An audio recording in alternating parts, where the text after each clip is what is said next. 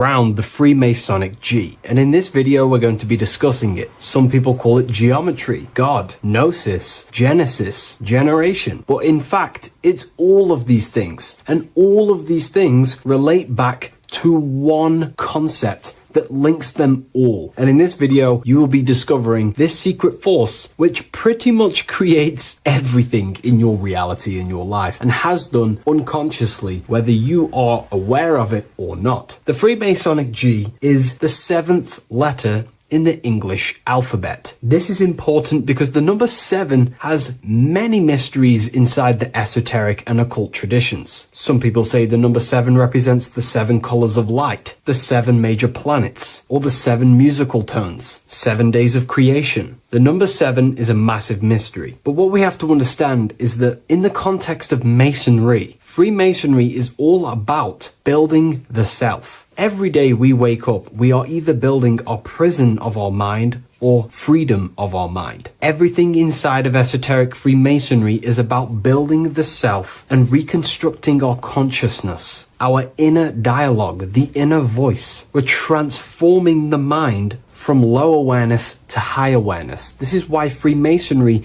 uses the allegory of stonemasonry, stones, chipping away at stones. The stone is in fact you, and we are perfecting the stone, which is your very own mind. Because the universe is a mental construct. Life is happening to us inside our minds. We are all the universal mind expressed and clothed in a different body. Therefore, now we understand that everything is about the internal inside of Masonry. This G relates to something inside of you. Hence why you see the G inside of the square and the compass. It's something internal in you. G is the 7th letter of the English alphabet, and the number 7 symbolizes the 7 cognitions of the mind. In esoteric and initiatory traditions, the 7 psychological cognitions of the mind refer to the 7 distinct modes through which human consciousness perceives, interprets, and transforms reality. Different schools use different names, but across Hermetic, occult, Gnostic, and mystical systems, the same underlying pattern emerges. The mind has 7 functional powers, each representing a layer of awareness and a stage of inner development. Number 1 would be perception. The first cognition is the raw reception of sensory and subtle impressions. It is the gateway where the outer world enters the inner world of our minds. Perception involves learning to see without distortion, to notice the symbolic dimension behind ordinary appearances in an occult interpretation of perception. The second one is interpretation. After perception comes the act of making meaning. The mind organizes impressions into patterns, beliefs, and judgments. Esoterically, this cognition determines whether a person interprets life through the ego or through the higher insight of their higher consciousness. The goal is to purify interpretations so that the intuition can speak through it, to clear our minds of the clutter, master it, and let our higher consciousness shine through it. Number 3 is the imagination. This is the creative faculty that produces images, symbols, and visions in the mind's eye. This is associated with the astral plane. We live in a mental universe of thought. Thought wraps itself inside of imagination. The thought alone has no true form, but then the thought wraps itself in a vehicle of consciousness, what we call imagination, and we give form to the thought. Imagination becomes active. Imagination becomes active imagination, the foundation for rituals, alchemy, meditation, and visionary insights inside of occult traditions. Working on your imagination is a key part on developing your consciousness, as it is literally the sight into the astral plane, your internal vision of the mind. The 4th cognition of the mind is emotion. Emotion is energetic response that gives intensity, direction, and magnetism to thoughts. Emotion fuels the magical will. Unrefined emotion binds us to lower impulses. Refined emotions become devotion, compassion, and the inner fire to transform thought into a tangible reality, to become a conscious creator. The 5th cognition is will. the faculty of intention, decision, and directed energy. Will is the power that aligns personality with the higher self. It is the driver of discipline, transformation, and the capacity to act consciously rather than react unconsciously. Most people walk through life as an unconscious zombie, living day to day, running off subconscious programmings, never actually using their conscious mind. We develop our will and try to align our will with the highest will possible so we can align our will with our higher mind. So the higher mind can manifest through us in the material plane. The sixth cognition of the mind is memory, the storehouse of experience, impressions, and archetypes. It shapes identity, determines how one repeats and transcends past patterns. Memory includes not only personal memory, but also a deep strata of the subconscious and the collective subconscious field, what we call the Akashic records. Memory is a massive quality that you must work on inside the Masonic system. You are required to remember certain rituals and certain things so that you can regurgitate them to pass on along the degrees. Based off my research, I myself personally am not a Mason. The seventh cognition of the mind is intuition, the highest cognition possible. It's direct knowing. It bypasses the linear reasoning and reveals truth as the inner illumination. Intuition is the voice of the soul. It is the guiding force, guiding our physical vehicle of consciousness through this physical experience, providing revelations, insights, and even sometimes gnosis and higher understandings. They are the seven principles and cognitions of the mind that we should work on. Sometimes they're symbolized as seven luminary planets, because lumen is light. The planets are light. Light is consciousness. Consciousness is light. Now moving on to the true understanding of the G, the higher understanding of the G, as I mentioned previously. This is what we call the generative principle, the care principle, the human heart principle, the female aspect of consciousness within yourself. All creation is built upon a care. All action is built upon a care. You only act on what you care about. You care about paying the bills and staying inside your house and looking after your family, for example. Therefore, you take the action to generate the reality and generate money to pay the bills. Them actions are driven by the force of care. If you care about a plant, you take the action to water the plant and it grows. If you care about your partner or relationship, you give them attention and care and love and you grow the relationship. As soon as you stop providing care, watch the relationship crumble and the reality destroys itself. Care is the generative force of reality. This is the generative principle that generates your experience in this world. We are in a continual state of becoming. Each cause gives birth to an effect, and that effect gives birth to a new cause. The G is the generative principle that drives creation in the present moment. Reality is creating, unfolding in the present moment, and the G is the force inside of you that generates your experience. You're watching this YouTube video right now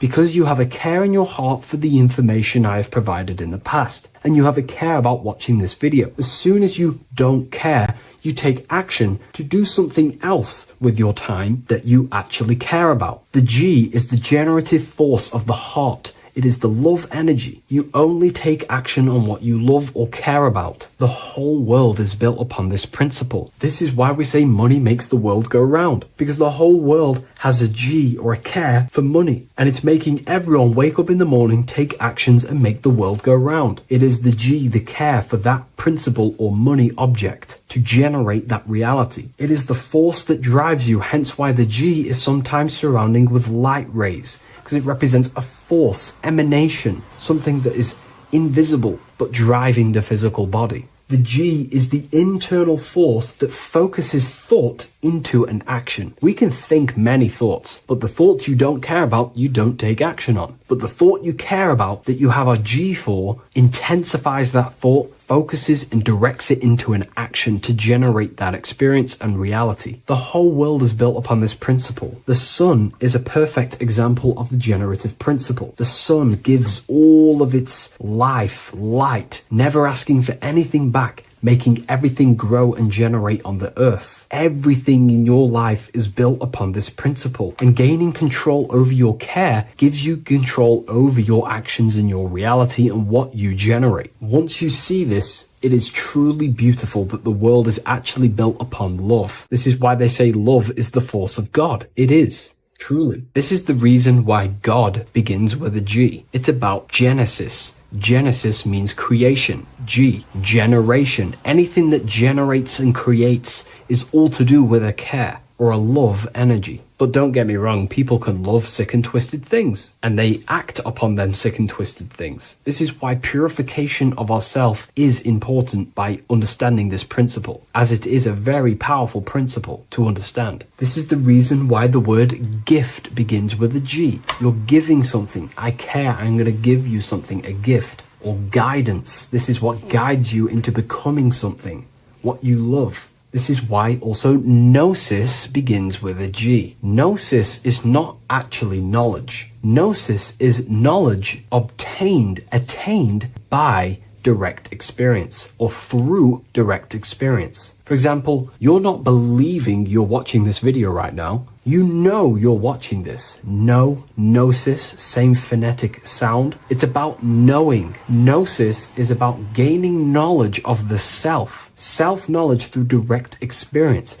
Instead of believing in God, I seek to know God through direct experience by altered states of consciousness, transcendent meditations, understanding human anatomy, understanding the laws that govern my mind, understanding creation. That is direct gnosis, knowing that God exists instead of believing he exists. By going within the self, questioning the self, and gaining a deeper relationship with the inner observer, you start to gain gnosis, self-knowledge through direct experience. And in order to gain gnosis, you have to care, because gnosis requires action. It requires you to meditate and go within yourself. It requires you to study yourself. It requires you to go within yourself. And in order to do that, you have to care. If you don't care about knowing yourself, you won't take the action to generate the gnosis. If we take a look at this piece of Freemasonic artwork, we can see a whole lot going on here. But if we focus down here with the temple with the letter G on, and when you walk through the temple, there is a pathway leading up a hill towards the light. The light reveals things. If something is in darkness, you can't see it, but the light reveals something. It's symbolizing truth, the light of gnosis, knowingness. And in order to walk this path, you have to go through the temple, which means entering in yourself. This is symbolic of the path. The Masonic path is about the self, reconstructing and learning about the self. In order to walk up that hill, it takes a lot of effort. It's not easy walking up a hill. You're going to be tired. It's not easy. It's horrible. Who likes walking up a hill? I know I don't, but people like hiking and stuff. I understand that, but it's symbolizing this is hard work working on yourself, because the labor of working on your mind is the hardest labor you will ever do. It's called the great work or the Masonic work. And in order to climb that mountain, you go through the G. You have to have the care. If you do not have the care, you will not walk up that mountain. You will not generate the gnosis. You will not get close to the light. You have to have the G to walk that path of self-mastery and working on your mind. This is very, very important. If you want to gain the light, you have to have the G inside of you. You have to have the care to generate a higher consciousness. If you want to earn more money,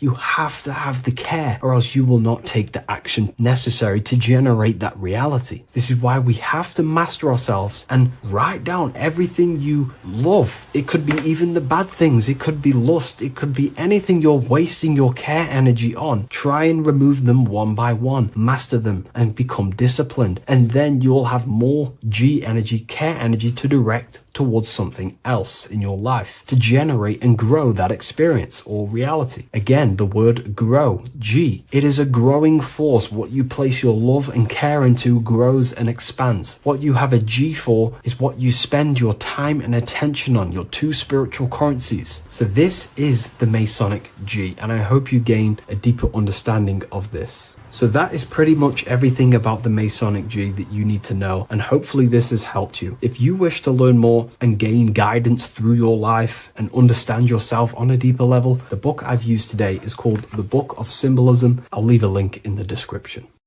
What is good, people? We're back with another video, and today we're talking about the chakras.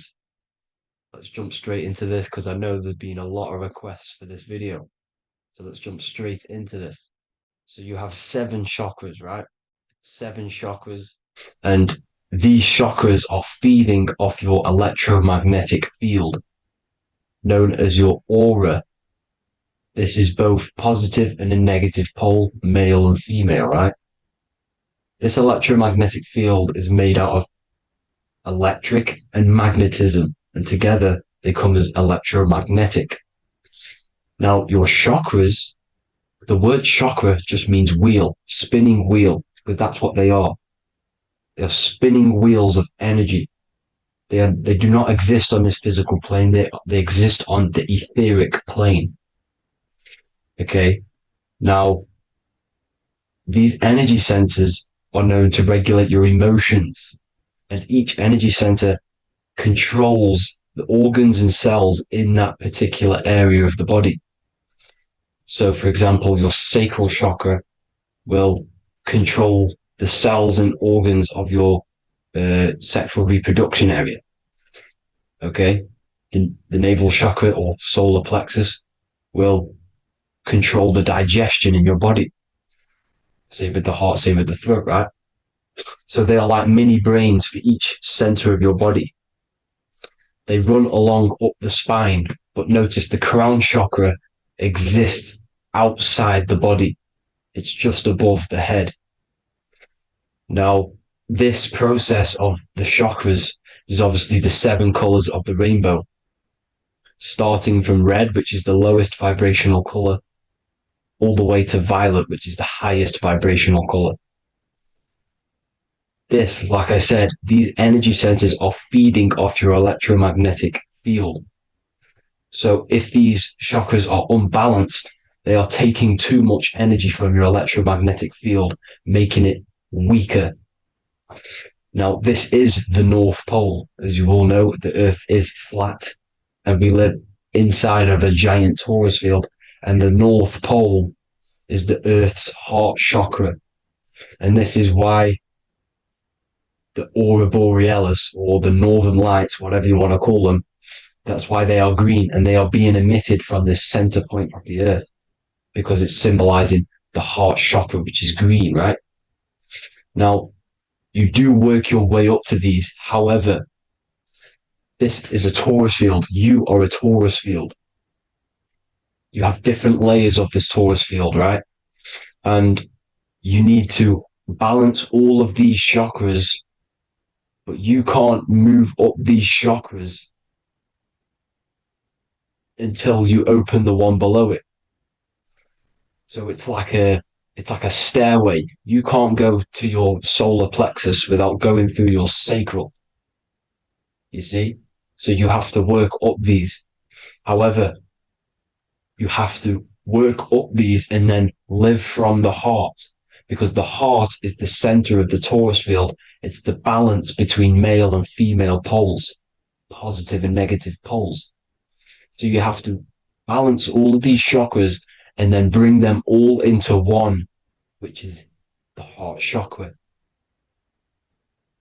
Now, they exist on the etheric plane. They exist on the etheric plane, and the etheric plane is a layer of the material plane. It's the one higher than the material plane. And then after the etheric plane, it melts into the astral plane. So they exist just between the physical and the astral aspect. Now, this is the yin and yang, matter, which is the lowest, root chakra, physical matter, and then to spirit, because high vibrational matter turns into spirit, low vibrational spirit turns into matter. So they're interchangeable. This is the yin and yang. Now, when you see ancient paintings with the halos, you see this is like a toroidal field coming out the top of his head, you see, with a halo. This was symbolizing in the old days, in the ancient days, that they've aligned their chakra, they've reached Christ consciousness, which is God consciousness, right? Now, this electromagnetic field is the apple that we bit out of in the Bible, because you see that apple is a torus field. So they were metaphorically or personifying the torus field. That's what the Bible is. It's a massive personification. It's all metaphors. You have to read it properly. It's got a greater meaning behind it. Now, when we bit from the apple, we ate from the tree of knowledge, which is good and evil. Our lower mind took over, so we materialized to feed our physical bodies. We materialized through Saturn. That's what Saturn does. Now, if you don't understand that, go and watch the video previous to this one called Occult Secrets of Saturn. And that will show you how Saturn is the materializer. Now, this is one of the secrets behind the Masonic compass, electric and magnetic, male and female, duality, positive and negative. Now, like I said, they teach you about the torus field, about a magnet in school, but they don't teach you about your electromagnetic field. Everything alive has a torus field. It is the building block of this creation. Absolutely everything has a torus field. There's not one thing without it.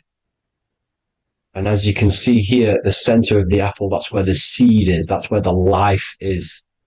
The reproduction of that organism. As you see, this is where the most electromagnetic energy is stored, in the center, because this is where the two duality, this is where the field meets, at the very center. This is why the seed is at the very center.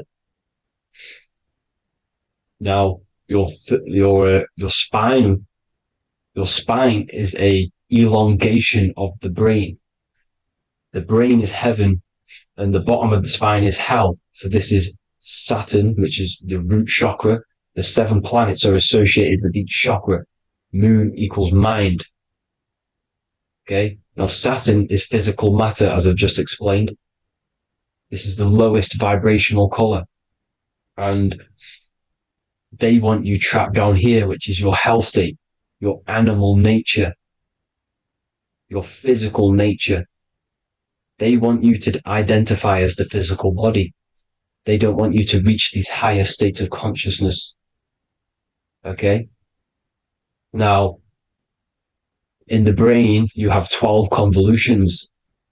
Now, this is what they were symbolizing in the Bible with the 12 disciples. And obviously in the Bible, it says the upper room where Jesus met with his disciples. This is heaven, the brain, the higher states of consciousness. Now, this is your North Pole. This is Jacob's ladder. Okay. This is why you have 33 levels of Freemasonry, because it's symbolizing the 33 vertebrae, which are these little things here on the back of your spine. Because once the Kundalini energy from the bottom of your spine rises to the top, this is when you get enlightenment and opens your third eye. Spiritual enlightenment. As you can see here, this is Jacob's ladder.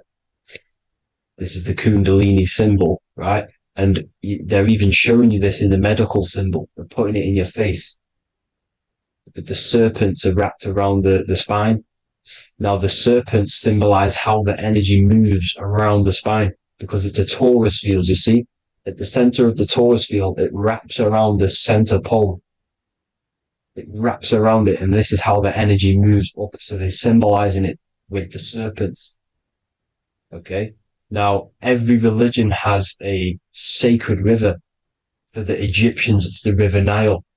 For Christianity, it's the Jordan River, right? This river is the canal, the energy canal at the center of your spine, all the way leading to heaven, to the Holy Land.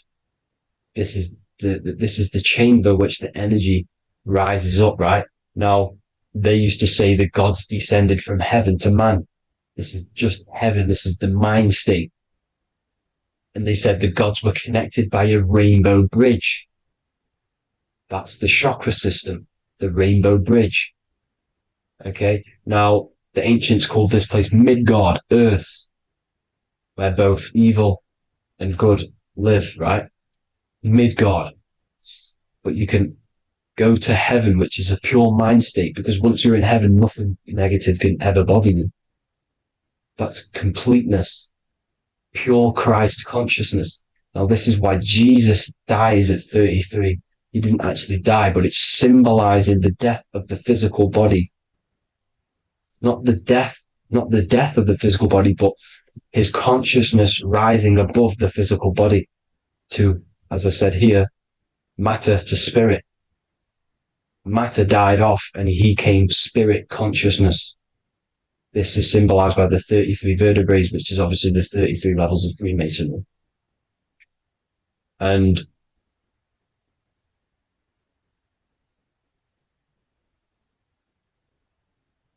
now the pineal gland, which is at the very top of this Jacob's ladder or the River Jordan, the canal, your 33 vertebrae on your spine. This is where the pineal gland sits, right? At the very top, at the center of your brain. Now, there's multiple ways this was symbolized. The Eye of Ra, which is used by the Egyptians. Now, this pineal gland is the seat of consciousness. This is where your consciousness is stored, right? And the ancient Sumerians used the pine cone, hence why it's got the word pineal gland, the seat of the soul consciousness. It produces DMT, dimethyltryptamine, which is known as the spirit molecule. And the pineal gland is wrapped in microcrystals, and we all know crystals transfer frequency and energy. Now, radios use crystals. A radio is a frequency transmitter, turning a frequency into a frequency that we can hear with our ears, right? Because all the radios are actually playing right now in your ears. However, our ears can't pick it up, so the radio transmits it into a frequency that we can hear using crystals. So this is the power of crystals, and this is what our third eye is wrapped in, crystals. Now, this third eye is not actually your third eye, it's your first eye. When you're being materialized in your mother's womb, this is the first gland that is produced, and everything's built around it, because it is the consciousness. It is your consciousness. Your consciousness never dies, ever. It's an eternal essence. It lives forever. You never actually die. Only the mortal body dies. Now that's what we call life. Life is abided by time, and time is change. And change is what we call life, because everything's constantly moving and transforming into different things, right? Now let's not get off track. The pine cone is obviously, this is in the Vatican here. The pine cone is symbolized as the pineal gland, pine. And this is the opened pine cone. The opened pine cone means or symbolizes the awakened man, the awakened third eye. But the ones here, which the Sumerian gods are holding, these are shut pine cones, symbolizing the unawakened man. But let's not get confused, people. These gods were not gods. They are human beings just like you. They reached Christ consciousness. They are nothing more special than you. They just had the ability to reach Christ consciousness. And obviously their knowledge was far more intelligent than ours, far more advanced than ours. They knew the truth about this reality to the depths. Now, the ancient Hindus had a goddess called Kundalini, which is said that she descended by the means of a ladder or a cord from heaven, which is symbolizing the spinal cord. Now, this is what Hickory Hickory Dock, the mouse went up the clock and came back down. This is all these stories, like Santa as well. Santa comes up and then down the chimney. This is symbolizing the Christ oil. There's an oil which is produced in your pineal gland, right? And this oil travels down the spine. And once it's down on the spine, you must have to raise your consciousness, just like I said with the chakras. You have to raise your consciousness raise your vibration to heat up this oil and turn it into a gas, and it travels back up the spine through like the serpents up the spine, and this awakens the third eye once it's coming back up the spine and hits the pineal gland. This is the secret behind Santa and Hickory Hickory Dock, because Santa comes down and feeds the presents and goes back up the chimney, and he lives in the North Pole, the positive pole. This is the North Pole, people, and the presence is your sacred oil. This oil, your physical body, is the furnace. It's the spiritual furnace, which you have to heat up this oil by raising your frequency and turning it into a gas to rise up this chamber, the River Jordan, to your third eye, right? Now, this is an alchemical process. Your body is the alchemical furnace. It says in the Bible, if therefore thine eye be single, thy whole body shall be filled with light. I shouldn't have cut that out, but that's what it says. The light of the body is thine eye. If therefore thine eye be single, thy eye shall be filled, their body shall be filled with light. This is symbolizing the pineal gland, enlightening the body, the spiritual body, filled with light. Now, as I said, they want you kept down here, which is the root chakra, which is your animal nature, which is obviously mind, matter over mind. This is the symbol of Saturn, right? As you say, we're built of body, mind, and spirit, the Holy Trinity. That is the sun, moon, and earth. The sun's your soul, solar. Moon is your mind. Earth, which is the cross, which is your physical body, the 5 elements, right? So body, mind, and spirit. So the Saturn symbol is actually made out of the cross on top, which is the earth, and the moon on the bottom, which is symbolizing matter over mind, because earth is physical matter. You don't want to be matter over mind. You need to be mind over matter. See, they want you identifying as your physical body. They don't want you to realize you're an eternal consciousness. You're an eternal essence of consciousness which never dies. They want you trapped in your animal nature. And this is why the Baphomet has a goat head, because it's symbolizing your animal nature, which is evil. Not evil, but you're more likely to do evil things, right? Which brings bad karma. That's your animal side. This is why the Baphomet has an animal goat head. As you can see here, he's got the Kundalini energy here. So when you see the inverted cross, the cross is your body, as you can see here. The inverted cross means your chakras downwards, down here. Your head's down here. Your mind is down here. But your mind needs to be up here, which is the upwards cross, which is Christ consciousness. And as we all know, 7 colors of the rainbow, 7 planets, 7 chakras. Red light is low frequency and long range. This is why Saturn is the slowest moving celestial body. And it's the lowest chakra, because it's low frequency, long range. The moon being the crown chakra, which is high frequency. This is why the moon moves around the quickest. The moon is your crown chakra, which moon in mind.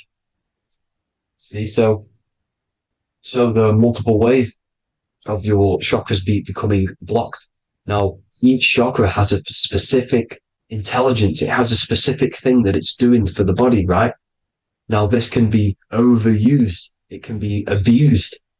For example, masturbation.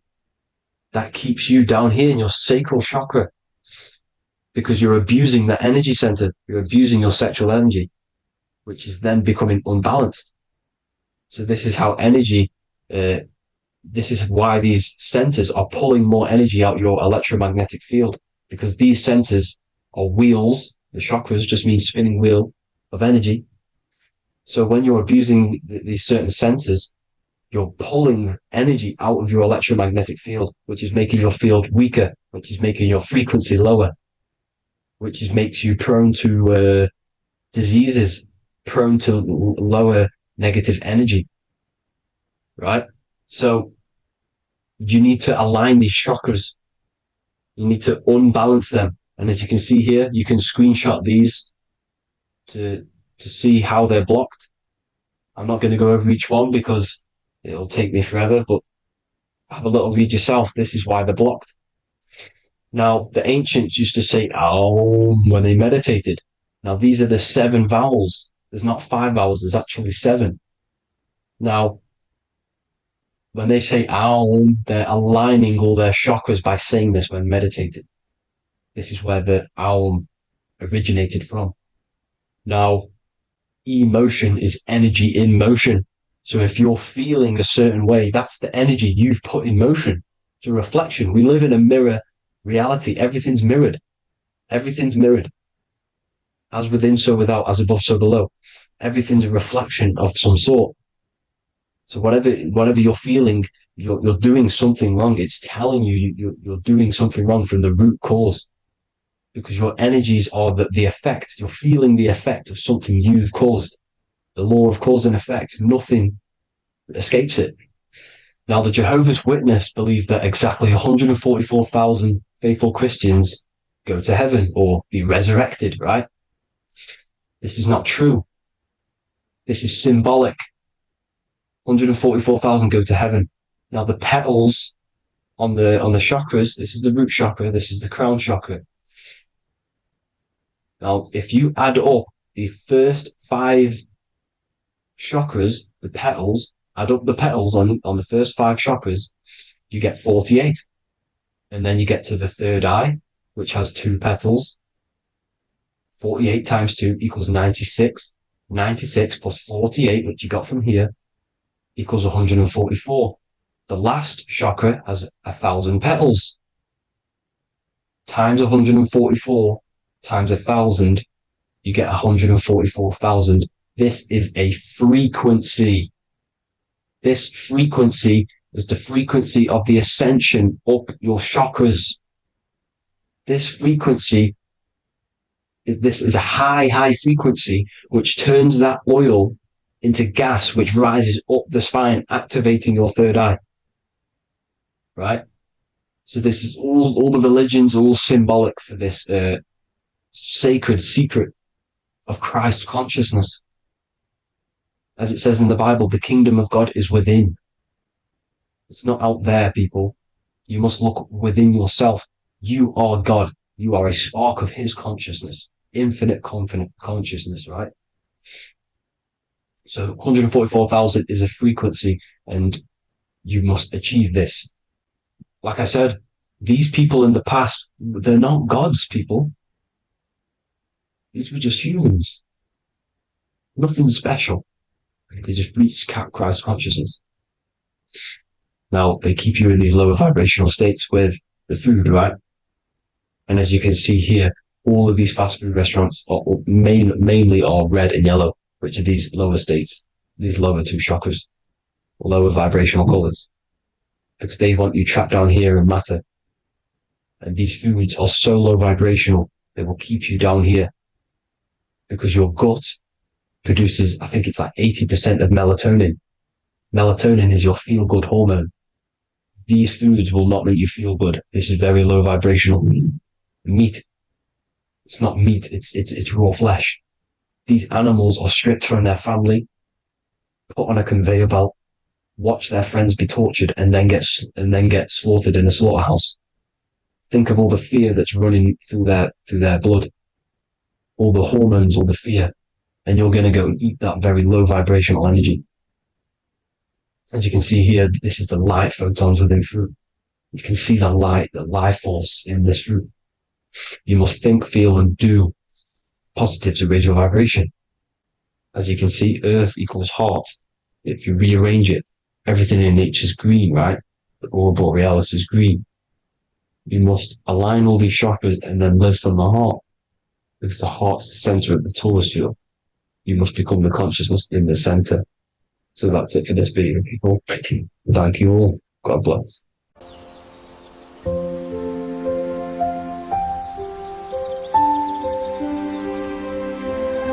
bookofwisdom.com.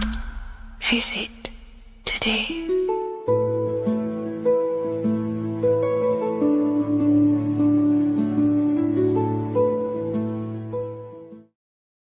Greetings everyone, it's Revival of Wisdom.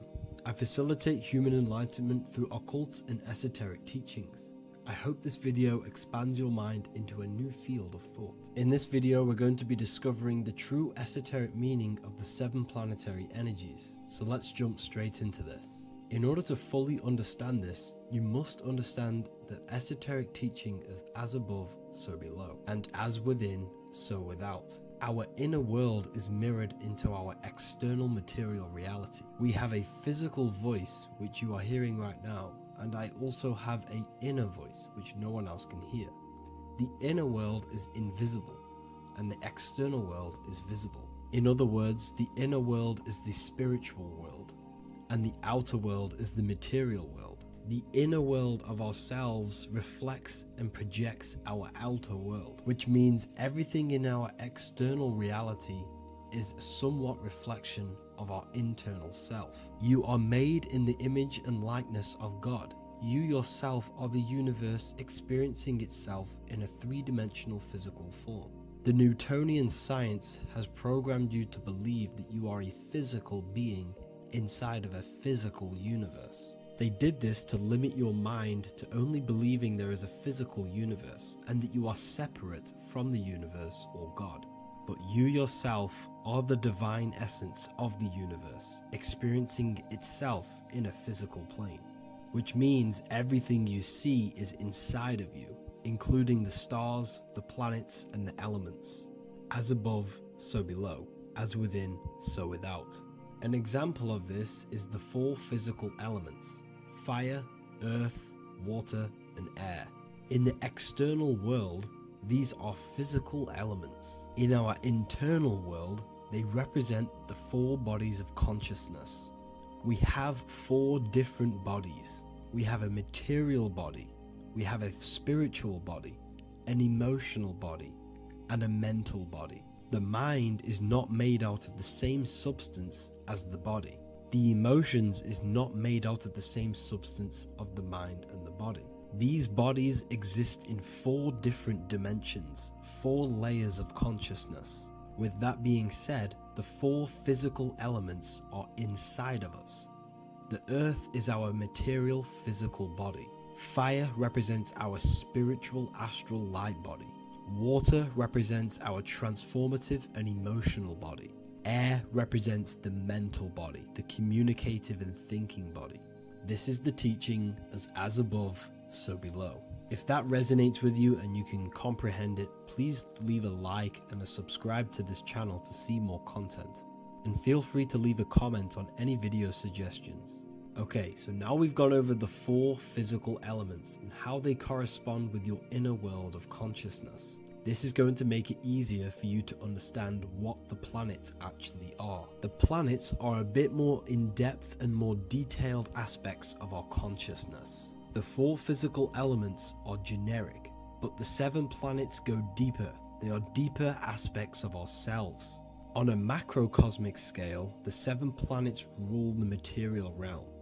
Every object, every animal, every plant, every stone, everything we see in this plane is governed and created under one of the 7 planets. I don't really like calling them planets. They are energies. They are spiritual forces that drive things into existence. An example of this is if we look at a tree. The roots of the tree are governed by Saturn. The stem of the tree is governed by the sun. The leaves of the tree are governed by the moon. Any offspring or fruit of the tree is governed by Jupiter. Any defense mechanisms of the tree is governed by Mars. The communication and networking of the tree is governed by Mercury. The smell and the look of the tree is governed by Venus. Everything we see in this material plane is governed by one of these specific energies. Everything material has a spiritual force that brings it into physical existence. This is the reason why we have 7 days of creation in the Bible.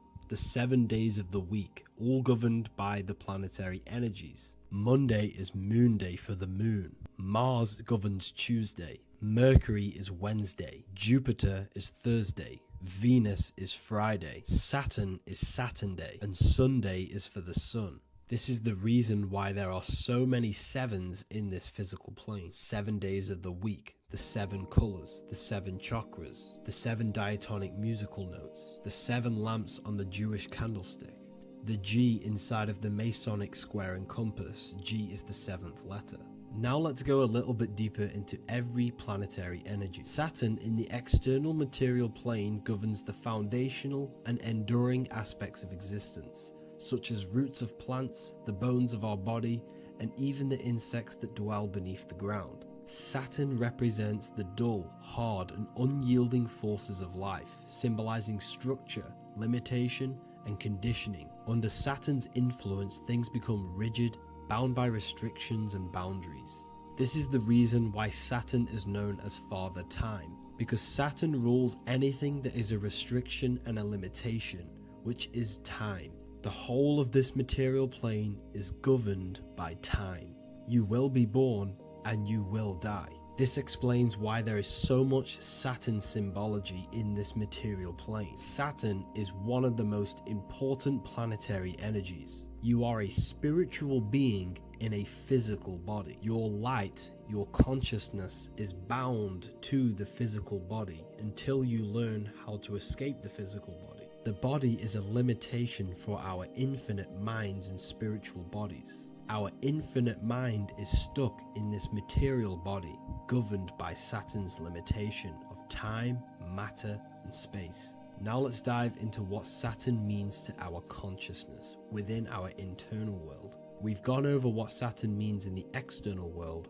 What does it mean to our consciousness? Internally, Saturn embodies the conditioning within our consciousness.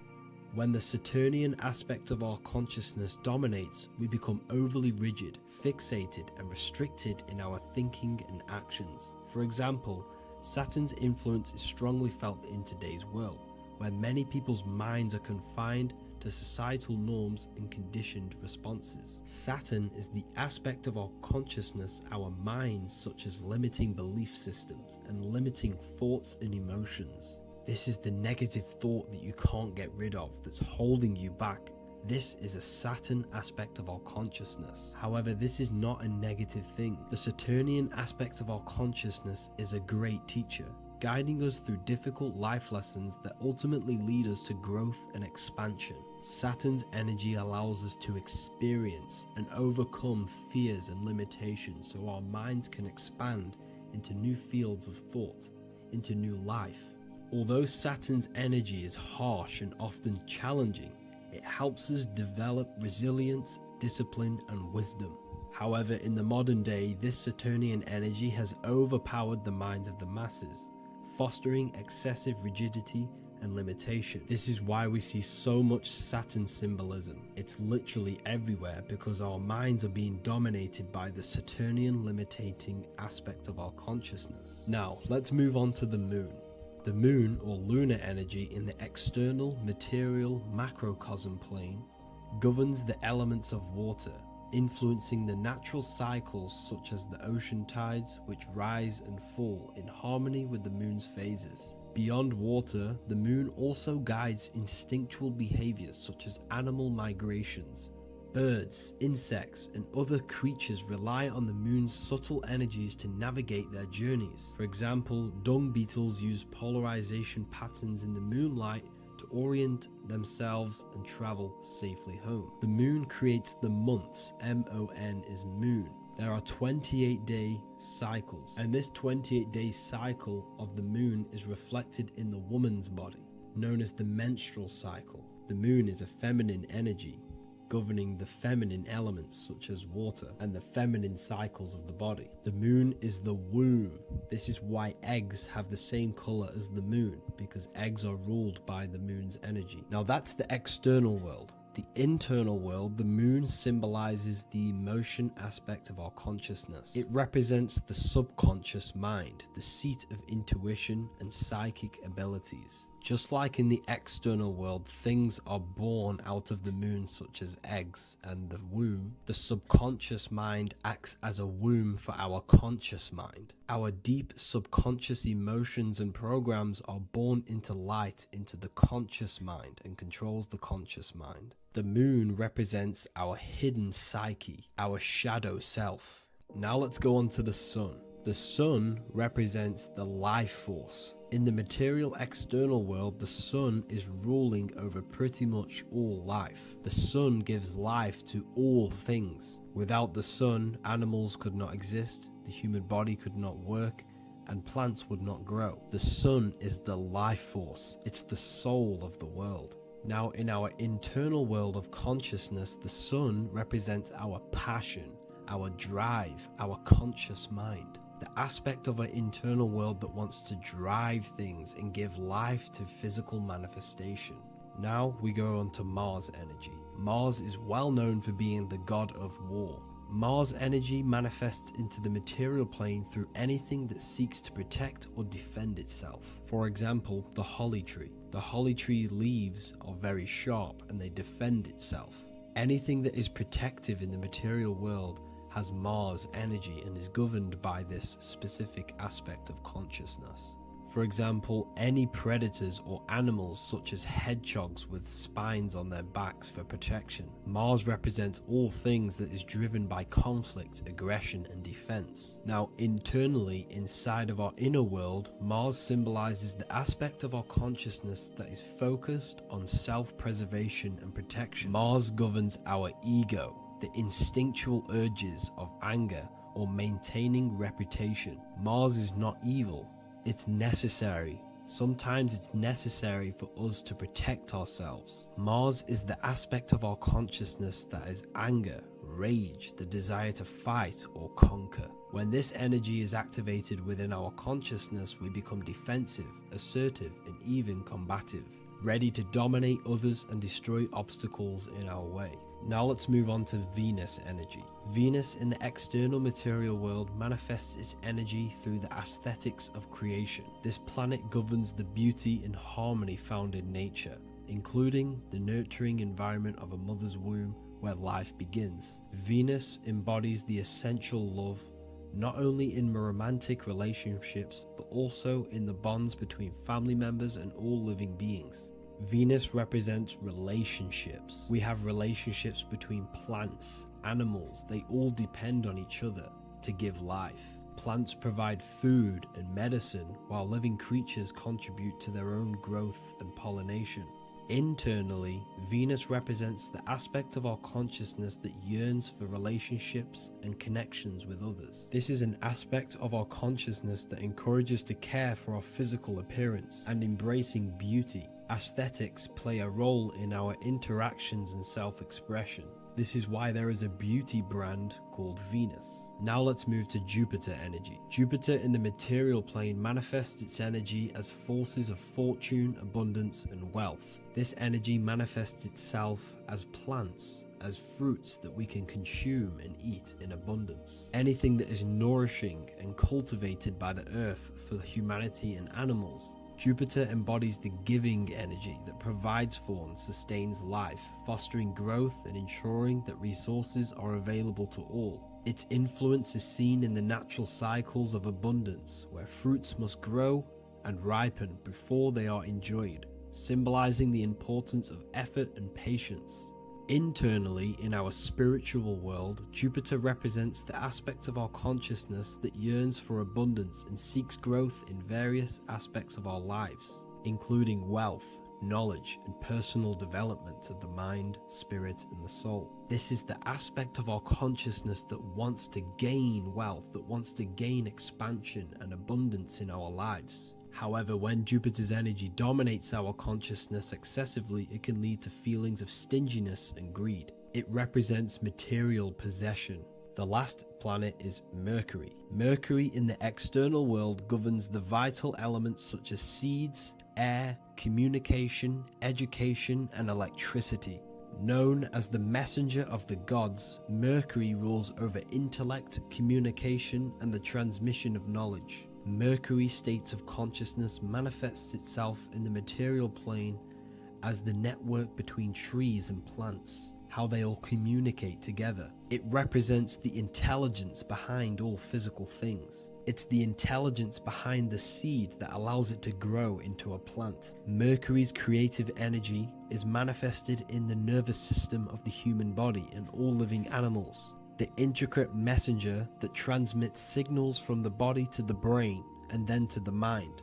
This intelligence within us allows us to facilitate thought and movement. Internally, in our spiritual aspects of consciousness, Mercury is the state of consciousness that seeks knowledge, understanding, and intellectual growth and expansion. This part of us is curious, eager to learn, and driven to communicate ideas and information. It represents our mental body. The Roman god Mercury is often depicting flying because this symbolizes the air. Air represents our mental body. When the Mercury aspect of our consciousness dominates, we become highly intellectual, constantly seeking information, analyzing situation, and communicating our ideas. While this can enhance our understanding and ability to interact with the world, an excess of Mercury's influence can lead to overthinking, excessive analysis, and focus on intellect over emotions or intuition. Okay, so they are the 7 planetary energies in the external world and your internal world of consciousness. These energies are manifested in the Roman mythology as human beings.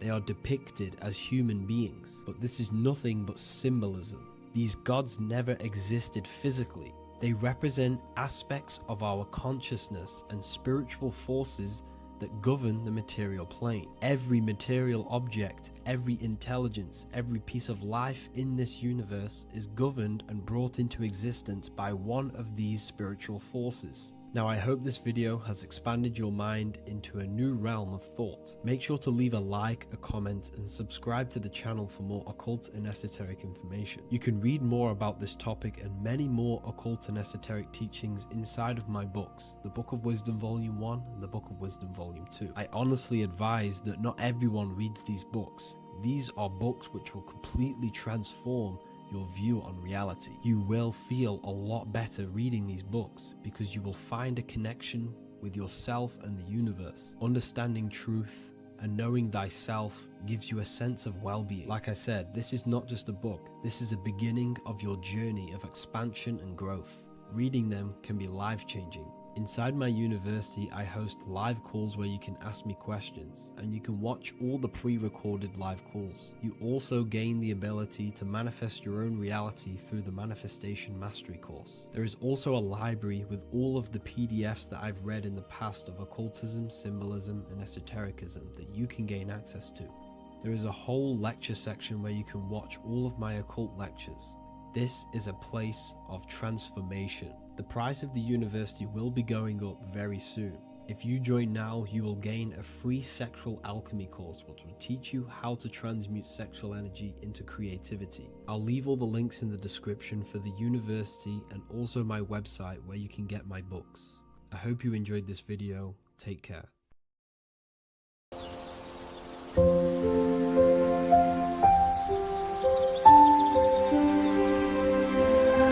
bookofwisdom.com.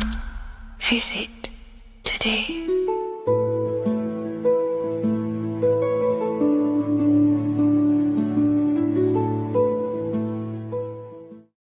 What if I told you that the seasons don't just change the external world, they also change your internal world? They have a psychological and a spiritual effect on your consciousness. If you're new to esotericism, you may not really understand this. But if you have some deep understanding of as above, so below, you already know this. But today we're going to be explaining it in great detail. So tune in, take a pen and paper, maybe make some notes. So we have 4 seasons. The sun is the main source of life on the earth, and it changes the circumstances on the earth in 4 different ways. Of course, we have spring, summer, winter, and autumn. These are the 4 states of the earth due to the sun's cycle. Not only do they take place on the earth, they also take place on you, your body, your mind, your spirit, your consciousness. They change things internally and externally. The first thing we need to understand is that we have a dual nature. We have a mind, and in that mind, we have an internal self. That's what we call the spiritual self. It is the individual that exists within their own mind, within their own consciousness. It is the self that imagines, thinks, feels. That's the spiritual self. And internally, That self is the true self. When it's detached from the false identifications, of course, such as the ego. But the true self dwells within the mind, and that's the immortal self. That's the self that will never die, never perish, that will always be there and it always has been there. The internal self. But on the other side of the mind, the outside of the mind, we have this, what we call our physical human body. This is our external physical body. So outside of us is a physical reality, but inside of us is a spiritual non-physical reality. Inside of us cannot be measured. Outside of us can be measured. So we have an internal world and an external world. I think this is the reason why the word individual has the word dual at the end. Dual meaning opposing or two. We have a dual nature. Inner world, in the mind, and a self out the mind. And the mind acts as some sort of doorway. It is a doorway into ourself. So in esotericism, this is what it's all about. It's about we work with the internal world. We try and figure out who we are from the inside out, not who we are outside of us. Because we realize that the external world is nothing but a crystallization of what's happening inside of us. Our lives are a result of every single thought that we thought in the past. So let's not get off track here. Let's carry on. As I was discussing the seasons, we have an internal world in the mind and a self outside the mind. And this is reflected even in the cycles of the heavens. This is how you know the universe is intelligently designed, and the law of correspondence corresponds with everything. The law of correspondence is as above, so below. It's not a Hermetic principle. It's not a Freemasonic principle. The law of correspondence, as above, so below, is just the law of life of the universe. It is in everything. So the daytime, the sun, this is external impressions or expressions, should I say. We express ourselves outside the mind, in the outside world, in the material body, taking actions outside of us during this daytime. The sun represents outward expression, the daytime. This is when we wake up, we're conscious, we do things outside of our mind. But then the nighttime comes around and it becomes dark and the moon rules over the nighttime. And we return back to our internal world. We return back to the darkness. We return back to the internal self, the self in the mind. Really is fascinating. And this is as above, so below. This follows the correspondence. This follows the law. Although that the outside world has a cycle of day and night, so does our own mind have this cycle. As above, so below. As within, so without.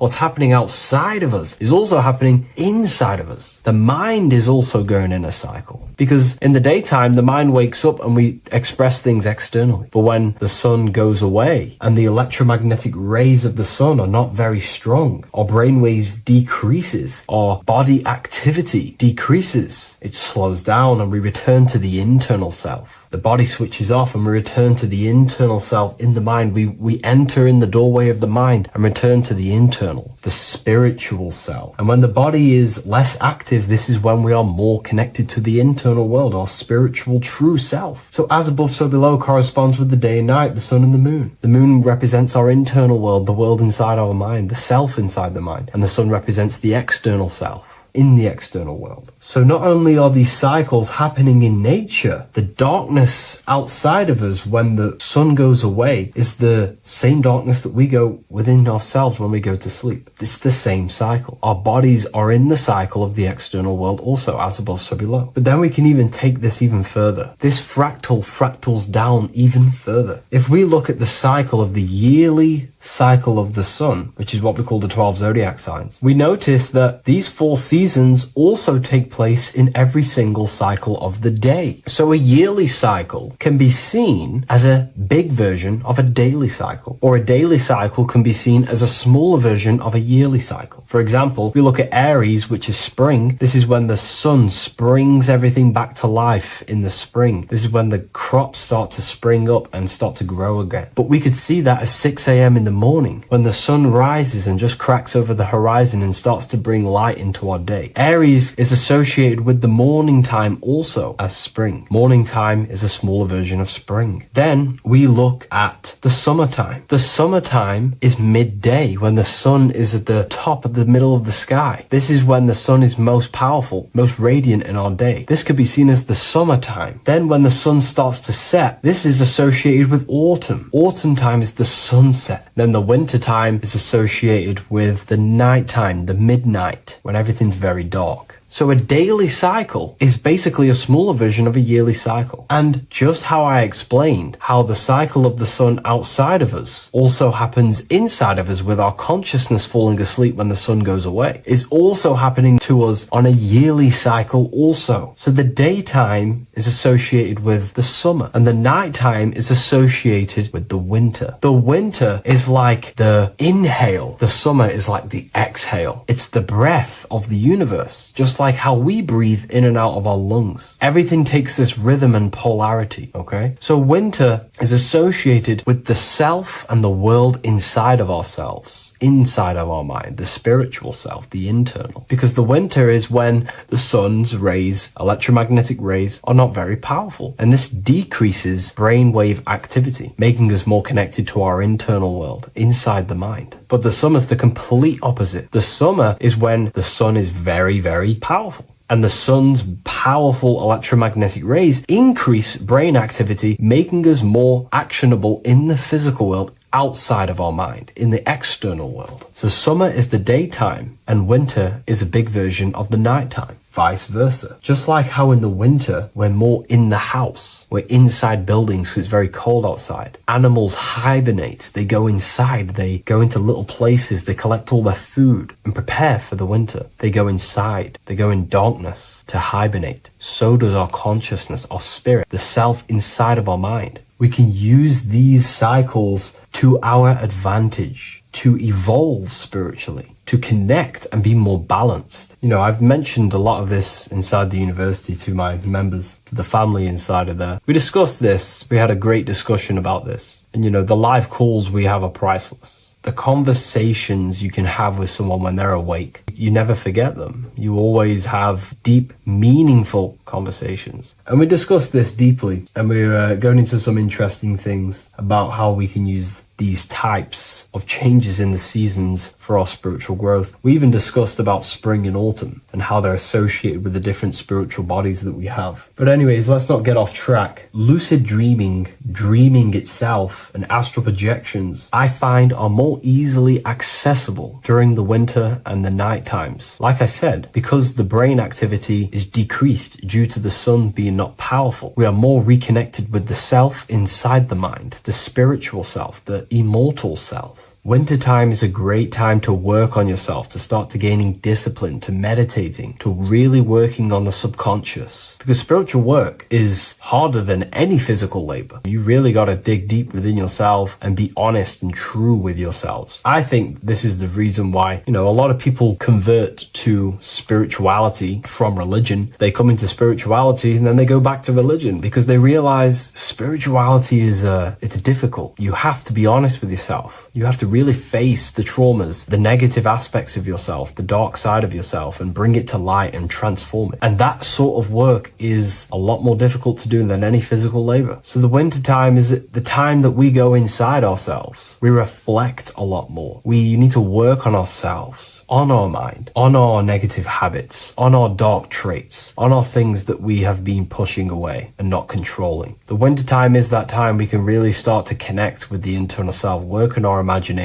work on our mental willpower, work on all of these things like lucid dreaming, astral projections, and purifying ourselves, removing any mental barriers, any negative belief systems that may be subconsciously holding us back. It's easier to access the subconscious in the nighttime and in the winter, especially the winter. That's why I made this video, because we're in autumn now. We're transitioning into the winter. So I thought I'd share this with you all. And it's important to understand that you are a microcosm of God. Like I said, the law of correspondence associates with everything in the universe, people. Everything. And that's the best thing with the law of correspondence. And I've been using this for the past 3 to 4 years, right? The law of correspondence has determined and filtered out so many lies that was given to me, that's given to you, that's given to everyone in the world. The law of correspondence is like a filter. If someone gives you a piece of information, for example, gravity, and it does not apply with the law of correspondence, then you know it's a lie, because it's a universal thing. What happens inside of me also happens outside of me. What happens in my astral world happens in my material world, more than likely. As above, so below corresponds with everything. The same structure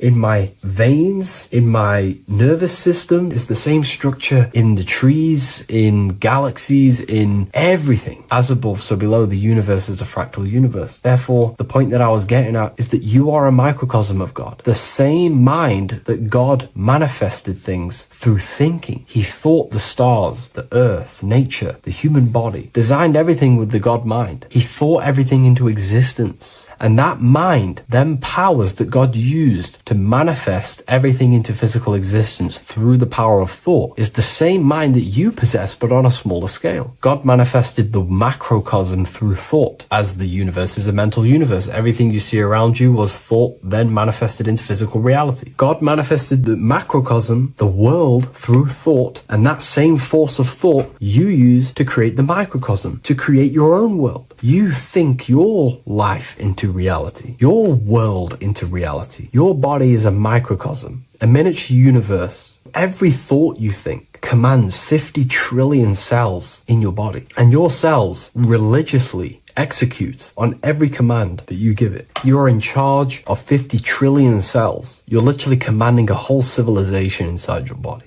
And this is how you are a reflection of the divine. The God mind created the macrocosm, the world, and you create your own world inside that world using the same power as thought. Very powerful. So everything that happens outside of you is also happening inside of you. The law of correspondence is the most important, the law that you could possibly learn, because it makes everything so clear for you in the universe. Makes life so clear. You see the reality for what it truly is. It's a reflection of the higher dimensions. Just like how reality right now is a reflection of what's happening inside of people's minds and consciousness. We can't blame the elites for all the negative things that's happening in reality, because all the negative things that's happening in reality is the negative things that's happening in people's minds. We need to take control of ourselves. So with that being said, thank you all, everyone. If you wish to read more, 90% of you watching this video have already got this book. I want to say thank you for your support. It means the world to me. It makes me research more and write more books, and the book of symbolism is coming very soon. So thank you, everyone. I'll leave a link in the description for the university, for the live calls, and for the book if you wish to join. Have an amazing day.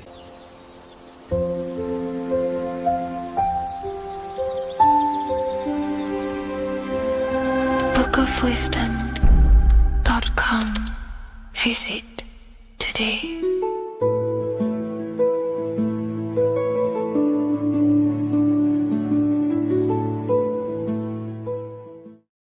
Hello, Seeker.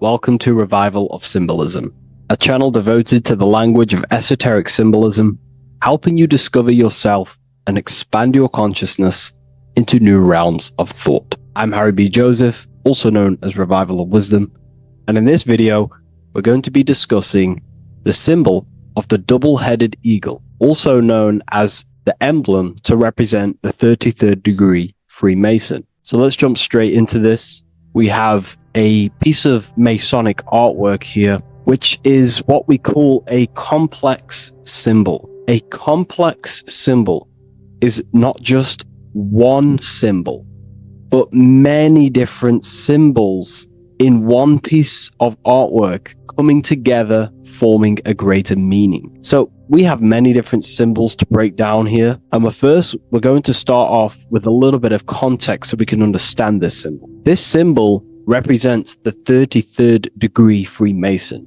Once you reach the 33rd degree of the York Scottish Rite Mason system. So once you reach this level, this symbolism corresponds to that individual. So therefore, this piece of artwork is representing the consciousness, the mindset, the ways of thinking, the ways of viewing the world of the 33rd degree Mason. It represents the consciousness of the 33rd degree Mason. And this is what esoteric symbolism is about.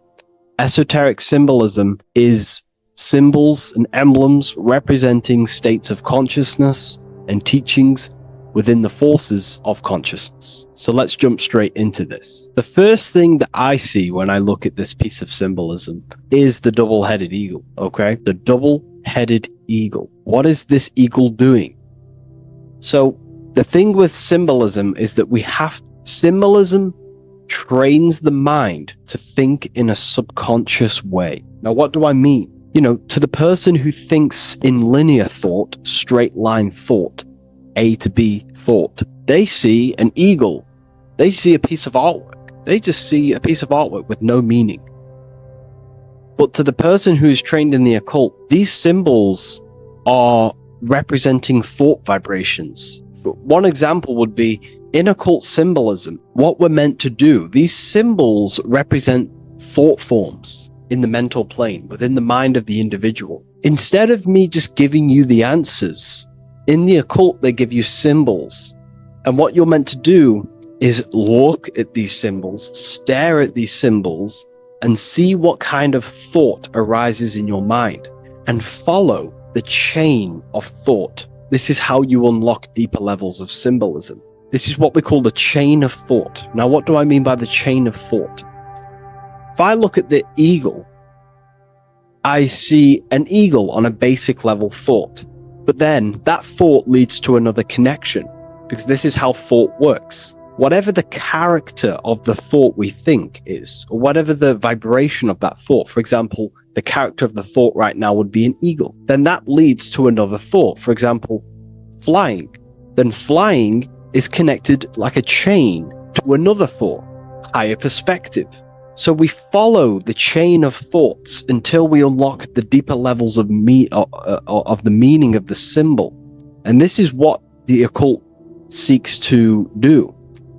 Symbols make and force the individual to go inward. You look at the symbol, it's not a direct meaning, but you have to go inward and start to think and follow the chain of thought that this symbol is connected to until you find its deeper meaning that relates to the individual, to you, to a teaching or a force of consciousness or a state of consciousness. Okay?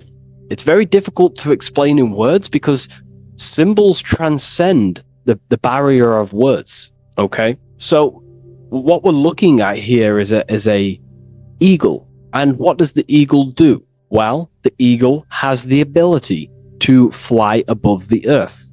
It looks down upon the earth. In allegory and metaphor, this represents a higher perspective of reality, a higher perspective of the world, of the self. So this is representing the consciousness of the 33rd degree Mason. They have a higher perspective of themselves. Why? Because they studied the mysteries. They studied the Kabbalah. They understand consciousness. They understand the human psyche. They understand the origins of consciousness, the forces of consciousness. They understand how the material world is created through the forces of consciousness.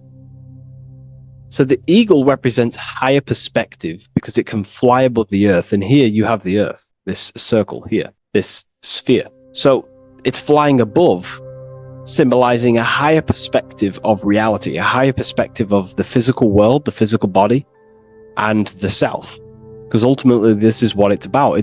Freemasonry is about, of course, self-mastery, building a better self. That's what the craft is, but it's ultimately trying to figure out the mysteries of consciousness itself and the origins of reality. We gain this insight through Kabbalah, the study of the Kabbalah tree. So let's not get off track here. So the eagle ultimately represents a higher perspective of reality because it can fly.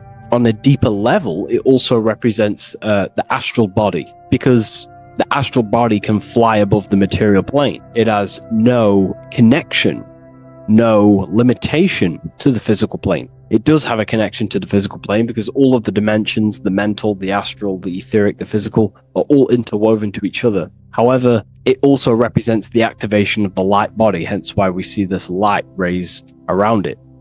But that's a bit too deep for now. Let's go a little bit deeper into about the basics of this symbol. If you look at this eagle here, this eagle's looking backwards, and this eagle's looking forward. So this is forward and backwards. This is symbolizing time. So we have an eagle looking into the past and an eagle looking into the future. This is called the mastery of time. This is how you master time. You have a crown in the middle of these two heads. A crown. A crown is something worn by royalty, and royalty has a lot of power. So this is symbolizing personal power. and mastery. How do you gain your personal power and mastery over time, over the past and future? Well, it's very simple. In order to master time and master your future and master your past, you have to look at the forces in your past that have led you to this very moment. Here we have a triangle which represents the number 3. Remember, in this middle, which is the present. So you have to look into the past to see what thought, emotion, action, the number 3, the 3 expressions of consciousness. Consciousness expresses itself through thinking, feeling, and acting. That's how consciousness manifests itself in 3 different ways. You have to look into your past to see what thought, emotion, and action has led you to this very point in your life in the present moment. And what you can do now, which is your power, the present moment is your power, you can ultimately change your thought, emotions, and actions now to create a better future. You observe the past to see what thought, emotions, and actions created your present moment. You notice the mistakes and you change the now through thought, emotion, and action to generate a better future. This is how you master time. Now, keep in mind, this is always in the mind of a 33rd degree Mason. Someone who is highly, mastered, they keep this in mind. Just like they keep in mind what thoughts they are paying attention to. 33rd degree Mason has a lot of self-mastery power, and they hold conscious thought. Most people think unconsciously and without power. A 33rd degree Mason is trained, their mind is trained. Therefore, their mind thinks powerfully. They do not think randomly, because they understand thoughts are the seeds to physical creation. All physical creation is a crystallization of thought. So ultimately, this double-headed eagle representing left and right, and the crown in the middle represents mastery over time. That's how you master time. Again, here we have the eagle standing on top of a sword. The sword is, of course, on a basic level, the sword represents power. Because if I hold a sword to you, I hold the power over you, because you will more likely fear. But if we go even deeper, the sword cuts through the air. When you swing it, it moves through the air. Therefore, it's a symbol of the air. Because you can't really make a symbol of the air, because air is invisible. So the sword is a symbol of the air. And the air is one of the 4 physical elements in alchemy. We have water symbolizing emotion. We have fire representing the spirit. We have earth symbolizing the physical body. Then we have air symbolizing the mental body. The mental body. So the mental body is symbolized by this sword. A sword has to be continually sharpened. If you don't sharpen the sword over a long period of time after using it, it will become dull and it won't be very effective. This is an allegory symbolizing the human mind, because the human mind is like a sword. If you do not sharpen your mind, you will lose control of your mind. When you stop doing the meditations, when you stop being conscious, when you stop doing the affirmations, the mind falls back into old, unconscious thinking patterns, and we start to lose control of it. The mind is seen as a sword within the occult, because this is pretty much your tool. Your mind is your tool. This, just like the sword is a tool. Your mind is a tool to create reality. So we need to make sure this tool is always sharpened, that we stay on top of the mind, hence why the eagle is on top of the sword, symbolizing control over the sword, mastery over thought. This also goes into thought forms. In the occult, there's something called thought forms. Thought forms are basically taught to the individual and understood by the individual who understands that the mind is not just in the brain. The mind is a part of a mental field. All around you, there is not just a field of energy. There's also a field of mind surrounding you. It's a mental universe. And this field of mind is what we call the mental plane. The field of mind is where all of the possible thoughts in the universe infinitely express itself. So each area has different thought forms. Each postcode, each place you go has different thought forms. This is why if you walk into a cathedral, for example, an ancient, amazing structure, your mind instantly becomes, you're amazed. You feel different when you walk into these areas because all around you is a mental field, and there's something called thought forms. Thought forms are basically what religion call spirit guides or angels, helpers. This is what thought forms are. Thought forms are basically, if you dwell on the thought that you are going to lose your girlfriend, for example, let's use a negative example here, because a lot of people can relate to this, or your boyfriend. Let's keep it simple. Everyone can relate to this at some point in their life, hopefully, or if not, it's okay, no worries. It's just an example that most people can relate to. If you constantly dwell on the thought that you are going to lose your partner, what we have to understand is that the mental plane,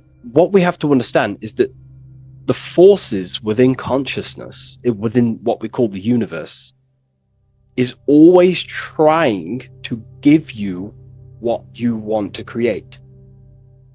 That's your right.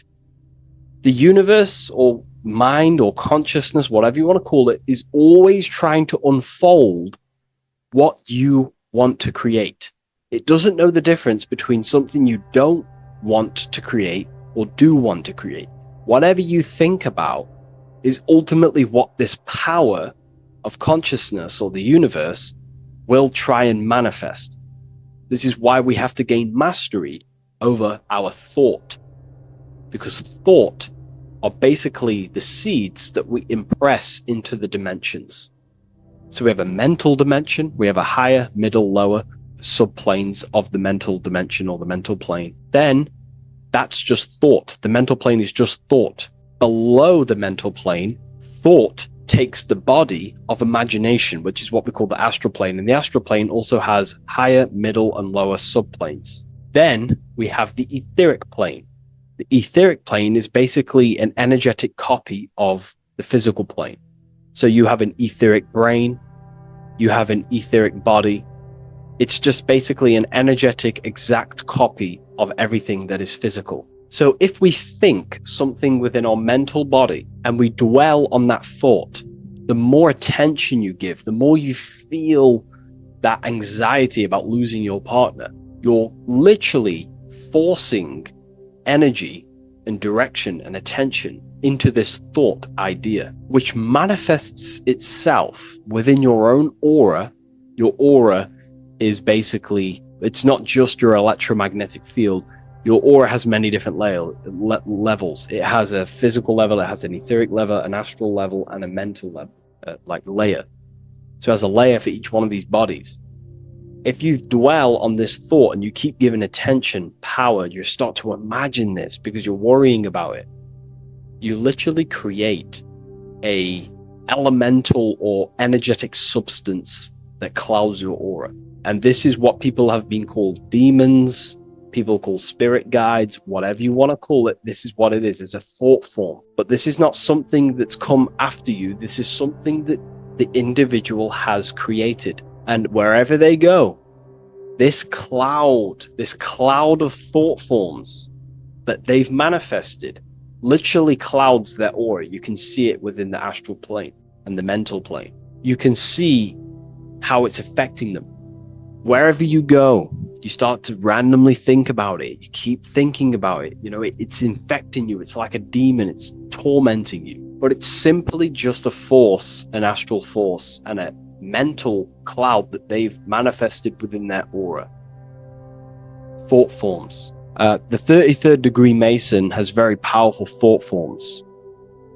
And this is, if you're a Mason yourself, and you're not aware of this, this is why it's great to be around a 33rd degree Mason within your lodge, because they have very powerful thought forms, and you being in the present of them, you're also taking on his thought forms, and they can assist you. We're all affecting each other through thought transference through the mental field or the mental plane. Okay. Now I'm not going to go too deep into that because, people can use that knowledge for really bad.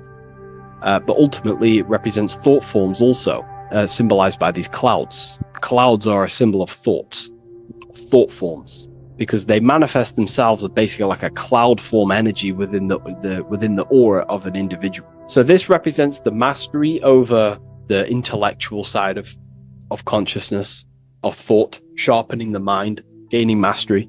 Then we have 33 in a triangle. A triangle in alchemy symbolizes, the upwards triangle, the upright facing triangle symbolizes the element of fire. The downright facing triangle represents the element of water. So an upright triangle represents fire. Fire is very transformative. If you place, a pencil into fire, the fire will burn it down into its raw material. And this is ultimately what this triangle represents. It represents the consciousness of the 33rd degree Mason, who has basically transformed themselves from ego consciousness, only dwelling within the limits of their ego, their old belief systems of thinking they were the body, only reacting to 5 sense thinking, linear thinking, low base consciousness, not knowing right from wrong. It's basically transforming themselves. They have burnt themselves down to their raw soul form, and they understand that they are a soul, and they've experienced this, by casting off all the attachments to consciousness.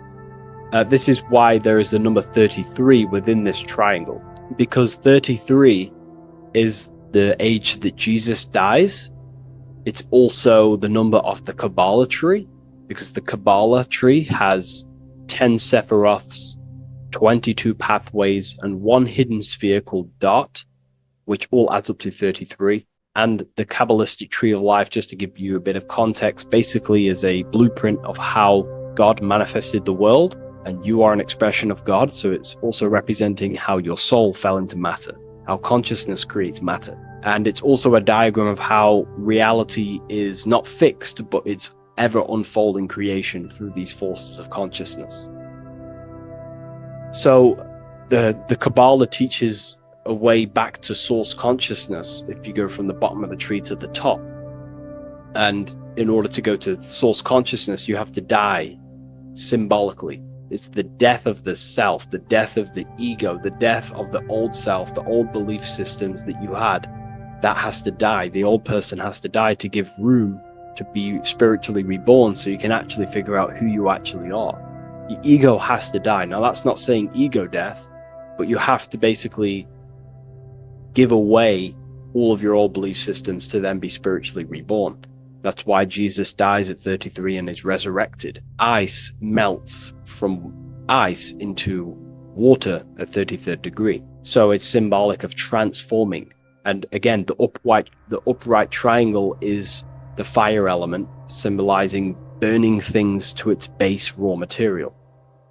33, which is again death and resurrection. So it's all about burning the old self and being spiritually reborn again. This is the teachings of Hermeticism, Christianity. It's in everything. You'll see this symbolism or this story of death and resurrection absolutely everywhere in the ancient myths, because it's all talking about the same thing. You have to symbolically die. You have to kill off the old self to be spiritually reborn, to be initiated into a mystery school. So the 33rd degree Masons basically saying, well, they have resurrected. They have resurrected the connection to their soul, because as we grow older in this life, we lose connection with our true authentic self as we as the ego develops as we get older. And if we don't stop developing the ego, we never actually connect with who we truly are, which is a divine, immortal, formless being who has the infinite power of creation. This is what you actually are.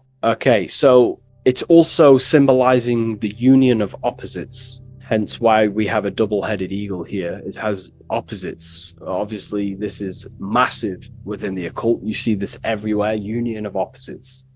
Okay, so union of opposites goes from, basic teachings to the most advanced teachings that most minds are not ready for. Union of opposites is on a basic level, is union of the mind and the heart, going from mind consciousness, which is basically ego, the lower self. That's not to say the mind isn't powerful, but that is the house of the lower self. The ego. It's the house of the ego. So we have to learn how to use the mind for what its proper use. The mind's proper use is for the soul to create. However, we're not taught this in school, so we've basically developed a false personality within our minds, and our minds have become a vessel for a false identity. So what we need to do is integrate the heart, which is the soul self, the true self, with the true powers of the mind. And the mind is basically a powerhouse of creation, infinite possibility. And that's the mind's true usage is for creation, not a false identity. So it's about integrating the mind and heart. It's also symbolizing a balanced mind, and we do this by aligning the left and right hemispheres of the brain, which help you perceive reality for what it truly is. Because the two double-headed eagles, they're joined together, so it's union of opposites. So it's about reintegrating the female and male aspects of self, such as the left and right hemispheres of the brain, the mind and the heart, all working as one system. When we align the left and right brain, we see reality for what it truly is. Now, what do I mean? Most 90% of people, I'm not putting anyone down, if you relate with this, it's fine. We're all here to work on ourselves. So I'm not putting anyone down. People with a left hemisphere dominated view on reality see things as a very logical. They see reality logically, basically. Now, what do I mean? They see things as this is science, that's mathematics, that's religion, that's metaphysics. They're all separate and divided because that's what the left hemisphere does. The left hemisphere basically dissects everything down. The way the brain works is truly magical. The right hemisphere of the brain allows us to basically see a bigger perception on reality. It sees the bigger picture. The bigger picture, for example, the woods. It sees the woods as a whole unified woods. But then the left hemisphere of the brain takes that view and perception of the woods, dissects it down and analyzes it into individual branches, trees, leaves, animals, insects. But in reality, it's all one, because all is manifested from the one God, the one source, the unmanifested consciousness, the unmanifested force. So it's union of this. We have to view the world as in, yes, everything is one, but I'm also living in my personal consciousness. Yes, there is a collective consciousness. We're all one consciousness, but I also have my personal consciousness. I need to think about both, making sure that my thought, emotion, and action is contributing towards the evolution of myself and the evolution of humanity. A person who is only left hemisphered only thinks about themselves mainly, 90% of the time. They only, they're trapped in ego, and the individual can't see pattern recognition, really. Pattern recognition is more the right hemisphere because it sees the whole. So it's about aligning the brain hemisphere so we can actually see reality for what it is, so we can, without distortion or illusion, and be neutral. Okay, we have light rays. Light rays are very symbolic within the occult, especially Freemasonry. Light rays are symbolic of force and form. These are the two dualities within the occult. force and form. The internal world is force, external world is form. Everything outside of you is a formation of force. No force ever takes place on the physical plane. All force takes place within mental, astral, or etheric. The physical world is form, formation. Therefore, what is the force that drives you? What is the desire that's a force? Emotion, force, thought, force. What are the forces driving you to take action in the physical world? And we need to gain mastery over these forces. Light is also a symbolic of knowledge, because knowledge is considered light. This is why Freemasons say going from darkness to light. Darkness is ignorance. People who are only aware of their five senses, they don't want to know anything else. Their minds are completely shut off. I have my belief system. That's it. I'm happy. I don't care. That's their ego limiting themselves and building their own prison. Light, on the other hand, is about going from a state of unconsciousness, of not being aware, into a state of light. Light makes things reveal itself. If I shine light on you when it's dark, I reveal truth. You're there, you're manifested. If you're in a dark room and I shine a torch on you, you're revealed. The veil is lifted. The darkness is gone. So this is symbolic of light revealing higher truths to yourself as you walk the path of self-realization and gnosis. So light is symbolic of this also. They have high amounts of intelligence, a 33rd degree Mason. They have a lot of light. They have a lot of knowledge. They've researched a lot of things. They're intelligent in many different areas of life, within speech, within grammar, the way they portray thought, their mastery, their level of mastery, their understanding of themselves is very advanced. They also know a lot about physiology, about the brain, about the body, life, consciousness, astrology. They know a lot. They have a lot of light. 33rd degree Mason. Me, myself, I'm not a part of Freemasonry, and if I ever do become a part of Freemasonry or any order, I will openly share it to all of you. This information has come from following the chains of thought through self-study and self-realization, and studying Freemasonry from an external view. You can gain a lot of insight just by studying symbolism itself. Masonry is about being a builder. That's what the word Mason is. Mason is about building. The word Mason means builder, and it's about building the self. We're all building either our prison of our soul, or we're building our freedom of our soul. Every single one of you. Every time you reject something that if you did something wrong and you reject you being wrong, someone tells you were wrong, but you reject that, or they try to give you a piece of information and you reject it, you're building your mind's prison, stone by stone. But the person who has an open mind to all things is freeing their mind, freeing their soul. So we're all builders of our soul. And we're all builders of reality also. And we're all building Earth. This is the building project is Earth. We're all contributing towards it through our thoughts, emotions, and actions. These are our God-gifted powers. Thought, emotion, action. These are our rights to operate in the world. These are your buttons to control the character in the game. So I hope this information has given you a lot of insight about this symbol. Please leave.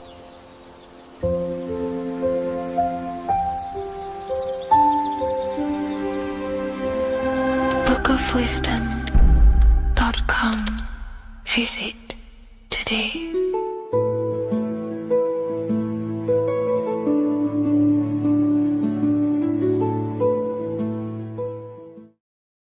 What's good, people? We're back with another video.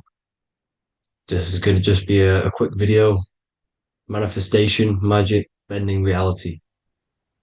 So let's jump straight into this. So you have a conscious and a subconscious part of your mind. The conscious is what you're conscious of, what you're actually doing, where you can choose or not. However, the subconscious is the part of your brain which is automatic. So all of the systems in your body, like the digestive system, your heartbeat, these are automatically being ran. And you do not have to tell these systems to do to do anything. You do not have to consciously tell your heart to beat. It's automatically doing it. And this is what the subconscious mind is controlling. It's like the dark aspect of your brain or your mind. It is the way bigger aspect of your mind.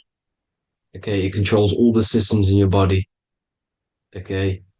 And this is where all of your programs are.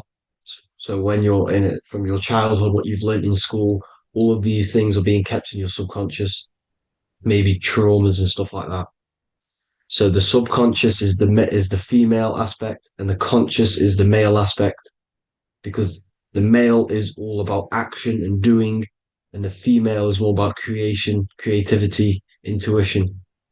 So you have a right and a left hemisphere of your brain, and these are obviously male and female. The right side of your brain is your female. It's to do with creativity, imagination, intuition, insight. Okay. And this is one of the most important sides of the brain. This side of the brain is the most attacked by the elites, whatever you want to call them. This side is the most one of the most important because obviously your intuition is a massive part of reality. And if you don't have intuition, then you lose track of the things around you. You can't consciously feel if things are wrong or right. They don't want you to have intuition or creativity or imagination. They want you in the they want you in the left side of your brain, which is just reasoning, logic, and basic things. So they just want you to tell you what you want, tell you what to learn, and then that's it. They don't want you thinking for yourself, which is the right side of the brain. So whatever the conscious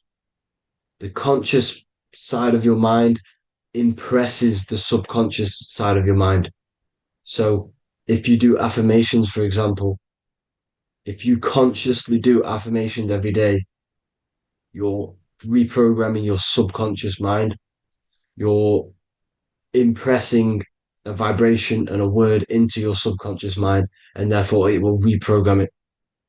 So the male and female aspect are symbolized by the Star of David as well.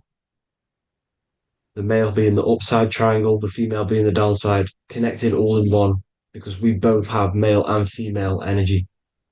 So every thoughts are electric, which is the male aspect. Emotions are magnetic, which is the female. Each thought creates a wave of vibration in all directions. So think of it like a water drop in a pool, but it going out in every single direction. It's not just flat. And these thoughts have a certain frequency, well, has a certain vibration. That vibration has a certain frequency. And this affects your aura. Every thought, every emotion directly impacts your aura and the strength of your aura. So if you're angry all the time, your aura in the astral plane will look red. However, if you're happy, it'll be more like blue and green. So it's very important. Your electromagnetic field is created out of your emotions and thoughts, and that affects reality because you're 60% water, and frequency and vibration create certain patterns and has a certain effect on water. We'll get into that after this slide. So each thought that people are thinking around you, you are actually subconsciously picking up these thoughts because it's emitting this vibration in all directions. So this is why you can pick up thoughts of other people on the odd occasion. However, when you're more in tune with your intuition, your right side of your brain, you can start to pick up on vibrations, thoughts, and other people's auras. You can pick up on the energy once your third eye is open, and you know whether you should be in that environment or not. This is what we call an atmosphere when we go into a room and you can feel the tension if someone's been arguing, for example. This is the atmosphere, this is the vibrations, these are people's auras emitting these certain frequencies and vibrations. Okay. So our aura is contained of multiple layers. Obviously, we have the physical body, This is the electromagnetic layer. However, you have the different planes of existence, the spirit, mental, astral, etheric, and then physical. The physical is the lowest plane of existence. And the physical plane is a product of all of the planes above. So the mental impresses on the astral impresses into the etheric, and then the etheric creates the physical object.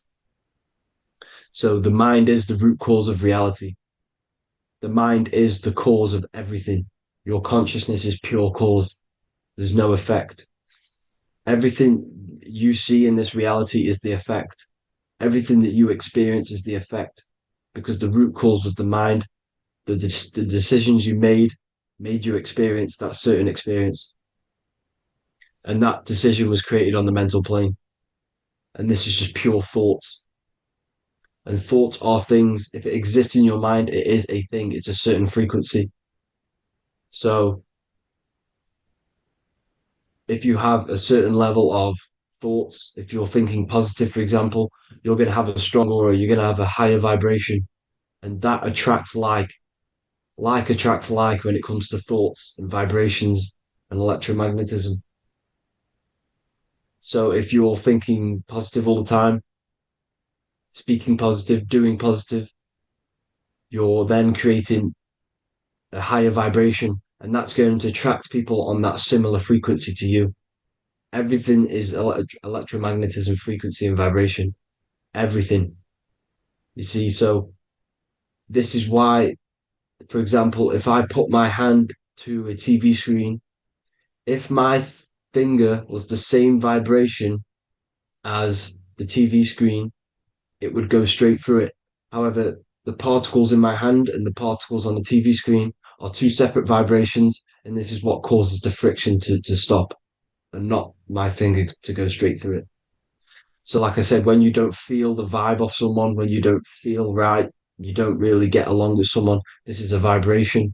Your vibrations are not matching, they're not similar, they're two complete different vibrations, and they're not aligning properly. So, music has a massive part on this. Music is a massive, massive tool for the elites because music is frequency. And in 1975, the musical instrument are all tuned to 440 hertz. So Spotify, Apple Music, most of the music on YouTube is all set to 440 hertz. And 440 hertz is not divisible by 3, 6, or 9. And when you can't divide a frequency by 3, 6, or 9, it's not a natural frequency. As you can see here, this is 432 hertz. This makes a nice geometric pattern. However, 440 hertz is a distorted pattern.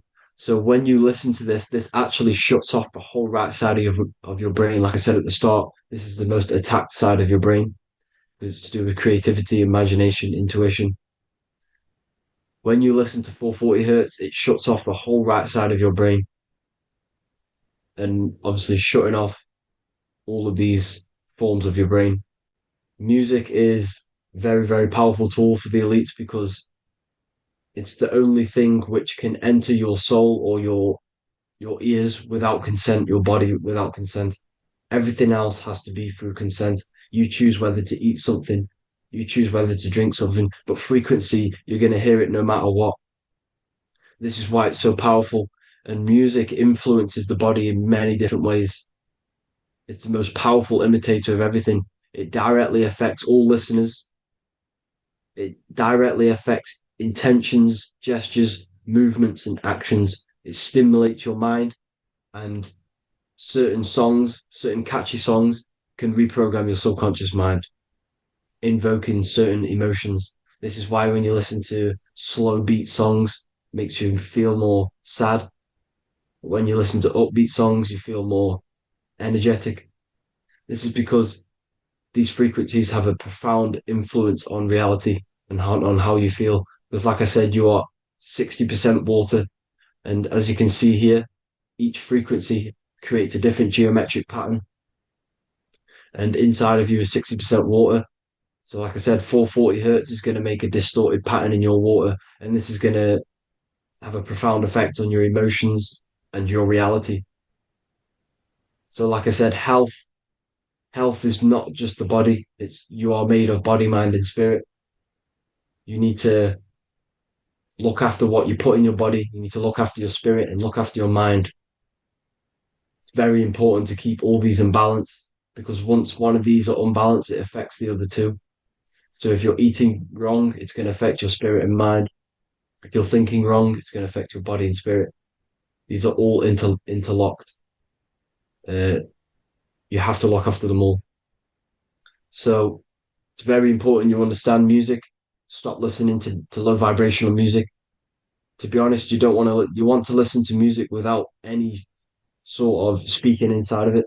You just want pure uh, frequencies, which are the solfeggio scale, like one of these, for example, 432, 528 hertz. These are all good frequencies. It's called the solfeggio scale.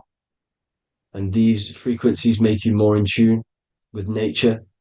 528 hertz is what the earth vibrates at. So it's very important. And the Rockefellers are the one who changed this to 440 hertz. The Rockefellers, one of the elite families. So if you want to manipulate reality, it's very important to have your chakras aligned and having a high vibration because the higher your vibration, the more powerful your words and your intentions are on reality. So the lower your vibration, the harder it is to affect reality because you're on a lower state of consciousness. Like I said, you have the mental, astral, etheric, and physical. Everything is a product of the one above. As above, so below. This is what Hermes Trismegistus was saying in the Egyptian days. This is where it comes from. As above, so below. If you affect above, it directly affects below. So, like I said, meditation helps on this, helps align your chakras. Think positive, feel positive. Like I said, your feelings are magnetic, your thoughts are electric. So once you combine these two together, you're then creating an electromagnetic frequency, and that will have profound effect on reality. So the law of cause and effect, every law, so the law of cause and effect, every effect has the root cause. Like I said, your mind is the root cause of everything. Every decision you make is having a different effect on reality. Everything happens for a reason due to the root cause, which is your mind. You choose everything that happens in your life. Okay. So it's very important you understand this and you constantly make the right decisions, the good decisions to have good effects on your reality. You have to be very conscious of this law because nothing escapes this law. This is the law of all consciousness. So think about it. Imagine a massive ball of consciousness. However, off this ball are different sparks, and each one of these sparks are in each and everyone's body. This spark is governed by these laws, the law of cause and effect, the law of correspondence, the seven hermetic principles.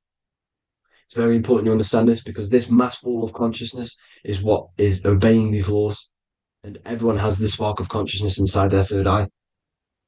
And like I said, everyone is the same consciousness. This is why if you do bad onto someone else, that will directly affect your reality. So if you hurt someone, it's going to come back to you in one way or another because you are that same consciousness. This is like a mirror reality, as within, so without. Whatever you feel on the inside, you're gonna see that on the outside. You're gonna experience that reality, whatever you've impressed. So there's different ways to bend reality to your will. Uh, this is kind of a sort of magic. So obviously you have black magic, which is manipulating reality to harm and influence others, or to be very selfish. And yeah, then you have white magic, which is manipulating reality for the good of humanity. So you do have to be very careful with your intentions, people, when you're trying to manipulate reality, because this is nothing to be played with. If you are manipulating reality for the wrong reason, it's going to come and bite you in the ass in some way or another. Because everything is balanced. Everything balances out in this reality. Nothing escapes the laws. Not one thing escapes the laws. So if you're stealing from yourself because it's just going to come back in one way or another. Inside of everyone's heart, you know whether you're doing good or wrong. You can feel it when you do something wrong. You can feel it when you do something good. The heart is the center of the torus field. It's balance. And this is why you say follow your heart, because it's the center of the torus field. very important to listen to this inner voice inside of you, because that is telling you the right things to do, the good decisions to make. And when you keep following that voice, that good voice inside of you, it takes you to your life path. Very important to follow that voice. However, don't let the ego get in the way of it. Don't care what your friends are going to say. It's very important to understand this. So you have different ways of manipulating reality. You have sigil magic. This is where you create your own sigil or symbol. You create your own sigil and symbol, and then you charge it. You behind that symbol you have an intention. So, for example, if you want to manifest wealth, you create a sigil which represents what you want. You create that sigil, you draw it out, you charge it, because wherever your attention goes, energy flows. So whatever your attention is, you're sending energy that way. So what you do with your eyes and your hands, you place attention on the sigil. Imagine that it's glowing. Imagine that you're sending energy to the sigil, and then you burn the piece of paper once you've done this. And then after this, you meditate on that symbol. You constantly think about that symbol, because that symbol is the frequency, is the thing that you want to manifest. So that's one way. Or you can just meditate on your reality. So imagine yourself having already what you have. This is what they call a mindset. You must set your mind to the frequency what you want to manifest. Okay. So if you want to manifest wealth, for example, imagine yourself being wealthy. What would it feel like? What would you be doing? Imagine a scene in your mind. Constantly do this, and you're putting out that frequency. Like I said, you must think, because the thoughts are electric, and then you must feel, which is magnetic. Together, this creates an electromagnetic frequency, and this is how you attract things to you. You will attract the certain people to come in your life to bend reality to your will. Okay. Or you've got mirror magic. Stare yourself in the mirror, because a mirror reflects light. It also reflects energy. So you've got to be very careful with what you say to a mirror. You've got to be very, very, very careful, because whatever you send into that mirror is directly sent straight back to you. So if you're thinking negative, you're sending negative energy back straight to you, and that's going to have an effect on your reality. Affirmations.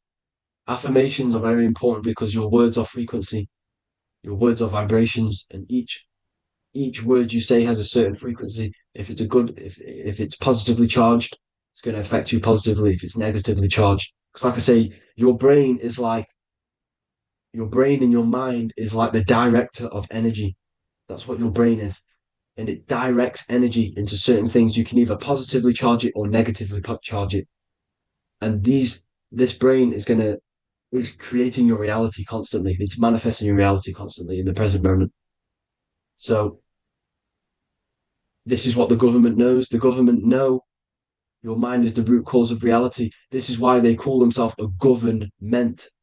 Government. The New World Order is not being manifested by them. They are controlling the information. They are controlling your perception of this reality. And they know the mind is the root cause of reality. Therefore, if they control your perception of reality and your information, what you believe, you're going to manifest that information, that perception. So we, the people, as a collective consciousness, are the ones manifesting this new world order. You see, so this isn't black magic. They're actually tricking us into manifesting their own their plans, this new world order.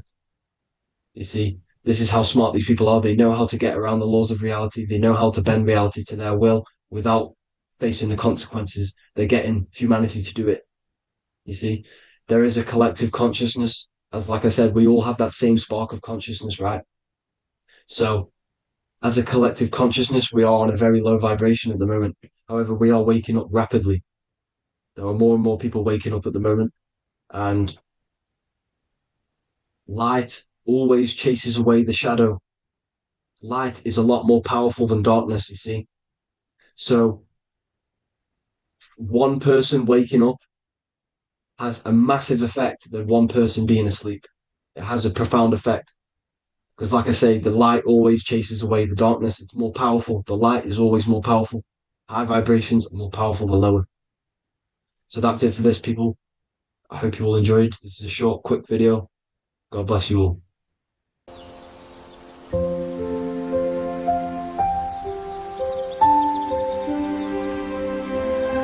bookofwisdom.com. Visit today.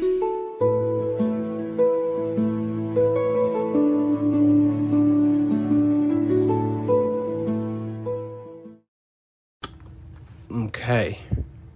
Is manifestation real? Of course it's real. You've just manifested that sentence. You turned a thought into an action and then generated a physical experience. You turned the invisible thought into a tangible reality. That is manifestation. You just have to learn how to do that on a mass scale, on a bigger scale, to generate something bigger. You know? So yeah, of course, manifestation is real. That's all you're ever doing. Creation is not created. It's in an ever state of becoming. You are in a continuous state of becoming something in the present moment. You know, so you're always molding creation through thought, emotion, and action.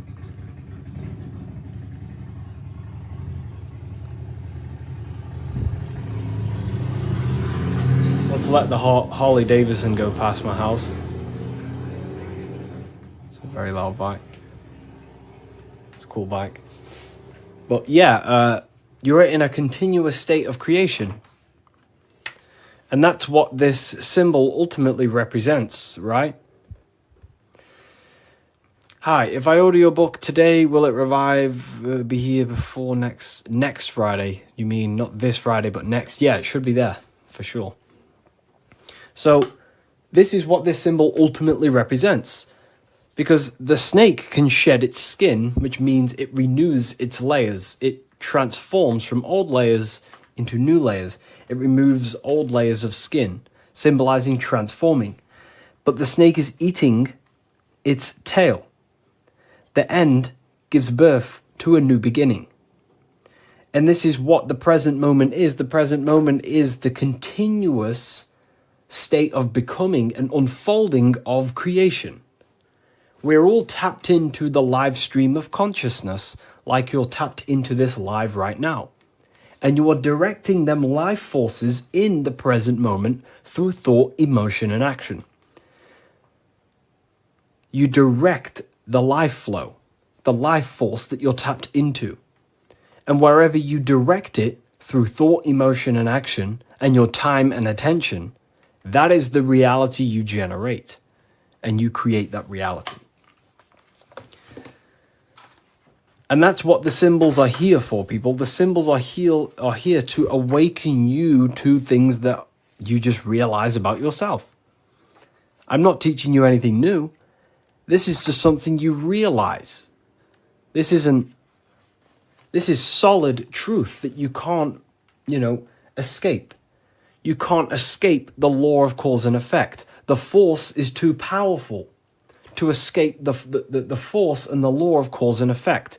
The law of cause and effect is over you. It governs you.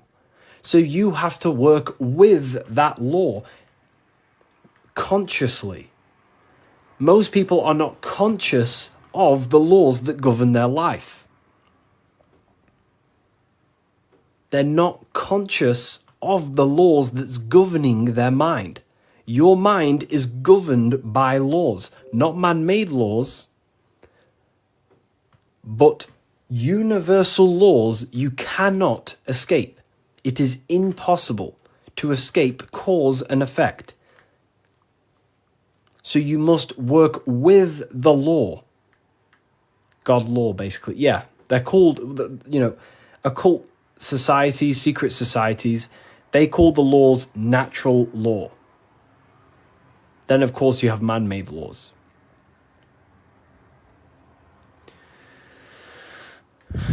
So you have to work with the law. If you do not work with the law is going to be working anyway. and it will probably work against your favor. But these laws that are in place are there to give you what you want, to create your will, to create your desire. These laws are here for you to create, to give you what you want. Okay? So we have to become conscious of the laws that is governing our mind. Because the mind functions with free will, however, exists in the boundaries of the laws. Without them laws, the mind would not solidify a true creation. Everything would be chaos. The laws make sure that it creates this specific reality that you're experiencing right now. Hello, Harry. I've reached a higher state of consciousness thanks to you and your book. Wow, amazing, Craig. Absolutely amazing. Absolutely amazing. You know, this book, don't read it once, read it many, many times. I'm probably sure you already have, but it just helps you. You know, you pick up new things every time you read it. What do you think about getting a pentagram tattoo or a different symbol? I mean, the pentagram's a great symbol. It's just how you use the symbol. I gifted your book to a friend. Wow, amazing. Which book? The new one or the older ones? So we can influence our reality, of course, through thought, emotion, and action. You have free will. You have full control over them three things. If you try and control anything other than your thought, your emotion, and your action, you are going against natural law. God has given you the permission to only control your thoughts, your emotions, your actions. If you try and force anything on anyone else, you are then breaking natural law. They are the forces that consciousness expresses itself through the mind, mentalism, through thought, imagination, through emotion, through feeling, intuition, and through action, willpower, taking physical actions. That is how the force of consciousness expresses itself in three distinct ways. And that's how you create your reality, through thought, emotion, and action. And that's how you gain your personal power, by controlling your reality. How do you control your reality? Very simple. Is this the Book of Wisdom? This is not the Book of Wisdom. This is the Book of Symbolism, the brand new book, only available on my website. So here it is. Here it is, people. This is not the Illuminati. This is not the Illuminati, people. Let me make something clear. Everyone has demonized this symbol, and I think they use this symbol on purpose.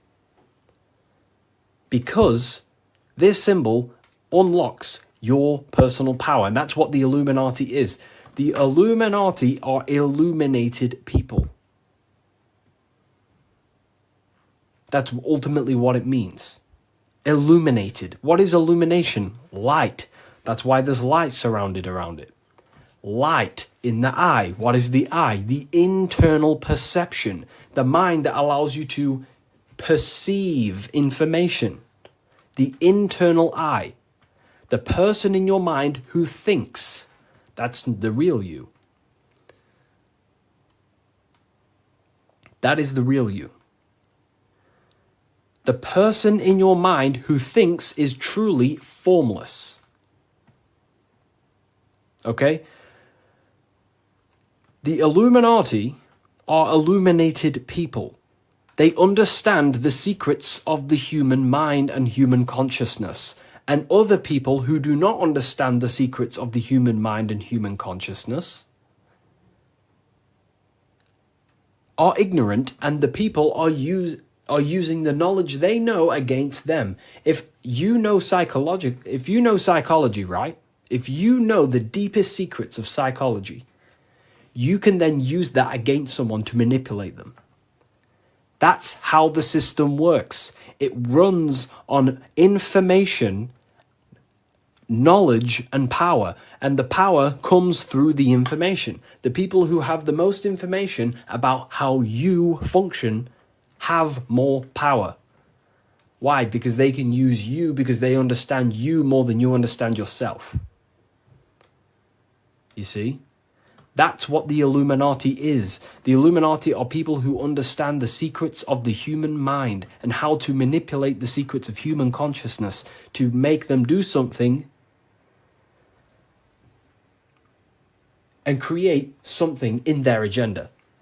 You're all creators. This is what you need to understand. That's what consciousness is. Consciousness is a creative force. It creates through thinking, feeling, and acting. The triangle. But that thought, emotion, and action are just three expressions of the one force of consciousness. Thought, feeling, and acting are in fact one actual force. Because it's the force of the universe. We're all using the same force. And that's the same force that Yoda uses in Star Wars. In Star Wars is all talking about the force. That is the force, and that force is running through you right now in the present moment. You have the ability and the free will to direct that force through thought, emotion, and action into a reality. So, the Illuminati is just simply people with a high understanding of consciousness and the human psyche, and how to actually create reality. You think something, you feel, and if you have a feeling towards that thought, you take the action. As soon as you lose feelings to watch this video, you will scroll and take action to find another video you have a feeling for. That is how reality creates. That's how reality unfolds. Okay? So the eye in the triangle is showing you the ultimate state of consciousness to create reality. 1 and 3. There is one eye and 3 points on the triangle. The 3 expressions of consciousness that creates reality, thought, emotion, and action, in one, unified. Most people do not have a unified consciousness. They think about creating a business, their emotions feel like watching TikTok, and their actions are eating food. That's divided consciousness. That's the checkered board. That's the Masonic checkered board. Their mind is divided in black and white, different personalities, different ideas, different desires. Their mind is not solidified on one creative project. The mind is divided within duality. Okay? That's what the checkered board is. The checkered board is simply a divided mind. Because this checkered board is all, this whole piece of artwork you see here of the Freemasons is showing you how someone's mind functions. That's the secret. Very simple. Symbols, occult symbols, Freemasonic symbols are basically showing you mind states, how you think. Divided pillars, left and right pillar, sun, moon. Sun is masculine, the masculine mind, and the feminine mind, the conscious and the subconscious. But here, there's an eye in the middle, unifying them in the middle. Unification. Unifying with the true being inside of you. Not being left or right. Not being too masculine, not being too feminine, but unifying the masculine and feminine principles to become a unified consciousness so you can create your reality. The masculine principles symbolized by the sun, and this left pillar symbolizes willpower, your will. Your willpower is very, very, very powerful. Willpower is ultimately everything you create, your will. So this sun represents the masculine forces of the mind, such as willpower, taking physical actions, intelligence, intellect, thinking. That's all the masculine. Then on the right side, you have the feminine qualities of consciousness on this right pillar, symbolizing imagination, emotion, desire, intuition. These are the feminine forces of consciousness. And what happens when a male and a female comes together? They give birth to a new creation called a baby. What happens when you merge your masculine and feminine qualities of consciousness? You merge your willpower, your thought with emotion and action. You give birth to a creation, a baby. The same principle. It's the same principle.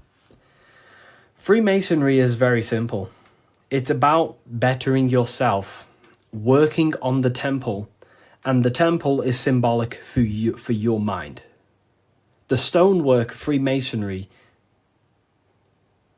Freemasonry is about stonework, and that stone is you. You're perfecting a stone, and that stone is your mind. You're perfecting the Temple of Solomon, or you're rebuilding the temple, which is rebuilding yourself, because you are the broken temple.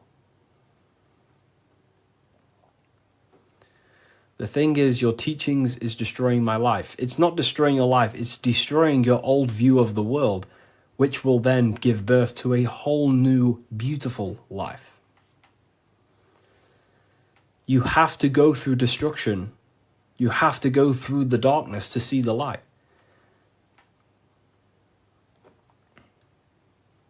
Destruction, creation demands destruction. And it's up to you how you interpret my information. Take it with a pinch of salt. Go and do your own research. I'm not saying everything I'm saying is, take what I say and apply it to your life and see if it helps. But everything I'm telling you here is helping me build myself and build my own reality. But it's very simple.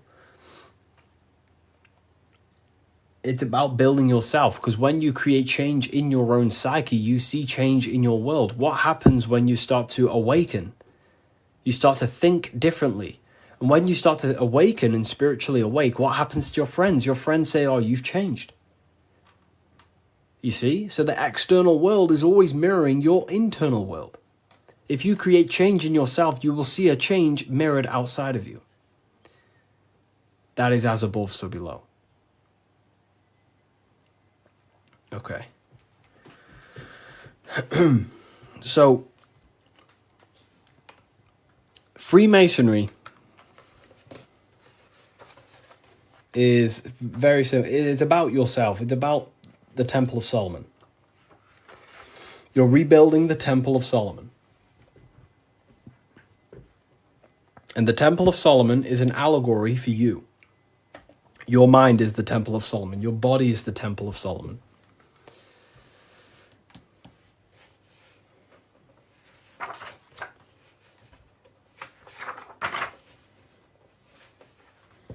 So why is it the Freemasons wear this apron, right? So you see the Freemason here wearing this apron. Well, this apron originates from stone masonry. Stonemasons. What are stonemasons? Stonemasons chip away stone, and then they use the stone to put on a building or, wherever. But Freemasonry teaches in metaphors. So this stone, this apron, was worn by the stonemasons to protect themselves from flying chips of stone hitting their genital area. So this is symbolic of doing the Masonic work, perfecting the stone, perfecting your mind. Every day you are either building your mind or building your mind's prison. Every day. You wake up, you're either destroying your mind or either help freeing your mind. You have the option, right? And they also wear this apron on the lower half in the genital areas because you think with every chakra. The chakras are basically spinning energy vortexes. This is what you see here, right? These chakras.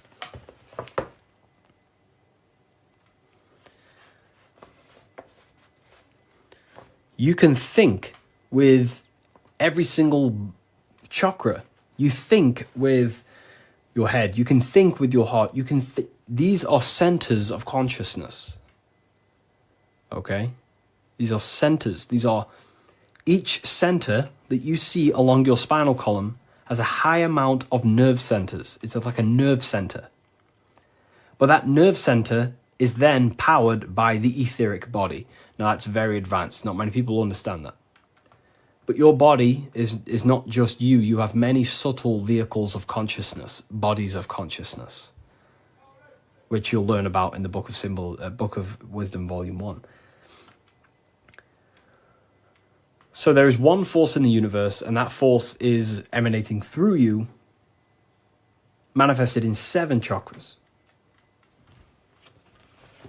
Anyways, the reason why they wear this apron on the lower half of the body, because it's a reminder to cover up, to stay conscious of their lower self, because this is the lower self of the lower half of the body, and this is the higher self in the higher part of the body. If you think with your genitals, all you think about is sex and eating. If you think with this lower half of the body, you will only, think about sex, eating, and power. So they wear this to remind themselves to conquer their lower nature, their animalistic state. Because the Mason is aware that they need to build themselves to a higher consciousness, to the higher mind. They need to align their will and mind with the higher mind. Because ultimately, the reason why all of these teachings stem from is because it's preparation for death. This is where all this comes from, okay? You never die. This is the truth. In the daytime, you're in your physical body, and in the nighttime, you're in your astral body, and it's just a massive cycle. So daytime is life, nighttime is death. Wintertime is life. Wintertime is death. Summertime is life. As above, so below. It's just bigger and smaller, right?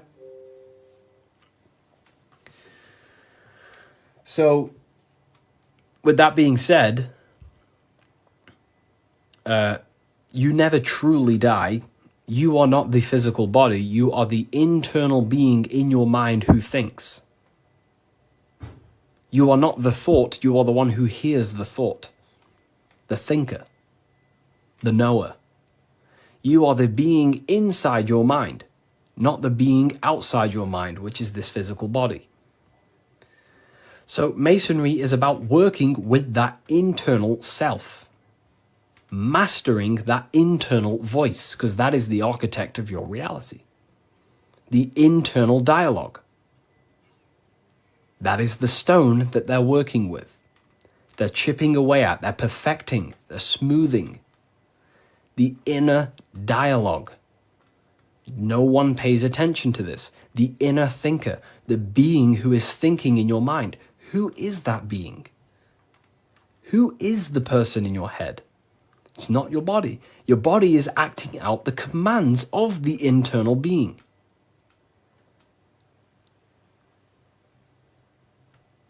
So, this is what we have to connect to and master the inner dialogue, the inner thought processes, because the thought is the architect of reality. Thought creates everything. Thought creates everything in the whole universe. The whole universe originates from thought.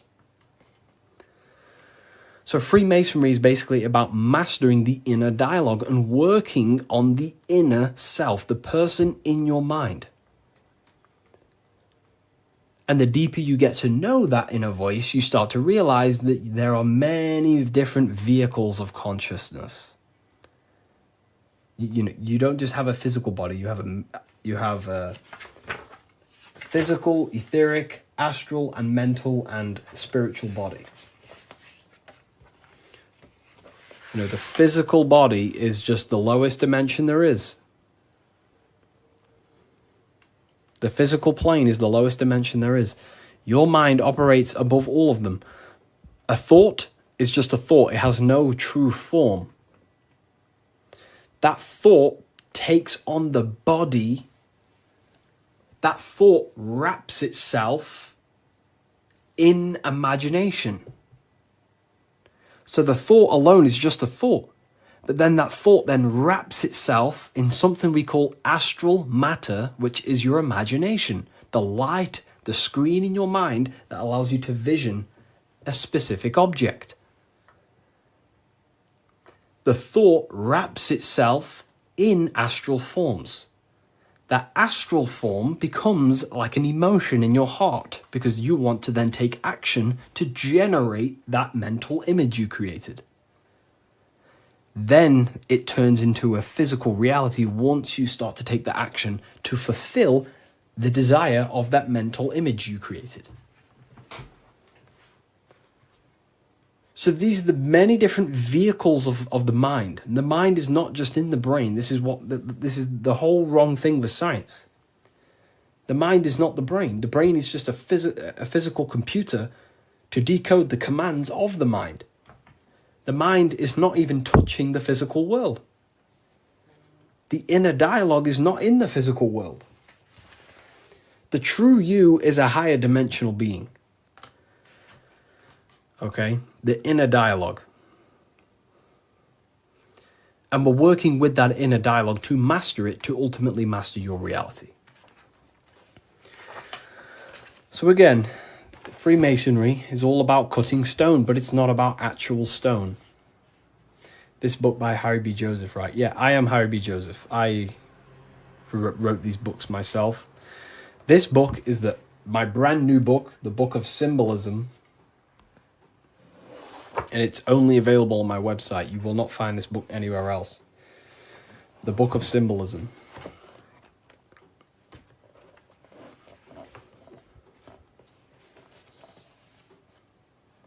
So, nice to meet you. Welcome.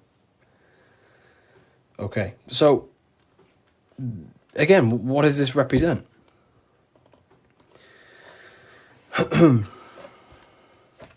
The rough stone is a symbol of the self, the unrefined self, the unenlightened aspects of our mind. So the rough stone represents the uncontrolled aspects of our mind. We have many different versions of ourselves in our minds, right? We have a version of ourselves who's perfect. We have a rough version of ourselves that we can become. There's many different things in our mind. But the aim of the Mason is about unifying all of them different personalities into our higher self. It's about learning the secrets of the mind. So this represents the perfected aspects of the mind, and there is also there is no such thing as perfection. We will never actually truly perfect ourselves. But the aim is to be perfect. So the Freemasons show you the checkered board. I'm ordering all your books this week. Oh, wow, thank you. You will look, your whole life will change. Your whole life will change.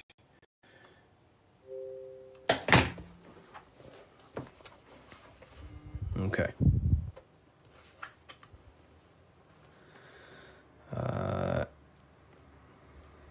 The checkered board floor. This is symbolizing on a base level. So symbols have a many, many, many different interpretations. So on a very basic level, this checkered board floor represents duality, how everything is dual, positive, negative, day and night, hot and cold. But the deeper you go into the layers of the symbol reveals the secrets about the human mind. So this is all showing you the mind. Different states of mind. Because that's what the universe is. The universe is one singular consciousness expressed in many different forms, in many different clothes, what we like to call people. Me and you are cut of the same fabric, which is the universal mind experiencing itself. So the mind is the very architect of reality. Life is not happening outside you, it's happening inside your mind. You are a projection of the mind. However, you have the ability to identify with your ego. Your ego is very simply just a false version that your mind, it's a version of yourself that your mind has created through experience, thoughts, words, memories and traumas and belief systems. But beyond you, if you turn your mind off, if you stop thinking, then who are you then? That's what we call the universal soul. Everyone is that same substance. When we all turn off our mind, we are all the same substance, the universal soul. But we have the ability to generate an ego, which is our own personal identity. The ego is not inherently evil, but the ego can become bad if you don't tame it. It's the beast. But anyways, the duality represents, very simple, black and white, positive, negative, day and night, the opposites in the physical world. But on a higher level of Masonry, it represents a divided mind. The one divided in many. The illusion of the third dimension, of how everything is separate. But in fact, we are all the same substance. We are all the I am. We are all the I, the inner dialogue, the inner voice.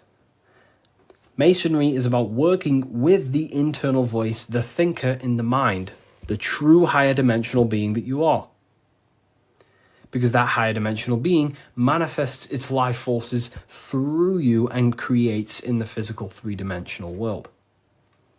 So it's about directing the life forces through you. Now, a big misunderstanding about the world that religion has placed on people. A big misunderstanding, right? People think the world was created. People think the world was created thousands of years ago. It's the biggest lie ever. Step back, remove that belief out your mind just for a second, and realize the truth. The world was not created thousands of years ago. The world is creating now, in the present. It's unfolding now. Creation is unfolding in the present moment. God is thinking reality into existence right now, and you are thinking your reality into existence right now through thought, emotion, and action. You are crystallizing reality now in the present, and you can become a co-creator with the creative force of the universe. But we've been taught the complete opposite because the powers that be in the world do not want you to become a conscious creator. They want you as a slave and a worker.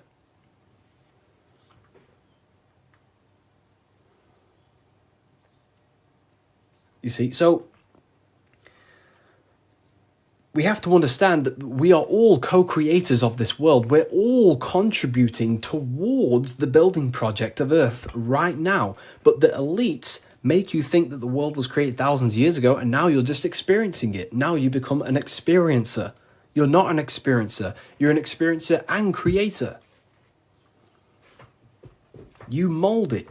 And when you do not understand this, someone else who does understand this will use you to create their agenda. Because they understand this. And look what's happening in the world today. We are creating the agenda of the government. Why? Because we believe their lies. We don't have to, but we choose to. We all have free will. Everything else is just an illusion. Money is an illusion. It's a belief in the mind. Harry, are you a part of Freemasons? I am not. And if I ever do, I will be transparent about that.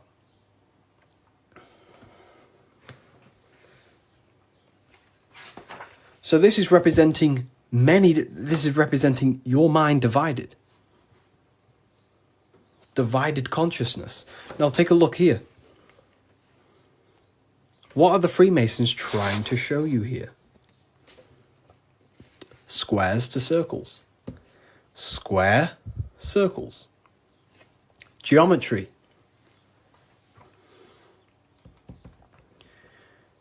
Geometry.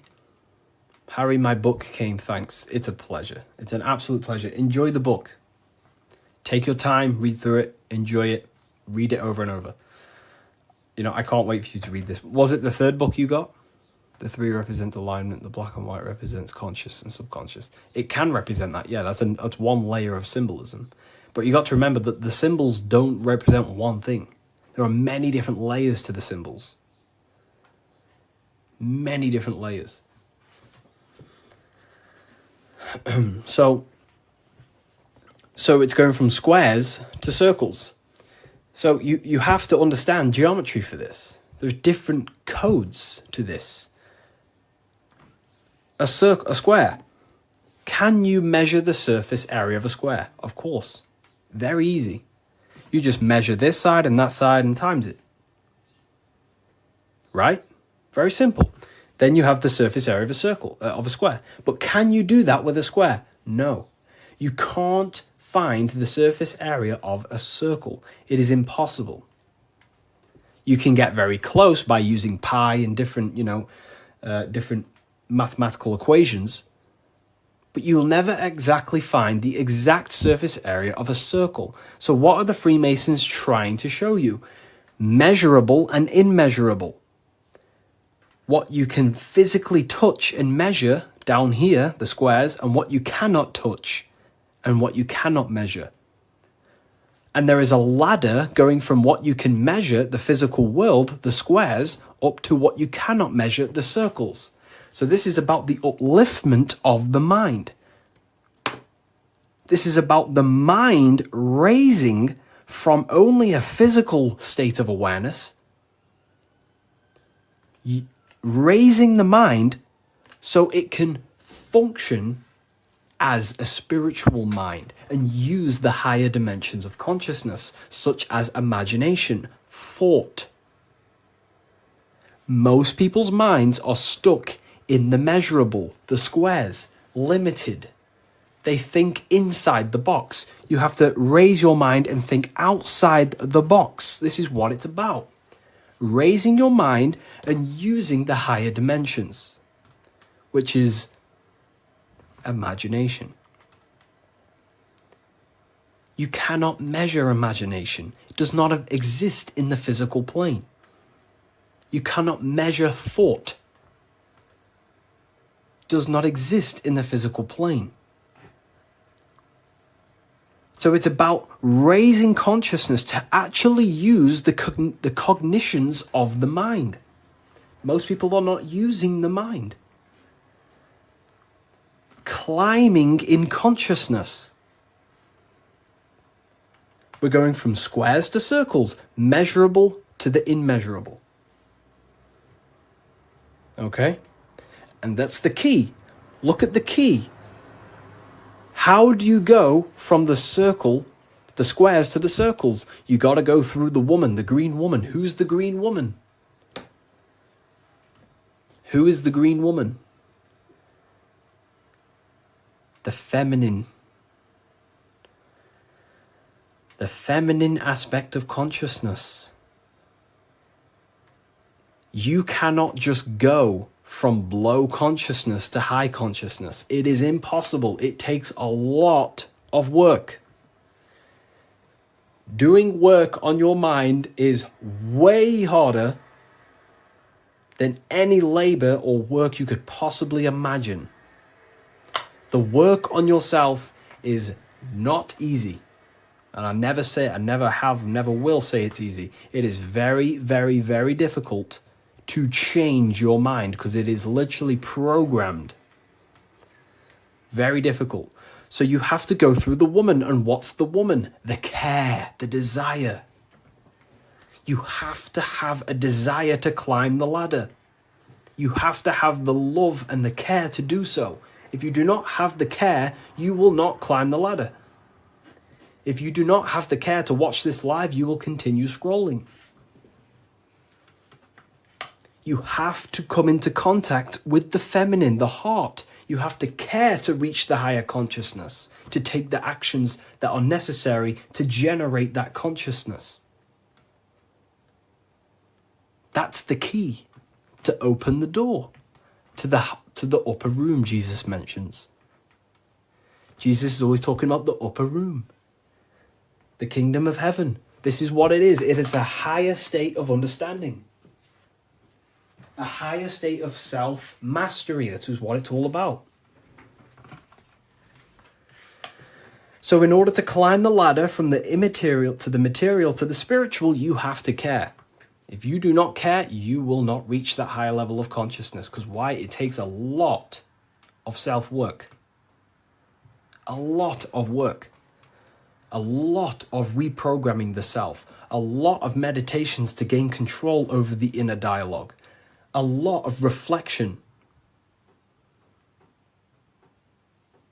A lot of sacrifice. Yes, very well said. Very well said, Timon. It takes a lot. It's not easy. Constructing, working on your mind. It's very difficult. And you don't see the benefits for a very long time. But when you do start to see the benefits, the benefits are massive. So this is what it's about. It's you. This is all you. And what are we chasing? We're chasing the I. What's the I? The I is the eye is open. It sees.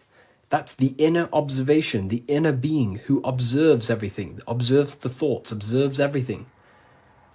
But we're chasing a higher I, a higher perception of ourselves by raising consciousness, a higher understanding of what you truly are beyond your human form, which is a higher dimensional being. We're chasing the I. The I is a higher perception of ourself. Yes, very well said. You see? So this is what this is why if you read symbols, you become very powerful. That's why I wrote a whole book on this. So you can learn this too. Everything I've said and more, you can learn. The Book of Symbolism, the only place it's available is on my bio. revivalofwisdom.com. I just released this November 17th. But it breaks down everything about Freemasonry, of how you can learn this knowledge and gain a higher consciousness. But anyways, if we get this to 50k, I will drop some coupon codes for you all, and we'll carry on. I'll drop some coupon codes so you can save some, some money. And we have worldwide, this is powerful knowledge. Powerful knowledge. What do you think about the Golden Dawn? I have a friend, well, not a friend, but I know him he's an Instagram creator, and he went through the Golden Dawn system, and he is a very famous author now. You've probably heard of his stuff. It's called The Serpent Rising. He went through the order of the Golden Dawn, learned about Kundalini and stuff like that. Golden Dawn Society, yeah. How can I buy your book? There's no link in your bio. There should be. There's a link in my bio. Revivalofwisdom.com is the only place you get the Book of Symbolism in English, French, German, Italian, Spanish. Okay, so let's carry on, right? So we've broke this down. You now understand that we're going from squares to circles, which is going from the measurable to the immeasurable, changing the mind from a state of reaction, because this is, okay, the circle cannot be measured, but the square can be measured. So this is the material, this is the spiritual, this is the seen and the unseen. This is the cause, this is the effect. The cause, effect. What does the sun do? The sun causes effect on the earth. That's why there's a sun here. It's showing cause, effect. The sun produces changes in the plants and the nature on the earth, which means as above, so below. The cause is above, the effect is below. So this is talking how to change the inner dialogue of yourself, the inner voice, from a reaction mind to a demanding causal mind. Most people live in reaction mind, the square. They're reacting to the world outside of them. When the world outside of them is simply the effect. You cannot change it. It's already affected. It's already manifested. The only thing you can do to change the world is to change the cause. The inner world is the cause, the mind is the cause, the external world's the effect. The inner world is the cause, the external world is the effect. Most people have something bad outside them. You know, I'm not perfect. I'm not saying I've reached the highest level of consciousness. You know, I'm still working on myself, and I'll always say that. But most people are stuck in reaction consciousness where their mind is just reacting in a state of complaining about the external world. When the mind is the cause. The cause, the mind needs to be a cause and a demand and a command. But that's fine, you know, I was in that state. And I still catch myself now and then being in that state. But we have to train our minds to understand that the outside world is the effect and the internal world is the cause. And we need to raise that ladder towards the causes. Make the mind a powerhouse of control. A powerhouse of control. Okay? Awareness, yeah. Okay. Symbolism. The winding staircase. You can't see the room. Where is it taking you? This is talking about the upper room, climbing to a higher state of mind. But when you're down here, you can't see that room. You don't know what a higher consciousness is. You don't know, like right now, maybe there's some people in here, they don't even understand what even is a higher consciousness. You will never understand until you start to do the work on yourself, until you start to see what it's like to understand yourself. When you understand how you work, you know what to do in every situation. You have the tools to use in life. So this is about climbing the staircase of higher consciousness into the inner room that you can't see. Beyond the curtain. The curtain is the veil. This is about entering in yourself. Walking past these two pillars is about walking into the internal self. It's a journey inward. You have a self outside the mind, this body, and you have a self inside the mind, the inner being, the material and spiritual. That's why you're an individual. You have a dual nature, inner and outer. So when you're walking in between these pillars, you're walking, it's symbolic of walking in your mind, walking in a journey into the self. And we're working with the inner self. This is what Freemasonry is about. But it's a winding staircase, which means you can't see where this staircase is taking you. You don't know what a higher consciousness is, what it's like to be in a higher consciousness or a higher understanding of reality in the self. So you must have faith. Faith, not faith in a God, but faith that the staircase or this journey, this work you're doing on yourself is going to lead you somewhere. You must have willpower. It takes willpower to walk the stairs. You must have care. Faith, will, and care are the three forces that help expand the mind into higher levels of consciousness. So it takes faith, will, and care to walk this staircase, to walk this path, to do the work on the self, to master the self. And a spiral staircase also represents time. It takes time. Time moves in a spiral. Yesterday there was 12 o'clock, but today there's also 12 o'clock. But today is higher than yesterday. So it's just a continuous spiral upwards. Yesterday was 12 o'clock, today there's 12 o'clock, and we're just going to continue this spiral. This is time. It takes time to walk this staircase. It takes time to reach a higher consciousness. It takes faith, will, care, and time. It's not an overnight process. Okay? So I hope this understands, hopefully you people are taking this on. Darkness to light.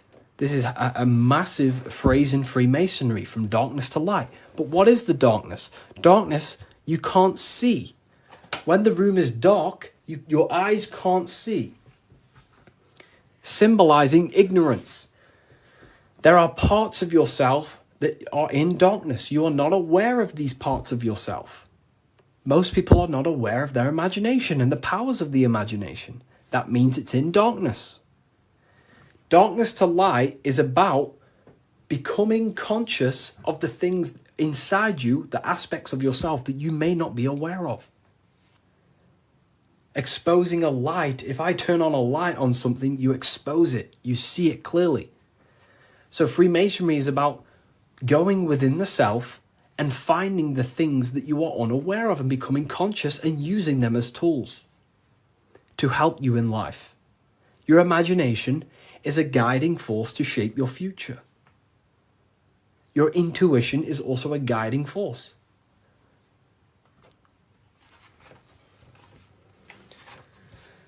This is the hammer, the Freemasonic hammer. Why do Freemasons use hammers? The hammer, the force. What is your hammer? What is the force that drives you? What is the force? What is the desire in you that makes you go through life? We all have a hammer. My hammer is to help as many people understand themselves as possible. That makes me take my actions. That's the force inside of me that takes action. The reason why I'm on this live is to take action to help people. That's my force. That's my hammer. You have to have a hammer in life. This is a tool. You have to have the hammer. Here's some more secrets. Force, form, very powerful. Not many people understand this one.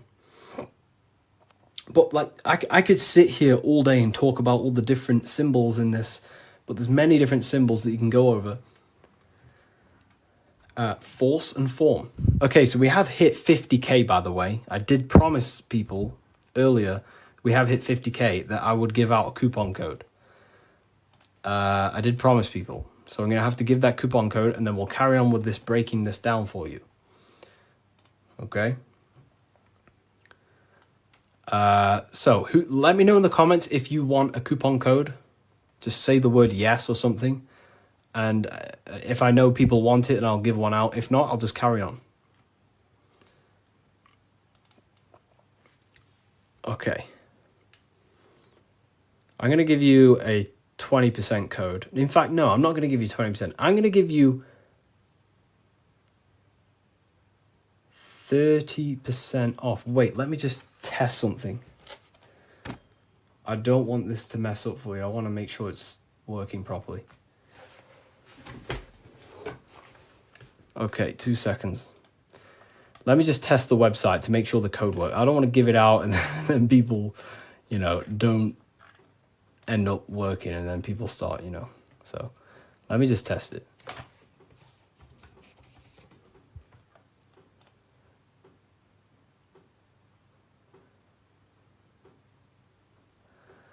Okay.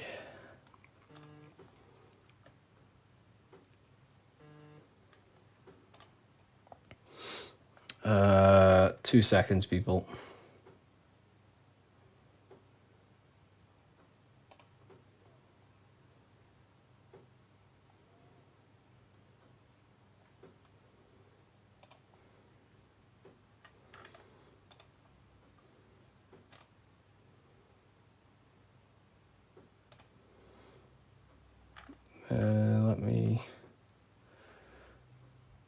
You said 50%. I didn't say 50%. I said if we hit 50k likes, I will give a coupon code. And that's what we've hit, 50k likes.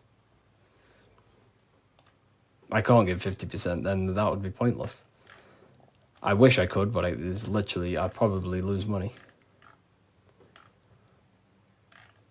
I'm just testing the code out for you.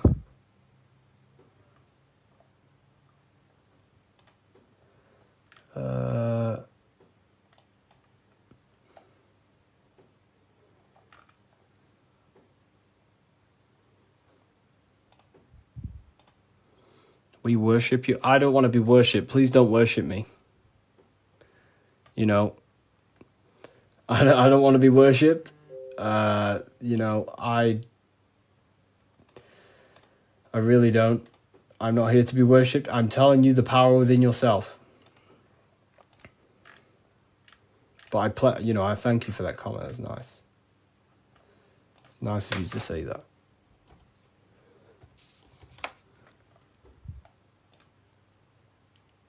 Okay, so it is working. Okay, nice. So the code is working, and the code is, I'm not giving you 20%, I'm going to give you 30%. Do I have a pen? I can write it down for you. The code is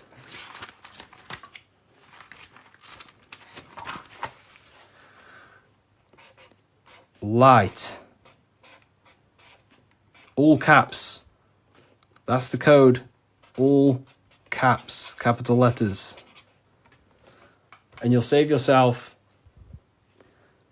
30%.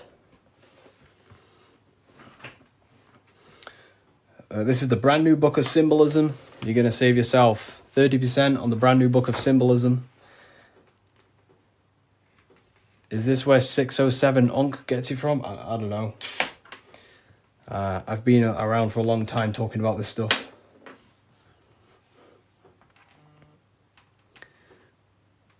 I don't know. I don't know where he gets his information from.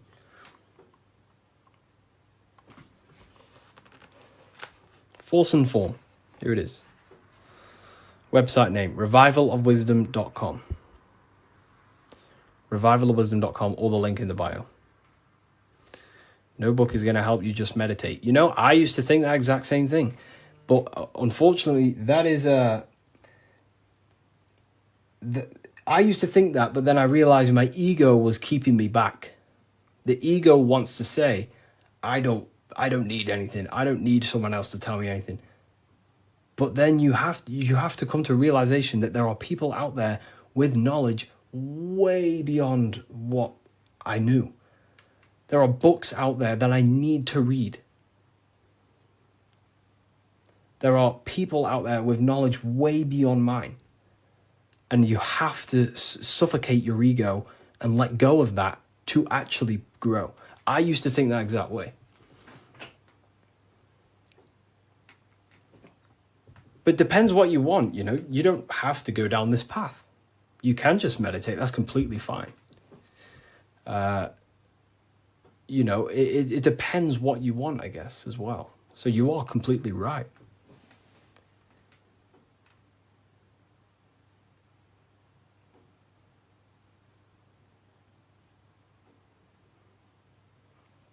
You are completely right. Is there a PDF? No PDF. Physical books only. You know, we ship worldwide. What's your fave part of the book? Oh, yeah, no one's ever asked me that, you know. That's a very good question. What is my favorite part of the book?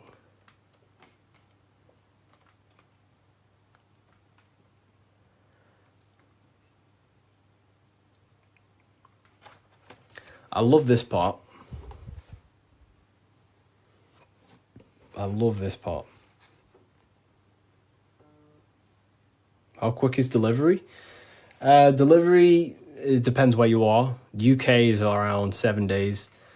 US, pretty sure it's about 7 days. It's a print on demand. So basically, an order will go through the website, and then it'll go straight to my suppliers. They print it, and then they ship it. And then they obviously send you emails with the tracking information and stuff like that. You know. But this is probably my favorite part. Is it UK based? It's not. So the suppliers that I have, they have printing warehouses all around the world. I'm pretty sure they have one in the US, one in the UK, So wherever you are in the world, wherever the order is going to, it goes to the correct warehouse, so it gets shipped in time. That's basically how everything's set up. Because I don't actually stock them all. I mean, I do have quite a lot here. I'll show you. I have quite a lot of them here. These are all Book of Symbolisms. This is what they look like. Explain everything about Freemasonry, pretty much. Everything you can imagine about Freemasonry. That's the first book. That's the second book. This is the brand new one. Which, this is the one we're going over today, pretty much. They will be on Amazon in the next, I don't know, 2 weeks, 3 weeks maybe.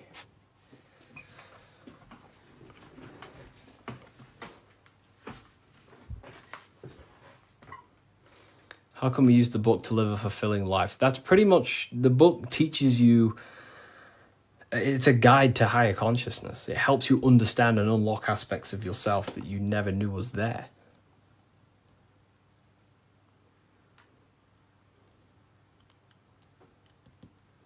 What are the 2 pillars in Freemasonry? Great question. So the first part of this book goes over that for a very long period of time. So the first whole section of the book goes over the Jachin and Boaz pillars, right? The different symbolism. So it basically represents the masculine and feminine forces of consciousness. But it ultimately represents division as well. The number 11 is a dividing number. It's left and right, right? It's left and right. So, have you experienced spiritual psychosis? No. If you met me in person, you would never even realize, because I don't talk about anything to anyone.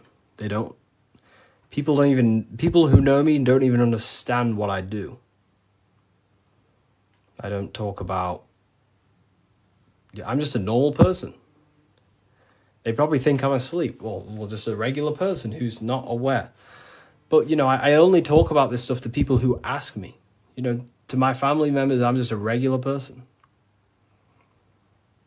But then obviously if they ask me about this, then I can tell them things.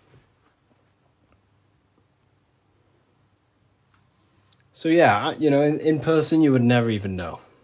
I'm just a regular guy. I work throughout the day. I make videos. I work on my YouTube. I help my affiliates. I come on live. I help people. I speak to my university students. And then I go to the gym, see some family members, and, I'm just a regular person.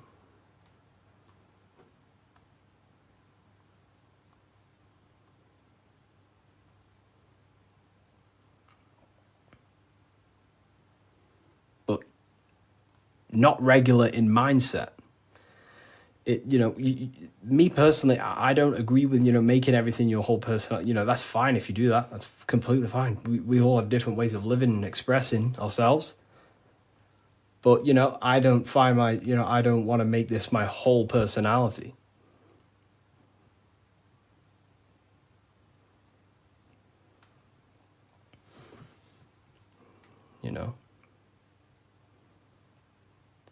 I love to read books in my spare time. I watch a lot of, listen to a lot of audiobooks.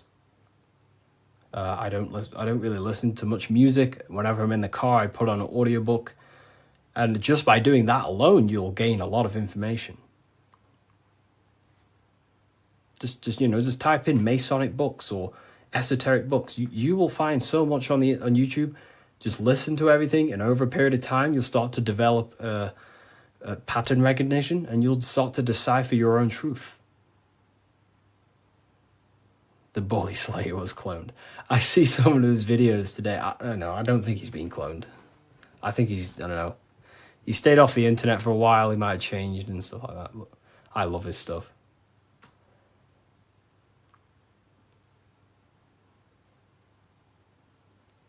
How long did it take to change your reality to your desired reality? Good question. For me, it was, I wouldn't say got lucky, because I work very, very hard. I work at least 10 to 11 hours a day most days, but not recently, but before. But for me, there was not many people in this space talking about the things that I do at the time. So for me, it sped up very fast because of that. You know, there's not many people who can give you this information I give you. Of course, there's a lot of people who can give you this information, but they're not, you know, well known or outspoken about it, you know, respectively to them. And luckily, my stuff started to gain a lot of attention, and my life changed in a matter of a year. But, you know, it can take longer. For years before that, I was trying many different things. Many, many different things. But whenever you preach about mind control, I realized I'm in a prison of my own thoughts. Yeah, a lot of people live in their own prison. Like I say, every day you wake up, you're either building your mind, you're either building your freedom of your mind or building the prison of your mind. Every day. You're either building your prison or your freedom. How long have you been on this path, Harry? As long since way before 2020. Way before 2020. I was talking about, I can't say the thing on here, but you know, the virus. I was talking about the virus way before 2020. And there may be some people in this live who watched my very first lives. I used to go live all the time. But I was looking into conspiracy theories when I was year 7, year 8. And then I got really deep into like conspiracies 6 years ago. And then after about a year of that, I started to switch into like esotericism. And then for like the past 5 years, since 2020, it's been all esoteric stuff, pretty much. You know, like Masonic, the psyche, human psyche, human consciousness, metaphysics, symbolism. So the last 2 years, it's mainly been symbolism, because I'm obsessed with symbolism at the moment. But yeah. Do you believe in God, Harry? I believe in a form of energy that gives rise to all things, yes. And we are a part of that energy source, that conscious energy. We are an emanation of that. We are cut of the same fabric of that. It is one consciousness clothed in different beings. Harry, you said faith, will, and care and time. Didn't you say time doesn't exist? Can you explain this? You know, time is the present moment. It's an eternal now. But, you know, that's what we call time. The movement of that.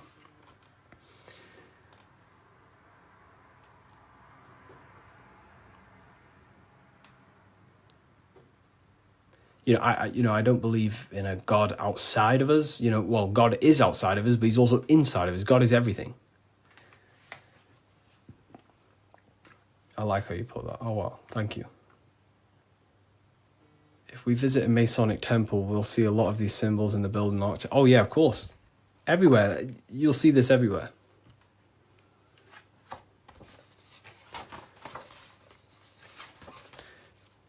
And look here. This is the gate of Europe. 2 pillars. The gate of Europe, 2 pillars, middle pillar. Here's the gate of Europe again. 2 pillars, middle pillar with the person in the middle. Here's George Washington. 2 pillars and the middle pillar. You are the middle pillar. You are the middle pillar. You're the middle pillar. You are the balancing pillar between the masculine and feminine. You're trying to combine the 2 pillars, which is the masculine and feminine forces of consciousness. And this is what I say about building yourself. This is the Egyptians telling you the same thing. They're building the middle pillar. They're building the self. They're building the mind. That's what Masonry is all about.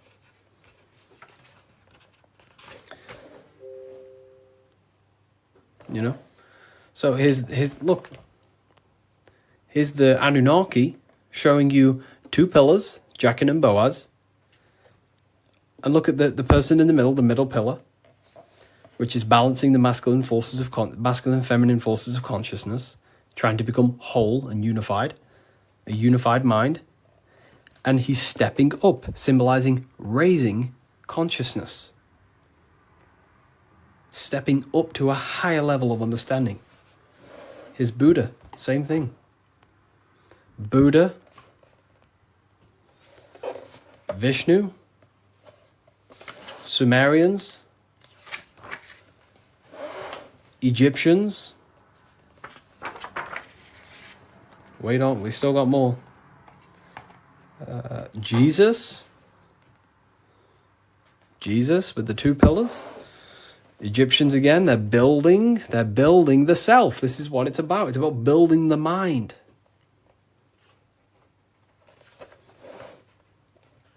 Royal Arch of Freemasonry. Knights Templars.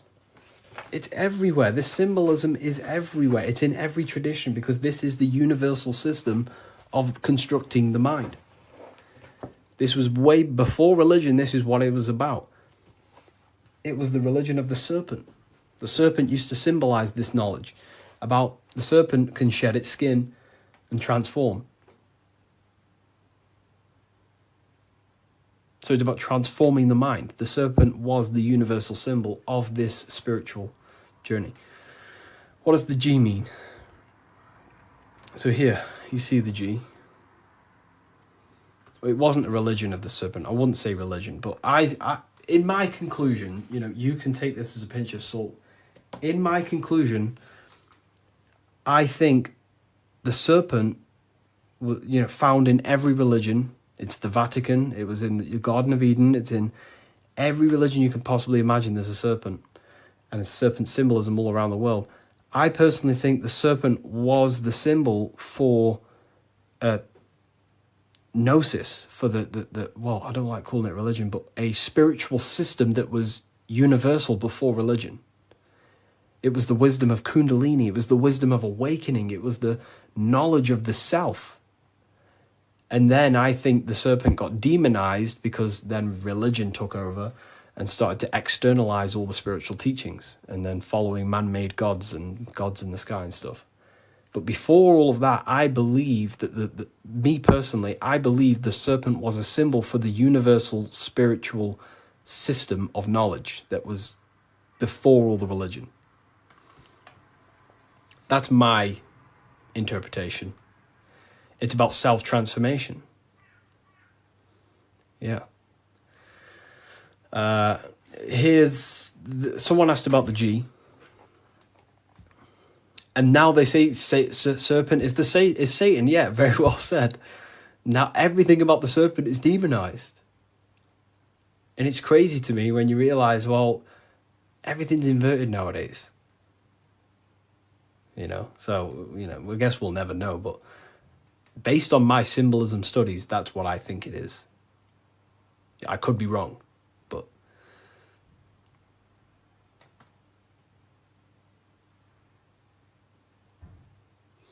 so okay, why didn't you join Freemasonry if you believe their teachings? It's not believing anything. These symbols are self-awakening. It's not. Everything I teach you is not about believing anything. It's about shedding light on what was there, but you just may not be conscious of it. So for example, the G, this is a Masonic symbol, and the G represents the force of care, the force of love, the heart, the generative principle, the G, the generating force of reality. That is love. The heart generates your reality. You right now are watching this live because you have a care. You care for the information I'm sharing. So that care is allowing you to take the action to generate this experience you're having right now.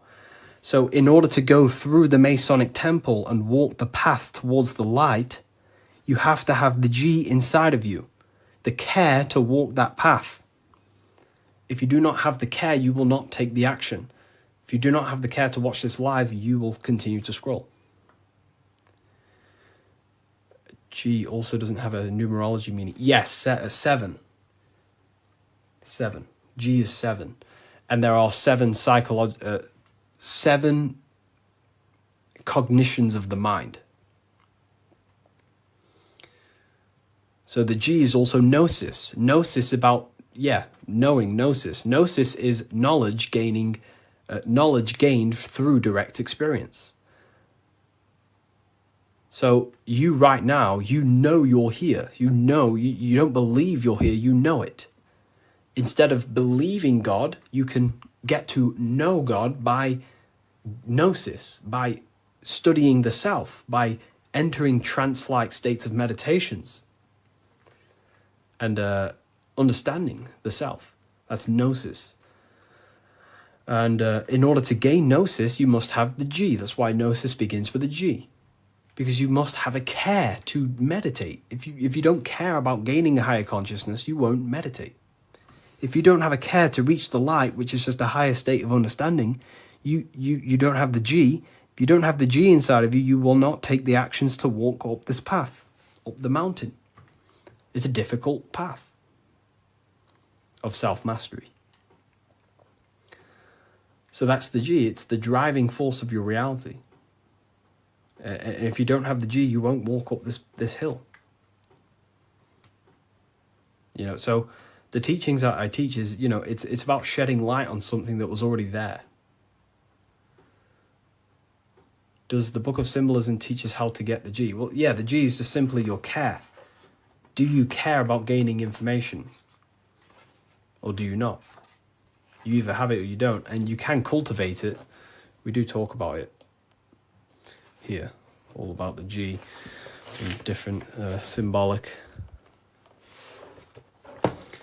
here. So in order to get off the checkered board and rise towards the light, so we're going from base consciousness to high consciousness, from material to spiritual, in order to do that, you have to go through the woman. And what is she doing? She's caring. She's caring for the little baby. So it's symbolizing, in order to go from low consciousness to high consciousness, you have to care. You have to go through the feminine, the heart. You must have a desire in your heart to truly raise your consciousness. That's why there's a woman here caring for a little baby. You have to go through the feminine to reach a higher consciousness. So anyways, is that why religion is against women? You know, there's so much that goes into that. I believe they don't want us in contact with the feminine energy of consciousness. We're all masculine and feminine. We all have feminine qualities. We all have masculine qualities. They suppress the feminine aspect of consciousness because that's what unites. If we all loved each other, we would be united. They don't want us to love each other because that creates division. And divided people are easier to control. If we all united, we'd all realize we can take over the government. So they destroy the feminine because that's all about caring, nurturing, growing as a community and as humans with the earth, caring for the earth and things, but it's just completely demonized nowadays. And now it's just a masculine-dominated world. But Freemasonry says that the G is geometry or God. It's all the same. God, what is God? God is a creator. How do you create something? Through the G, you have to care. If you don't care about something, you will not create it. If you don't care about the live, you will take action to scroll away until you do find something you care about and you take the action to watch it. So it's about generating reality. God, which is a G, which is about care, creation. Geometry is the same. It's all about creation. The mathematical codes. But it's all to do with the G principle, the generative principle. If that makes sense. So most words with G are all to do with care, gift. If I gift you something, it's because I care. I have a G. I have a care towards you, and I'm gifting this.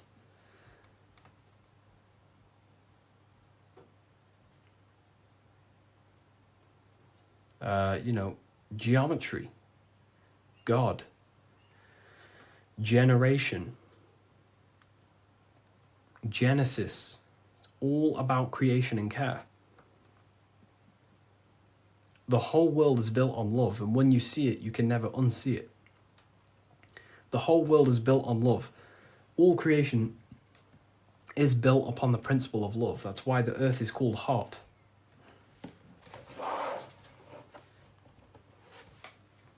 Earth is hot.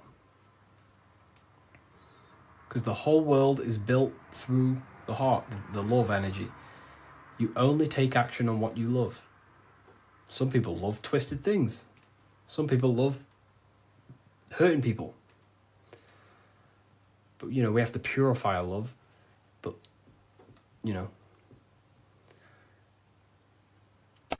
The Book of Wisdom by Harry B. Joseph has really piqued my interest. It's 119 pages of curated spiritual insight.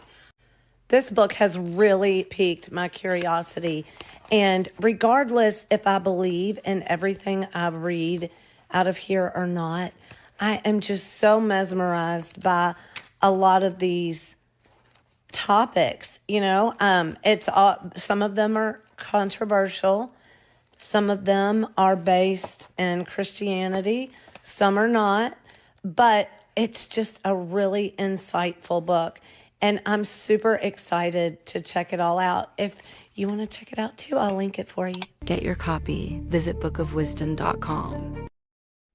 Today's topic is the binary code behind the universe. You will learn the fundamentals of the binary code, deeper understanding of reality, which will give you more of a connection to the universe, evidence supporting the existence of this code, and how to use the binary code to shape your reality. Now, this is an important one. We have 0 and 1. This is the binary code of the universe. It underlies everything. It is the source of all creation.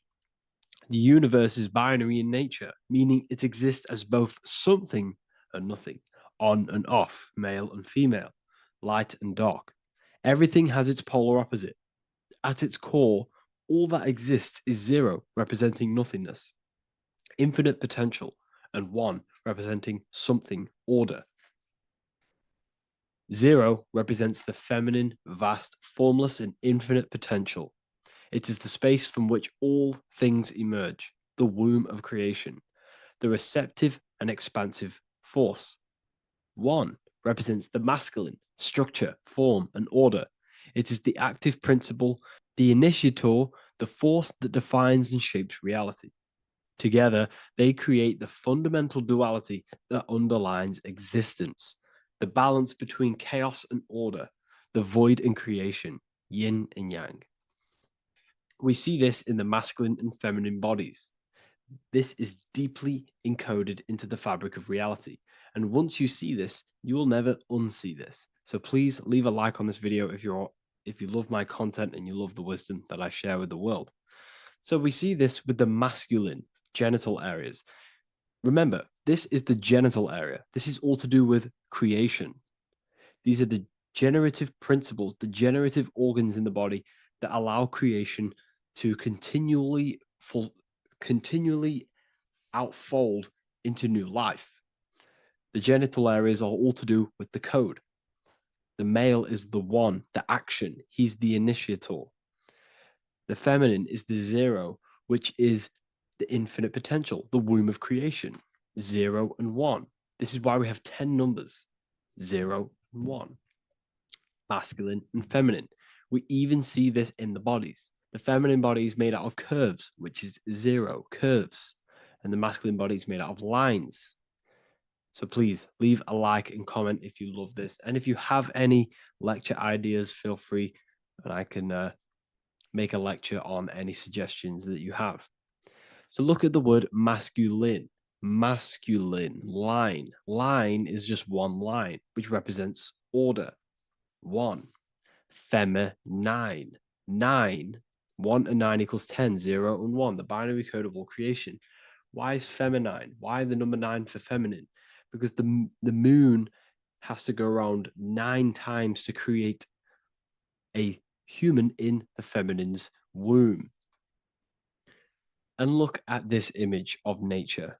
All nature is zeros and ones. Now you can tell. The stick is a 1. It's a line, and here we have curves. It's curves and lines. Curves and lines create reality, creates matter. Everything is 0 and 1. We even see this with the sky. The sky represents zeros. They represent curves, the heavens, the heavenly bodies, the sun. These are circles, the moon, circles, the planets, circles.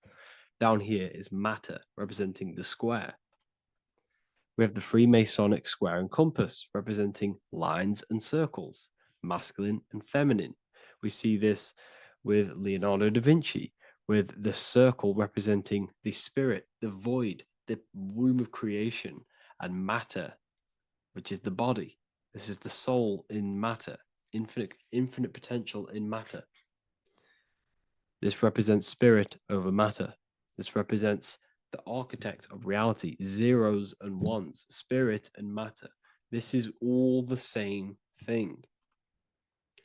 Understanding this binary nature of the universe, where 0 feminine represents the infinite potential and 1 masculine symbolizes order and structure, can benefit you in several ways. Manifestation and creation is the first way it can benefit you. Now that you understand this, you understand that everything comes out of infinite potential. 0, infinite potential. 1, action equals manifestation equals creation. So you must pull things out of infinite potential. If you have ideas but don't take action, too much 0, nothing materializes. You'll never materialize if you sit there imagining all day, visualizing all day. You have to take action. They both come hand in hand. If you only take action without tapping into intuition and creativity, too much 1, your actions may feel hollow and misdirected.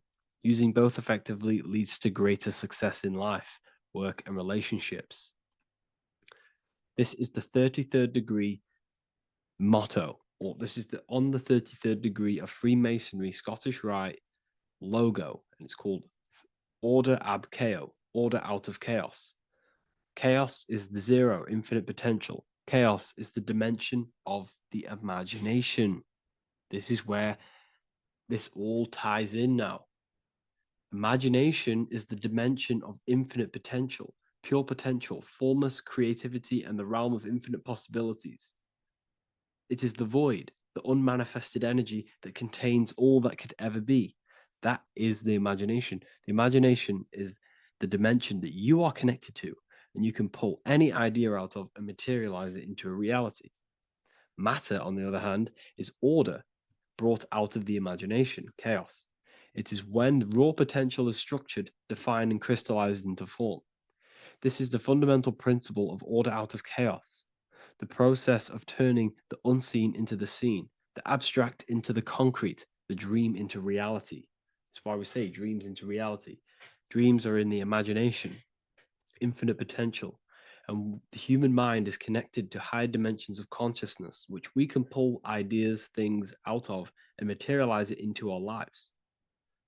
Whether that's good or bad, that's completely up to you. But we have access to higher dimensions beyond the physical plane. And this is the secret that the human mind is connected to, and that you are not just a physical body. Okay? The universe itself was born from chaos. Before form, there was only energy and potential. Our minds function the same way.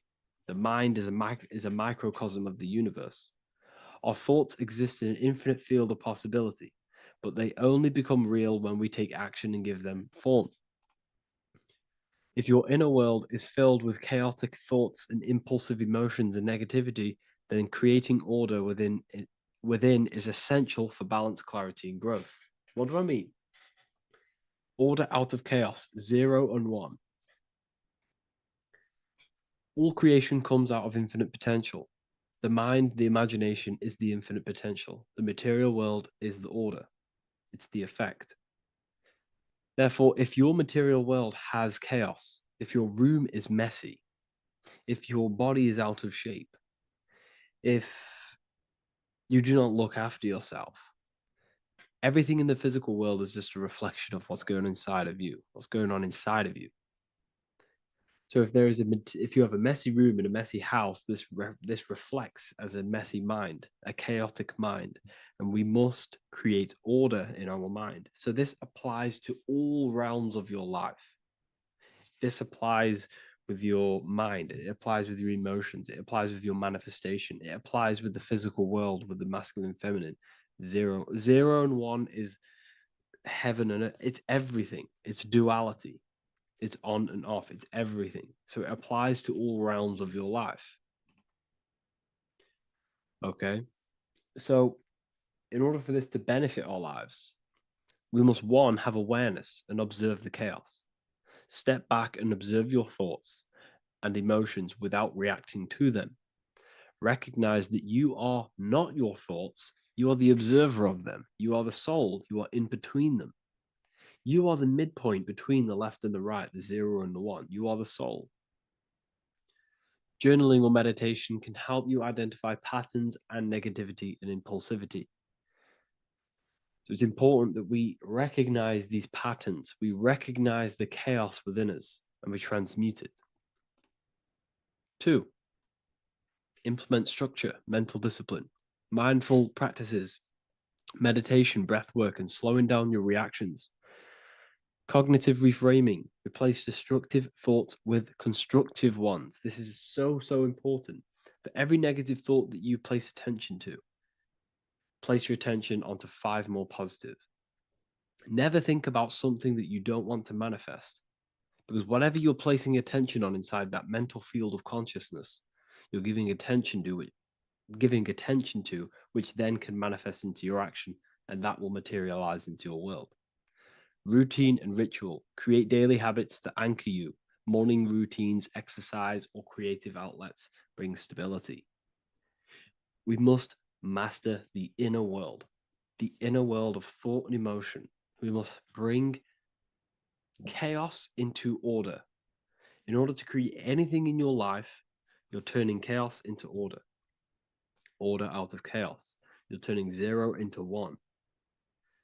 This is the binary code. All things underlie it. 0 and 1. So it's so important that we master our minds, we master our emotions, we master our inner world so we can produce effect in the outer world. We cannot create consciously and effectively if we have chaotic thoughts and impulsive emotions. So I hope this has made more clarity to you so you can implement this into your life. I know I haven't given you much strategic things to implement into your life, but now that you have a better understanding of how this world is pulled out of infinite potential, you can use that. Everything in your life is pulled out of your imagination. Every text you send, everything you think of, oh, I'm going to do this later, that is your imagination thinking about the future. So you just have to do this on a mass scale to create something big in your reality. So I hope this gives you a better understanding of how the universe works and has benefited your life. If you have any comments or any suggestions or how this video made you feel, let me know in the comment section. I would really appreciate it. And I'll see you all inside of the Symbolism Masterclass on March the 8th.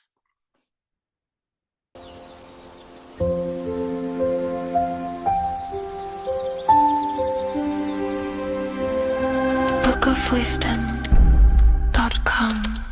Visit today.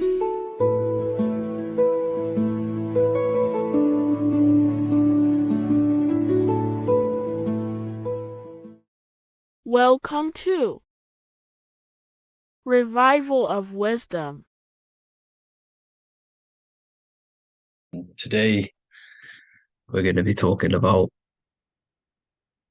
portals, portal symbolism, and what portals are, okay, and how they show them to us, because they have to tell you the truth, guys. This is the thing with the universal law. They have to tell you the truth. And they tell you through symbols, they tell you through movies, and different things like that. But let's jump straight into this. So first, I want to talk about the Freemasonry symbols. Okay, so first we got, obviously this is some Freemasonry art, but notice how you've got the ladder with a key. Okay, so this is ladder symbolism with a key. So maybe this is talking about ascending. Okay, because look, because this is ascending into the heavens, because it's a ladder with humans going up it with a key. In order to ascend, you must have the key. Okay, so what else do we have with a key? Well, the Netflix show Lock and Key, which is all about portals and keys. Because what the keys do, they open doors, gateways. Okay. So what's interesting about this is that they've got this key here, which represents the Kundalini energy rising up the spine. Okay, but we'll come back to this. But it's that same portal key symbolism. We've also got the Vatican. The Vatican is in the shape of a key. Okay, so you can see the start of it here and the end. So this is key symbolisms. Keys open doors. And notice how it's got the 8-pointed star. Okay, what is the 8-pointed star? Okay, we'll come back to this. This all ties in, guys. I'll break it all down for you. But then you've also got the god Janus. Janus, okay, is known as the god of the doorways. He's an ancient god of Rome, and they worshipped him. However, he's not a god, he's more like a high-level ranked demon. Because he is the god of the doorways. And notice how he's got two faces. Because doorways always have two sides. You're going into somewhere, there's always two sides of a door. And he's always depicted with two sides of a face and a key, because he holds the key to the doorways, to the portals, to other worlds and realms. Okay, as you can see, he's always got two faces and a key. Okay, so now we have the Sumerians, the Anunnaki, and they are always depicted with the two faces. Why do they have the two faces? Because they're symbolizing doorways, and the Anunnaki come to Earth through doorways and portals. So these are what these gods are symbolizing in their artwork. But they always have the 8-pointed star. Okay, what is the 8-pointed star? You see how they always have, look, let me try and find another one. It's the 8-pointed star. This 8-pointed star is Polaris. Okay, Polaris, just like the Vatican has the 8-pointed star with a key. Polaris is the center star. Polaris is a fixed star, it doesn't move. Okay, so the Anunnaki symbol is also the 8-pointed star. So this is symbolizing the portals and doorways that they come through in order to get to the earth. But Polaris is that center star which does not move. It's always symbolized with the 8-pointed star, just like a compass. Why is a compass the 8-pointed star? Because at the center of our realm is where the most electromagnetic energy is stored. As you can see, we have an aura field, an electromagnetic aura field. So does the Earth. And in the center, so like our heart, for example, is where the most energy is stored. And like the center of the Earth, this is why all compasses point to the center, because this is where the most electromagnetic energy is stored. It's at the center of our realm. Okay. So like I was saying with the lock and key series, see this here? The Kundalini energy rising up the spine, just like your Kundalini energy rising up the spine. Let me try. Oh, I can't zoom in, but you know what I'm trying to say here. Let's go back to Polaris, because at the center is where pole. Can you see the pole of electromagnetic energy? Polaris, the North Pole. It's symbolized. The truth is in the words. It's like a pole of electromagnetic energy. And this is where the aurora borealis comes from. Notice how it's got the word aura in it, because it's the Earth's aura, electromagnetic field. Just like you have an aura, also known as the northern lights, because it's coming out of this center hole in the center of our realm, where the black sun is. And this is where the electromagnetic energy is coming up from. And this is what the aurora borealis is, or the northern lights. It's just electromagnetic energy. And it's symbolized through our symbols, the original O.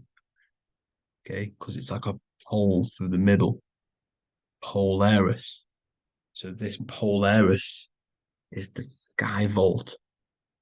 It's the portal into this realm, because this is what the Anunnaki are always talking about, always symbolize it with the 8-pointed star. And just like a compass is the 8-pointed star pointed to the center, to Polaris. Okay. See here on the Sumerian tablets with the 8-pointed star again. And how we know it's talking about portals with this 8-pointed star is because CERN 666 are opening up portals to the underworld, letting in demonic entities into this realm. How do we know it's a portal? Because their Hydra Collider has 8 points, just like the 8-pointed star. So they are creating synthetic portals to the underworld to let these demonic entities into our realm. But what is the key? Because if we're talking about ascending through Polaris, notice how here on the masonry art, this luminary here, so this is the sun, that's the moon, this is Polaris, because it's a luminary with what? 1, 2, 3, 4, 5, 6, 7, 8 beams coming off the luminary, just like the 8-pointed star. So you see the ladder with the key going up to Polaris. It's symbolizing ascending out of Earth. So what is this key that they're keeping from us? Because it's a human holding a key going up the ladder to Polaris. Well, chakras. We have 7 chakras. Okay, so this is what they are telling us in the lock and key symbolism. The Kundalini energy rising up the spine. Okay, just like they have 33 vertebrae on the back of your spine. Okay, this represents the Kundalini energy going up your 33 vertebrae, just like in Masonry has 33rd degrees. Okay, so what is the key? Your chakras. Your chakras have to be unlocked. Okay, you have to unlock your chakras, and you can't unlock this one without going through this one. You have to go through them all. It's like a ladder, just like Jacob's ladder. You can't go from the bottom to the top. You have to unlock each one. Okay, just like you have 7 chakras, you have 7 layers of your aura. Okay, you have to unlock your chakras to the highest point in order to reach Christ consciousness. And this is the key that they're talking about. They're symbolizing the organic portal within each and every one of us to ascend out of this realm. Okay, so this is the key that they're talking about, and they're holding back this knowledge to keep us trapped in this 3D realm. Okay, so like I was saying with the 33 vertebrae and the Kundalini energy coming up the spine, 33 vertebrae, you can see this sort of symbolism going up to the light, because it's the light you see here. Your crown chakra turns on and becomes enlightened, just like the Illuminati symbol. Can you see it? But also, Jesus also died at 33. So this is symbolizing, okay?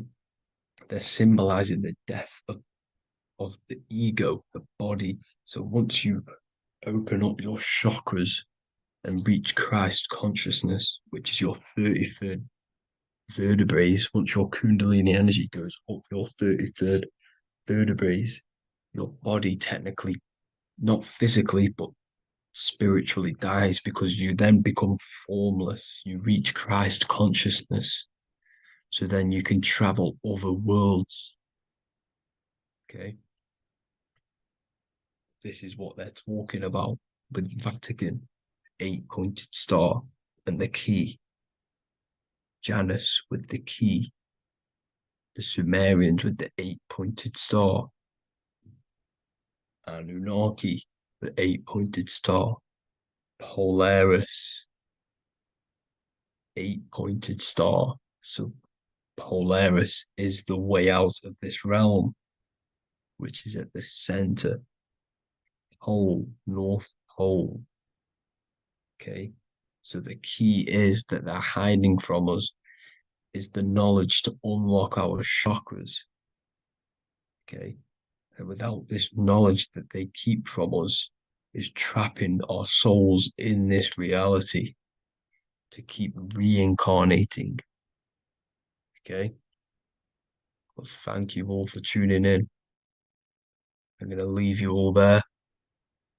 Make sure to leave a like and a comment in the comment section.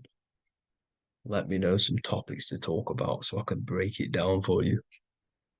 God bless you all.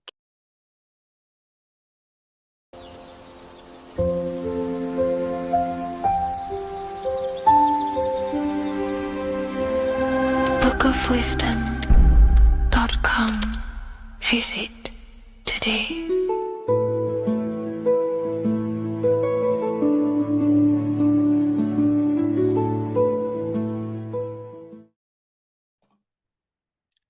So this is known as the bag of the gods.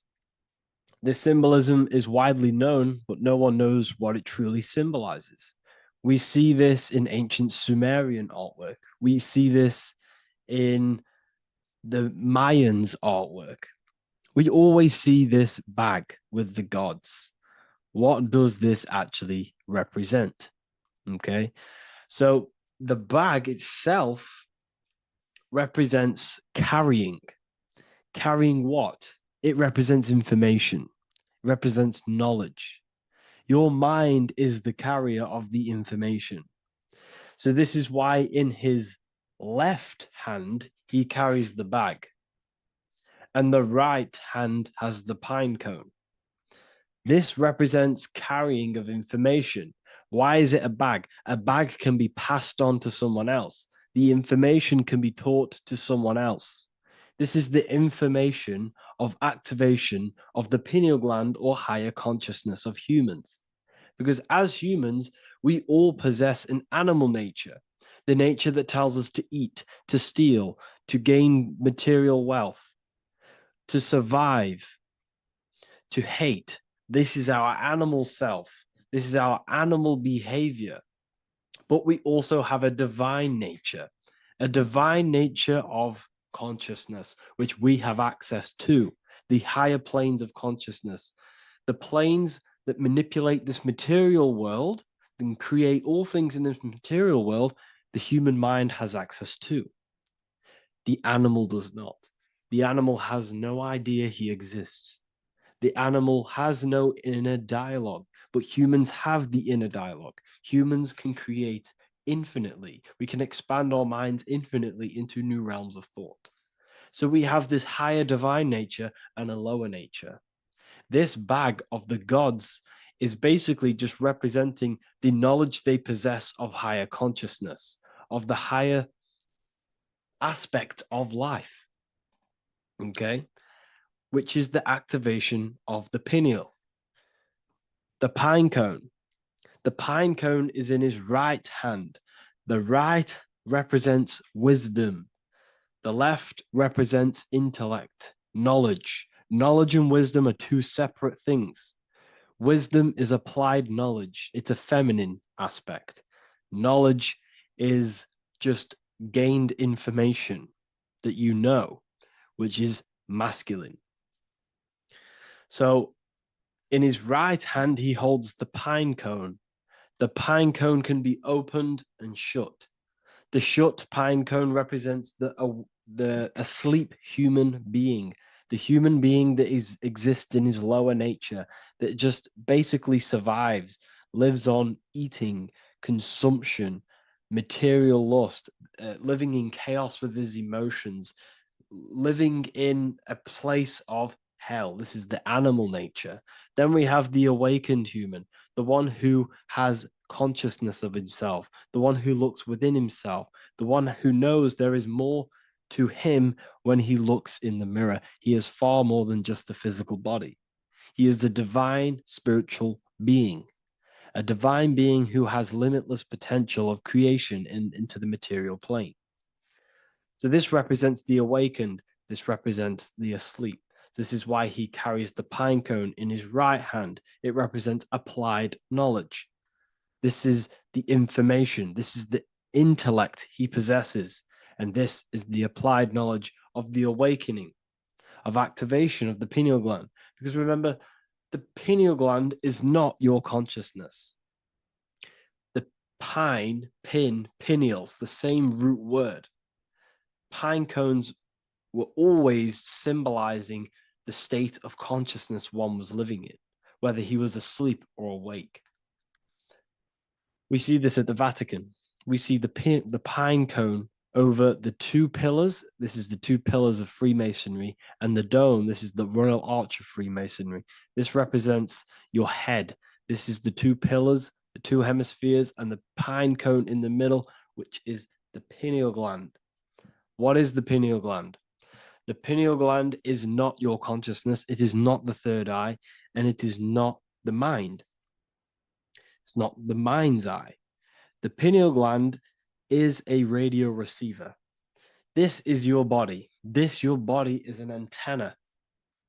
Most people think they are this body. This body is nothing but a receiver and a downloader of consciousness. Your brain does not produce consciousness. You are not this brain in your head. This brain is a downloader of consciousness. Consciousness comes from a way higher divine plane, which is what this image is showing here with the clouds. The mind is light. Consciousness is light. And this light is coming down into the material plane, and your body is basically a crystal antenna which is receiving and downloading this consciousness. So you can experience a three-dimensional reality. So God can experience himself in a divided, separate state. This is what this represents. Now, the pineal gland can be activated, okay, and stimulated, because the pineal gland has physioluminescent crystalline jagged shaped cells on it. And obviously these are crystals. Crystals are on your pineal gland. And what do crystals do? Radios use crystals. Your phone uses crystals. They tell you that crystals are woo-woo and pseudoscience because they don't want you to know the power of crystals. Your body is basically a giant crystal. Your pineal gland is a radio receiver for your consciousness. So if they can ruin your pineal gland and damage it, this will damage your connection to the divine, to your true self, to consciousness, to God, whatever you want to call it, the source. There is all one source consciousness, and we're all collectively connected to it. And this is our connection.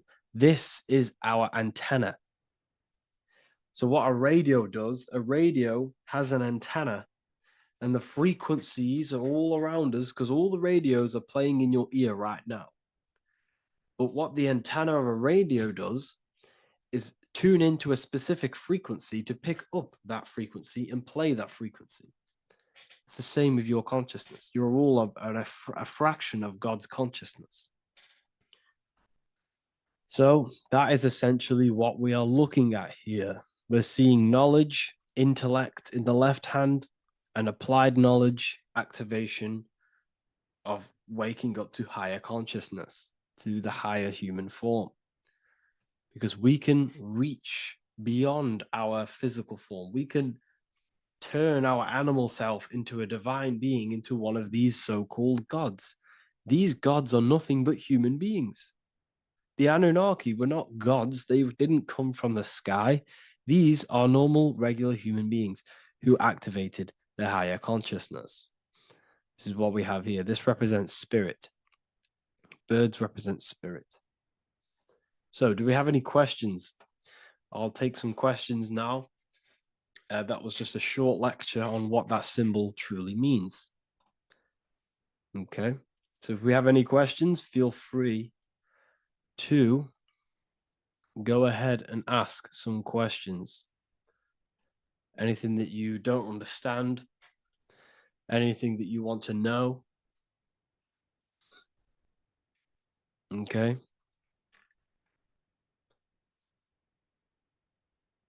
So base reality would be where source resides. Yes, the base reality is your consciousness. Are these lectures available in the university?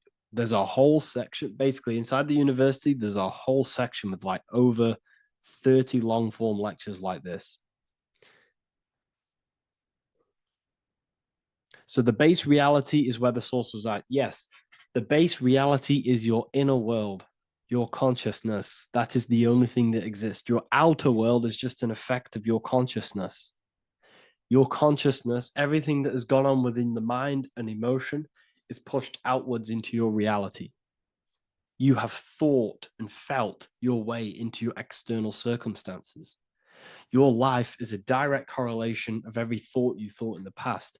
Therefore, your inner world of consciousness is creating and molding your outer world.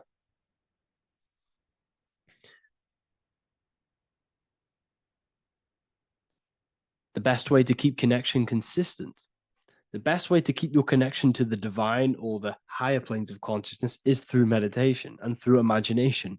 Imagination is the fourth dimension. It is the astral plane. That screen that you have in your mind is not a physical screen. That is the divine plane of the astral. And this is essentially where all objects of this material world comes from. The phone that you are holding, the laptop you're watching this on, whatever you're doing, every single object you see in your room that you are in right now began inside of the plane of imagination. This is not a physical plane. This is a metaphysical plane that you have access to. And you have the ability to bring down this plane into physical form. That's what we call manifestation. That's what the ancients called magic. This is what we now call in science metaphysics. It's all the same thing. So yes, you all have access to the divine planes. Unlike animals, this is why humans are so advanced.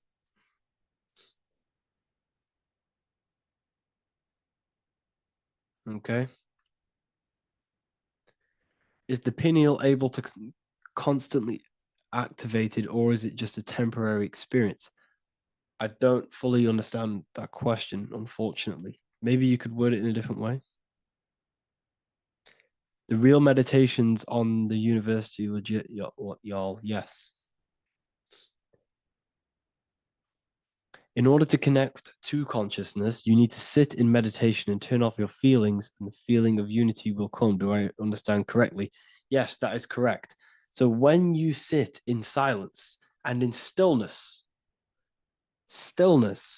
I highlight the word stillness because stillness, when you are still, no information from your nervous system is being decoded by the brain. So when your body is still and does not move, your nervous system starts to relax and comes to a balanced state. Your brain starts to relax, it comes to a balanced state. The left and the right brain stop working, the nervous system stops working. Then, once the body, the material body is shut down, you then have access to consciousness. You can't access consciousness if the body's in such a busy state. If electricity is being fired every 2 seconds, your whole body's electrical. When you move your foot, that's electricity being fired from the brain to the foot instantly through the nervous system. Your brain, your whole body is a technological machine. So you must shut down the technological machine to access the divine that exists beyond the technological machine. Do you understand that? Did we create ourselves from the higher plane? When you say yes, you created yourself, you manifested yourself in this material form for a reason in this specific time and place. Wisdom books, are these available inside the university? Yes, they are. So anyone who joins the university, they all gain 50% off the store. So you can get anything you want inside the store for 50% off. Plus, you get the Book of Wisdom Volume 1 PDF for free. You get the Human Health Guide. Plus, you get all of the library books. There's a load of different books on occultism, symbolism, esotericism. Do you need to place your attention somewhere specific during meditation? You can do. Okay, you can do. So if you struggle, when you first start to meditate and you struggle to turn off the thoughts, think of the back of the brain, the back of your head. Don't think of it, place your attention on it. Okay, so when you place your attention on the back of the brain, this now shuts off thought because the back of the brain doesn't have any activation to do with thought. The front brain does, the neocortex. That's all to do with activation of thinking. So place your attention on either the back of the brain or your breath. What's more important, creating yourself or finding yourself? It's balance of both. So in order for you to create fully, you must have awareness of self and awareness of thought and control over the mental dialogue, the inner voice inside of you. Okay. When you control that inner voice, that is when you gain power. That inner voice is what brings commands into physical reality. Before you kick a football, there is a change in consciousness. There's a decision made in consciousness before the body takes the action.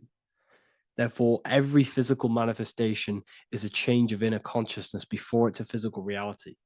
You can have the reality you want through consciousness before physically having it. That's the secret to creating. But you must believe it like you know the sun is going to rise in the morning. That's how much you should know that you have that reality in consciousness through feeling and thought and imagination. And that's how you can truly create in your reality. Shrooms help with consciousness or ego. I can't really talk about that because I'm maybe uploading this to YouTube, unfortunately. But we need to clean our pineal gland first from calcification. Yes, definitely. You should go on a detox the body, because you can't really connect with consciousness if your body is in such a dirty state. Because the brain is, your nervous system is in a state of fight or flight, trying to fight off all these toxins. So when you meditate, you're probably going to be having thoughts all the time because your brain's firing, your nervous system's being attacked through toxins. So you must detox to have a true connection with the divine. Your diet plays a big role in your spirituality and mentality. What is the most optimal food for pure consciousness? Fruits and vegetables. They possess consciousness. So when you place them inside of you, they're syncing with your consciousness. How to check the cleanliness of your body, your skin, your teeth, your tongue, your mouth. If your skin has spots, different colors on it, you're not clean, because your skin is a reflection of your inner organs. Coffee's not the best for you. Coffee gives you fake energy. Okay. So what coffee does, that buzz you get off coffee, is actually the toxic effect of the chemicals reacting with your body. If I'm inside the university and wanted to buy your book, you said it would be 50% off because we are your student. Is that automatic, or we need to have a code? You will have a code. Yes, I'm going to releasing a code for all the students after this. Caffeine equals neurotoxin. Yes, it fries your brain, it fries your nervous system, it fries your dopamine receptors. Will the Q&A last week about money symbolism be posted? Oh, I didn't post that. That's my bad. I totally forgot. I will post that after this. Thank you for reminding me. How to detox the body. The best way to detox the body is going through a week cleanse of fruit. So only consume fruit, sea moss, and cayenne pepper, and lots of freshly pressed juice. Do that for a week or 2 weeks, depending on how you feel, and then start to fast. You will lose weight, but you're not losing weight, you're losing impurities. It's good to do this every couple months, to just go on a raw fruit diet, cleanse the body, push everything out, and then start to fast while, consuming sea moss and having lots of freshly squeezed juices. What is an alternative for coffee? Something with high energy levels. Okay. We're not taught the most simplest thing about the human body. It is an electromagnetic machine. It's electrical. It runs off electricity. The only energy you need is electricity, and that is found in fruits, vegetables. If you want energy, drink pure, fresh, pressed juice. That will give you more energy, more electricity than coffee. Can we cleanse ourselves through oil pulling? Do you recommend it? I do oil pulling every day with coconut oil in my mouth. Celery juice is a good one, very good one. Yeah, celery juice.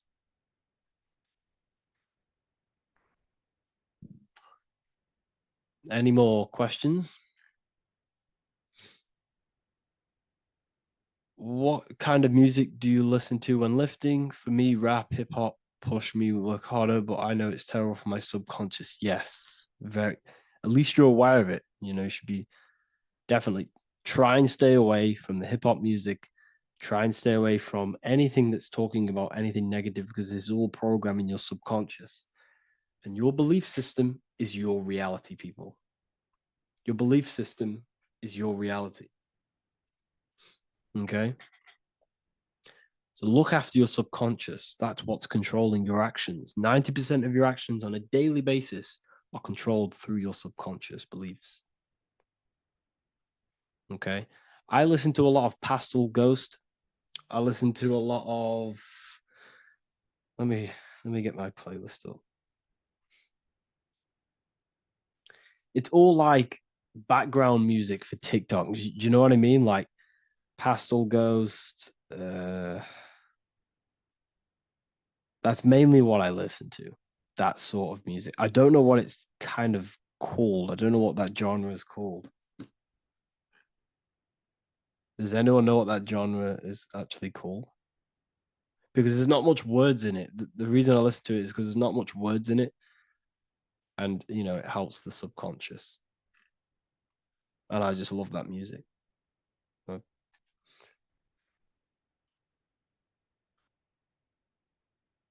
Like Lofi, yeah, a bit of Lofi. Uh, most people won't even know this type of music.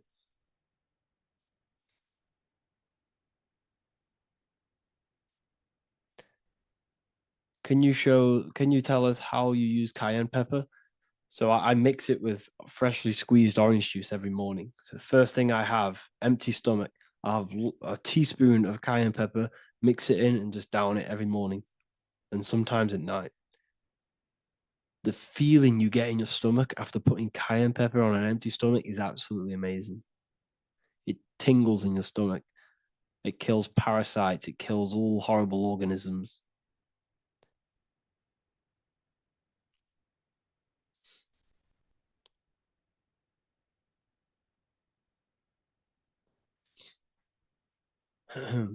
Mix it with hot water. Yes, hot water and key lime water. That I bet that's powerful. If you mixed warm water with key lime with cayenne pepper in first thing in the morning, I can imagine how powerful that is. I've never done that, but I'm going to try that. Do you use sea salt? I don't know what to think about sea salt, to be honest. I try and stay away from it. I don't know whether it's good, don't know whether it's bad. I'm kind of mixed on it, mixed information. I've heard people have benefits. I've heard other people say stay away from it. So I don't know. I just stay away from it. I'm not too sure on it.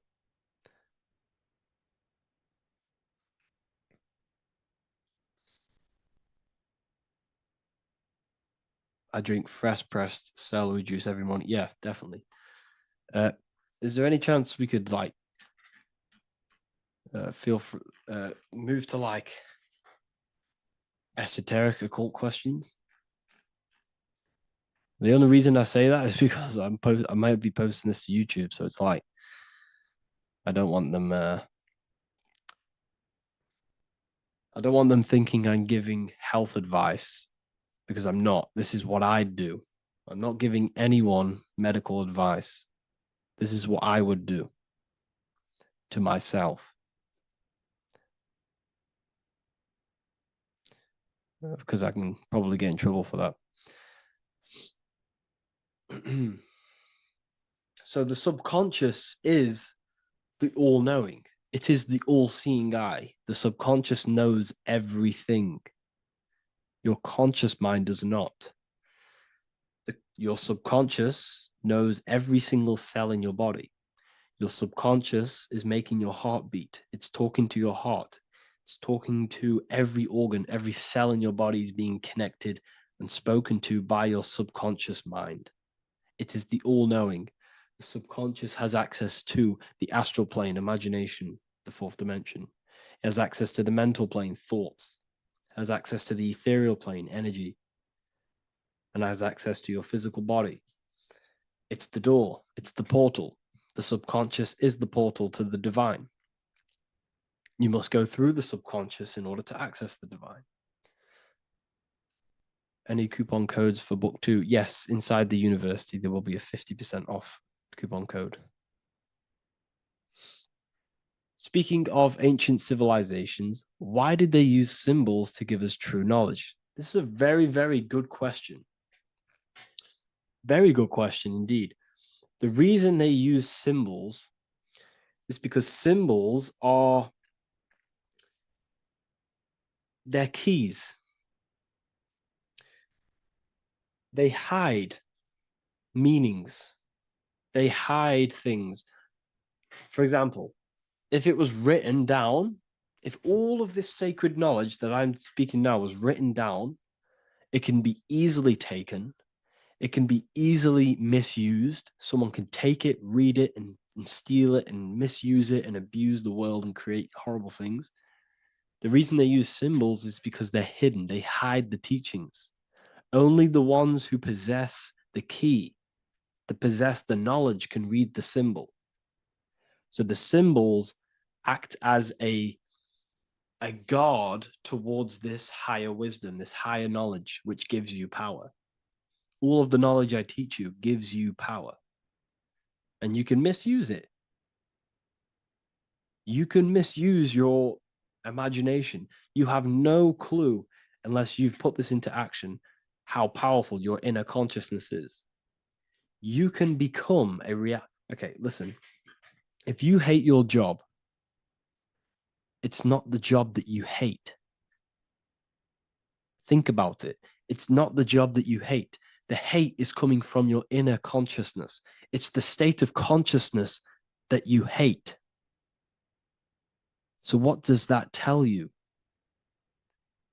You can change that inner consciousness to another reality, the feeling of another reality. You can become that consciousness within before you actually externally have it. And by becoming and knowing that reality, that's what produces effect on shaping your outer world. When you really, truly know that reality inside of you, of being free, of being wealthy, of having abundance, your outer world has no other choice but to rearrange itself to your new inner state of consciousness. That's what magic is. It's manipulating your inner state of consciousness. It's convincing yourself that you already have it, not believing it, knowing it. Okay? Knowing is different than believing. Believing is a lie. You should know thyself. Okay? So we can say that human overpopulation is intentional. There is no human overpopulation. We're all cramped in these cities. We're all cramped into one little place. We're not supposed to live like that. We're not supposed to live so cramped. This is why there's so many weirdos out in public. So many weird people doing weird things. This is when things start to go weird, and we shouldn't be living in this state, in this condensed state. We should be spread out. Okay.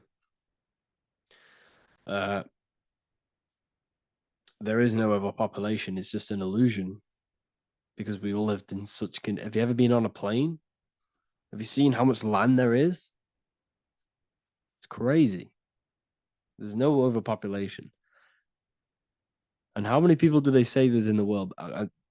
There's not that many people in the world that they say. I think it's like 8 billion. I think they say there's 8 billion people. There's not 8 billion people. There's probably more like 2 billion. And the reason I say that is because I have a friend who only has like 300K followers. So that's a lot of followers, okay? And he gets recognized everywhere he goes. And he's into all this stuff. And he says, listen, the population is definitely not 8 billion or whatever they say. I think it's like a couple billion. It's probably more like 1 billion. How to properly manifest intentions. Thought, emotion, and imagination are the key. You must know that you have that reality. Don't believe it. Become that reality within your consciousness. All day long, as much as possible. Feel it. Imagine it. Say it. And have zero doubt. How to have zero doubt. You can't, well, okay, so the doubt, that little voice that will seep into your mind saying, you can't do that. You can't do this. That's your old voice of your subconscious program. Listen, the reason why most people fail in life is because they have trained their subconscious that they will fail. They have told and believed that they will fail. The reason I will succeed for the rest of my life is because I have trained my subconscious to say, I will win, I will succeed, I will solve any problem. That's my belief system. And if my belief system is that, then my external reality, my conscious mind will seek a way to fulfill that belief. It will seek to control and create that belief in my external world. It will seek to solve any problem. I've trained my subconscious mind to know that I already have the reality, to know that I'm abundant, to know that I have everything that I already need. Therefore, if any problem comes, I can sort it straight away. But most people have a different belief. It's not your fault. We've been kind of manipulated and told this, that they will fail, that they can't do anything, that it's too hard. And that basically casts a spell on the conscious mind, where your conscious mind is just like, no, I can't do that, because of this subconscious belief that you hold. So you must reprogram your subconscious that you can do it, that you will solve any problem, and that you are abundant. That's the reason why successful people succeed. It's because they have a complete different mind state, a complete different belief system in their subconscious.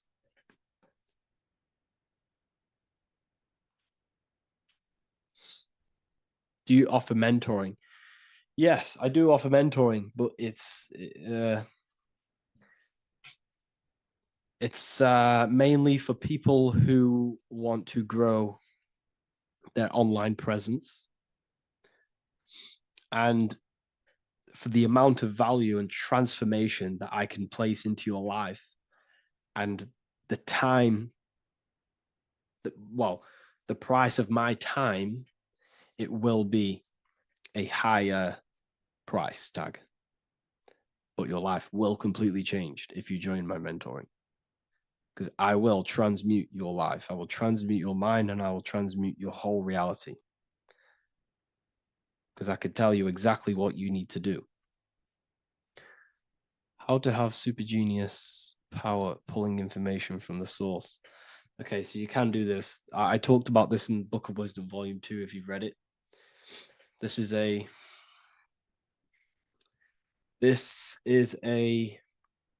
technique that Albert Einstein used. This is a technique that Thomas Edison used. This is a technique that all of the ancient geniuses have used.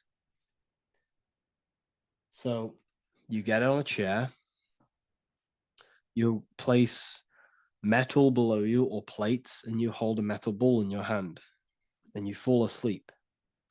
And every time you fall asleep on the chair, you're going to drop the ball, because your body will become unconscious, and you will basically drop the ball, and it will wake you up, because it's going to hit and make a loud bang on the plate. And every time you go to sleep, basically what this is actually doing is shifting your consciousness from conscious into the subconscious. So from physical into the astral. Your consciousness is shifting between these two planes. And as you do this, you can bring down great ideas from these higher planes. So when you fall asleep, have an intention. And when you fall asleep, you'll drop the ball. And when you wake back up, you'll have an idea, and you got to write it down.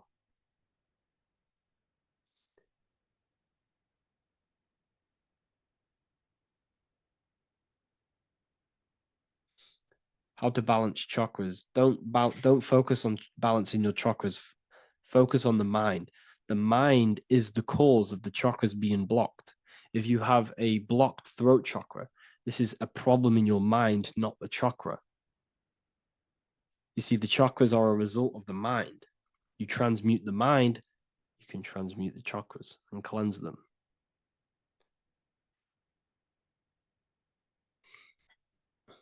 So was Jesus a real man that walked? Okay, so I'm going to tell you something. Like, some of the things that I say in my reels, they are to catch attention. So if I say the first thing on the reel, Jesus never existed, straight away, you see that, it's going to trigger you. It's going to trigger Christians. It's going to trigger people. So yes, I do say things to catch attention. The reason I do that is because I have to, in order to catch attention. Maybe there was a Jesus who walked. So in the past, I have said Jesus never existed. Yes, This is to catch attention, to boost the reels, views, and comments and stuff like that. Maybe there was a man who was called Jesus and walked the earth. But listen, he was not the Son of God. You are all the Son of God. Jesus represents an archetype. He represents morals. He represents a way of living that you should embody in your life, not to worship. We shouldn't be worshiping this man. We should be embodying his qualities into our lives so we can become Christ consciousness, so we can live in harmony with our mind, emotions, body, and spirit. Okay? He was not the Son of God. You are all the Son of God. We are all God experiencing himself in a three-dimensional divided form.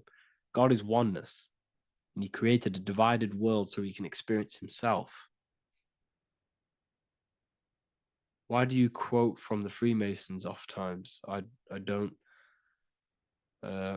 recall me looking at Freemason quotes and quote them. I just simply, when I post a quote, I literally just, whatever comes to my head, I just whack it into Telegram or Twitter. Are dreams tied to your subconscious, and how do you understand them? Okay. Dreams and astral projection are two different things. Astral projection is your soul leaving this plane into the collective consciousness, into the collective mind, the collective astral plane. But dreams are basically the astral plane, but it's your personal astral plane in your personal subconscious. So when you dream, you're entering your own consciousness, you're entering your own subconscious. Every character, every event that happens to you, everything that is said to you, everything that happens to you in your dream is yourself pushed outwards, and you're basically experiencing your own mind. If something scary comes up in your dream, this is your belief, this is something in the back of your mind materializing and coming to you and showing itself to you. So in order to understand your dreams, it's basically suppressed emotions, suppressed thoughts, all lingering in your subconscious materialized. Okay. A few months ago, I'd have concurrent dreams of getting in a car crash that lasted for months. Then one day out of nowhere, I got into a really bad accident, and that low-key bugged me out. I didn't know if my mind was trying to warn me or what.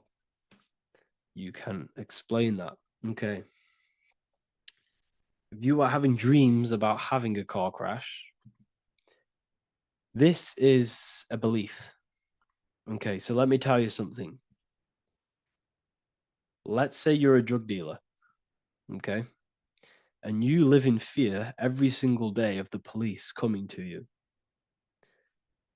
This dealer every day is worried, he's scared, and he lives in fear of the police getting him. He was believing it. This fear, this emotion he was feeling on a regular basis, repetition, and the emotion is basically impressing your subconscious. It's impressed his subconscious that deeply that he now believes it. It's now become a belief. So one day the dealer gets caught and he goes to prison. Let me tell you something. He placed himself there because he created a program, a belief in his subconscious of the police. And his external reality is now in a prison cell. But that prison cell is just an external manifestation of the prison cell of fear he installed in his subconscious mind. The four walls he's now trapped in is just basically an externalization of his own belief system that he created through consciousness, through the subconscious. If you embedded your belief that you will be in a car crash, you will be in a car crash. He placed himself there. He materialized that reality through the thought, through the emotion, through the belief. He put himself there. You see? So if you were having dreams, this was maybe, it could have been anything. You could have watched a program when you were a child about a car crash, and that maybe scared you. Or you saw a car crash when you were very young, and that scared you, and that impressed your subconscious. Then you had a dream about it. Then you started to believe it. And then one day, bang, it happens. That's the power of the subconscious mind. It holds control over you. It holds control over every aspect of your reality, of your being. So, I hope you all enjoyed this live. I'll see you all inside Ethereal University. I'll be posting another lecture this week.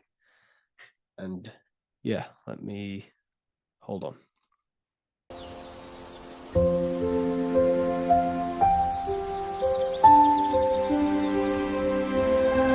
bookofwisdom.com. Visit today.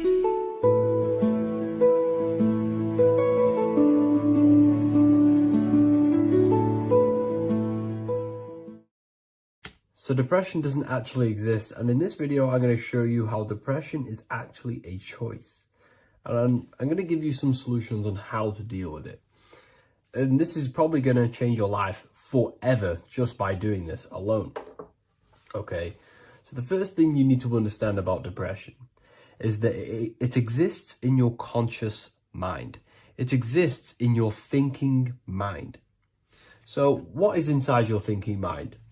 You have your body, your name, your reputation, your trauma, your memories, your family, your worries, your interests, your bills, your passion, dislikes, goals, right?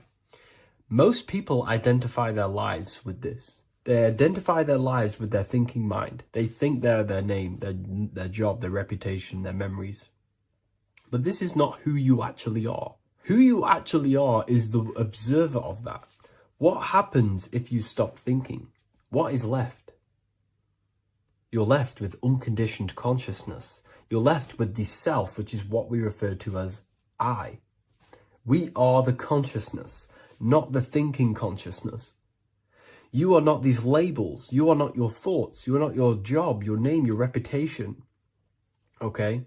And the reason why I'm telling you this is because it's very important, is that we are something beyond this body, beyond this name, beyond our thoughts. We are the consciousness. So depression exists inside of the thinking mind, the conscious mind. Okay? So if you want to get rid of depression, you must learn how to escape the thinking mind. And not only just escape, but that's step one. In meditation, you do meditations, right? We sit still and we have to learn how to control the mind and turn off the thoughts. And when we turn off the thoughts, depression goes out the window because there's no thought present in your mental field of consciousness to be depressed. Okay? You must understand, who is the one suffering from the negative thoughts? Who is the one suffering? Your mind is not suffering because the mind is producing the thoughts. Your body's not suffering from the negative thoughts. You are suffering. And who is you? You are a soul. You are that feeling. You are that person beyond the thoughts, beyond the feelings, beyond that. You are the one experiencing. You are that. Meditation gives us the ability to turn off the thinking mind. This allows us to escape our thoughts. Okay? And it gives us, over a long period of time after meditation, you'll be able to turn this switch. And this switch will be able to turn off your thoughts. And by doing this, we will be able to control our conscious mind directly by the hand. So when you notice yourself gaining them negative thoughts, we can then turn off the switch of turning off the conscious mind and rising to our authentic self and knowing the thoughts are just illusions. Now, let me tell you something that's very powerful. Most of your thoughts are coming from beliefs. Most of your feelings are coming from beliefs. So if you have a feeling of lack, this is coming from a belief that you don't have much. If you are feeling alone, this is coming from a belief that you are alone. So what we must do is restructure ourselves. We must restructure the subconscious mind. And we do this in many different ways. We can do this with meditation. We can do this with visualization, visualizing our desired reality as if we are living it. We can do this with affirmation. Now, a lot of people think, oh, I'm trying to speak something into existence with affirmation. No, you're not using vibration to try and change reality with what a lot of these new age people will teach you. Vibration, your words will not have much an impact on reality. That's the truth. But what they do have an impact on is reprogramming and recrafting and refining your mind. If you repeat, I am wealthy all day long, your subconscious mind, that word will be lingering inside your subconscious, and you will start to mold that into your conscious. You'll start to be consciously thinking about this. Most of your thoughts are coming from your subconscious. So if you want to get rid of depression, you got to figure out the trigger. What are you depressed about? What are you feeling? What are the beliefs that are making you feeling and thinking this way? And that's what you must restructure. You must restructure your subconscious mind through visualization, meditation, and affirmation. You do these all the time. You do these every single day, and you will slowly, if not surely, restructure your subconscious mind. While by doing the practice of meditation, you'll gain the off switch as well. Sometimes depression comes from not living in your authentic self. You're not doing the things that your soul is telling you to do. We all know what we should be doing at all times. I don't care what you have on. We all know we should be doing something. We all know that we have there's a higher aspect of our mind that tells us, oh, we need to be doing this, but I'm actually sat here on my phone. Oh, I shouldn't be eating this, but I'm doing it anyway. There's always that higher voice. And that is the voice that has to be connected to. And when your body's not acting out the voice of the soul, then the soul becomes sadder, and suffers more and more and more. There has to be a connection between the soul, the mind, and the body. They have to work in unison. Okay? So I hope this video helps with depression, with whatever you're going through mentally.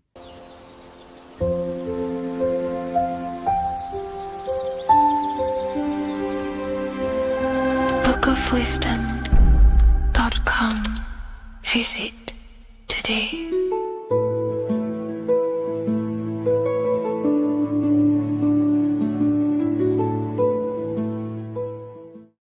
What is good, people? It's Revival of Wisdom. Today we're going to be talking about Saturn. I've done this video in the past. However, this video is going to contain a lot more in-depth explanation of Saturn. So the 33rd degree Mason, Manly P. Hall, said, Saturn is the key to crystallization, physical matter. Light is matter, matter is light. They are interchangeable. Low vibrating light turns into matter, high vibrating matter turns into light.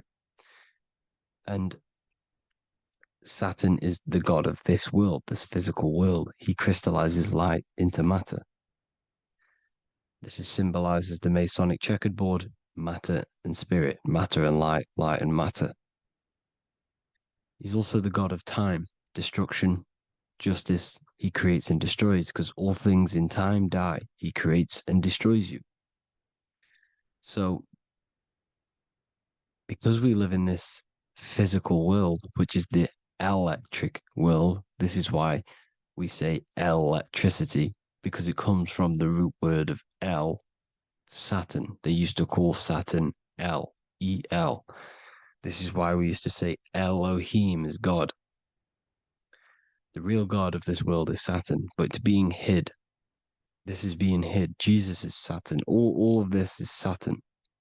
It's all Saturn worship. It's the real God of this world, So, physical matter is a result of two opposing forces equalized on the plane of inertia, because everything is created out of electromagnetic toroidal fields. And these two poles equalize on the plane of inertia, which gives you planet Earth, plane of inertia. The plane of inertia is what Saturn is. It's the ring around the center of the plane of inertia. Thank you to Walter Russell saying, physical matter is a result of two opposing forces on the plane of inertia. This is what Walter Russell says, so please check out his work. He's got many books, many books on light and electromagnetism and stuff like that. So I advise you to check him out. So the torus field gives you the binary code 0 and 1, the female vagina and the male phallus. This is the code for this world. Saturn crystallizes physical matter. Now Saturn is the most outermost layer of the 7 layers of heaven, where it says in the Quran it says, Allah, it is He who created the 7 layers of heaven. Saturn is the outermost layer. He's the top. He's the most high. So when we say the most high, we're referring to Saturn. He's the most high before the firmament, before the stars. So Saturn is the god of this world. He's the Lord of the Rings. He wears the crown. The crown is the rings. Crown, Kronos. So the planets are luminaries. They are lights. They are beings. They are energy, conscious energy. And we're in the heart of the solar system. Saturn is the outermost layer.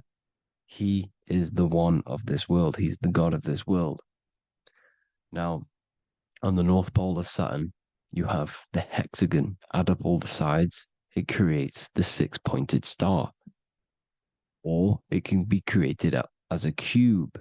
The cube is very important. The 6-pointed star is very important. 6 points, 6 triangles, 6 side, 6, 6, 6. Black cube adds up to 6 in gematria. Now, what did I say in the beginning? Saturn crystallizes the physical world. He creates physical things out of light. You are a light being. This is why we say human. Hue means the light spectrum. Hue, man, we are light manifested into physical forms, human. And we are incarnated through Saturn. Satan, same thing.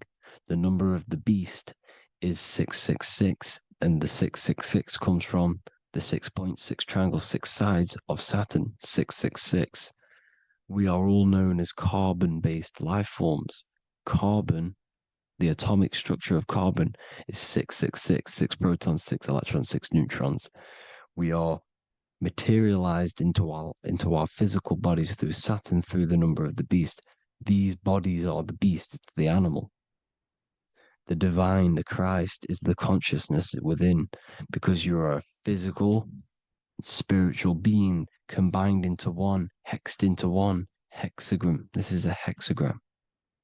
You're hexed into physical matter, spirit and matter, light and dark, combined into one.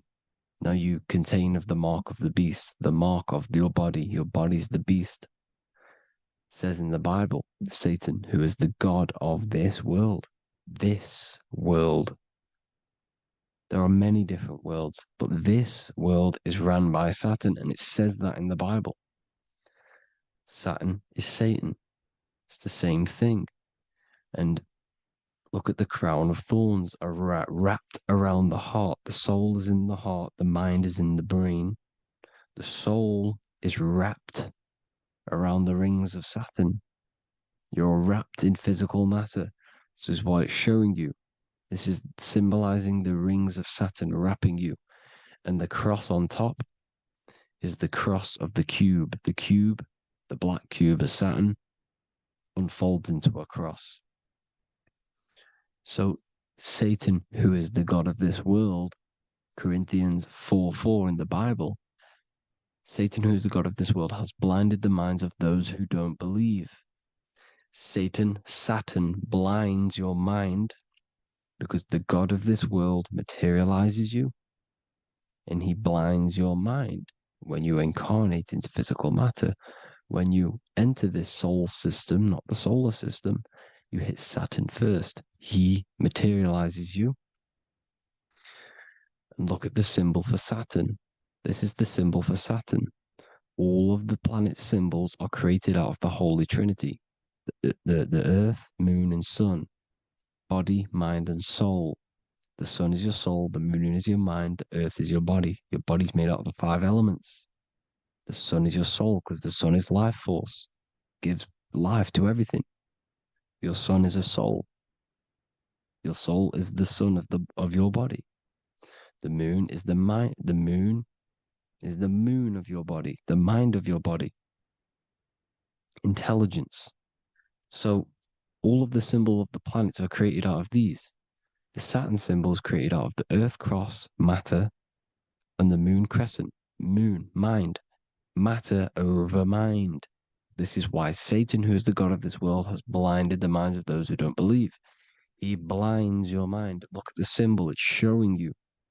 The Saturn symbol is matter over mind when it should be mind over matter. So we descend into a soul system, into our 666 Saturn carbon suit bodies, and we are matter over mind. Then we have to move up the spine to go back up to spirit, to mind over matter, where you manipulate your own reality. Now look at this. It creates the number 5. 5 is the number of change. You're moving from this side of the number sequence over to the right side. You're moving from the spiritual into the physical world. You're incarnating into the 5 elements, the 5 senses. So the cube, the black cube of Saturn, is another major symbol. Very important symbol. Here you see the cube, and the color black is associated with Saturn because Saturn's associated with death. He creates and destroys, light and dark. Death is associated with black, spirit, because you can't see spirit, which is blackness. So the black cube is black because Saturn rules the nighttime, which is dark, blackness, and he rules the winter, which is death, blackness. So Saturn is the black cube. Cubes have 6 sides: up, down, right, left, back, and forward. Cubes are 6-sided. Everything is 6-sided inside of this creation because you're incarnating, you're materializing, crystallizing into the cube, the world of the cube. Everything's a cube. Everything's got 6 sides. Here's Leonardo da Vinci showing you that you're in the cube. Leonardo da Vinci did this famous painting. You're in the cube, you're hexed into physical matter, where you're incarnated into the 3rd dimension, the 3-dimensional world, which is a cube, 3D. And black cube adds up to 6 sides of the black cube. The Kabbalah means cube god in Arabic. And look at what they do. They worship the cube, the black cube, and they stand in rings like the rings of Saturn. Australia, Denmark, Manhattan, Santana all have these black cubes. You go to New York, you will see the black cube there as well. These black cubes are everywhere because it is the real God of this world, So look at the cross. The cross unfolds into the cube. Xbox, Nintendo GameCube, Sega Saturn, anything to do with a simulated gaming reality, they put Saturn in it because we're in the simulation of Saturn. This is a simulation. And this is why they reflect this through the Xbox, GameCube, Sega Saturn, anything to do with gaming, simulations, is all Saturn. Because we're in the cube of Saturn, the black cube. We're in the GameCube, the Xbox, the Sega Saturn. As above, so below. So they reflect it through the simulations that they create inside of this simulation. Cubes have 8 points for the 8 points of time and space. 8 is the number of time. Everything's cycling, infinity. So look at the cube. The cube is symbolized as in Judaism. The Judays have the black cube. They wrap themselves in a black band and they cover their eyes into blackness. The black cube for the black cube of Saturn. They use the star of Saturn and they worship their god on Saturn Day because it's all Saturn worship. Look how the Saturn god is wrapped around with these thorns or leaves, just like Jesus is wrapped around his heart. And Jesus on the cross is us on the cross. We are in the cross. We are in the cube. The cross is the cube. And the cross is even in the Saturn symbol. This is another symbol for Saturn. There's two symbols. You got this one, the one I've just broke down. And there's this one. This is the cross of Saturn, the cube god, the simulation, the game cube. Now, Chronos is another word for Saturn. Chronos means time.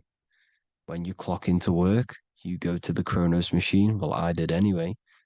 And I'd tap my card on the Chronos because Chronos is time. Anything to do with time is Saturn. He creates and destroys. Look at the artwork of Saturn with the sand, the time. Look at this, how he's cutting off the baby's wings. He's crystallizing the spirit into matter. He's cutting off your wings.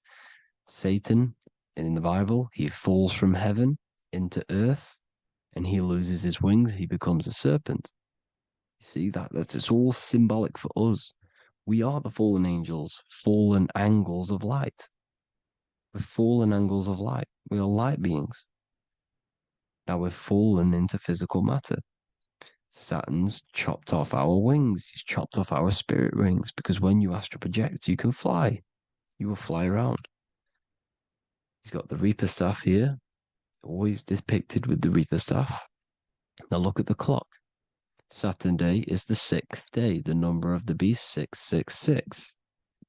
Look at the clock. 6 take away 12. 12 take away 6 equals 6. 7 take away 1 equals 6. 8 take away 2 equals 6. 60 seconds in a minute, 60 minutes in an hour, 24 hours in a day, 2 plus 4 equals 6. That's 666. Everything's 666 because it's time. Saturn. All goes to Saturn. He's the god of time. We're in time now. We're in time. We're in the time, which is God, the god of this world, the god of time. Now look at this. The Reaper is also depicted as the Reaper with the staff, the black cloak, black symbolizing death, spirit. Judges wear black because Saturn is the law. He's the god of this world. He's the law. This is why they wear black cloaks. When you graduate from university, you wear a black cloak and a black cube on your head. You've been hexed. Funerals, you wear black because it's all to do with Saturn, Father Time, Father Crystallization. Now Saturn, here's another one of him cutting off the wings of a child. Because he cuts off the wings. He creates and destroys your body. We're in the electrical world. Everything that is electrical vibrates. All vibrations have to come back to a standstill point, which is death. This is why your body dies. Your atoms stop vibrating. Corona. Look at the crown. The crown is the corona. Corona means crown. And look at this is an alcohol brand for beer. You can see the staff of Saturn in the symbol with the moon crescent. Corona, which is the crown, Saturn, the crown on Saturn, the rings. And then you've got the staff. It's all Saturn worship.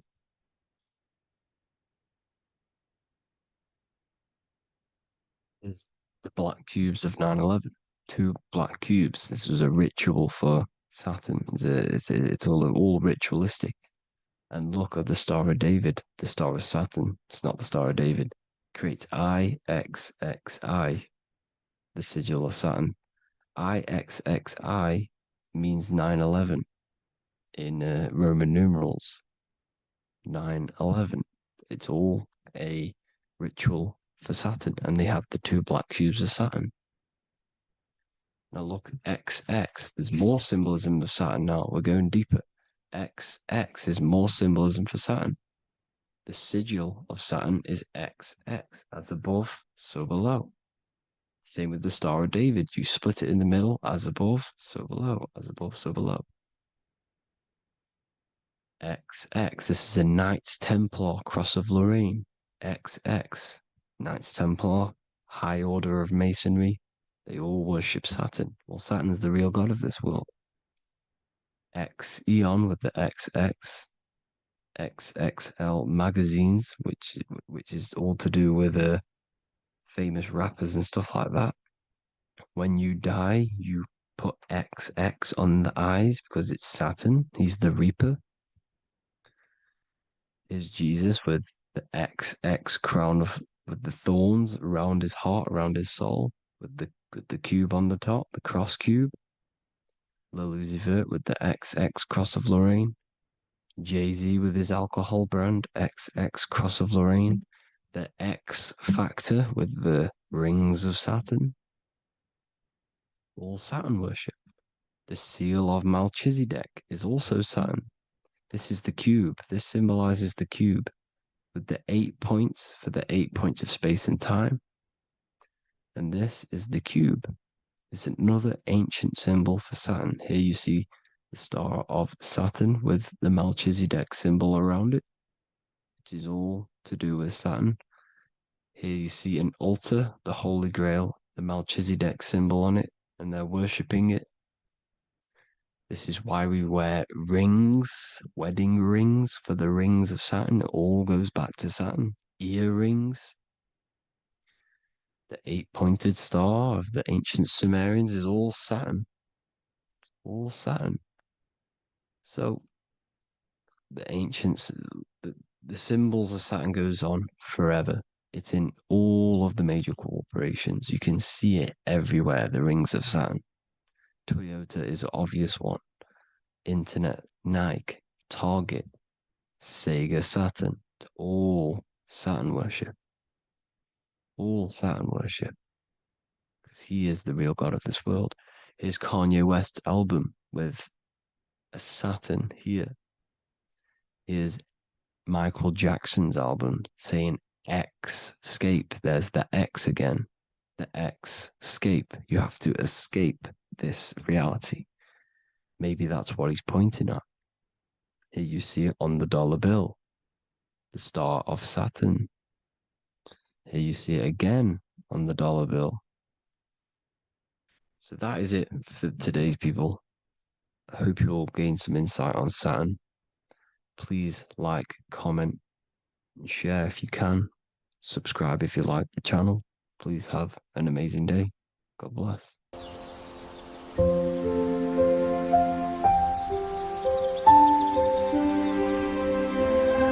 bookofwisdom.com. Visit today.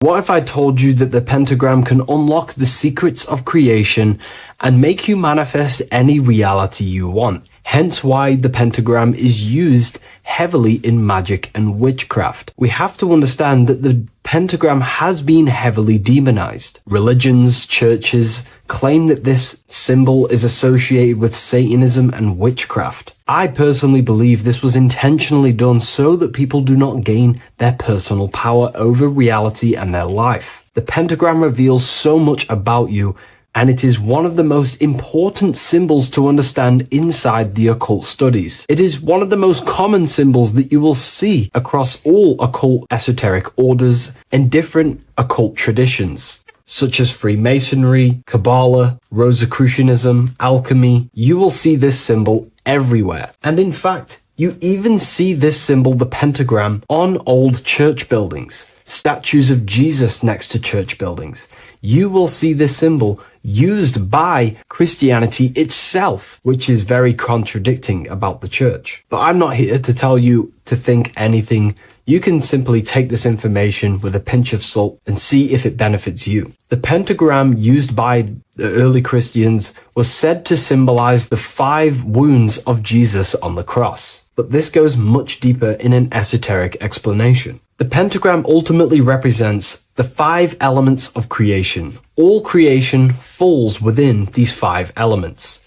We have spirit on the very top, then you have air, water, earth, fire. This is the correct placement and order of the elements. Air is always on the left, water is always on the top right, earth very bottom left, fire bottom right, and spirit placed on the tip point of the pentagram. It's a 5-pointed star drawn with one continuous line. But this actually reveals much deeper things, and we're going to be going into how to use this symbol for magic and creating your reality towards the end of this video. But now we're going to give you a basic understanding of the pentagram. It's showing you the 4 physical elements symbolized as triangles and spirit symbolized as a circle. The 4 physical elements are made out of the base element, spirit, or what the ancients call ether. Ether is the underlying base of all physical matter. This is the substance that animates physical matter with life force.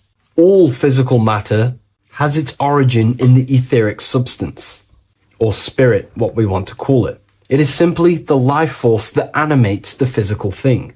However, if we go deeper onto this symbol, it also represents something personal to the individual who wears this symbol. If you wear this symbol, you're basically saying you're putting your divine nature over your material nature. Your divine self is in control of your material self. You put your spiritual needs before your physical desires and needs. Hence why the spirit is on top, looking down over the 4 physical elements. The circle is continuous, one line, eternal, no beginning, no end. The triangle has beginning and end and points. You can see the beginning and the end when you draw it. On a deeper level, this is pretty much showing the process that symbolizes the structure of the macrocosm, the universe itself, showing how the invisible spiritual planes condense and crystallize into the visible physical world, spirit turning into physical reality. But if you wear this symbol, you're basically saying, I put my divine nature over my material nature, showing that your spiritual nature rules over your earthly existence. You put your spiritual needs first. If you see this inverted, it is now the opposite, placing spirit on the bottom, basically saying, I desire the physical things over the spiritual. But what exactly is your spiritual nature?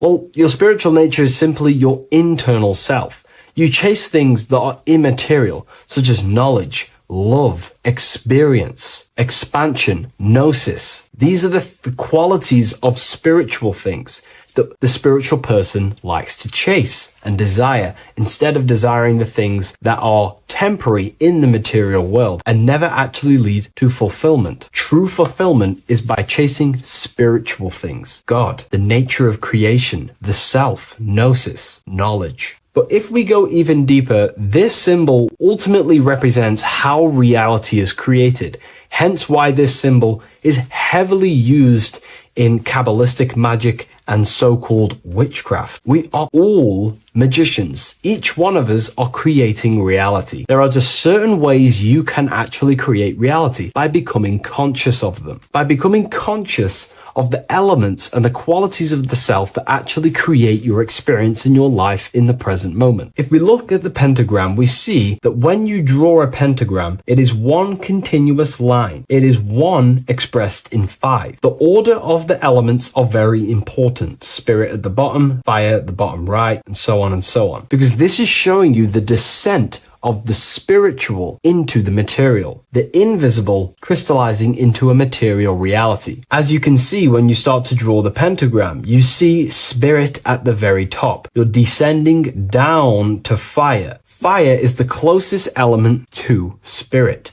Hence why in magic and witchcraft, people like to use candles. So you're descending first into fire, then into air, then into water, then into earth, then back into spirit. Because of course, the cycle of creation unfolds itself. When you die, you return back to spirit, and then you reincarnate yourself back into physical reality if you wish and desire to. Everything is under this process of matter spiritual. In the daytime you wake up, you're in your material body. When you go to sleep, you enter your astral spiritual body. Everything's in this continual process, renewing itself in spiritual, then material. But the reason why this is associated with magic so heavily is because each one of these elements corresponds to a different body of consciousness, a different vehicle of consciousness. Consciousness has many different vehicles it uses to create the tangible self, the physical reality. For example, consciousness has a spiritual nature. The spirit element in this case symbolizes the emanation, the descent of the one power, the one force that we are all using. Each one of us is using this one power, the power of the source consciousness,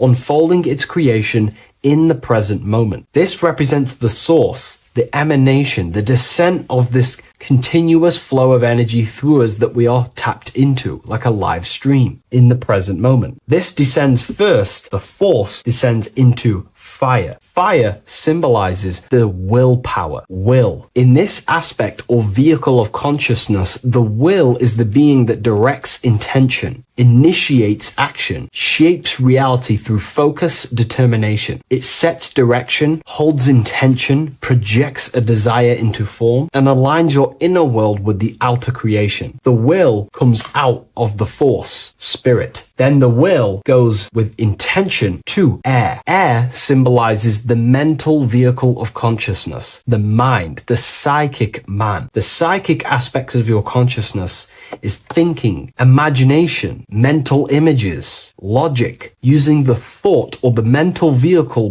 body of consciousness. Then that thought has an emotion, which is then water. So it goes from the force to the will to the intellect to the water, the emotional body of consciousness. The emotional vehicle of consciousness amplifies the thought into an emotional desire that you want to take action on. No one takes random actions, and if we do, we say we're very bored and we don't care. The water is the energy, the emotion you have to fulfill something. And that emotion then descends into earth, which is the physical body to take the physical action in the present moment, to fulfill that desire, to fulfill that will, that thought, that desire. And that is how reality is created all the time. Now, there is much more that you can go into with the pentagram, because true magic is about changing consciousness at will, not casting random spells. It's the ability to change the direction of consciousness using the power of the will to direct these forces to create change in the internal world so it can project outwardly in the external world. Because consciousness creates the external reality. What happens within us, we see change outside of us. So true magic is about manipulating the forces and the vehicles of consciousness that exist within our own mind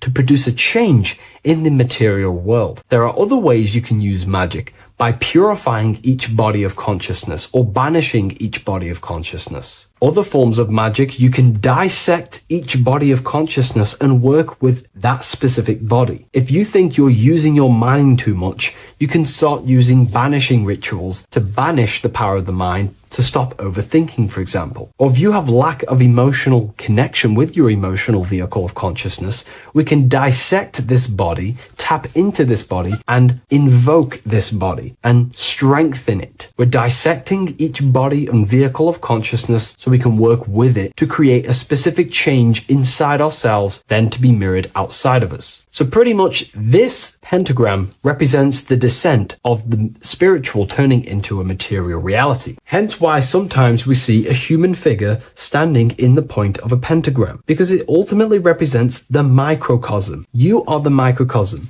You represent the entire process of spirit into matter, the invisible into the visible, the formless into form. The pentagram, drawn in one unbroken motion, captures this divine act of creation, showing how consciousness flows downward through the elements or the vehicles of consciousness to bring forth the material reality. The Book of Symbolism will teach you all about this. It was released November 17th. A lot of people have taken advantage of this. You also gain a free ebook with this copy. Every order comes with a free ebook. And if you wish to get your copy of the brand new Book of Symbolism, you can find it in the description or revivalofwisdom.com. Thank you, everyone. I'll see you in the next video.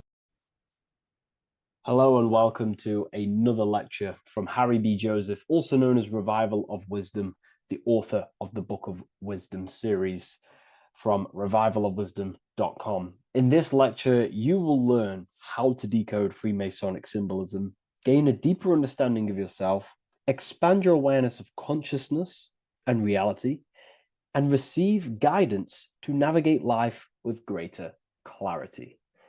So today we're going to be breaking down this particular piece of artwork, this Freemasonic artwork, and how this relates to you and reaching a higher consciousness. Because ultimately, this is what it's about, okay?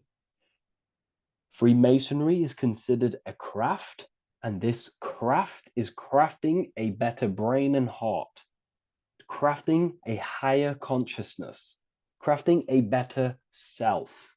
Why? So we can operate in the world at a higher degree, operate in the world more efficiently, live a better experience in the world, and getting to know thyself. Okay? So we're going to start from bottom to top because this is important. Every placement of this symbolism is on purpose, has meaning, especially the placements of the symbols. Okay? So we're going to start from the very bottom of the artwork, which represents lower down. When we're looking at symbolism, especially occult symbolism, that's what the word occult means. The word occult means hidden, hidden from the eyes. It has its roots in the word oculus. I'm pretty sure that's Latin, which means eye. So the word occult comes from oculus, which means eye. And the word occult means hidden from the eye, the unseen, studying the unseen aspects of self. We're studying the brain. We're studying consciousness. We're studying the body, the heart. We're studying the self, the hidden aspects of the human psyche and the hidden aspects of self. Okay? Because ultimately, this is what gives you power in the world, depending on how you use that power, whether for good or bad, depending on the consciousness wielding that power. This is why we say knowledge is power. But I would actually say knowledge of self is power. Because when you know how you function, you gain power. You gain personal power. You gain mastery. Ultimately, this is what Masonry is about. Self-mastery. Crafting a higher consciousness. So at the very bottom of this artwork, we have a checkered board with a coffin. The coffin is the beginning of the artwork, the very base. This is the foundation of consciousness. The coffin symbolizes unconsciousness, the state that myself was in, maybe yourself, before we woke up and before we came conscious of our spirit, before we came conscious of ourselves. That ignorant state of acting without purpose, acting unconsciously, experiencing the world and not actively living in the world, simply reacting to external circumstances. This is an unconscious state where one is ignorant. 80% of the world is in this unconscious state. And this is symbolized as the darkness, the tomb. Look at how the tomb is fully blacked out, representing dull, no emotion, it's dark.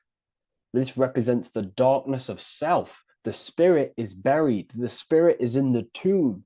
They're not even aware that they possess consciousness. They think they're the material body flying on a ball millions of miles per hour through space, and the sun is, they think they're a monkey evoluted. They've never questioned themselves. They stay in ignorance. They're in the spiritual darkness, okay? And they're furthest away from the light. Look at the top. This is the light sources. They're in the darkness, okay? They're in spiritual darkness. They're in ignorance. And they're in division. Their mind has no power. Their thoughts contradict themselves. They say they're going to do something, but then their mind tells them, oh, I'm going to fail. Or I want to do this, but my mind says this, and I believe this about myself. They want to, I don't know, they want to write a book, but their actions are scrolling on TikTok, and their emotions about, feeling about their past person in their life. That's division between the self. That's divided consciousness. They also have a divided brain hemisphere. They do not see reality through a true lens, because the brain acts as like a lens on how we perceive things. And if the brain hemispheres are not aligned, then we cannot see reality the way it actually is and truly presents itself, neutral. If we're left hemisphere dominated, we see everything as divided. Nothing's interconnected, nothing's a whole. But if they're, right hemisphere dominated, they see everything as a whole. We need to look in the middle of that, okay? So we'll go into that a bit later. But ultimately, they're in a divided state of consciousness. They're in ignorance. But the tomb is symbolic of that. The tomb is, you're not even aware they are divided. They think everything's right in that state. I was like that. My family is like that. They're not even aware of themselves, and you try and say something to them, and they don't even know they're in division. They don't even recognize that they're in a bad, low earth base consciousness. Okay? So when we get out of the tomb, which is representing by a spiritual awakening, we get out of the tomb, we realize, wow, I possess consciousness. I've woken up. You're waking up to the things in the world, and you wake up and start to see the world for what it truly is. When you become aware and you rise out the tomb, you're born again. You start to actually start looking within. You start to become conscious of your thoughts. You start to become conscious of your actions. You start to become conscious of the evil in the world. You start to become conscious of the things. You rise out the tomb. You start to become conscious of your intuition. You then step on the checkered board. The checkered board is now you realizing you're in a divided state.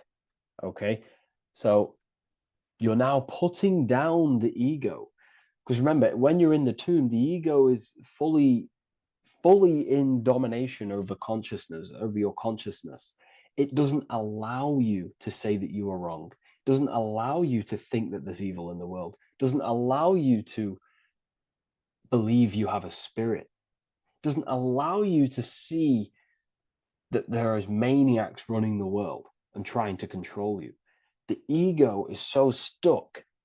But when we start to realize this is part of our awakening, we start to realize that the ego is trying to keep us safe at all times and keep us locked in that state of thinking and believing that we were in before. It's always seeking safety. Okay? So when we come out the tomb, we start to put down the ego and start to, how do I say this? We start to acknowledge that we were wrong about the world. And that is a lot about awakening. You have to acknowledge that you do not know everything. There are people with such higher knowledge. Okay? So when we come out the tomb, we put down the ego. We start to actually say, I was wrong about the world. I was a victim of mind control. I was in ignorance. I was in darkness. Spiritual. I'm divided. My thoughts, emotions, and actions are not aligned. My intuition and my action are not aligned. I'm not taking action on what I know is good. I'm taking actions against what I know is good. That's a sin. That's a sin against the spirit. Okay? So when you acknowledge this, you acknowledge you're in division, you then take the first 3 steps, which is the Freemasonic Blue Lodge degrees. These 3 steps. Okay? Ultimately, this checkerboard represents illusions as well. You're in an illusion. Okay, this is why we see it heavily used in the music industry. It represents base consciousness, base level awareness, 5 sense thinking. It represents you versus me thinking, walking down the street and thinking everyone's trying to hurt you, and it's always you versus me, judging people in your own mind. That's low thinking, lower thought. And not to notice squares. Squares are an unnatural state. They're an unnatural shape. We do not see squares or 90-degree angles in nature. It's the lower mind. So it represents base consciousness, base level awareness, only aware of the physical body, only aware of the 5 senses, never looked within. That is the base. And this is the foundation we have to rise up to the light from, up to higher consciousness. So this gives us a strong foundation when we realize this about ourselves, that we were in division. Our thoughts, emotions, actions were not aligned. Our brain hemisphere was not aligned. I'm not thinking with love of the heart. Okay? So that is the state we're in. Now, hopefully that's cleared things up about the chessboard. Before we move on, please leave a like, maybe a comment if you wish for me to discuss anything in the further lectures. Please smash the like button, and it would really help me out. And share this with a friend who is interested in the occult. Okay, so the steps are the first steps of the Freemasonic degree, the 3 Blue Lodge degrees. Now, this can be represented as the number 3, a very powerful number, a very symbolic number. Number 3 is the 3 expressions of consciousness. How do we express consciousness? How does consciousness express itself? Well, there are 3 ways. We think, consciousness thinks, consciousness feels, and consciousness acts. They are the 3 expressions that we express our awareness and consciousness. So we're looking at thought, emotion, action. We're also looking at the 3 brains. The reptilian brainstem, the mammal limbic brain, and the neocortex. The reptilian brain governs basic functions of the human body: breathing, surviving, scanning the environment for threats, automatic responses, eating, scanning for food, base consciousness. That's the reptilian brain. That's what most people operate their lives in, including myself before I woke up. I'm not trying to sound big-headed, but this is the truth. Ignore my tone of voice, ignore my voice, focus on the words I'm saying. If you're judging, that means you have divided thinking. It's always you versus me. So we need to get out of that thinking of you versus me all the time. That's lower consciousness. That's animal thinking. That's earth thinking. We're unified. We need to reach a higher consciousness and do not waste our mind's potential on low-level earth divided thinking. Okay? So we're looking at the reptilian brain, the mammal brain, and the neocortex. Now, the neocortex is ultimately what makes us human. It allows consciousness to operate on a higher degree. Okay? This is what makes you human. The neocortex. The neocortex. The reptilian brain, like I just said, governs natural survival instincts and the respiratory system, things along them lines of basic awareness, basic functions to operate and survive in the world, in the physical plane. And the neocortex is what allows us to critically think. Okay, it's what allows us to be human, be aware of ourselves. Okay, not. I don't think animals have neocortexes. Don't quote on me on that, but this is the part of the brain that makes us human. and it allows us to think deeply, to create masterpieces like we can. Humans have massive potential in creation. Look at the world we live in. This is because of the neocortex. It allows us to critically think and self-reflect. Now, when we start to operate from higher thought, we start to think with higher thoughts, the higher parts of the mental dimension, we ultimately start using this brain more. We start functioning from the higher brain. Now, this is why Neo from the Matrix is called Neo, because he uses he was in the reptilian brain. If you watch the film The Matrix, if you notice, he gets plugged out of the Matrix and he's plugged in on the back of his neck into the brainstem. And when he's plugged out, his name's Neo, which is neocortex, using the higher brain. It's what awakens the self. It allows consciousness to function on a higher degree compared to animals. Okay, so we're looking at thought, emotion, action. We're becoming conscious of thought, emotion, action. Becoming conscious, what am I thinking, what am I feeling, and what am I acting in the world? And what can I do to master these, to operate more efficiently in the world? How can I use these towards higher consciousness and use these actions, these thoughts, emotions, actions to reach a higher state of awareness of self? So when you go through the first 3 degrees, you enter the doorway. Now, this is symbolic of a doorway. Now, looking at this with a right hemisphere dominated view, you would see a doorway, right? The right hemisphere sees this as a holistic doorway, right? You see a door, you're gonna, you enter the stairs, you go through the door, right? But at the left hemisphere is now going to dissect and analyze each individual little part of this, right? So the right hemisphere sees the trees, the left hemisphere sees the woods. So to dissect this down on a right hemisphere, going back to the right hemisphere, we're entering the door. The door is symbolic of entering the unknown. You're entering a higher consciousness. You're entering the door. You're going beyond. See, this is the earth here in the background. This is the darkness. The darkness represents the abyss, the unknown. You're entering in the self. Okay? This door represents entering in the self, questioning internally. Most of us think externally. We have to, obviously, to operate in the world, but we never give time to think and question and reflect internally. What do I mean? Closing the eyes and questioning the self. Who am I? Where am I from? What's the voice in my head? If the voice in my head stopped using the language that I speak, what is it then? It's about going within, into the darkness, what you cannot see, and finding the light. Okay? It's about entering within the self. This is a doorway to higher knowledge, higher consciousness, higher self, and really digging deep for what you truly are beyond your human form. Okay?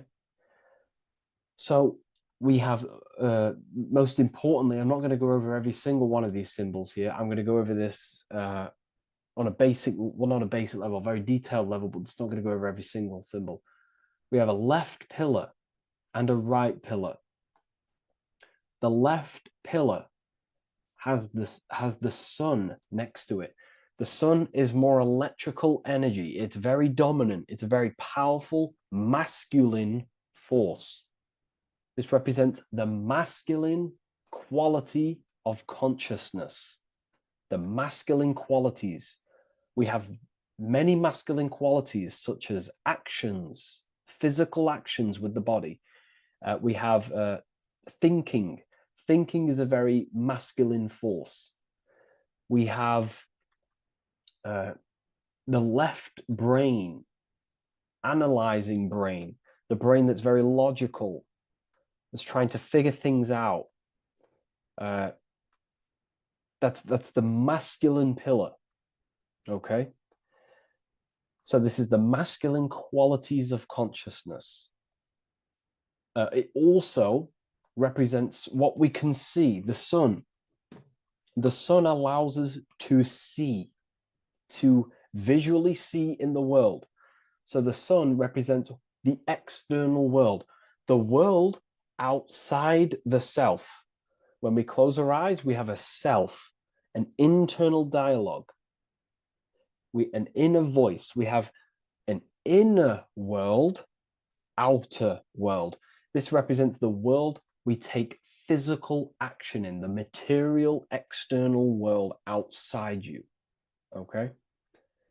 The world we can see. And then on the right pillar, we have the moon, which is associated with feminine qualities of consciousness. Now, the moon is in the night, what we cannot see. The moon is the nighttime.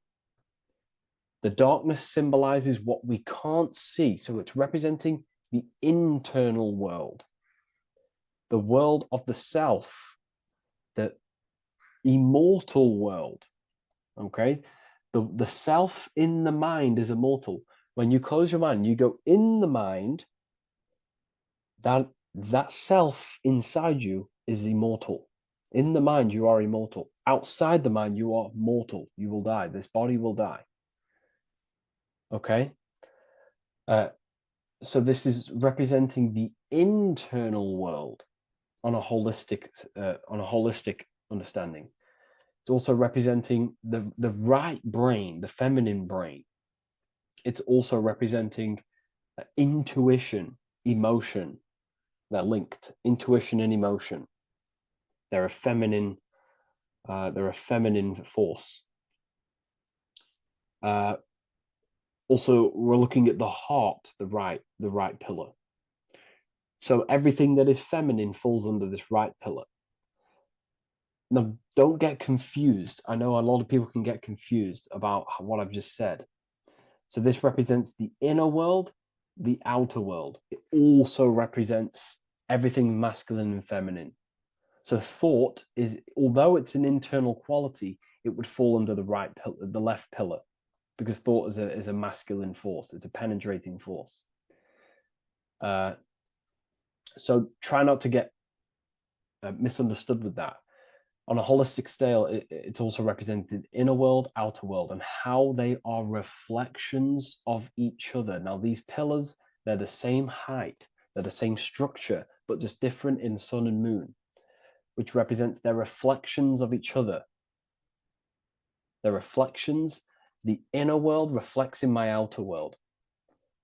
My external world, what I see outside of me, is a reflection of my thoughts and my internal world. So the inner reflects the outer. The inner reflects the outer. As within, so without. So we're also looking at the right and left brain. I've already gone over that. So what we need to do is build the bridge between the two to reach higher awareness of self. Because ultimately, remember, we're still divided. We came from the checkerboard, we entered up here, we've just entered within the self, started questioning the self. We're still divided. We need to build the bridge. And this is what they're crafting in Freemasonry. The bridge, the arc, the agreement, the great work. This is the crafting of aligning the left and right brain. We're also aligning intuition, feminine, with the actions. Because ultimately, the higher self is always guiding us. That's our true spirit guide. Our true spirit guide is our higher self. And the higher self ultimately exists in a higher dimension. This is going to sound crazy to some people. Okay? But who you are is not your human body. And your higher self does not communicate through the language of the human material world. It doesn't communicate through English, doesn't communicate through thoughts. It communicates through intuition and communicates through dreams and symbolism. So it's all associated with the right pillar. This is the things we can't see. The higher self is always guiding us to awakening and to our purpose on the earth. Okay, so this left pillar also can symbolize what we're born into the world with, our circumstances, our external world. What are we born into? You know, our family, our current financial situation, where you're located in the world. So it's also symbolizing this. It's also symbolizing the qualities you bring here, the natural abilities you have when you're born, and what we need to do with our environment to ultimately reach a higher consciousness and reach our and transmute our environment we're born into to realize who we were and why we came here. Okay, so we need to build the bridge between intuition and action, and always take action on what we know and feeling is right at all times. That's unity consciousness. And when we do this, we gain the light. We gain more light, symbolic of more information of the self. Because the higher self is always guiding. It's always watching over. And it's always trying to give us knowledge of awakening, of why we came here. And when we take action on what we know and feel is right at all times, it's like a domino effect and a stepping stone that pushes you closer and closer towards your life purpose. Okay? We're also aligning the right and left brain to perceive the world in truth, to see the world in its true form, to see the world in what it actually is, instead of any distorted left or right hemisphere dominated beliefs or thoughts. We ultimately do that by acknowledging that, yes, you have a self, you have, the left brain is more ego, this like divided thinking, everything's separate, and the right hemisphere is more holistic. So we need to see the world in the middle of this, in the middle, acknowledging the self and acknowledging the collective consciousness, and how my thoughts, emotions, actions contributing towards myself and the collective. We always need to keep the collective in mind. Why? Because we are experiencing this world together. It's not just you. And your actions also have a ripple effect on the collective. We're experiencing the world as a whole as well. Yes, there's yourself and there's the collective. We need to think, feel, and act towards the collective and the self. So aligning our brain hemispheres allows us to do this. It allows us to think holistically and individually and see reality in this. And when we do align the left and right brain, what do? We gain higher insight, the eye. We build the bridge between the left and right pillars. We gain the eye. The eye is what? Insight. The eye requires light to perceive and see the material world. So this is symbolic. This is the inner eye, the inner self, consciousness. And when consciousness has light, which is symbolic of truth, knowledge, light is a massive symbol in Freemasonry. And light represents knowledge of self, information. And when we gain information and knowledge of self, when we align our left and right hemispheres, our actions take action on our intuition, we gain higher light, higher knowledge of self, ultimately. And this is why we also have the square and the compass. Okay? We have a square and compass here. The square and the bottom, base consciousness, also representing masculine qualities. This is the masculine qualities, because squares are masculine. And the compass creates circles. So we have the circle on top of a square. Circles are divine. This is oneness. The circle is one line. The square is 4 lines. It's divided. So we need oneness over division. We need to unify the masculine and feminine qualities. Masculine and feminine qualities, okay?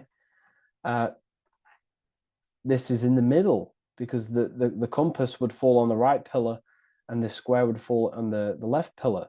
And it's unifying. It's representing unification of these 2 pillars of masculine and feminine qualities of self to ultimately rise towards this light, out of the darkness and into the light.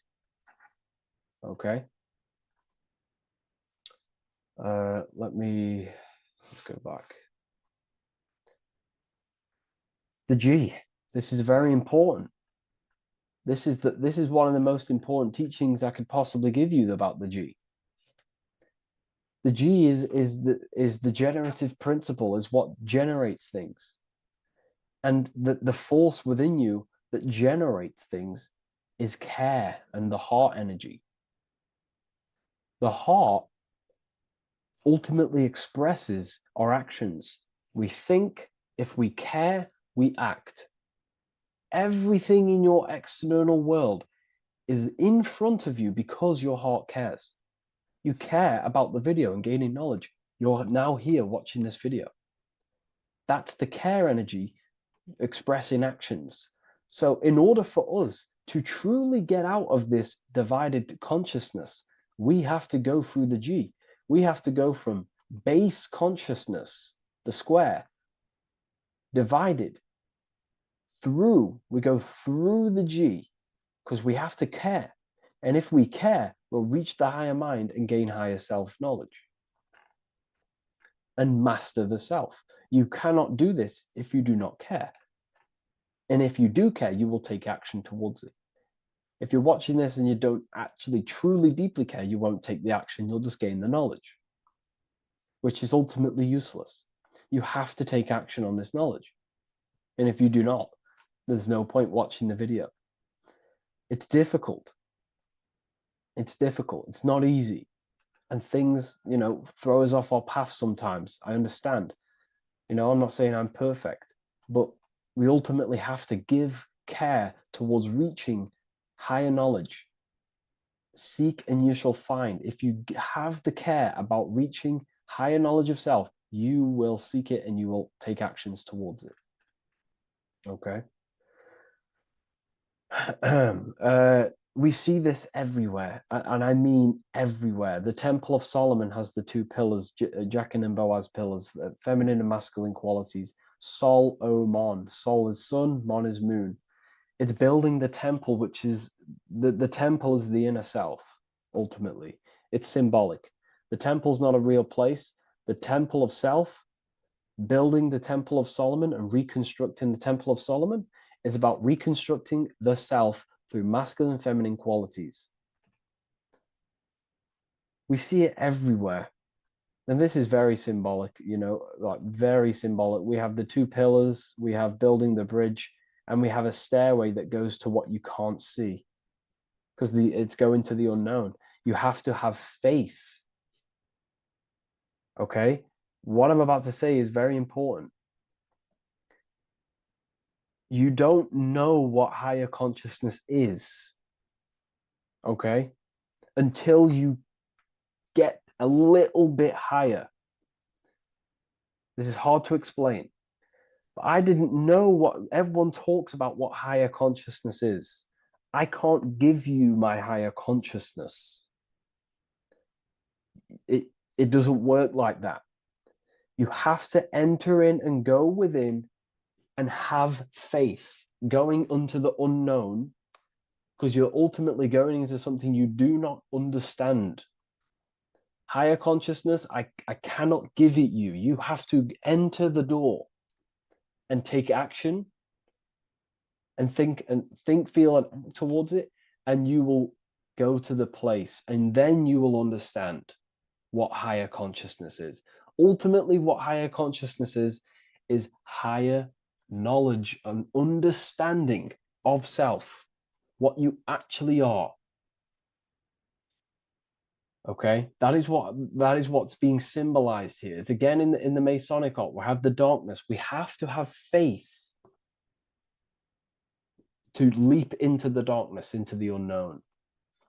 We see this everywhere. Like, you'll see, when I say this everywhere, and I mean everywhere, you'll see this. Every doorway has this symbolism in the ancient world, because ultimately this is what it's about, people. The door represents going within, into a new light, a new room, a new level of understanding of self. Okay. Here we have Astro World. Now, this is obviously a darker aspect of this. But again, we have the two pillars. See you on the other side. That's the doorway. The other side. And I'm not going to break down, this ritual, but you can guess what I'm on about here. That's for the university, of course. I can't break that down on YouTube. It's way too deep. But there's knowledge out there that is so deep you couldn't even comprehend it with the current mind, even for myself. And this is the power of symbolism. The more you learn about yourself, the more these symbols reveal to you. It is a journey of self. And I can't give you these understandings. You have to go within and question and meditate on these symbols yourself, and have thinking exercises of meditating on a symbol and seeing what your mind does with the symbol, what it lets you think about that symbol, and you'll unlock deeper meanings. I'm going to go over one more symbol before we end this. This is the hourglass, which represents time. Time, a very overlooked thing in today's world. We do not have unlimited time in this body. You have limited time. You will die. You will die. You have limited time in the external world. This is why it's on the left pillar, located on the left side, the external world. You are limited. The scythe represents you will be harvested. Your body will die. It'll be harvested. You will die, and you need to fulfill your mission here. You came with a purpose. You have to find that purpose by going within the self and questioning and taking action on what you know and feel is right. Unity consciousness, aligning thought, emotion, action. So if you wish to learn deeper insights, gain exclusive lectures, astral projection, self-mastery, I've just started a new section on mind control methods and how people are using this in society and becoming conscious of it. I've now opened 5 spots at a limited special price for Ethereal University. Use the code MIND, all capital letters, MIND, all capital letters at the checkout. And there's only 5 of these codes. Whoever uses them gets them. It's ultimately going to give you 20% off the university for as long as you're subscribed to the university. We go so much deeper in the university. Remember, social media is just the tip of the iceberg. Tip of the iceberg information.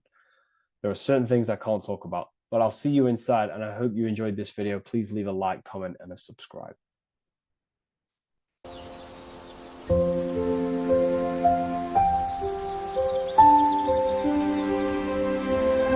bookofwisdom.com. Visit today.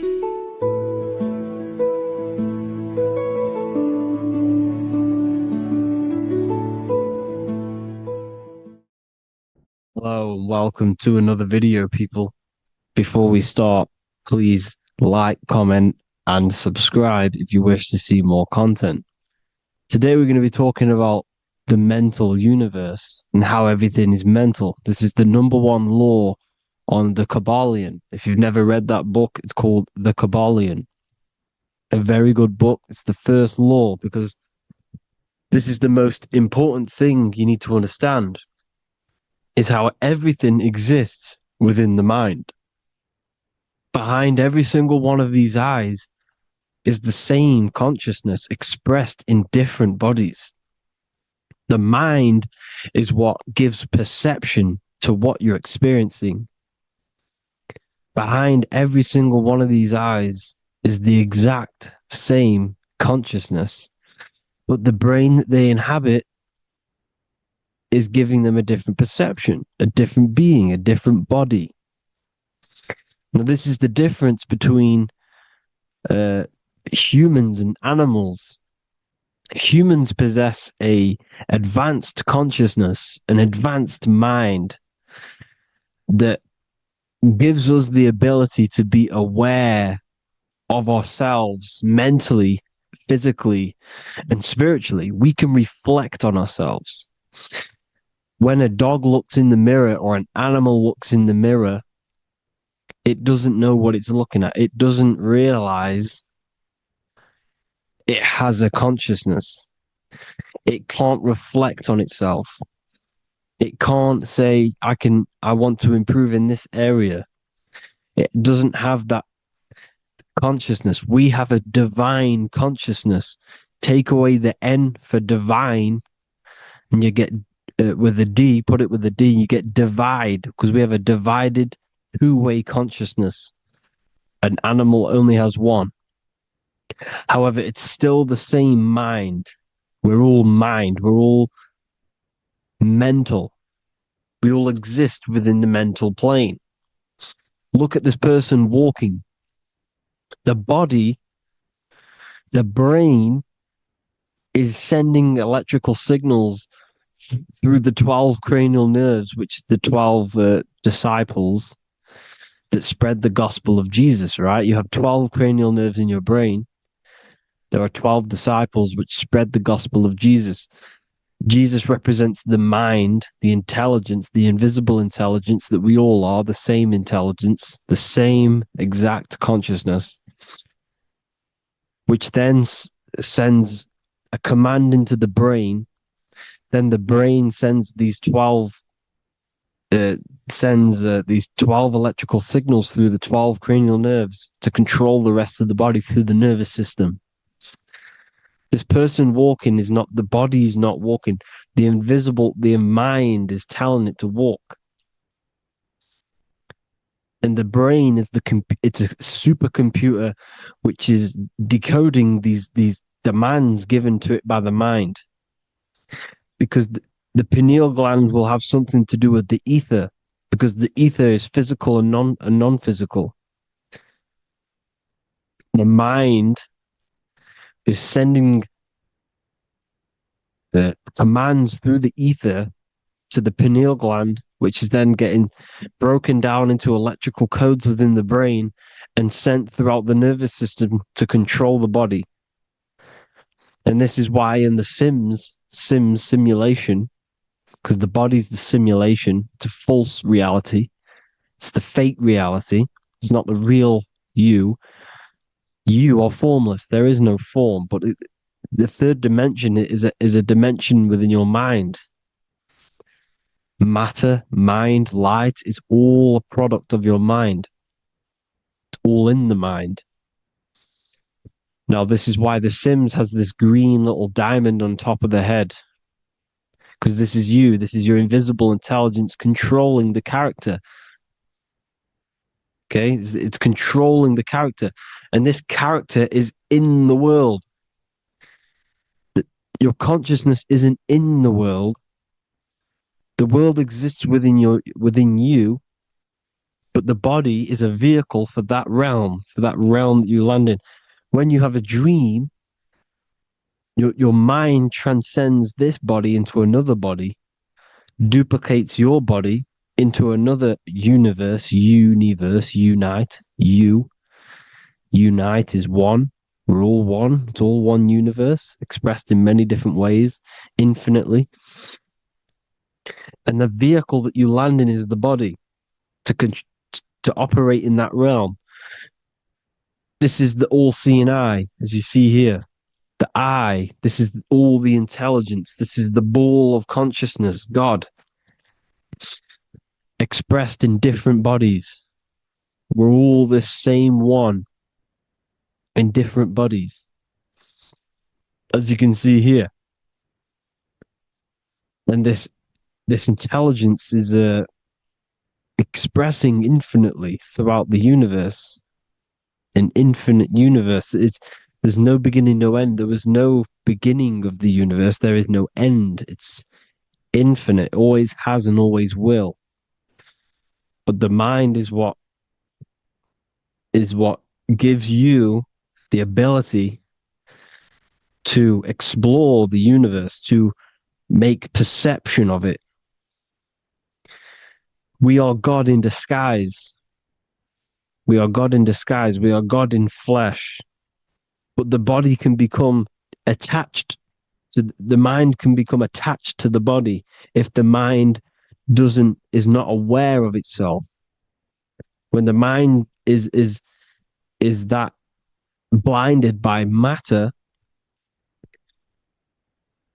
and we lack knowledge and understanding of what we truly are, a formless, infinite being, a traveler. This is why Freemasons are called Freemasons.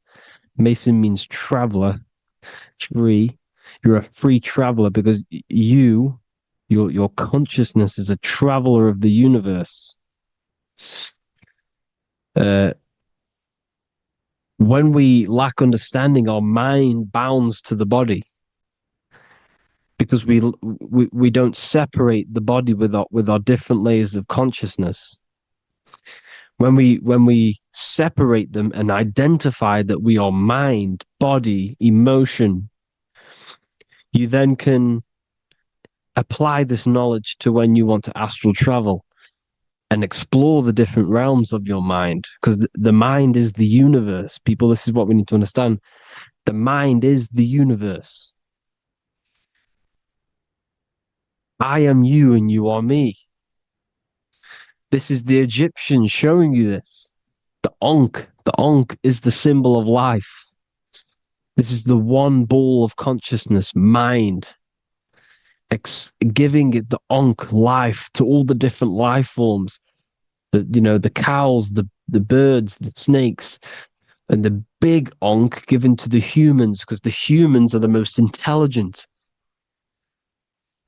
We have the most advanced consciousness. We have the most advanced consciousness. This is why the one is giving a big Ankh to the humans here. Here you see again, this is not the sun. This is also showing Ankh giving out its life to all things infinitely. And this is the Most High. We are the Most High in disguise. When we strip off the body, we strip off the desires for the physical world, we strip off all of these fake identities that the mind gets attached to. That is God. The universe. You are the universe experiencing itself. I and I. The letter I and the number 1 is just one line. The letter I is the number 1. Because your I am, when you refer to yourself as I, every single one of you who's watching this video refers to yourself as I, which is the one. We are all the one. We are all intelligence. We are all invisible. We are all the one. 1 is the only number. 1, 2, 3. Everything goes up in ones because there is only one. Doesn't matter how far you go down the line with numbers, all of their numbers are created by 1 because there is only one. It's me and you are the exact same consciousness expressed in different bodies. Mind. Cause. There is only one cause. There is only one mind. There is only one being. But because we lack understanding of this, we think we are the bodies. And this causes division, because the physical world is the most illusionary world. It's an illusion. It's all an illusion. Now, you see with the two, you look with the two eyes, but you see with the inner eye, the mind. Okay? The mind is the mental plane is a shared plane. And it gives perception to what you're looking at, the mind. I'm affecting you when I speak, because the mental plane is shared. We all share mind. We all express mind. When I'm speaking to you, I'm affecting you because we are mind. So the words that I'm saying, which are being manifested from my mind, are being manifested through my body into vibration, is affecting you. I'm affecting you with what I'm saying. And these words are having an effect on your mind, because we're all mind. This is why you need to be careful what you're listening to, music and all sorts. Because music can also create thought loops within your mind. Because the chorus, we shouldn't be listening to choruses. Choruses are loops. And what they're saying in the chorus is being looped. And this can create thought loops within your mind. Go and listen to an old song that you used to listen to about 5 years ago, 10 years ago, 20 years ago. Go and listen to an old song, and you guess what? You will get nostalgia. Why will you get nostalgia? Because that song will trigger the thoughts that you were thinking in that time of listening to that song. So songs with choruses create thought loops, and they reprogram your subconscious mind. It's important why music is very powerful. Mind and mind, same word. See, language is the truth, people. This is why I use language in all of my presentations, especially the English language. It's riddled with occult truth. I is my me. I, you, and me are I, one. We are not the name, we are I. Every single one of you is I, because we are all the one, all mind. Now, the only thing that is truly mine is my mind. When you say something is mine, it's an illusion. It's not yours. The only thing that is mine is mind, my mind. Okay? It's my mind. It's the only thing. It's the same word, mind and mind. Like I said before, everything's one. Hot and cold is different degrees of the same thing, of the one substance, of degrees. The 7 colors are different frequencies of the one white light. Everything is one. There is only one. We are all one. Everything is one. Hot, cold, day, night. It's the same degree of one, which is mind. The mind's perception is what's giving it, labeling it hot or cold. The mind's perception of colors is what is giving it red or purple, hot or cold. There is only mind. The mind gives things perception. There is only one, that is mind. The conscious and the subconscious mind. The male and the female, these are married. The subconscious mind is your hidden part of the mind. Okay, it's hidden. You can access it through different meditations and Reiki teachings. And dreams are manifestations of your subconscious. This is how you know mind and matter are one, because your mind creates matter in dreams. Your subconscious manifests everything in a dream. in the astral realms. The conscious is what you're conscious of, what you're consciously thinking of. So me, I am conscious that I am speaking into this mic and creating this video. My subconscious mind is the hidden part of the mind, which is speaking to my heart, telling it to beat. It's telling my food to digest.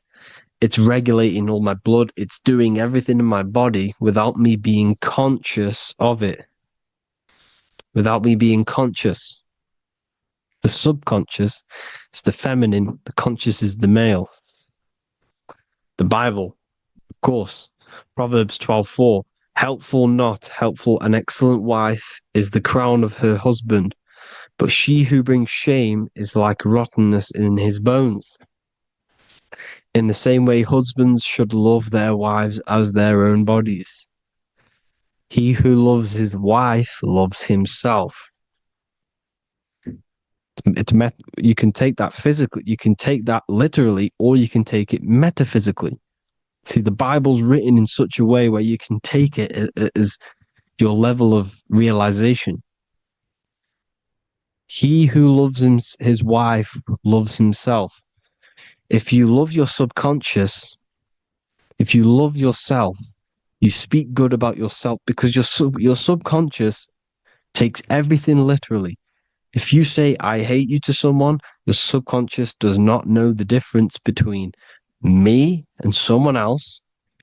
It only thinks me, me, me. Why? Because mind is the only thing that exists.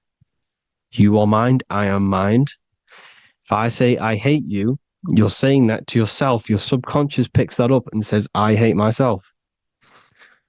And that's telling your subconscious that's what you want. Because your subconscious manifests 90% of your behavior. The programs within your subconscious. Tying your shoelace is a program. You don't need to be conscious of it. You can just do it because it's a program. It's deeply interwoven in the subconscious. Driving your car, texting on your phone. You don't have to think about what letter. You just do it because you know where the letters are. It's a program. Therefore, if you look after your subconscious, they are a married couple. It's your wife. Your subconscious is your wife. And it manifests 90% of your daily basis thought patterns, actions, behaviors, emotions, all the things that you all the trauma that you've experienced is stored within your subconscious, which is affecting you. So let's say you were in a car crash 10 years ago and you had a really traumatic event, you really hurt yourself, and you had a very, very, very strong emotion that you felt of pain. That will still affect you today. And why? Because it will manifest into your behavior. How? Well, you'll be cautious of what cars to go in and who.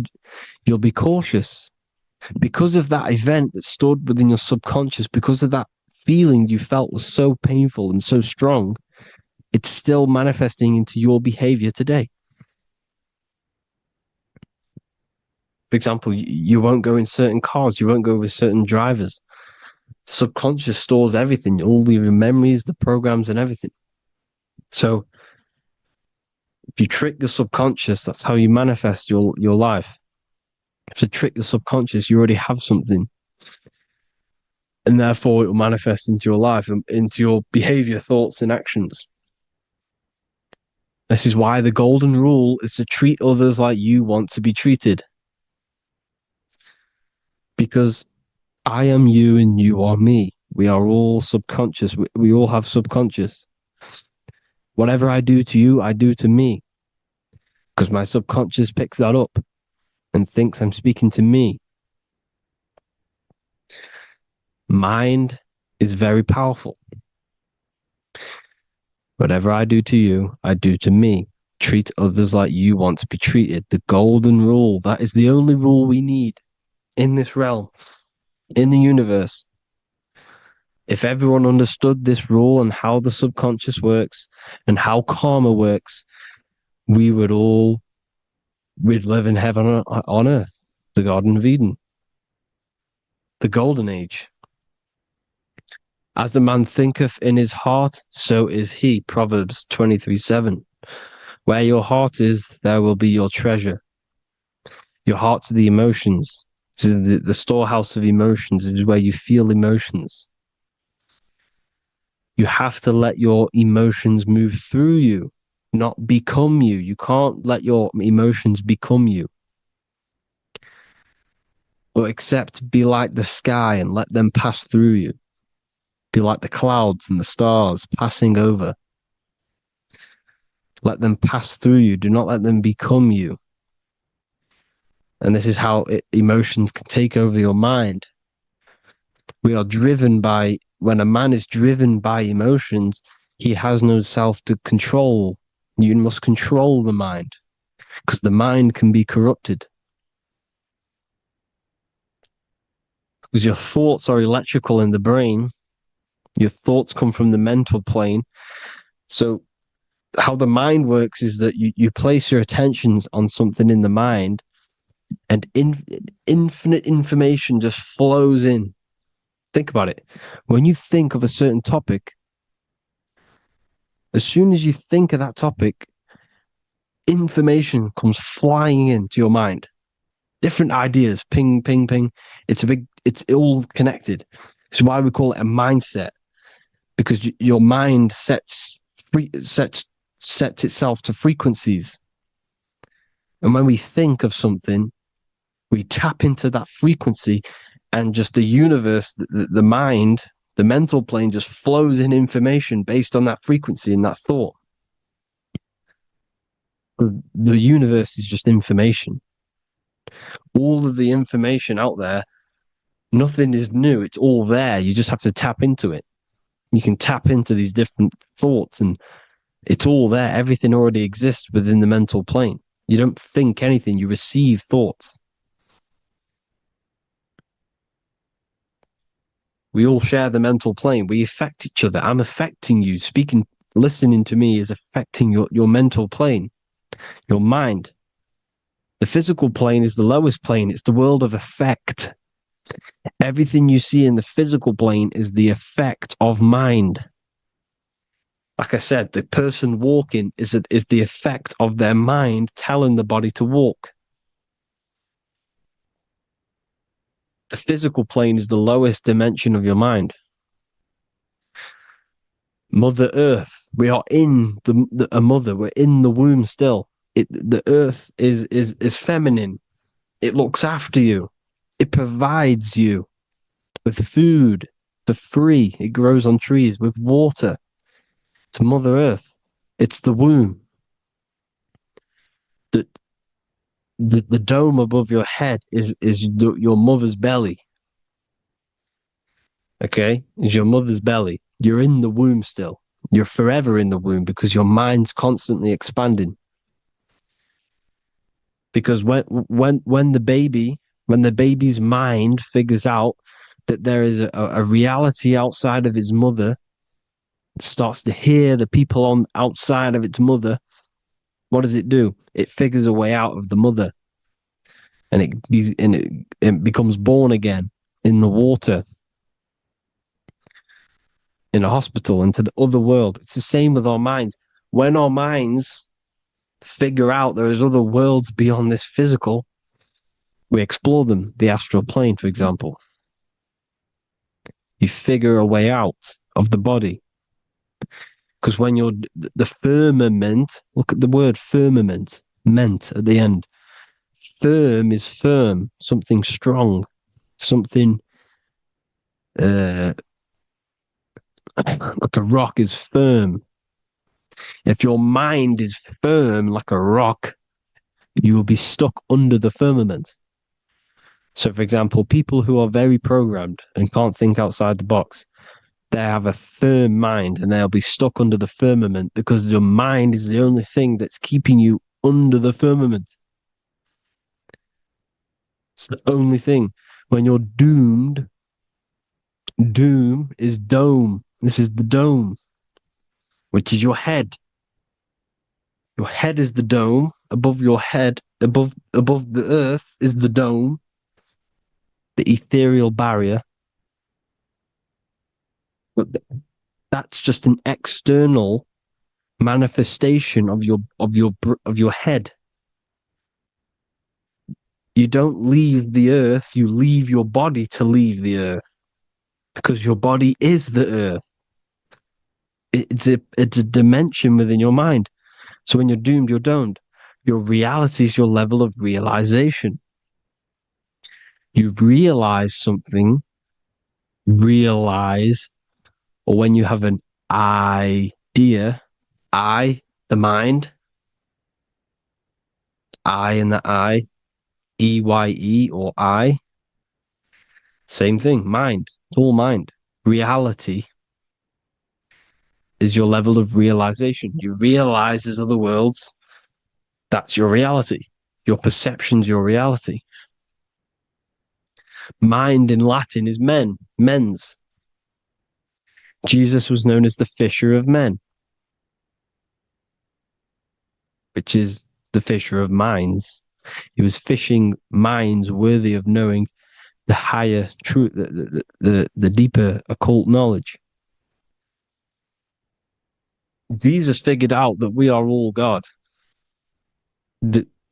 And he got killed for it, because in that age they were trying to suppress this information.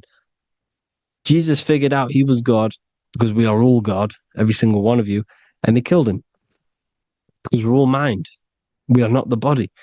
We're the invisible intelligence, which is God.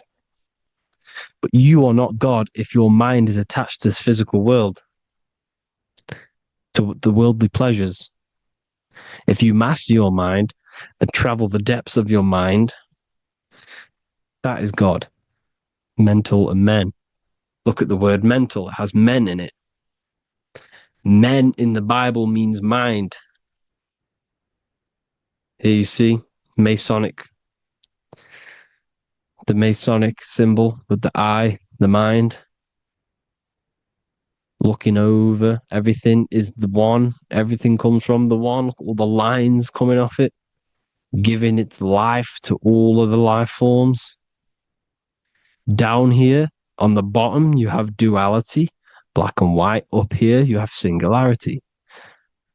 One and the two. Unification and division.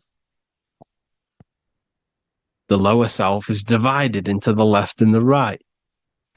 So the Bible even says, I forgot what verse it is, but it says, it's better to go through life with one eye than to have two and be cast into the fiery abyss of hell. I'm not sure what verse it is, but you can research it yourself. It's better to go through life with one eye, to be unified. Unified consciousness. Dimension. No-brainer. No-brainer. The language tells you the truth, people. Dimension. The dimensions are in your mind. Entertainment. Entertain the mind. Disappointment. It's all in the mind. Environment. The environment that you are in is a product of your mind. Within, rearranged spells high twin. Within is your mind, and your external world is mirrored from the decisions you make in your mind. Advertisement, commitment, it's all meant, it's all mind. Everything is mind. Everything. So, this is important. The collective thoughts and collective beliefs. The collective, because we all share the mental plane.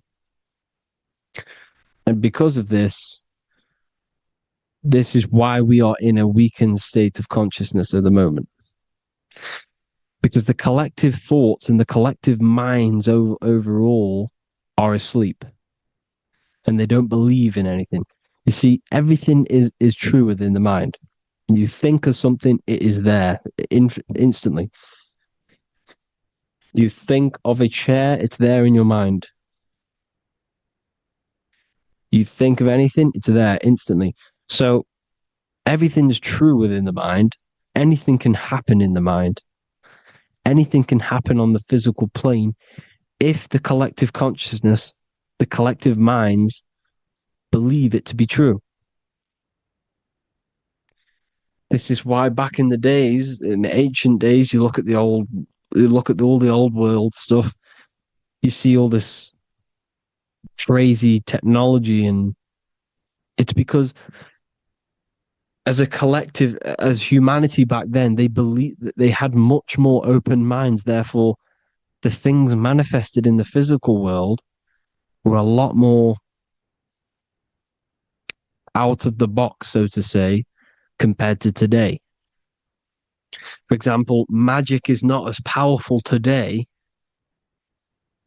because the masses don't believe in it. It's still powerful, don't get me wrong, but if the masses believed, or if everyone knew magic could be real, because it is, anything's real in the mind, it would be a lot more powerful. You see? So and what they're trying to do is create a hive mind worldwide. They're trying to make one religion, an external God. What happens when you worship something external? You give energy to it, because where attention goes, energy flows. Where your mind gives attention to, energy goes there. And when we all believe in external gods and give our worship and our power to these external things, we all give energy to it, which will manifest as a demon in the astral planes.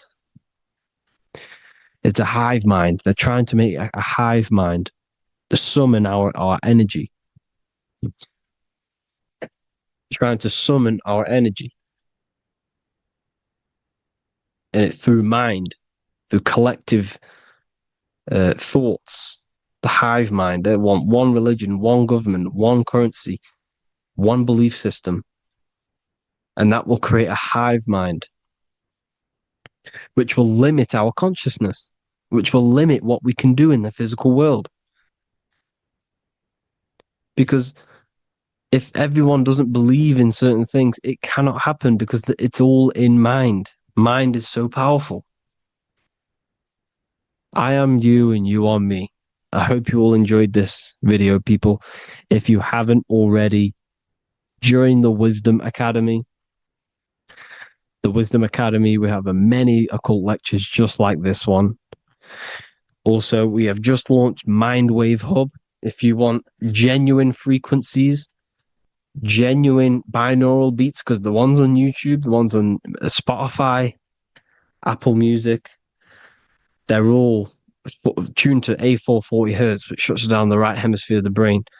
If you want to gain access to your true consciousness, your mind, you need to balance the two hemispheres and balance the chakras.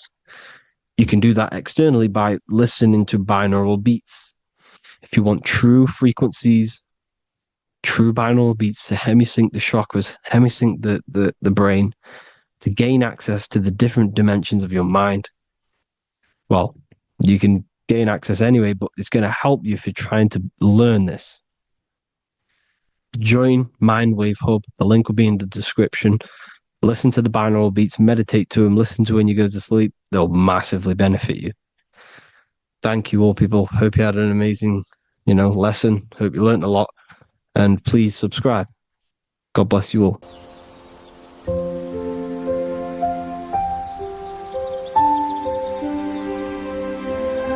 bookofwisdom.com.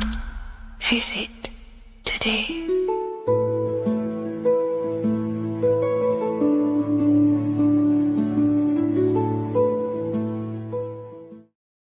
Before you call the Baphomet evil, make sure that you watch this video until the end so you gain a full understanding on what the Baphomet truly is.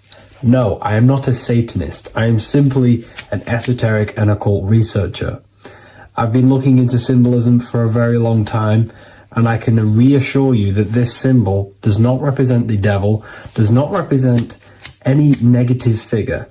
It's a very deep occult esoteric symbol. What we first need to understand about the Baphomet, it is indeed a symbol. Every symbol we see around us is neutral.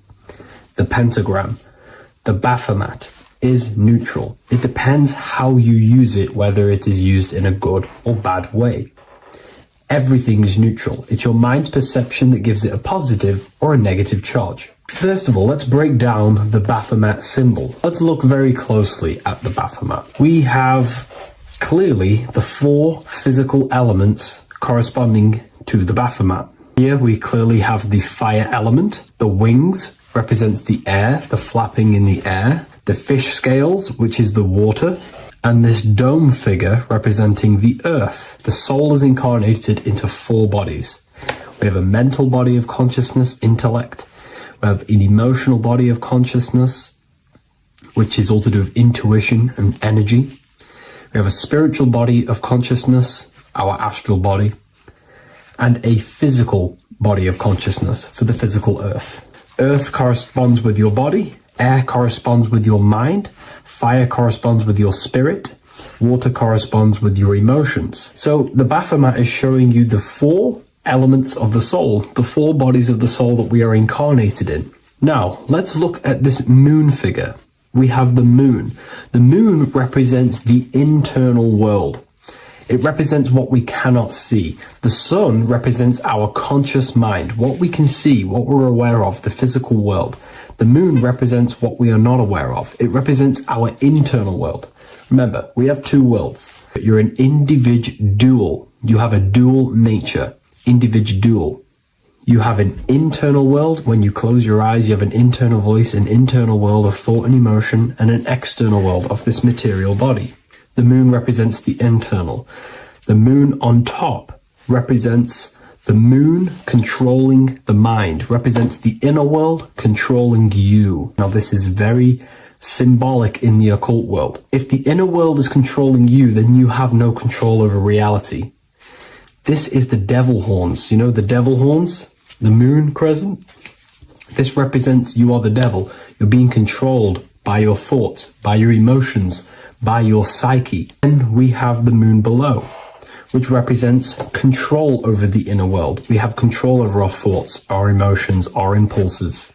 So you're either being controlled by thought and emotions, or you're controlling them and having self-mastery. In alchemy, we always see this symbol of the man or woman on top of the moon, representing emotional control and self-mastery of the internal world. The journey of the occultist is to gain full mastery over their consciousness. They want to be conscious of every single thought that enters their mental field of consciousness. We get over 7,000 thoughts a day. It is possible to achieve a certain level of mastery where you are conscious of every single thought that enters your mind. This is one of the end goals of self-mastery and occultism, as this gains your personal power. When one achieves this, they are then able to direct the mind in one place and one place only, becoming more effective in manifestation and creation, because we are microcosms of the divine. We are creators. This is the gesture of as above, so below. The inner world and the outer world are mirrors of each other. The inner produces the outer. Your physical life circumstances are a result of every thought you thought in the past. The inner projects the outer. If you want to produce a change in the outside world, you got to produce change in the inner world of consciousness first. As above, so below. As within, so without. This corresponds with absolutely everything in the universe. Now we have the goat head, which represents the animal self. This represents the lower carnal mind. Lower carnal mind, which is earthbound, because a goat is on the ground. It's not a bird, it's on the ground. It represents the lower self, the beastie nature, the one that tells us to hate, to steal, to eat all the time, to consume. It's the beast within us, the beastie side of our consciousness. It has a human body resembling this, the human in the beastie nature, or we have the spiritual nature, the higher self. In essence, this symbol of the Baphomet represents the higher and the lower self of human consciousness. It represents the higher and the lower. To conclude all of this, the Baphomet is a symbol that represents the 2 paths that one can take.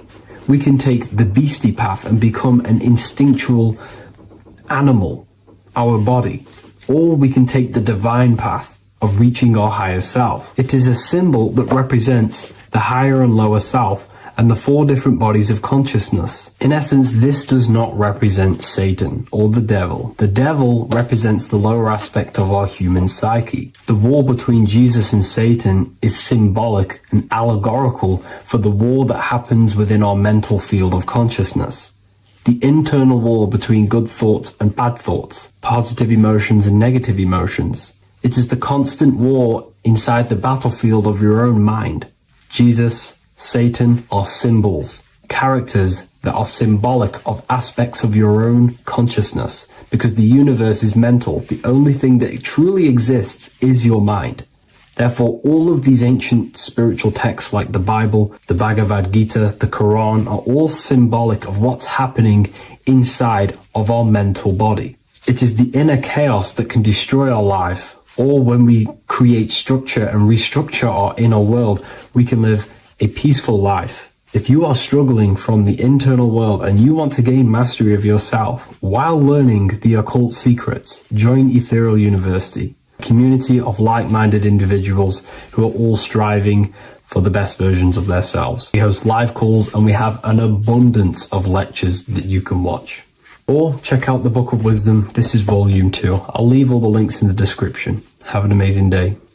What if I told you the devil is closer than you think, and it's not actually a real person, force, or spiritual entity outside of you, but a being and an aspect of your own mind and psyche? In this video, you will learn exactly what the devil is and the true esoteric meaning of the devil. The first thing we need to understand is that the universe is a mental universe. Look around you. Every action, every building, everything you see around you was begun first as thought in the mind, then manifested. We use the mind to build and shape our reality. The universe, the world, only exists inside of our mind. Therefore, God and the devil exist inside of our own psyche. So first of all, the devil is not a literal being, but a symbol of the lower self. It represents the unmastered, ego-driven part of the human mind, a symbol of destructive thoughts, emotions, behaviors, lives in realms of chaos, fear, hatred, lust, and ignorance. This is why we see the devil as red, because red is the lowest vibrational color on the color spectrum. It also corresponds with the root chakra, which is all to do with survival instincts. Red represents chaotic and intense emotions like hatred and anger. When we are angry, our face turns red. The devil represents our animalistic fundamental needs, our instinctual needs, our survival state of consciousness. We have a survival state of consciousness and a godly state of consciousness. Our godly state of consciousness is creating, not just experiencing in the animal state, but consciously creating reality. This is why we see the devil with a goat head, an animalistic head, and the head is where the brain is. The animal head represents living off instinct, the part of our mind that lives on urges, impulses, and instincts, eating, sex, power, ego-driven actions, and ego-driven thoughts. Animals are only aware of themselves. Animals live on instinct. They have no ability to consciously create like humans. This is our lower desires for the material world. That's not to say the material world is evil. However, when our consciousness is only seeking material things, this leads us down a path of self-destruction, because nothing material can ever satisfy our soul. Everything material is temporary. Therefore, the devil represents the part of us that seeks only material desires, only material fulfillment, the ways of thinking where we only think about ourselves and ego-driven thoughts. It also represents the unchecked, unconscious self, where we have no mastery over our thoughts, over our emotional impulses, and no mastery over our actions. We're living in instinct and impulsive states, which causes chaos, selflessness, destruction, and keeps us bound to our lower material 3D state of consciousness. It's important to recognize that the word devil was never present in the earliest Gospels. Instead, what was mentioned was a spirit of evil. This distinction is crucial because it underscores that the idea of the devil, as popularly conceived, does not actually actually exist as an independent entity. Rather, it is a personification of the lower aspects of the human mind, a facet of our own consciousness. The term spirit of evil was not meant to denote a specific deity or being, but rather any force of negativity, whether it manifests as a destructive thought, emotion, or action. A spirit is a force, an energy, and we have three forces that create our reality: thoughts, emotions, and actions. We have full control over these three aspects which transform and mold reality. A destructive thought, a destructive emotion, a destructive action is a spirit of evil, and it originates from the darker aspects of the human psyche. So now, because we're on the topic of the devil, we have to look at the pentagram, which is obviously connected to the devil heavily. The upright pentagram represents spirit, air, water, earth, fire. Upright, which represents spirit, the most important element on top of the earthly elements, showing spiritual principles over material principles. As spiritual beings as we are, we have to put our spirit first, our higher self first, and material things second. Why? Because material things never satisfy us long term. Seeking material fulfillment will leave us feeling unfulfilled in the long run and very unhappy, and we can lose ourselves in illusions. We have to put our spiritual principles first. Seeking wisdom, knowledge, connection to the divine, and connection to our higher self is what gives us true fulfillment in our hearts and souls. But when we see this pentagram inverted, we now have spirit on the very bottom, which now represents earthly principles on top of the spiritual principles. We're putting our earthly elements on top of our spiritual element, which this inverted pentagram represents no longer caring about spirit, no longer caring about our invisible internal world, and only caring about this external body, food, sex, material things, cars, money, and all the things outside of us, the world outside of our mind. This is what true Satanism is. Satanism is not worshipping an external deity, but it is worshipping the self, only fulfilling the ego's desires. This is what true Satanism is, and we have all been conditioned to live in this state. Satanists want us to believe that there is an external deity called Satan or the devil, and the reason they do this is because they trick us, making us believe that we are not Satanists, while they are actually conditioning us to be self-seeking, ego-driven people, where we only care about sex, food, material things, and money, which is actually conditioning us to be Satanists. 80% of the population today are unknowingly involving themselves in Satanism, which is ego-driven thoughts, actions, and emotions, dwelling and living in this state where we only care about ourselves. When we are spiritual, we realize we are all one. We are all one consciousness family, and we need to do things that help and contribute towards our collective experience, helping others instead of seeking to serve only the self. The angel is depicted with wings, which represents elevation, higher self. The devil is represented with an animal horns, which is on the ground. A goat is on the ground, which represents the lower self. This is the elevated mind and the lower material mind. Horus, the bird, higher self. Set, the ground animal, lower self. Jesus and Satan. These are two forces, two characters that exist within the human psyche, not real entities. They are forces of our minds, and there is a battle between our higher self and lower self all the time within our own minds. There's always a part of us that's telling to do one thing and another thing, to do something bad and to do something good. There is this battle inside of our own consciousness. Here we have the human spinal column. The human spinal column is showing you the higher and the lower self. The higher self represents the head. The head is where the mind is. This is the creative essence of the universe. This is where all material things begin as a thought in the mind. We create with the skull, with the brain. This is our higher self, the heavens, connected to the heavens, the sky. And the lower end of the spinal column is where our reproductive organs are, where our gut is. Our reproductive organs and our gut is all to do with survival. The lower end of the spinal column, lower instinctual 3D based consciousness. The lower end of the spinal column is where our lower self dwells. Eating, consumption, power, and sex, lust. These are all emotional forces and instinctual based organs that are not inherently evil, but when we dwell and live off this lower end of the spinal cord, it keeps us in low states of consciousness. Our goal to raise to our higher mind is to balance this, not to overeat, not not to abuse power, not to abuse sex and lust, but to master these organs and gain the ability to say no to these organs so that we can raise to our creative side of consciousness. Instead of dwelling in our instinctual nature, we can turn to our creative nature and consciously become a builder and constructor of reality. This is the true way of raising consciousness. This is the stairway to heaven, out of the animal consciousness to the higher consciousness. To wrap all of this up, it's all about gaining control over our instinctual lower nature and allowing our spirit to rule over our body and not our body ruling over our spirit or mind. The moment you let a thought become instantly an action is the moment you are an impulsive person. We are all trained to be this way. It is okay if you are in this state. The moment you let a thought turn straight into an action without questioning, that is the mind controlling you and you not controlling the mind. We need to gain control over the mind, and we do this through many different ways, through meditations,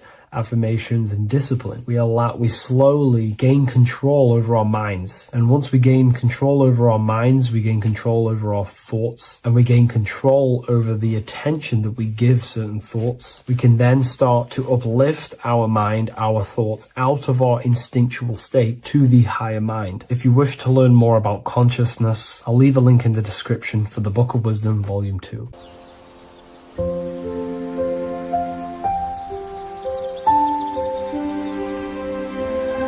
bookofwisdom.com.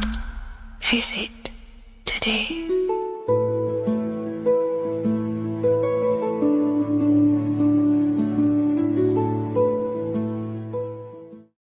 There is a secret meaning behind the number 666. 666 is 3 sixes. The number 3 in occult and esoteric numerology represents the 3 aspects of human consciousness.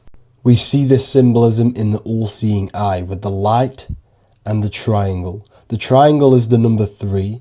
The eye represents consciousness, observation, and the light represents the light of consciousness, because consciousness is pure light. The 3 aspects of our consciousness is thoughts, emotions, and actions. Every thought creates a feeling, and the feeling creates the action. All physical manifestation is driven from these 3 aspects of our consciousness. All physical manifestation comes from thought. Every object you see around you, this screen, the phone you're on, the laptop you're using, or the iPad, was a thought in the invisible realms of consciousness. Then it was brought into physicality through feeling and action. This is because man is made in the image and likeness of God. We are all mini creators. We are all extensions of God's creative consciousness. Therefore, the number 666 represents 3 sixes. 3 is thoughts, emotions, actions. The number 6 represents the cube, because cubes have 6 sides. This material world that we experience, everything has 6 sides. Everything's created by cubes. We can move forward, we can move backwards, we can move left, right, up and down. This is the cube that we are stuck in. Therefore, 666 represents our 3 aspects of our consciousness, thoughts, emotions, actions, all contributing towards our physical self, material world, material pleasures, completely cutting ourselves off from our spiritual, true, divine self, which means 666 is representing a state of consciousness. A state of consciousness where we only operate from a place of material needs and survival things. As humans, we possess a physical material body in the physical material external world, but we also possess an invisible inner world, which is what we call spirit. When we disconnect ourselves from our inner world, we become lost in this materialistic way of thinking and acting, which can lead to no life purpose, a feeling of emptiness and voidness in our hearts. Humans possess the ability to transcend our animal instinctual natures and turn to the divine mind, to the spiritual inner world. It is our inner world that is projecting our outer world. The outer world is just an effect of our inner state of consciousness. It's important as we go through this human life to not lose ourselves and look for our validations outside of ourselves. The external world is simply just a mirror, mirroring with mathematical precision what happens inside our consciousness. When we change our inner world, we produce effect in the outer world. To get back on track about this number, this represents when we are lost in our material self and we are completely cut off from our true divine self. The devil is always having goat horns, which represents a ground animal. This is the lower animal self of man. He's always red. The frequency of red is the lowest vibrational color, and it also represents the root chakra. This is all to do with survival mode and our physical needs and physical self. Red represents chaotic and intense emotions like hatred and anger. This is why the devil is always red, because it represents anger and an uncontrolled state of emotion and consciousness. You see, we've been taught in the church and all through religion indoctrinations that the devil is an external deity which influences humans. And in fact, this is nothing but a metaphorical story. The devil is a character which represents an aspect of the human mind, the lower aspect of the human mind, a facet of our own consciousness and psyche. The voice that we have in our head that tells us to do these negative things is not an external deity pushing us to do something bad. This is an aspect of our own mind. Jesus and Satan are just two characters which represent the two voices that we have in our own consciousness. In fact, the word devil was never present in the early Gospels. Instead, what was mentioned was a spirit of evil. A term spirit of evil was not meant to denote a specific deity or being, but rather any force of negativity, whether it manifests as a destructive thought, emotion, or action.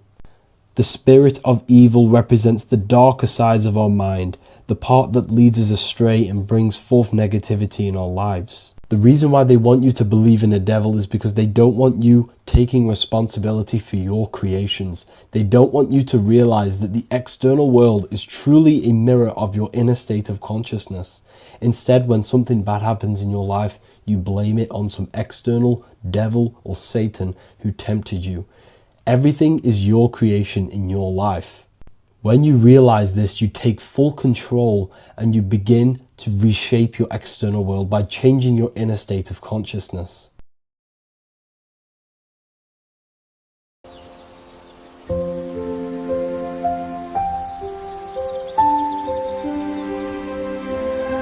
bookofwisdom.com. Visit today.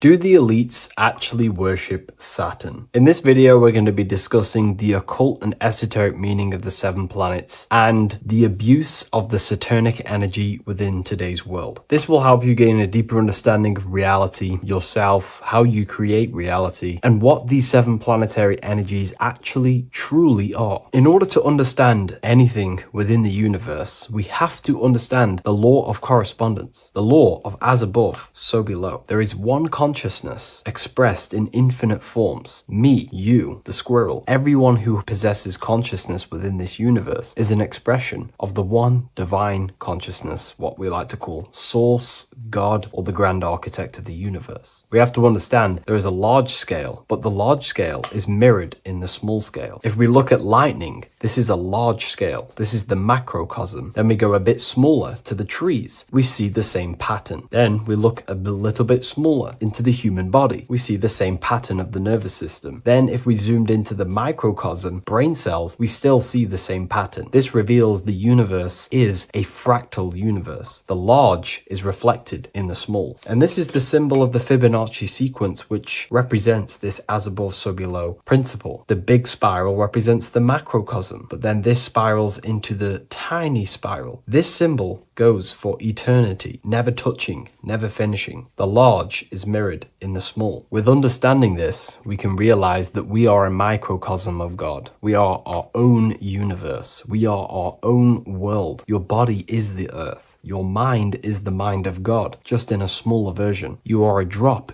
in the ocean of the vast collective consciousness. With that being said, everything you see outside of you is inside of you. As above, so below. The 7 planetary energies on a macrocosmic scale are the 7 energies that form the physical world. The physical dimension is crystallized thought. Everything you see around you was thought made manifest. Thought imagined, then created in the physical reality. Therefore, these 7 planetary energies are 7 astral forces that create and weave the material existence. For example, if we look at a tree has 7 categories of consciousness, 7 creational forces that create the tree. This is the reason why we have 7 days of creation in the Bible. This is the reason why we have 7 days of the week for the 7 planetary energies. Monday is for the moon, Mars is for Tuesday, Mercury for Wednesday, Jupiter for Thursday, which is Thor. Thor is Jupiter. Venus for Friday, Saturn day for Saturn, Sunday for the sun. This is also the reason why we have 7 major energy centers within the body. The 7 life forces that flow through the body to give physical existence to the physical form. Man is a microcosm of the universe. With that being said, if we look at a tree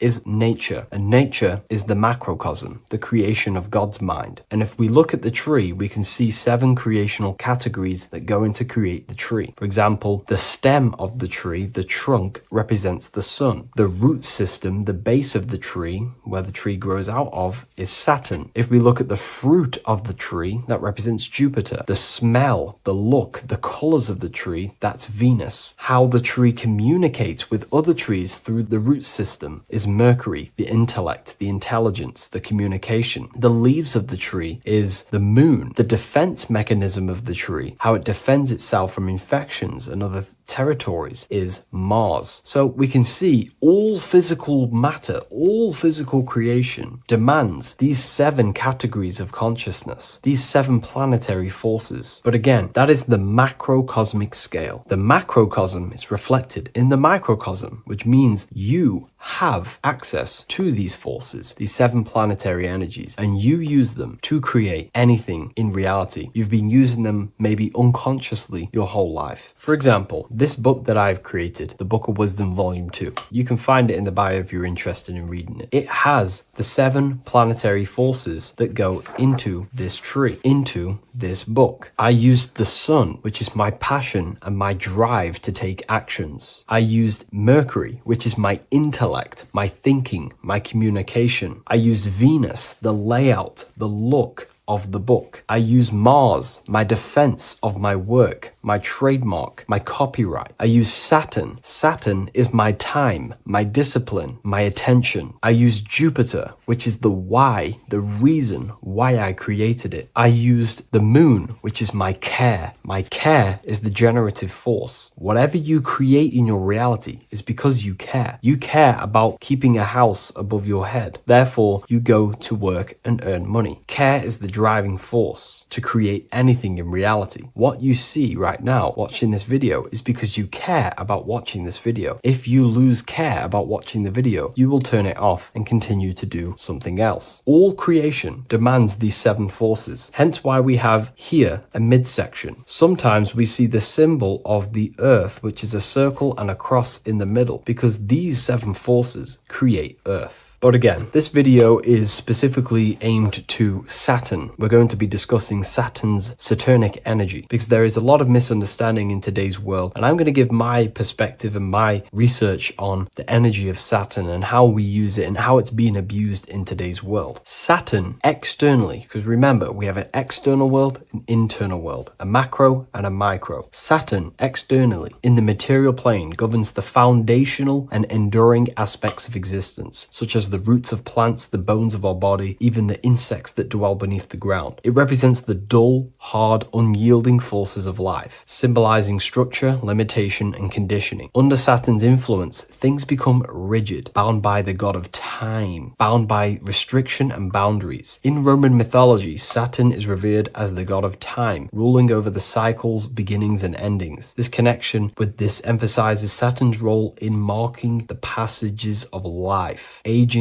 and inevitable constraints we all face. Internally, inside yourself, the microcosm. Internally, Saturn embodies the conditioning within our own consciousness. When Saturnian aspects of consciousness dominates, we become overly rigid, fixated, restricted in our thinking and actions. For example, Saturn's influence is strongly felt in today's world, where many people's minds are confined to societal norms and conditioned responses. The pervasive control Saturnian energy can lead to the sense of limitation, as people become trapped within structure imposed by society and power structures. However, we have to remember that limitation, there is dark and light. Limitation is not bad. This is why Saturn is connected to the god Satan. They are the same being. It's something that restricts, holds back, and keeps you limited, conditions and limits consciousness to its lower power. Saturn is a great teacher, guiding us through difficult life lessons that ultimately lead to growth and expansion and power. Although Saturn's energy is harsh and often challenging, it helps us to develop resilience, discipline, and wisdom. Yet in modern age, this energy has overpowered the minds of the masses, fostering excessive rigidity and limitation. Instead of being ruled by Saturn's constraints, we should seek to embrace more freedom, love, joy, balancing Saturn's lessons with openness and fluidity in our life. So like I said, Saturn rules law. Anything that is limiting or holding back, something that is a restriction or a wall. This is why we see judges wear black robes. The color black is associated with Saturn because Saturn rules over the nighttime and the winter time. Capricorn, they wear black robes. A graduate also wears a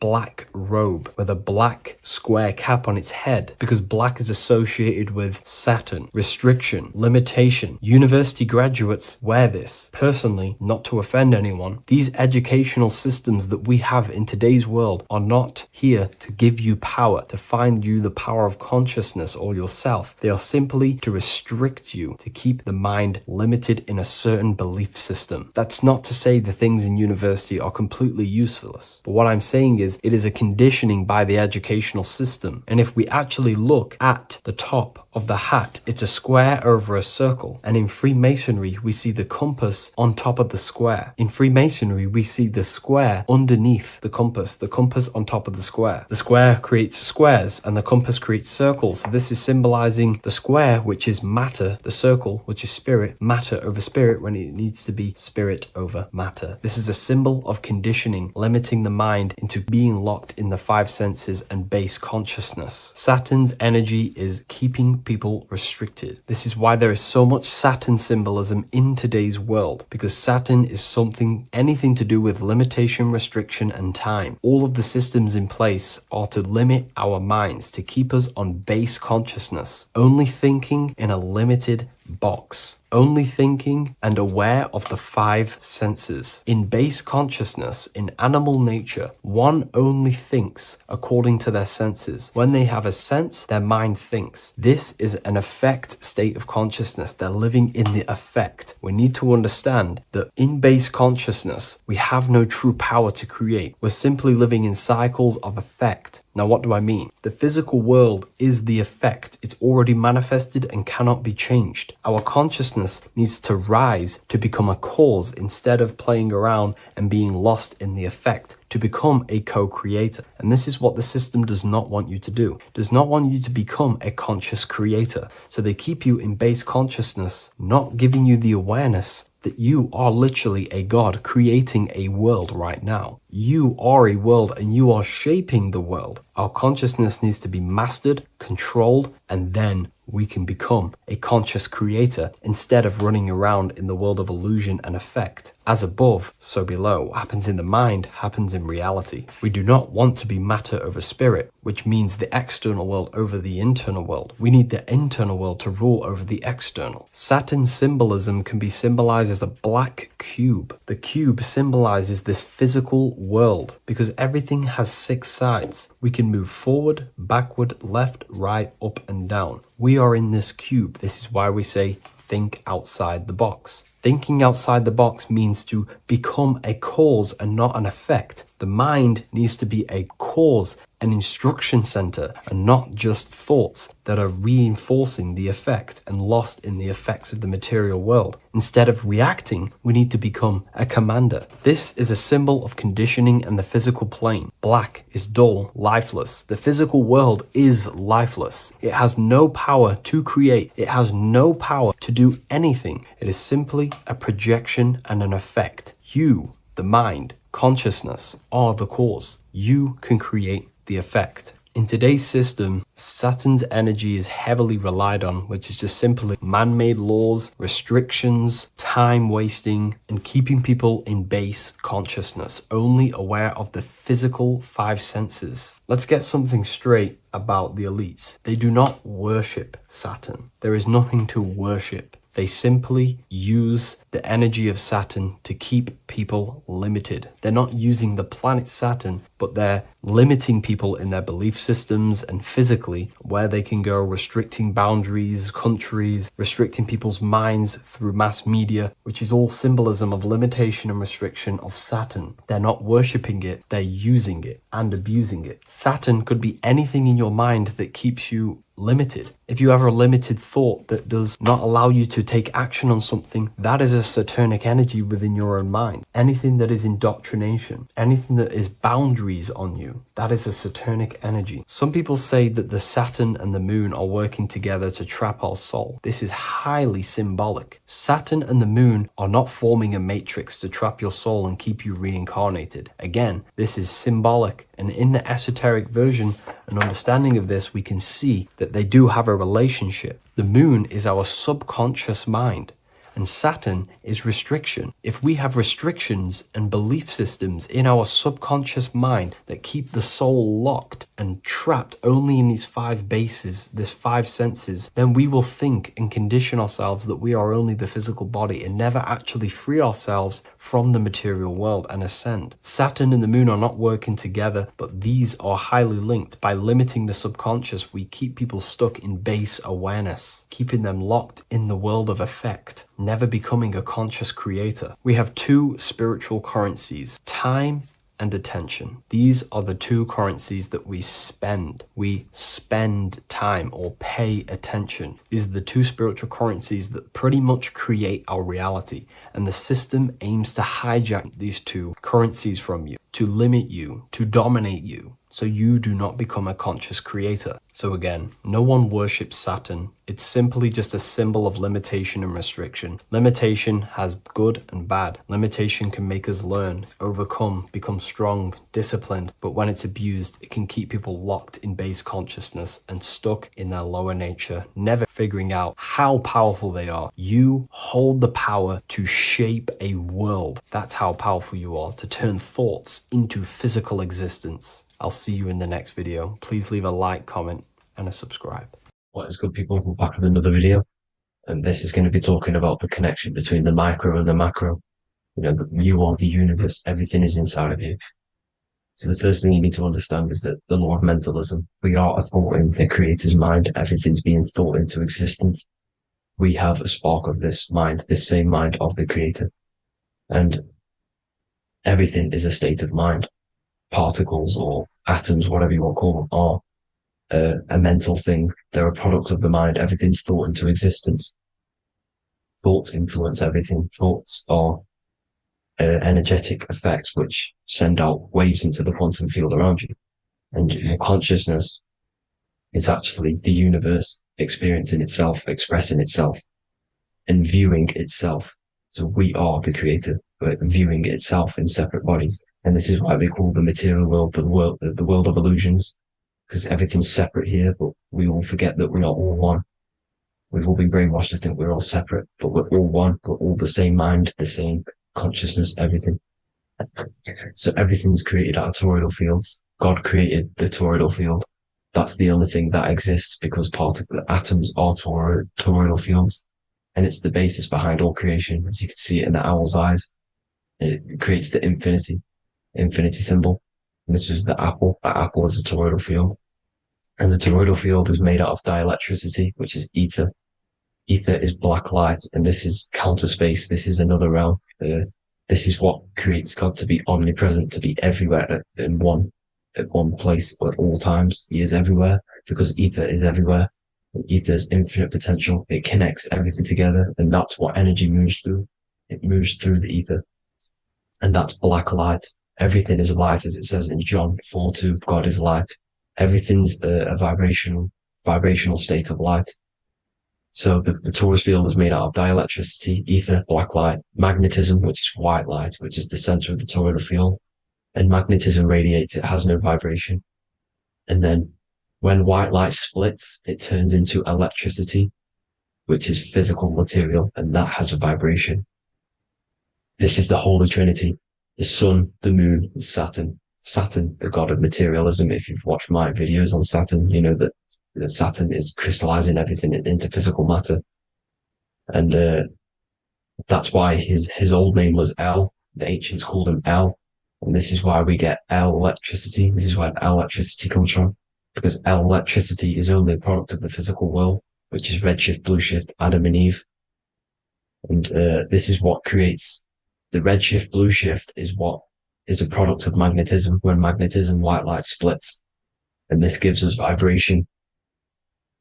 And this what creates the toroidal field, which is the basis of all physical creation. The sine wave is created out of the magnetic wave and the electric wave. The electric wave is the blue wave, and the magnetic wave is the straight wave, which is radiation. This is vibration frequency. So the magnetic wave is straight, and then you have longitude and amplitude, which is depth, which is dimension. You see how the electric wave has depth and a dimension. This is why you get the cross. This is the cross of Earth. This is the symbol of Earth, of bondage, of physical matter, because it consists of magnetic wave and depth, which is electric wave. And this is where you get the sun cross or the earth cross, whatever you want to call it. It's the cross of physical matter, and the ancients knew this. This is why they used that symbol. Redshift, blueshift, which is the toroidal field, is the basis of all creation, physical creation. And this is why you have the police siren is red and blue. The Matrix movie, red pill, blue pill. You have red blood and blue blood in your body. The Democrat and Republic, the two parties, red and blue. Like your taps on your taps, you have a red and blue tap. One's generative, and one's destruction. Fire, destruction, water, generative. So this is the basis of all things. And electric wave has dimension, like I've already said, depth, material, and it's measured in hertz. It's measured in hertz because it hurts you. It decays because the electric wave has a vibration, and vibration always has to go back to a standstill point. This wave cannot go forever, but the magnetic wave will go forever. It's radiation. Magnetic is radiation. It radiates forever. It pulses, but the electric wave will at some point come back to a standstill point. And that's why it hurts, it decays. That's why our physical body decays, because we contain of electricity. This body is an electric body, and it will return back to stillness like a guitar string. If you vibrate a guitar string, you pull it, it will vibrate, make a sound, and then go back to a standstill point. It's the exact same with every single toroidal field within the body. It will decay, and this is why our bodies decay, and everything in creation decays. So we're born into sin. The sin of Eve. The sin of Eve is us biting into the tree of knowledge of good and evil, which is the systems in the body. And the sin of Eve is biting into the sine wave. We bit into the sine wave. The sun moves in a sine wave. Our DNA is a sine wave. Time is a sine wave. Everything in this creation is a sine wave. This is why the dollar bill is a sine wave. Magnetism and electric waves in one. And this is the sun doing its sine wave, which creates, when you go bowling, it kind of creates that pin that you hit over. That's the pin of the sun. The zodiac sign is a sine wave, because the zodiac sign is an expression of the toroidal field, because magnetism unfolds into 12ness. And that's why you have 12 zodiac signs, 12 systems in your body, 12 cranial nerves in your head, in your brain. So if you can imagine this, see where my pointer is, always starts with Aries. Aries is the head. It's the first thing that's created in the womb. And this is Aries, the ram. And this is why it's called a cerebrum in your brain, which is the first thing that creates when you're in the womb. And What's the element of Aries? Is fire. Fire is the first element. Fire, first, because it's the first thing on the wheel, the first expression of energy. As you can see here, my pointer, this is the center of the toroidal field. It would go Aries, Virgo, Capricorn, Pisces, Scorpio, Cancer. Then we go back to Libra. Libra would be center. But you see how the toroidal field is the expression of the 12 energies. That's what the constellations are, the energy expressions of the toroidal field. So it would go outwards, starting from Aries here, all the way back to Pisces, which is beyond the bottom half. But Libra would be the center. That's why Libra is the equinox. It's the equinox. Libra is when it goes from summer over to autumn. It's the equal. It starts to transition into the winter side. Equinox, equal, which is Libra. And that's why Libra has the two scales. It's symbolized with the two scales. That's because of, the sun moving over. It's being judged. It's equal now, but then it's going to tip over into the winter. That's why Libra is here, the center of the sine wave. And like I said before, magnetic energy unfolds into 12ness. Magnesium is number 12 on the periodic table. It's the sacred number. And this is why the scientists are trying to, NASA is trying to bring in another constellation to destroy the holy science of astrology. So Aries rules the head, which is Mars. Taurus rules the neck, the lower head. Gemini, the two twins, which is your lungs, your two twins, your arms, two twins. Cancer, the breasts, the chest area. Leo, the heart, which is the sun, which is fire, the center of the toroidal field. Virgo, the belly, which is the intestines. Libra, the kidneys, the two scales, the kidneys, balancing out everything. Scorpio, the sex organs. Sagittarius, hips and thighs. Capricorn, I've missed that out, which is the kneecaps. Capricorn, kneecap. Aries, which is the ram, which is the cerebrum in your brain. And then Aquarius, the calves and the ankles. And the Pisces, the two fish, the 2 feet. So everything corresponds, as you can see here. This is an ancient way of depicting it, of the folded human. And this is everything. Each constellation rules that part of the body, gives energy to that part of the body, makes you do certain things. So magnetic energy unfolds into 12ness, electricity unfolds into 7s. That's why when you get electric, the light spectrum that we see, it consists of 7 colors. Why we have 7 planets. The 7 planets give us our 7 metals and the 7 solfeggio scale frequencies. So the rotor, this is the rotor. And rotor is an anagram for Torah, the Torah, which is I think it's the Hebrew Bible. Don't quote me on that, but it's one of the holy books, which is the Torah, the Taurus. Everything goes back to the Taurus field because it's the basis of all creation. So the chief cornerstone, it says in the Bible that the builders rejected the chief cornerstone. The chief cornerstone, you are the builder. You decided to incarnate into the physical world, into the electric world, El, the world of El, Saturn. When you are created in the womb, it takes you 9 months for you to be created. So for example, if you went into the womb here, it'd take you 9 months. So let's say you're born in Scorpio. So you'd go back 9 months, 1, 2, 3, 4, 5, 6, 7, 8, 9. You consist of all of these 9 energies because it takes 9 months or however long you took to be born. Some people are born earlier. You'd have to find out how many months you were in the womb for. But you consist of these 9 energies, and each constellation has a cell salt associated with it. And these cell salts are vital for your health and your cells and the optimal health of your body. So the chief cornerstone that you rejected is these 3 cell salts, these 3 constellations. So you're mineral deficient in these 3 constellations. For example, fluoride, magnesium, phosphate, and potassium sulfate. So that's the chief cornerstone. And a cornerstone, people always get it rejected with the cornerstone.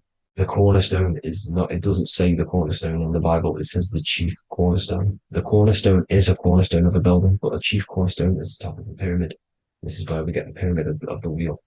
So you're mineral deficient in whatever 3 zodiac signs you were not in the womb for. This is the chief cornerstone you rejected. So the human body is the micro, it is the universe in a physical form. It consists of everything in the universe, just like your consciousness is the universe watching itself, experiencing itself. Your body is the whole universe, 12 systems in the body, 12 zodiac signs, 7 chakras are the 7 planets. The Holy Trinity of you is your Temple of Solomon, the soul and the mind, the sun and the moon. You know, everything is in you. You consist of everything, all the energies, everything. Heaven and hell. Heaven and hell is a mind state. It's a state of the mind. Head, H-E-A, which is heaven, and the heel, the bottom of your foot, is hell. And the bottom of your foot is the soul. So they're basically saying, large wordplay, they're saying that your soul is in hell because, you know, with the elites being in control. So they call the bottom of your foot the soul, trying to say that you're in hell. The Christ is in you. And this Christ is Greek for what? Christos. And Christos is Greek for the oil. And this oil is produced in the cerebrum, the Aries, the ram, the cerebrum. It goes down the pineal. Well, the pineal and the pituitary are underneath the cerebrum. Goes down the pingala and the ida. The pingala being the positive charge connected to the pineal gland, pin, and the ida connected to the pituitary. And this is the 2 serpents going down the spinal column. And this is why Jesus goes from Nazareth to Bethlehem, and then Joseph and Mary are waiting for Jesus in Nazareth. Joseph and Mary are the pineal and the pituitary gland waiting for Jesus to come back up the River Jordan, your spinal column. So this is the oil. This is the story of Santa as well. Santa comes from the North Pole. Why? Because the North Pole of the Earth is the center of the toroidal field, and the North Pole of you is your spinal column, which is the North Pole of the toroidal field. The North Pole, he comes from the North Pole. This is the North Pole. This is the South Pole of the toroidal field. Comes from the North Pole, which is your mind. And he goes down the chimney and then back up the chimney. This is the chimney. And he drops off the present, which is the Christos, the oil. And this is why Jesus is crucified at 33, because he crosses over the vagus nerve at the top of your spine. When this oil comes back up the 33 vertebrae, these are your vertebrae here. When it goes up to the 33 vertebrae, it gets crucified at 33 because it crosses the vagus nerve, and he's crucified on the cross at 33. This is the story behind Jesus and Santa. The Ark of the Covenant in the Bible is the 2 hemispheres which cover the vital parts of your mind, the brain side, which is the cerebrum, the pineal, the pituitary, etc. So the 2 hemispheres are the 2 angels, the Ark of the Covenant. This is the Ark of the Covenant, covering the 2 vital parts of your brain. So these are the optic thalamus is another part, and it protects the Christ oil, which is inside at the center of the brain. See, the Bible is all a massive metaphor about yourself because you are the universe. You are a microcosm of the universe. Your consciousness is experiencing itself, and the universe experiencing, and your body is the whole universe. Your head's heaven. So Moses crosses the Red Sea. These are the 2 hemispheres of your brain. This is the corpus callosum, the Red Sea. So he's pretty much saying that he's uniting the 2 hemispheres of your brain, because most people in this generation are stuck in the left brain, which is just logic, reasoning, science and maths, writing. You know, this is what school teaches you to do. It keeps you stuck in your left brain. And you want to cross over to you want to cross the Red Sea, which is the corpus callosum, to the right brain, which is awareness, art awareness, creativity, imagination, intuition, insight, you know, using the higher mind, creativity, imagination. If you don't have intuition, then you can't read energy, you can't pick up on bad things. This is what Moses is symbolizing by crossing the Red Sea. And it's also the upper room where Jesus met the 12 disciples. 12 disciples are the 12 cranial nerves in your brain. It doesn't just represent the 12 zodiac signs, the 12 disciples. It symbolizes many different things. It's like I said, the universe consists of 12ness. So you have 12 cranial nerves in your brain, and that's the 12 disciples as well. And they want you stuck in your left brain, which is the 5 senses, materialism. So they say in the Bible that Satan blinds the mind. Satan is Saturn. If you've watched my videos, Satan is Saturn.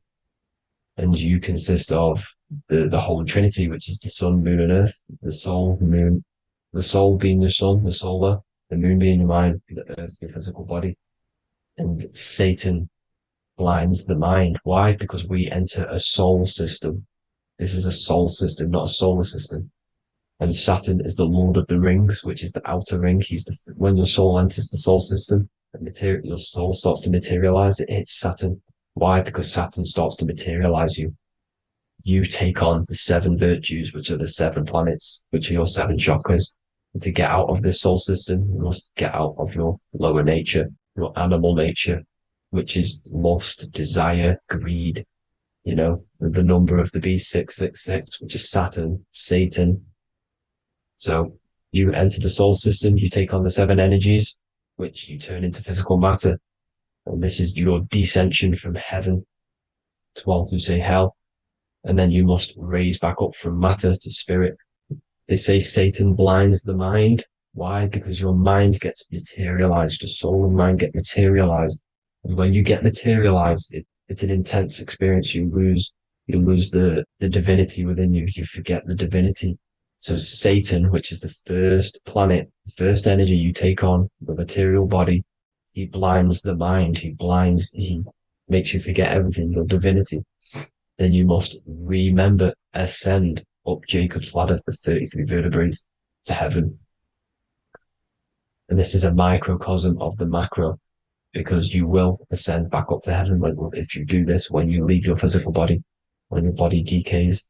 So when it talks about in the Bible, completely destroy them, the Hittites, the Amorites, the Canaanites, all the ites, this is what God says to the Israelites. It says completely destroy them. It's basically symbolizing saying destroy your lower nature. The Canaanites, cannibals. We're under a Canaanite system now, which is cannibalism.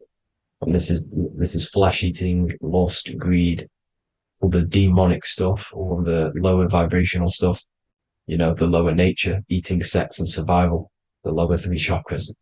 You must get out of these lower 3 chakras and return back to spirit, which is heaven, which is spirit, love, being holy, being truthful, being passionate. Going back to Satan blinding the mind, all of the planets are made out of these 3 symbols. Satan blinds the mind, and that's why Satan's symbol, this is the symbol for Saturn, Satan, the symbol for Saturn is the cross, which is physical matter, the earth, over the moon is your mind. So the Saturn symbol saying matter over mind, he blinds the mind, Satan blinds the mind once you enter the soul system. And you must remember, in the Bible, it talks about the Genesis, which is Eve, the sin of Eve, which is biting of the tree of knowledge, with the serpent, which wraps around the tree. It says the serpent placed himself on the tree. Well, the serpent is the spinal column. It's the serpent telling you eat from the tree of knowledge of good and evil, which is your nervous system.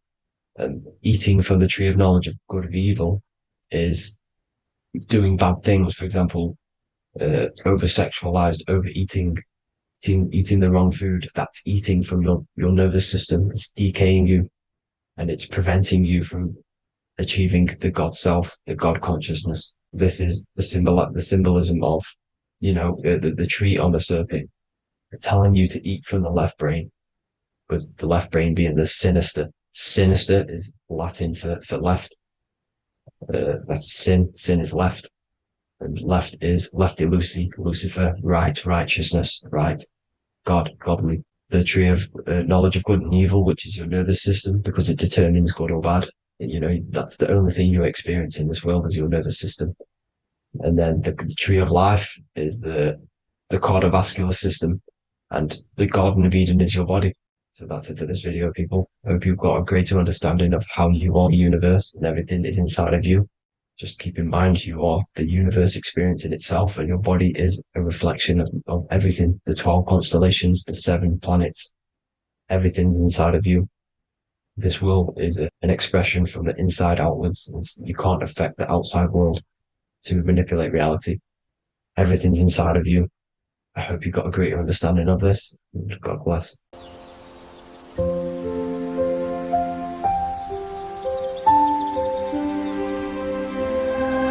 bookofwisdom.com. Visit today.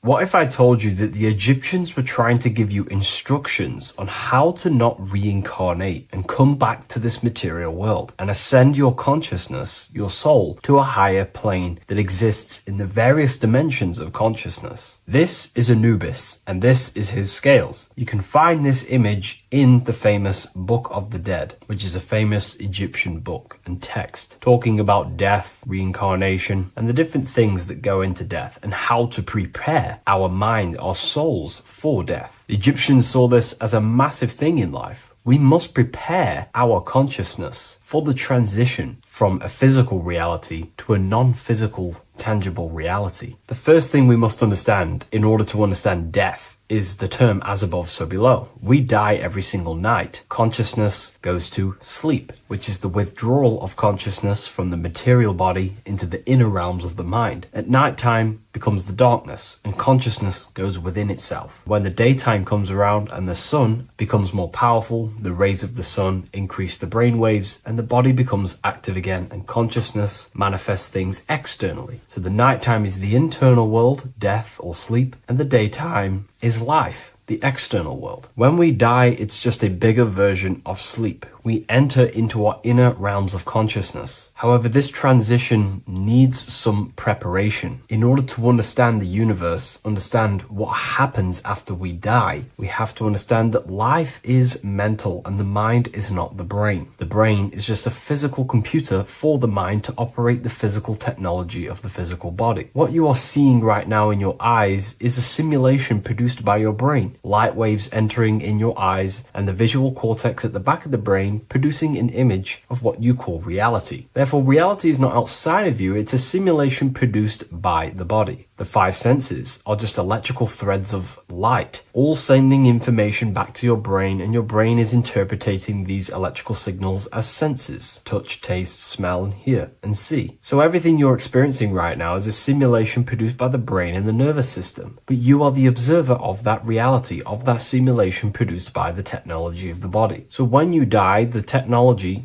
the simulation produced by the electrical system called the human body, is no longer running. Therefore, we don't actually leave anywhere, but the simulation stops running and we are dissolving one layer of ourself. So most people think they leave the body when they die, but we're not. We're simply just removing an aspect of ourself, a different dimension of ourself, and casting off that dimension, removing a veil or a layer. And we're seeing what is behind that layer. And what behind the layer of the physical reality is simply the world of imagination, the astral plane. At the moment of physical death, consciousness withdraws from the physical brain, yet the awareness does not cease. For a short period, the individual may experience a condition of peaceful unconsciousness, similar to deep sleep. Then, once the individual becomes conscious again after death, once the physical body, the etheric body, has fully been split up and consciousness is now operating in the astral plane. This is what the ancients called karma loka. Arthur E. Powell mentions this. C.W. Ledbetter mentions this place as well. Karma loka is a place in the astral plane. The astral plane is the realm of imagination. It is where the forces of the mind manifest desires as imagination. All of your desires, your desired realities, the screen that you have in your mind, that screen you manifest a visualization on, exists in the dimension of the astral plane. It is a realm made of thoughts. It is an object made of thoughts. If you think of a chair, for example, and imagine that chair in your mind's eye, that screen you are seeing in your mind's eye is a thought animated. That thought is an animated desire, and that exists in the realm of the astral plane, a realm of subtle thought forms. Therefore, the physical world has an exact copy of this world, however, in the astral plane. Just like how if you remember the house that you grew up in as a child, if you could sit down right now, wherever you are, and you can imagine, walk around that house in your mind. You can imagine the layout of the street of the house. So in our minds, we have our own layout and map of our house, but then now connect all of the collective consciousness minds and memories of places on the earth, come together to create a collective astral plane, a world made of thought forms, but it's an exact copy of the material world. To go into a bit more detail, this would exist on the lower astral plane. On the lower astral plane, there is an exact copy of the Earth, made of everyone's memories, imaginations, and things along them lines. Karma Loka is where the word karma comes from. This is the region of desire and emotion and imagination. This place is not a place of reward or punishment, but a state of consciousness corresponding to the emotional nature of the person who passed on, who transitioned from the physical to the astral. Your state of consciousness, the thoughts you think every day, the fears that you face every day, the belief systems you have in your mind every day, still is passed on from the physical into the astral. The astral plane, you will go into an astral plane that directly corresponds to your state of thought, just like a dream. In your dreams, you will see materializations of your fears, belief systems, and things going on in your subconscious mind. You will go into an environment and a landscape when you die in the astral plane that match your desires, habits, and your state of mind. If you believe in Jesus, you will go to a place where then thought forms manifest in the astral plane. If you believe in Buddha, you will go to a place where then thought forms manifest. That is the environment. It's mental. Reality is your level of realization. You are seeing through the lens of your mind, of your beliefs, and you see the world tinged with your belief systems. Karma Loka is a place where you balance out your desires, sensual cravings, ambitions, jealousies, fears, emotional fixations continue to assert themselves in your mind when you die. Yet because there is no physical instrument through which they may be gratified,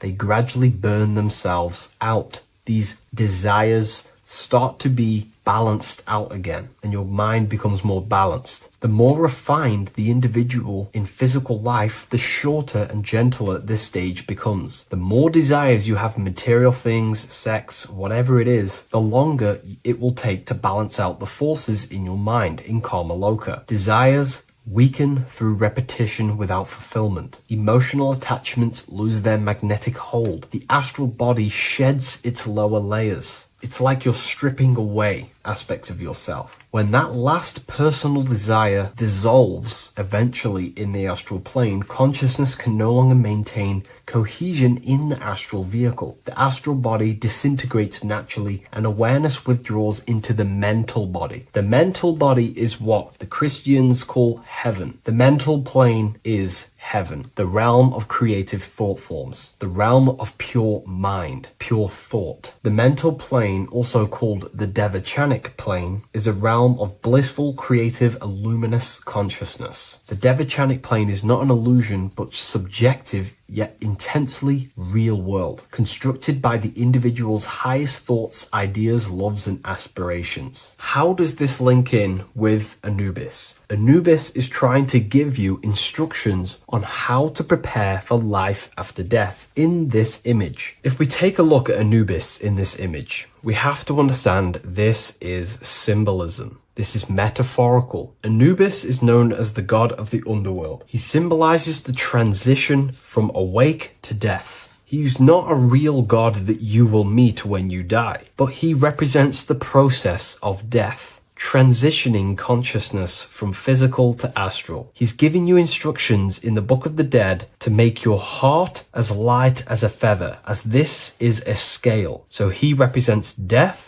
Your heart needs to be as light and balanced as a feather. The heart is the emotional vehicle of consciousness, as I just explained that emotions are subjective to the astral plane or Karma Loka. We do not want a heavy heart before we die. We do not want addictions to smoking, addictions to pornography, addictions to status, the ego, material gain. If we die with these things, this means we have a heavy heart, and this will manifest in the astral plane when you die and take longer to balance out them emotions and desires. So this is telling you to remove any addictions, any emotional attachments, mental attachments you have to the material plane. This does not mean go full monk mode and don't have anything physical, don't chase after anything material. We should definitely have material things as we are spiritual and material. However, do not place your heart on it. We should all aspire to have the best possible life, have the most possible resources resources as possible in our lives, have an abundance in everything. That's completely fine. But placing our soul on it, your desires on the material world, will only pull you down in life after death, take you longer to balance out them forces and desires. This is why transformation during physical life is essential. We need to release attachments to master our thoughts and emotions and align with truth. We don't want to die with false identifications that thinking and believing that we are the physical body. We need to balance out our heart. Yes, have material things. Yes, chase the best possible life for ourselves, but also have connection with the divine and practice detaching from the material world. Maybe even fasting from any addictions that you have, the phone and things along them lines. When this is achieved, when you are fully balanced and have no more addictions and attachments to your mind and consciousness, the scales are balanced. The soul becomes free and rises beyond the lower planes of existence when you die. It transcends the physical body and more than likely enters the mental body. We can't take anything physical after this life. The only thing we can take is spiritual things such as wisdom, understanding, and connection. We can only take internal things. So we have to master our internal world before we pass on to a world where we cannot fulfill our physical desires. Now, this is kind of what heaven and hell is. There is a hell realm in the astral plane. If you desire horrible things, you desire to kill people, or you desire to do horrible things, then you will manifest in a place where that is taking place, with people, with entities that assimilate with that vibration. You might have to watch this video a few times to gain a full understanding of this, but Anubis is trying to teach you, make your desires as light as a feather, purify your heart, purify your soul, and place your heart on the spiritual things, knowledge, information, connection, thought. Because if you desire material things, then you will more than likely desire to manifest yourself back into the material world and reincarnate. If you've read the Book of Symbolism, you already know this information. You can now find this book in the description of this video. Please leave a like, comment, and subscribe to the channel if you like this information. And we also have the Book of Symbolism available on Amazon.com now. Take care, everyone. I'll see you in the next video.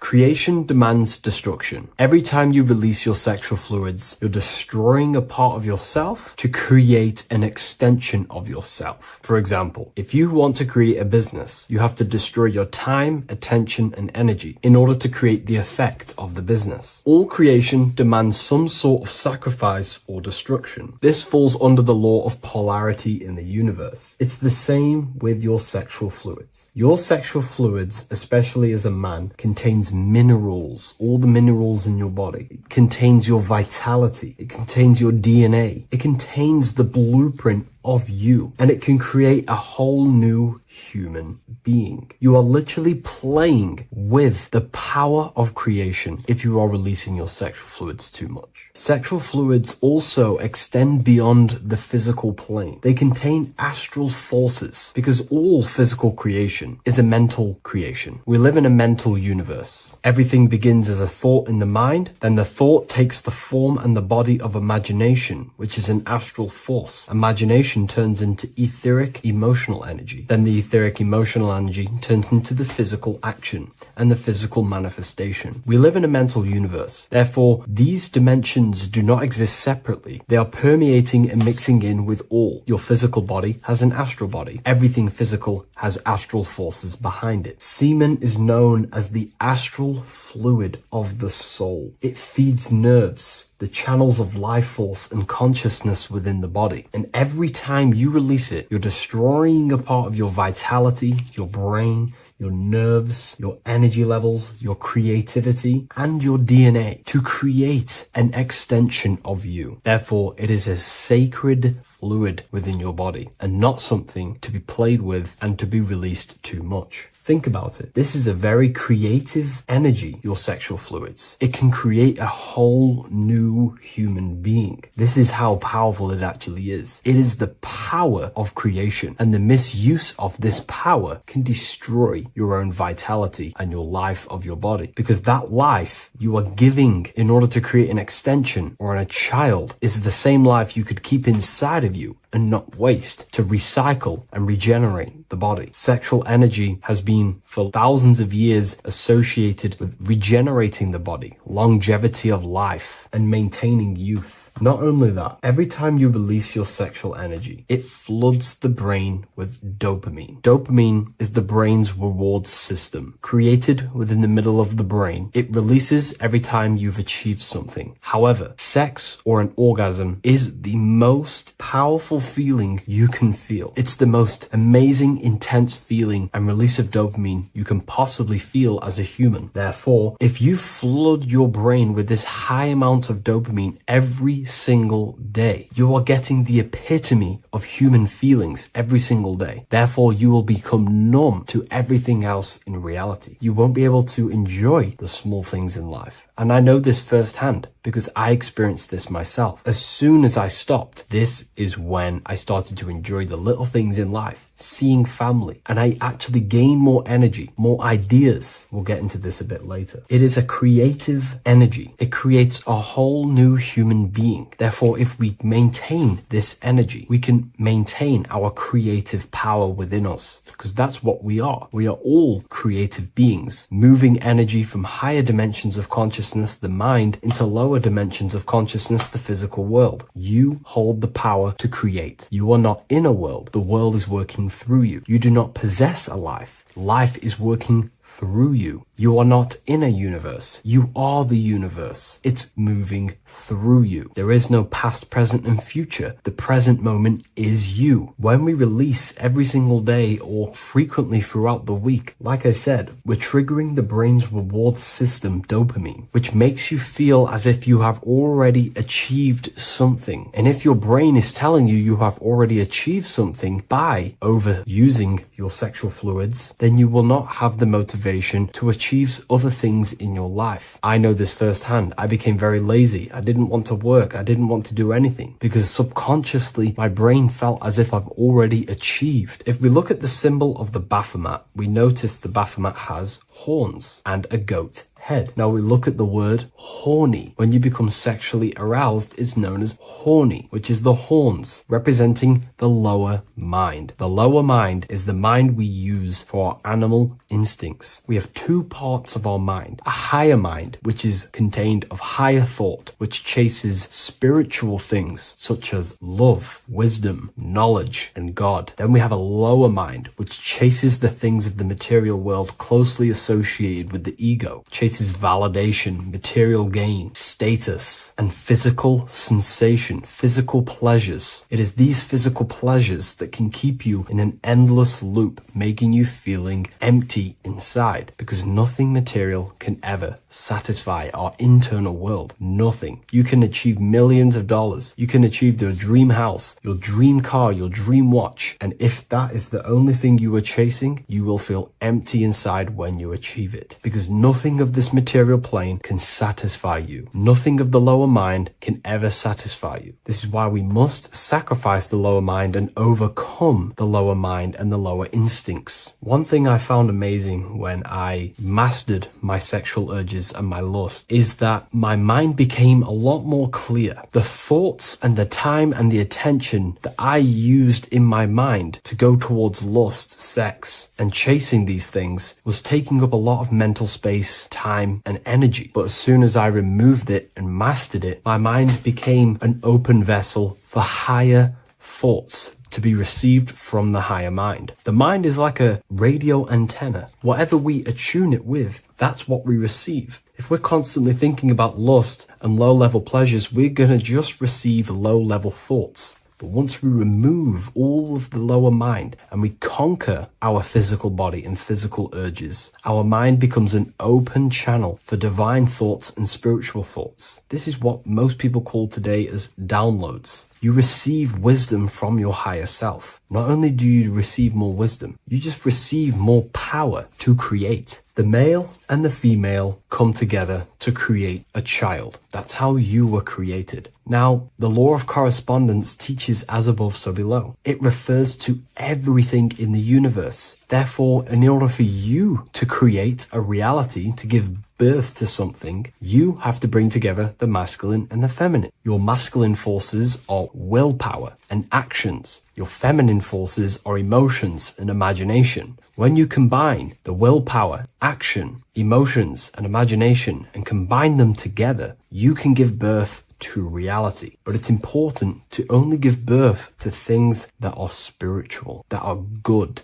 that are for the benefit of yourself and humanity, and not for the ego and the lower mind. Killing our lower mind is essential for spiritual ascension when we die. The thoughts that we give the most attention and energy to when we die are pretty much the same thoughts that we're going to think when we die. When you die, your physical body and external world is stripped and you're left with your internal world of consciousness, more than likely be resonating within the lower astral plane before you move on to any higher dimensions of the astral. It's important that we kill any addictions such as sex, food, attachments, emotional attachments to people, any desire for material things before we physically die. The Hindus taught this, Buddhism taught this, the ancient Egyptians taught this. We have to remove the desires in our heart for material and things before we physically die, because when we die, we cannot fulfill physical pleasure. Therefore, we will create our own suffering within the astral dimension. So sex is the biggest part of this. We have to remove the desire for sex or releasing any of our sexual fluids before we physically die to master ourselves. And not only that, it's going to benefit the way you feel, the way you think, the way you act towards people once you have mastered this. Porn psychologically damages you. You are quite literally the person in the corner of a room watching two other people give pleasure to each other. Psychologically, that is not good. And what happens in darkness is always revealed in light. What you do in your alone times will show in your confidence, in your eye contact, in your presence, in your aura, your energy. You cannot hide things that you do in the dark, because they always reveal themselves in a subconscious way, whether physically or through an energetic spiritual way. Sex can be known as sacred energy exchange. You are exchanging energy, bioelectrical energy. It's a scientific fact that when you hold hands with another person, your brain waves of each individual become synced. Your emotions sync. And you exchange electromagnetic energy because you are an electromagnetic being. But when you have sex with someone, you are literally exchanging emotional energy. Your aura is not just an electromagnetic field. It is literally a manifestation of your internal consciousness. Your consciousness contains your thoughts, your beliefs, your traumas, your emotional state. And this manifests externally through the vortex of your heart into an energy presence around your body. This is why you can feel sad when someone else is sad next to you, because their energy is merging with yours. When you have sex with someone, you are quite literally exchanging consciousness, beliefs, traumas, emotions, feelings, vibrations, and your consciousness merges with their consciousness. So be careful with just having casual sex. Now, I'm not here trying to say never release, never have sex with your partner. I'm not saying that. I'm saying take caution with these things. Take my teachings with a pinch of salt. If it benefits you, that's great. I'm not here to tell you how to live. I'm simply giving you my research and the things that have helped me in my life on my esoteric research, awakening, or spiritual path. I don't like calling it a spiritual path, because it's not spiritual. It's simply just life, the knowledge of consciousness and the self. So I hope this video helps. If you'd love to read this book, I'll leave a link in the description. This book I wrote myself called The Book of Wisdom, Volume 2.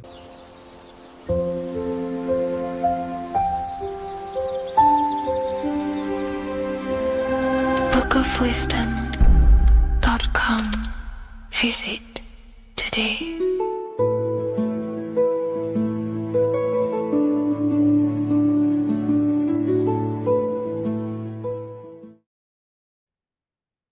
You don't just have a physical body.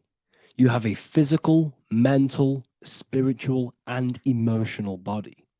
Each one of these aspects are a body of its own.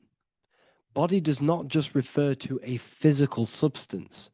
You have a mental body for thinking, an emotional body for your emotions, a spiritual body for your energy in your astral form. and a physical body to encapsulate all of these.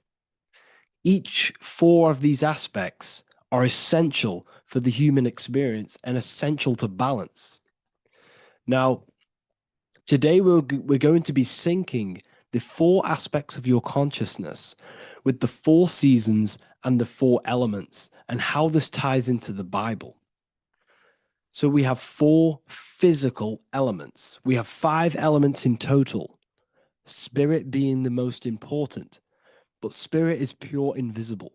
We have 4 physical elements. We have air, fire, earth, water.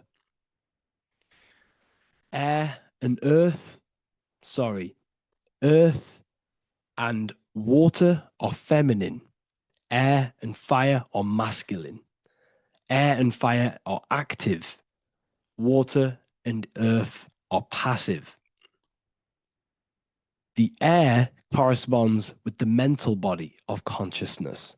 This is where your intellect, this is where your communication, this is where your thoughts, intuition all comes from.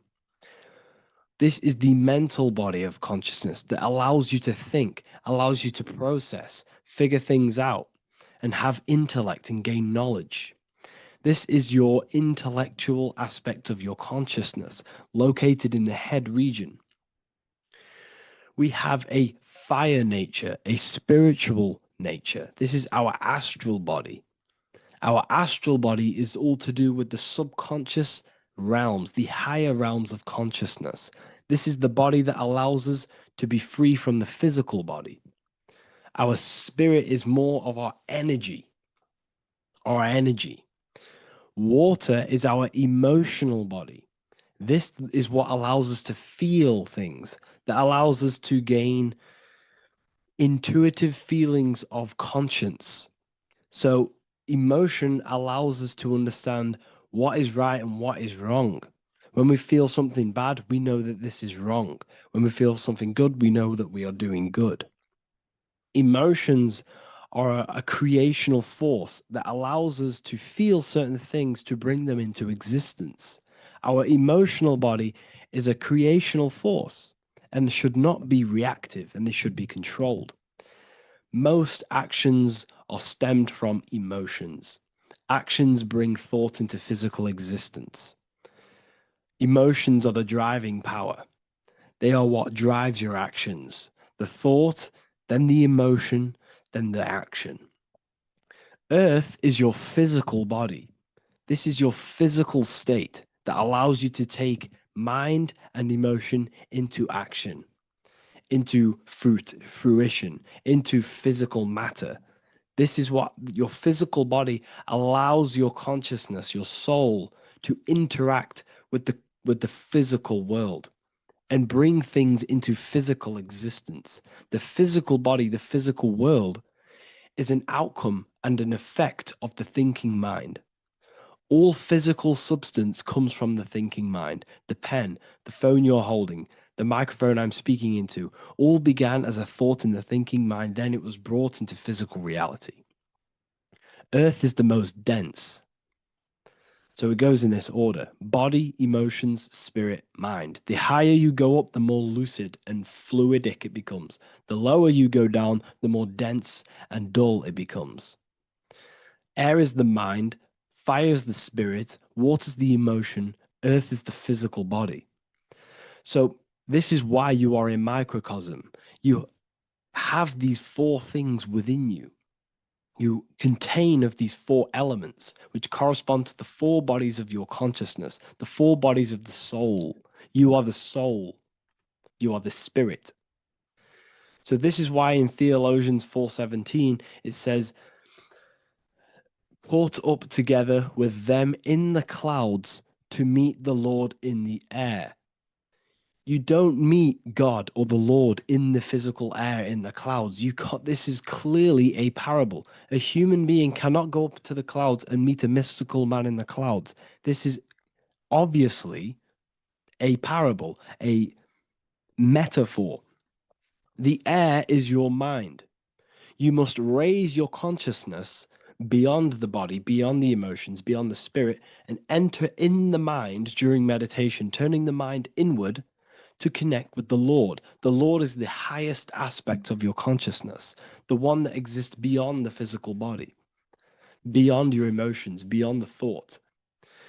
So you meet the Lord in the air, in the mind. The mind represents the air. This is why in America there's a saying called an airhead. You're an airhead. This means that you are stupid, or you don't think, or you have nothing in your mind.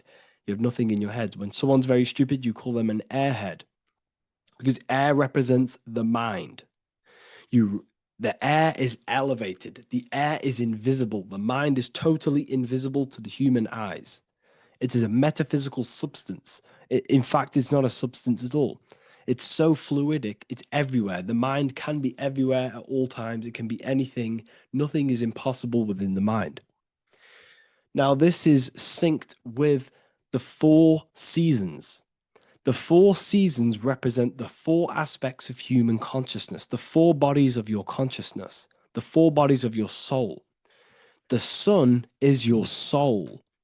Okay, and the sun travels around 4 seasons. Summer, when the sun is the most hottest point.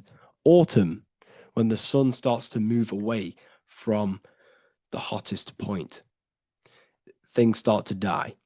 Then it goes to winter. This is when everything dies. This is when things enter in within itself. This is when darkness occurs. Then spring. This is the reignition of the sun. This is when the sun starts to bring back the warmth back to the summer. You have 4 seasons which correspond to the 4 bodies of consciousness. Fire is the spirit. This is when you are passionate. This is when you are taking action. This is when you are fiery. The sun is blazing. You're taking action. You're very passionate. You're very spirit. You're in the spirit. Autumn is water, emotion. This is when you start to become very reflecting. This is when you start to feel emotional, because in autumn there's lots of water. This represents the emotional body of consciousness. Winter is the mind. This is air. Winter, what happens in winter? Everything enters within itself. The leaves die, the trees die, everything dies and goes within. This is the mind. The mind is the darkness, remember. You close your eyes to enter within the mind. The winter represents meditation. In the winter, what do people do? They stay inside of their house. They research more. They read more books. They become more intellectual. They think more in the winter because we are so we're stuck inside. So we're more reflective. We're thinking more. We're more communicative. We're more intellectual. In the spring, this represents the earth, the body. This is when we start to come out of the mind and we awaken to the body, and things start to grow again. The plants start to grow. The earth is growing again and reborn again. This is the body. This is when you become more active in the spring. And then the summer, back to the summer, we then take action on these thoughts and these thoughts that we gained over the winter. Essentially, this is just a massive cycle. And this is a daily cycle also. The nighttime is the winter. The morning is the spring. The midday is the summer. And the evening time is the autumn. This is a microcosm. We have 4 bodies of consciousness. You are the sun. You are the soul. And the soul has 4 bodies: summer, autumn, winter, spring. Emotion, air, body, spirit. Sorry, emotion, mind, body, spirit. So you are the soul. You are the pure essence of consciousness. The sun is your soul in the heart. And the seasons are inside of you because you are a microcosm. Okay? You are a microcosm. The word sun is son. The Latin word for sun is sol, which is soul or solo, because the sun is solo. It's on its own. You are the soul, and the soul has the 4 different bodies of consciousness. So before we move on any further, if I've blown your mind, please, if you can, leave a like, a comment, a share, and a subscribe. Let me know what videos you want me to make in the future. Please drop a like. It definitely will help me. You are a microcosm of the macrocosm. Man is a miniature universe that goes through its own cycles. The seasons of the summer, winter, spring, and autumn do not occur merely outside of him, but within him as well. The summer is within you. You feel different in the summer. You feel different in the winter. You feel, depending on the body of consciousness, your soul's interacting with. So the sun in the sky is your soul inside, and the sun goes through these cycles, which is affecting your bodies of consciousness, because the cycles represent your bodies of consciousness. Now, this ties in with the Bible. This is why we have 4 Gospels. This is why Matthew, Mark, Luke, and John are always seen with the 4 different zodiac sign animals or symbols. So you always see each one of the Gospels. If you just type in on Google Matthew, Mark, Luke, and John, type in ancient pictures, paintings, or pictures of them, and you will find these 4 zodiac signs are always standing with each one. Taurus, the bull; Leo, the lion; Scorpio, the eagle. An old symbol for Scorpio was the eagle, and a man for Aquarius. Here you see very, very ancient paintings and artwork. Here we see Matthew, the man, Aquarius. Here we see John, the Scorpio. Same here. We also see it on the tarot cards, on the world card. We see the 4 fixed zodiac signs. Here we see it as well. These are called the 4 fixed zodiac signs. Now, when we look at the zodiac, we're no longer looking at the sky, because what you must understand is as above, so below. What is above you is inside of you. What is above is what is below. What is outside of you is within you. The zodiac is inside of you. The zodiac revolves around the sun. The sun is your soul. These are different energies of your soul. Like I said earlier, the 4 seasons are the 4 bodies of your consciousness. And in each body of consciousness, you have these different energetic energies that you can work with. Okay, so this is the true astrology. This is the true astrology, the internal esoteric astrology. You can't find much information on this at all. Very hard to find. So what we're looking at are the 4 bodies of consciousness. Obviously, when you look in the middle of each, when we look in the middle of each season, spring, the middle of spring is Taurus. The middle of winter is Aquarius. The middle of autumn is Scorpio. The middle of summer is Leo. These 4 signs are known as the 4 fixed signs. Okay, Scorpio is fixed. It's the middle of autumn.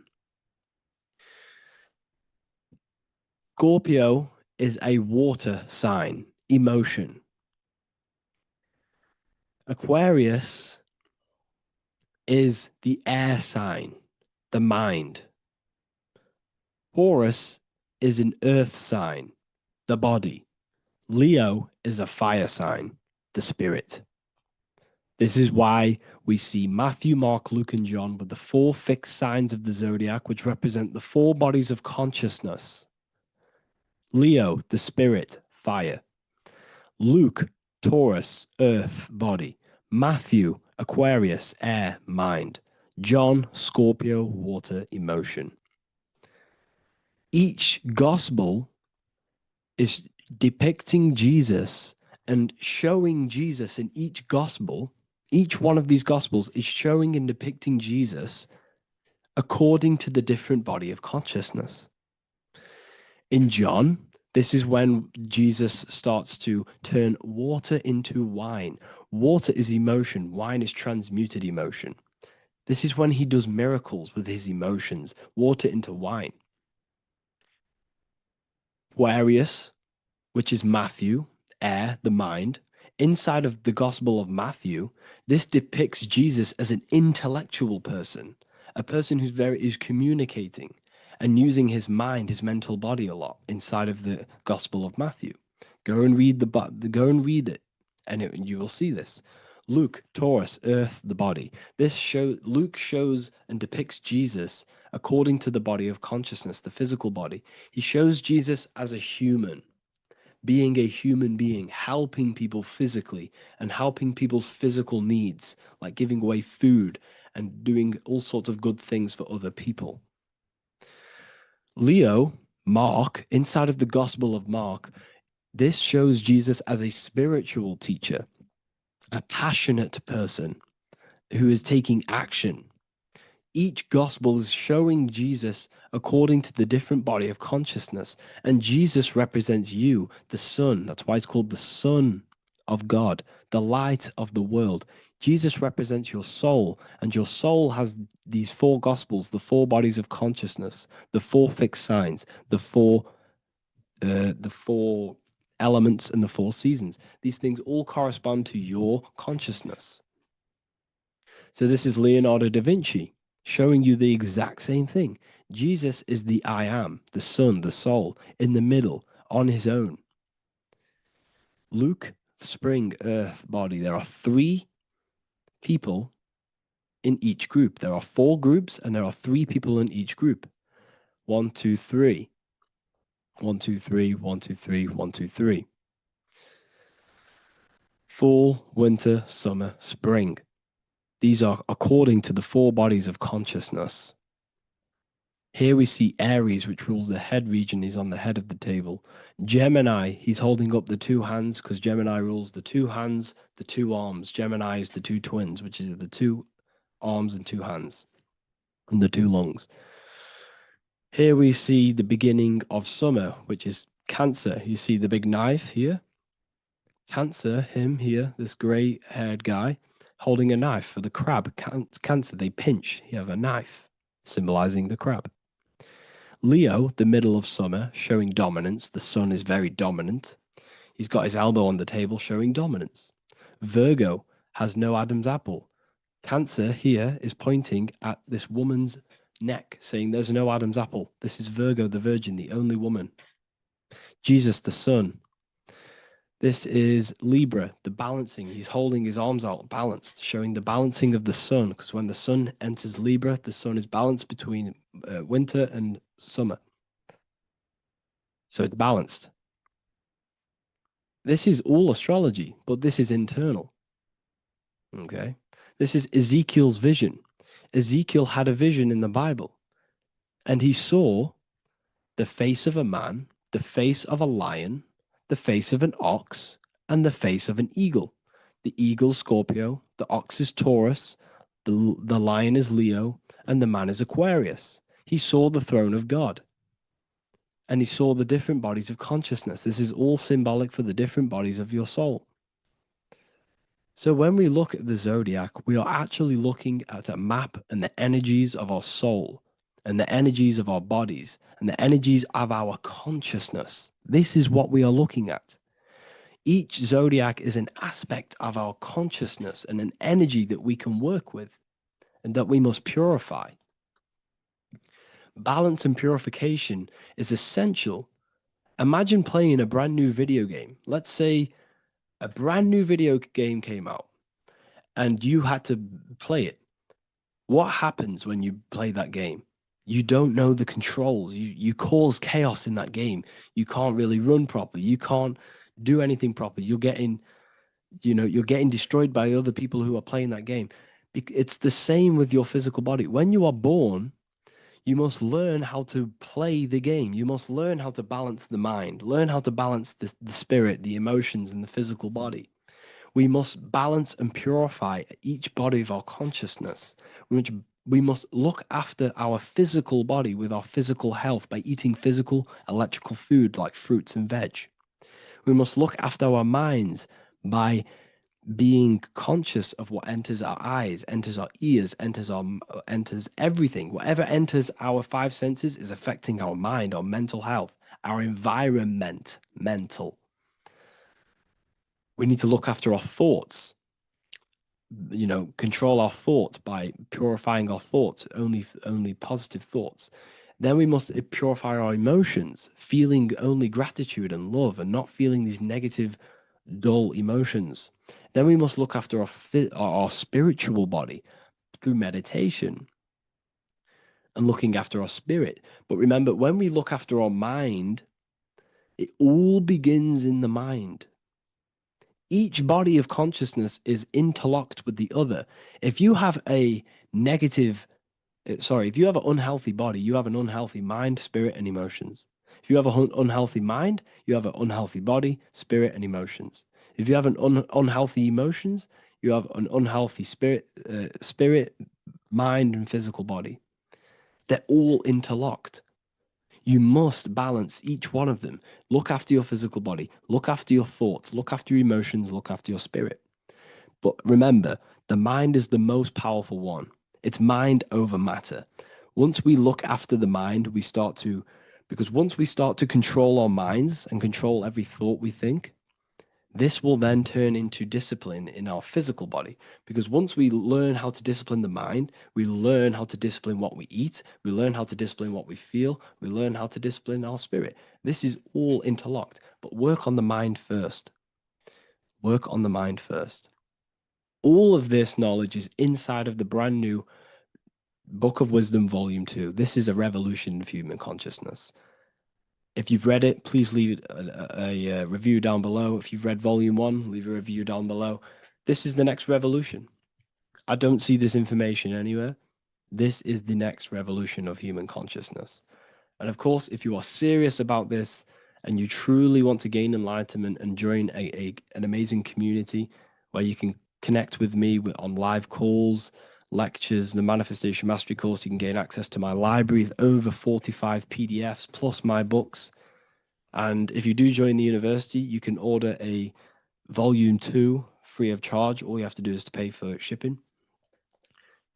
If you truly take your knowledge serious and you want to take advantage of life, join the university. This is where truth seekers belong. Just want to say thank you all. Please leave a comment. Please leave a like. It's going to help me a lot spread this knowledge to the world. And yeah, share this with a friend and subscribe. Thank you all.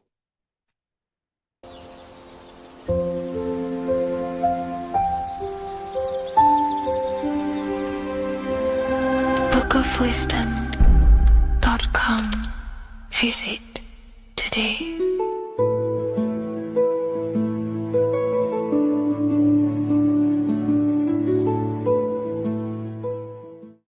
What if dreams aren't random at all, but messages from a deeper part of yourself, trying to show you things? In this video, you're going to learn exactly what dreams are from an esoteric view, how to control dreams, and how to dream more frequently. Dreams are not nonsense. They are expressions of the subconscious mind. In the daytime, we're using our conscious mind, what we are aware of. This represents the daytime, the sun, the external world. We're operating in the external, outside the body in the day. But when we go to sleep, we return inward. Everything does this breath. We breathe in through the nose and out through the nose. Everything does this in and out process in the universe. We live, we die every single day. We wake up, we express things in the external. Then at nighttime, we return back to darkness, back to the internal. This is the breath of the universe. We have summer, we have winter. This is the breath of the sun and the seasons with the earth. You have an internal world and an external world. External is physical, the internal is spiritual. Like I said, when we go to sleep, we are returning back to the internal world of your own consciousness and subconscious mind. Your subconscious mind holds everything about you,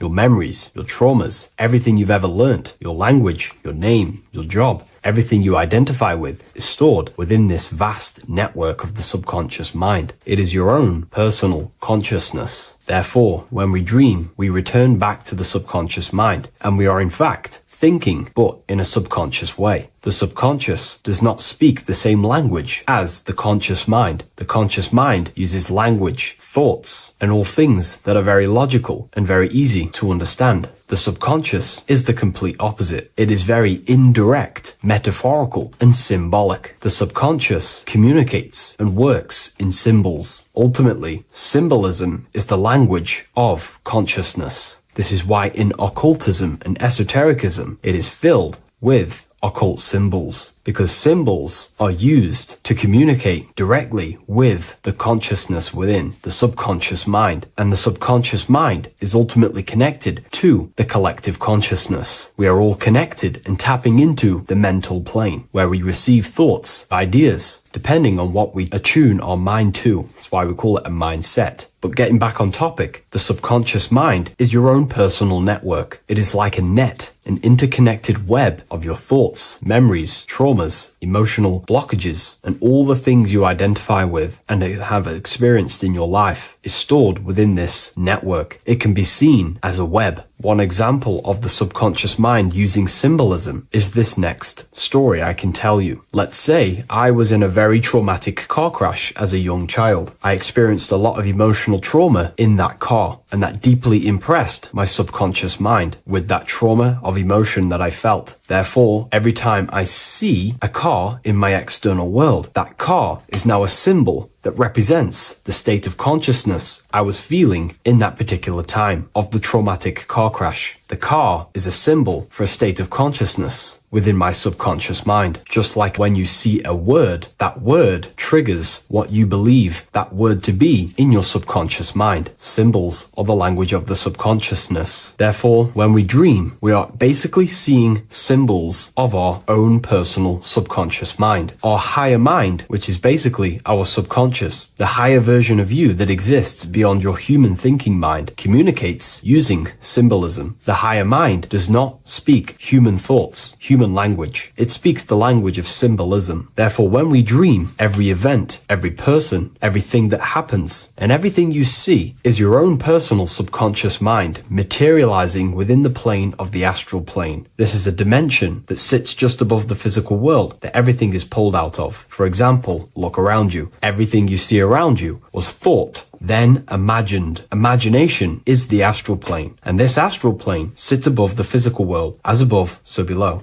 These objects were thought, imagined within someone's mind, and then pulled into a physical reality. Therefore, the imagination is what you're experiencing within a dream. It is your subconscious mind thinking and materializing within the imaginative plane. For example, let's say you are a Christian, you believe in Jesus your whole life, you have lots of emotion towards Jesus. This deeply impresses your subconscious mind. You believe in him so much, you go to sleep, you have a dream that you meet Jesus. You did not meet directly with Jesus. You met with your own belief. It was your own belief materializing within the imaginative plane and revealing itself to you. Dreams are materializations of your memories, your subconscious beliefs, traumas, and anything that could be inside the subconscious mind. It is your subconsciousness revealing itself to you in a material form. Let's say you have a nightmare. There is a big dark figure chasing you and you are running away in fear, away from this dark figure chasing you. That dark figure is not an external entity. It is not a spirit or a jinn or a demon. It is in fact an aspect of your own mind. It is a symbol that represents maybe a fear, a trauma, or something you are running away from internally, inside your subconscious mind. Something that you are not addressing, but something that is fearful, something that can be controlling you on a subconscious level. Let's say you have a fear to address something in your personal life. You want to address someone who is getting on your nerves at work. You continuously put this off and you fear doing that situation. Over a long period of time, this can slowly control you subconsciously. You start to avoid the person, avoid any contact. It is subconsciously controlling you. This is not the best example, but you can see what I mean. Hidden fears and traumas in the subconscious mind can subconsciously control your actions and ultimately lead you to low states of consciousness, keep you from reaching your higher potential, and ultimately create blockages within your own consciousness. That figure in the dream is a materialization of something that you are fearing and running away from and not addressing. This is why people always have dreams of traumas that they have experienced as a child or when they were younger, or maybe from a year ago or two. It's because that emotion is deeply impressed in the subconscious, and the subconscious is always trying to reveal things to you, communicate to you that you need to change, purify, and maybe heal within your own consciousness. This is how the higher self communicates to you through the language of symbolism. Once you understand this, dreams can become a very powerful tool, not just entertainment at night time. Your consciousness never rests. Your consciousness is eternal. It is the very spark of the divine. Your body needs rest. Your consciousness is not physical. It does not need rest. So this is a way you can identify what your dreams are trying to show you is by writing them down. A dream journal. Every single dream that you have a book placed near your bed. Every time you wake up, first thing you should do is pick up the book and write every single detail that you can remember about the dream. The people that you met are all symbols or aspects of yourself. Maybe it is a friend you saw in your dream. That friend represents a state of consciousness that is within you and is trying to reveal something to you. It's about making the subconscious into the conscious, to become conscious of the unknown. Write down every detail, everything you saw, every event that played out, even the details of the clothes that they were wearing. Everything is symbolic within dreams. Write everything down and then analyze the dream. Don't analyze it from a logical mind. Analyze it with the right hemisphere of the brain, which allows you to see metaphors, read between the line. Try and gain the message that it's trying to show you. What does this overall mean to you? And what could this reveal about aspects of yourself that you need to heal or maybe take action in your life and world? Because your higher self is always guiding you towards awakening and fulfilling your mission in the manifested physical world. Dreams speak in symbols, not logic. Ask about your dreams. What is this trying to tell me? Don't take things literally. Look for an emotional tone and symbolic resonance. With practice, you'll begin to understand the personal language of your subconscious mind. Now that you understand that, again, please leave a like or a comment on this video. This is now a technique for lucid dreaming and dreaming more often. This is not going to happen overnight. This is not an easy method. It simply takes practice and dedication. Every morning, choose 3 time slots. For me, I choose 4:30, 5 a.m. and 6 a.m. 3 alarms that are going to go off at these 3 times, half an hour apart from each other. Each time you wake up, stay awake for 5 to 10 minutes. Turn off the alarm. Try and keep your conscious mind awake, but drift back into sleep. There's no other better way for me to explain that. It's very difficult, but try and keep the mind awake, but the body falling back asleep. More than likely, you will drift off back to sleep. Then the next alarm will go off half an hour after. This will wake you up again, guaranteed. You will probably drift back to sleep by repeating this process. After the 3 alarms go off, each one of them times, you're either going to have a dream or a lucid dream, but definitely you will have a dream. And if it doesn't work one time, keep trying it. I've been using this method for a very long time, and I can tell you 70-80% of the time it triggers a dream, and a very vivid dream. And it's ideal for lucid dreaming because keeping the conscious mind awake while letting the body fall asleep, you can become conscious within these subconscious realms of your mind. But when you are conscious inside the dream world, you can do what you want, but you also want to let the dream naturally unfold. If you try and take too much control, then you will wake back up. If you feel any fear in your dream, you will wake back up into the material world. Another tip to dream more often is to meditate before bed. Simply close your eyes and think about nothing for 5 to 30 minutes. Detach from everything outside you, your name, your job, work, thoughts. Mentally detach from the world and the physical pleasures and become pure awareness before you try and go to sleep. This will help you become conscious while being within the self. If you wish to learn more about consciousness, yourself, the Book of Wisdom Volume 2 can definitely help you. I'll leave a link in the description. Thank you for watching this video, and I'll see you in the next one.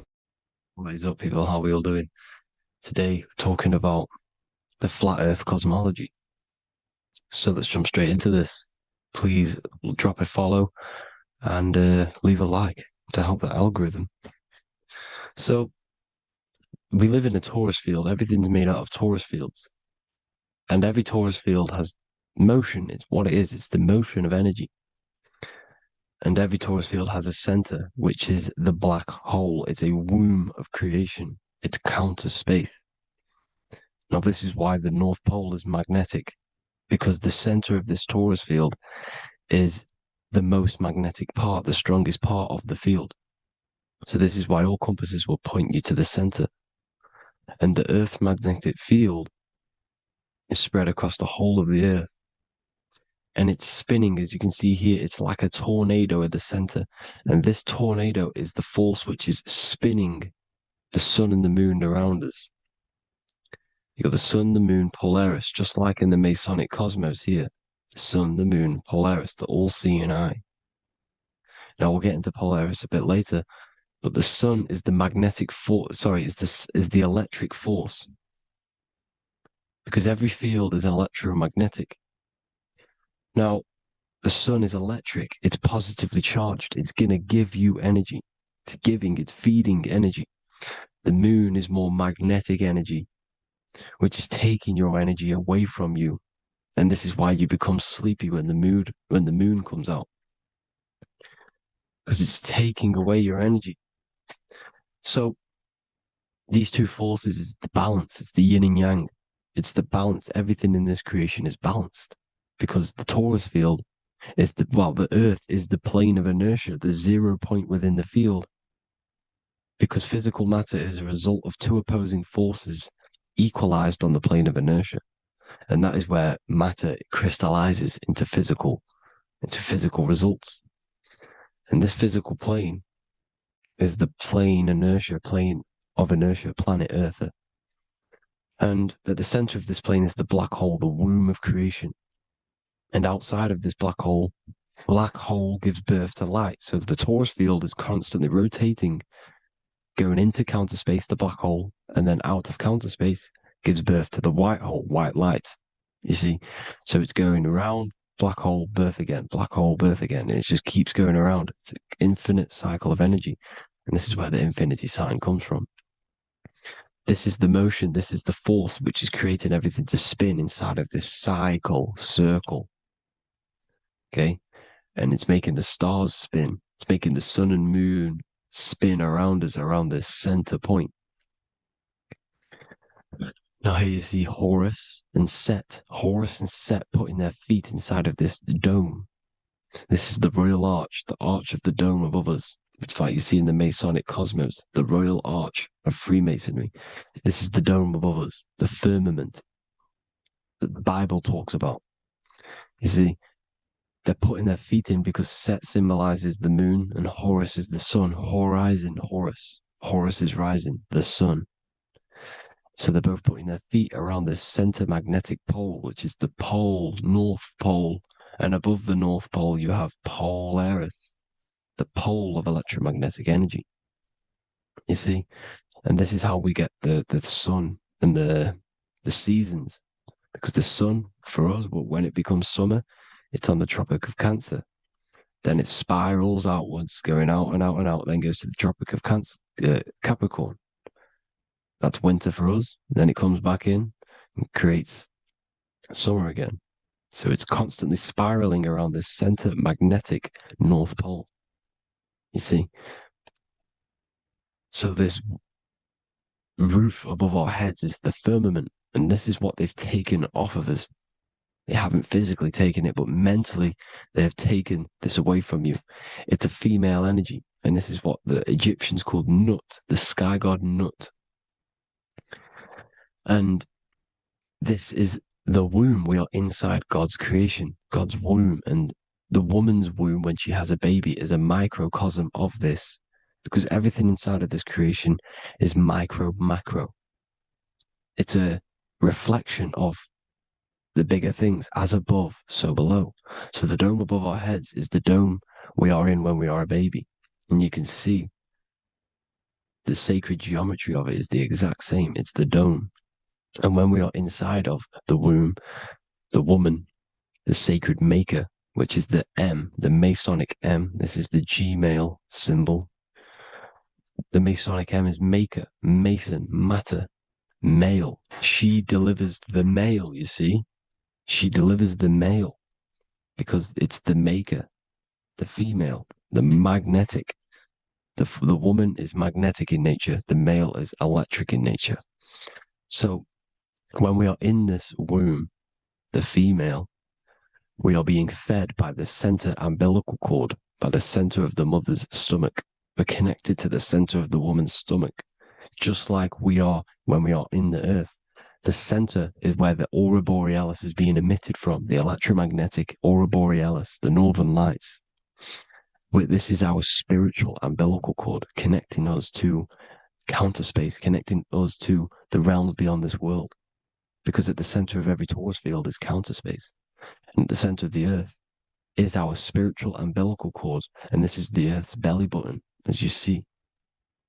As above, so below. We had a physical umbilical cord. We have a spiritual umbilical cord. And this gets cut when we die, when we're cut away from the physical reality.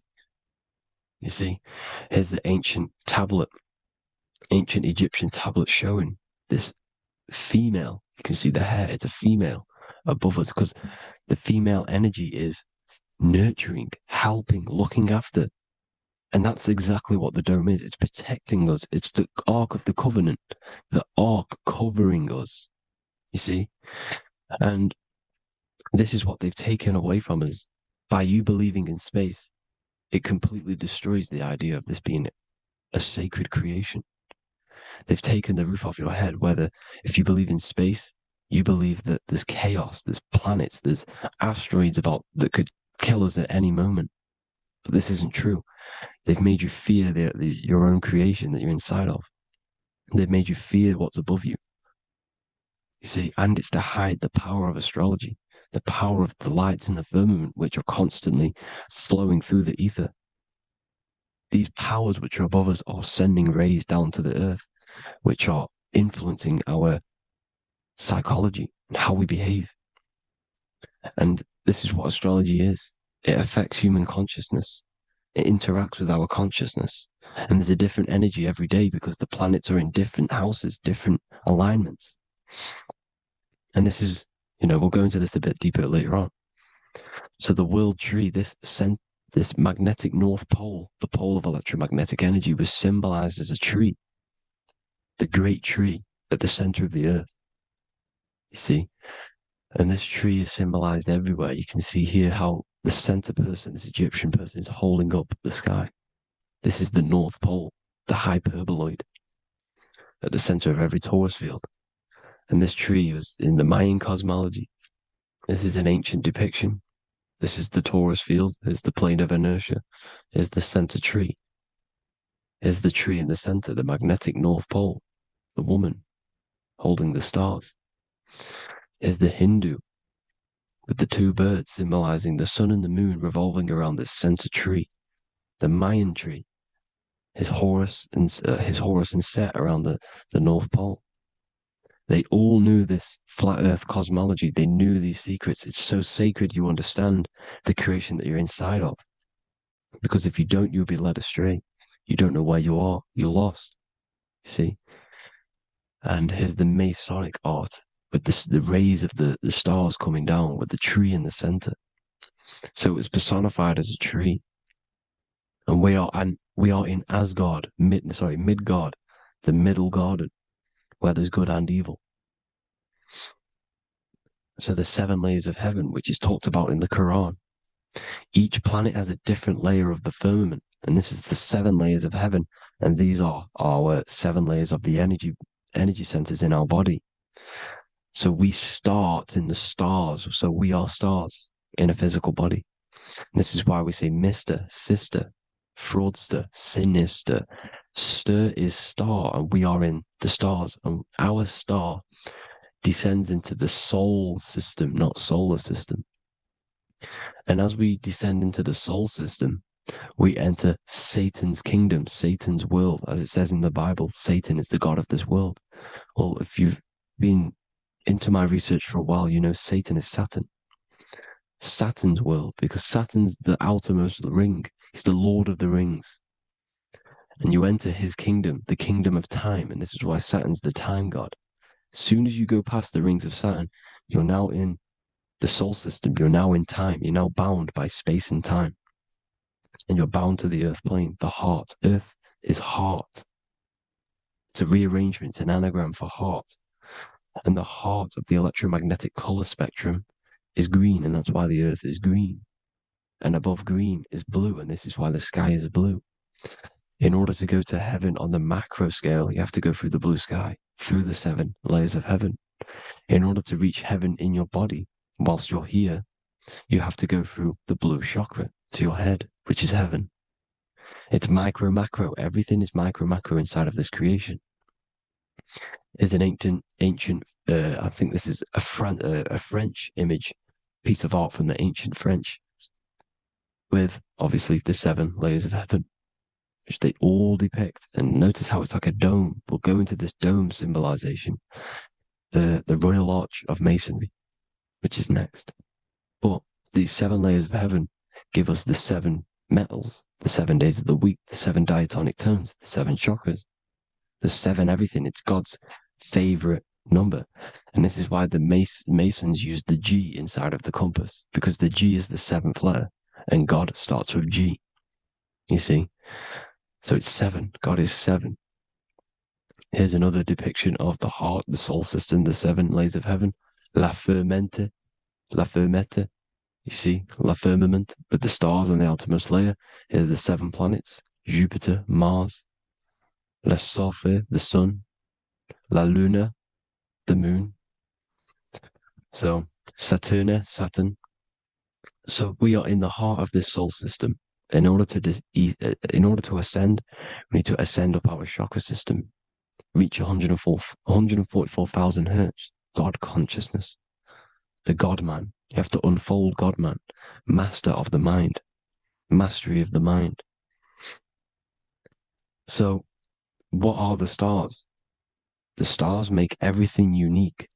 The stars are constantly rotating around the center, magnetic North Pole, the tornado at the center, which is stirring everything. It's stirring the ether. The center is the ether, and the 4 elements are born out of this ether. There's 5 elements: ether, spirit, water, air, and earth. The ether gives birth to the 4 other physical elements, which the whole of creation are made out of. About them 4 elements. 4 is the number of stability. You know, a chair, a table has 4 legs. It stables things. It's a foundation, and these 4 elements are the foundation of this creation. You see, and this magnetic North Pole is stirring this, and the 4 vibrational states of the ether are the 4 elements. Now let me get back to the stars. I just wanted to give you that. The stars are being stirred around this center point, the center. It's stirring everything, and they're always in different alignments. Every millisecond, they're moving in different placements of the stars. And the planets are called the 7 wanderers because they're not fixed. The stars are fixed, but the planets are called the 7 wanderers, the 7 layers of heaven, because they move faster and slower than each other. Each planet is slower and faster, has a different rate of speed it's moving.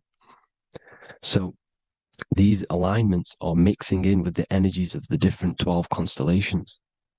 And this is why you have a unique characteristic. You have a unique look, a unique energy, a unique personality. This is because when you were born and you took your first breath, that energy which was in the ether, because the ether is all around you, and energy travels through the ether. The energy that the stars were casting down and the energy that the planets was mixing in with the 12 constellations was in the ether. So when you came out of the womb and you your first breath, because breath is spirit, okay? So that first breath you took, that is the energy that is imprinted within your DNA, your soul. And you reflect that energy, you emit that energy. That's the energy that is with you forever until you die. Till this physical body dies off. And that's what the stars are. The stars are giving a unique energy, characteristic, personality to every living thing. Every dog, every cat, every animal has a unique personality because it was born at a different time and place in the sky. Okay? The stars are your destiny. Now, the stars are constantly changing as well. If you look at stars through a telescope, they're constantly changing and forming different forms. You can see here, it looks like water. It looks like light through water because it's the ether above us, a sea of ether. And this light is being emitted through it, and it's just constantly changing, giving different energies, each star. So this is why this is what the zodiac is. It's the expression of energy. It's the expression of the stars. And each constellation has many different personality, different energies, different traits. Each planet has different traits, depending where your planets are, depending what energies you hold. No two person have the same energy. There's no one. It could be similar, but no one's the exact same. It's because of the stars. The stars are never in the exact same split place. The planet's always in different houses. So here's some Royal Arch symbolism. Here's the Royal Arch of Masonry, as it says here. The sun and the moon, the constellations. Here's Cancer, the 7 planets, the 7 stars. Here's the Royal Arch. This is the firmament. Here's the duality. Black and white, duality, good and evil, rest and motion, dielectricity, magnetism. See? So this is what the Royal Arch is. It's symbolizing the cosmic dome above us. The womb we're in. We're inside God's womb. And here's George Washington, the Freemason, inside of the Royal Arch. You see? With the G, the Masonic G, God, 7. Here you see another depiction of George Washington with the stars in the dome above his head, his Polaris, the sky vault, Polaris. We'll get into that later. Go inside of all of your ancient churches, you will see the dome. Go to the Vatican, you'll see the dome. All of your ancient churches have this dome because it's the dome above your head. The ancients knew this. This was known. We did not live in space. It was known back then. They all knew. This is Crown Court, which is one of the most important courts in the UK. You can see it's clearly so much Masonic symbolism. You've got the 4 pillars of Masonry. The Royal Arch is like an arrow pointing upwards to Polaris. As the Disney World is under a dome. In his Polaris, the sky vault. You see? And also 666 in the symbol. Here's more 7 layers of heaven. Here's an ancient depiction. The firmament. Here's the astral plane outside of the firmament. The Royal Arch. You see? It's everywhere. Here's Polaris, the 8-pointed star. Polaris is in between the sun and the moon. It's at the center of the Taurus field. And Polaris corresponds with the pineal gland as well because it's the all-seeing eye. See? So, is Polaris, the 8-pointed star, which is at the very top. It's the very center. It's on top of the North Pole. And it's an 8-pointed star that's always symbolized as an 8-pointed star. Here you see the Vatican. The Vatican is a giant key with an 8-pointed star. See, it's a key. Here's the dome. Here's the Space Delta, the USA Space Delta logos.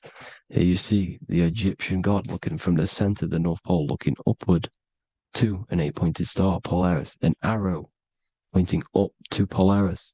Here's another, the bear holding a key with an arrow up to Polaris, 7. Holds the key to Polaris. Here's an eagle holding a key above the North Pole to Polaris. Polaris, and here's another one. There's another bird, like a dragon, holding a key to Polaris. Because Polaris is definitely something to do with leaving this creation. Okay, maybe, I can't say for sure, but maybe it's to do with ascension, and this is why the Vatican hold the key to the 8-pointed star. And this is why the space, well, we all know space is a lie, but they're showing Polaris and its sacred symbology. Maybe it's to do with something leaving this creation, going to another. Here's some North Pole symbolism. As above, so below. See the four seasons of the Big Dipper constellation going around Polaris. This is Polaris, this is the Big Dipper constellation, and this is the swastika. This image gives us the swastika, because all the symbols we use are created in nature. They're created somehow in nature. This is how we get them. As above, so below. This is the map of the North Pole with the 4 rivers looking like the Big Dipper constellation. It's the Masonic, here's the ancient cosmology with the 4, you see the 4 islands, Mayan cosmology, 4 islands. This is the alchemical symbol for Earth, 4 sections. The windows, because the center of the North Pole is a window to another dimension. The 4 lucky 4-leaf clover, which is supposed to be lucky. It's truth in plain sight. And here's Hitler looking at 2 flat Earth maps.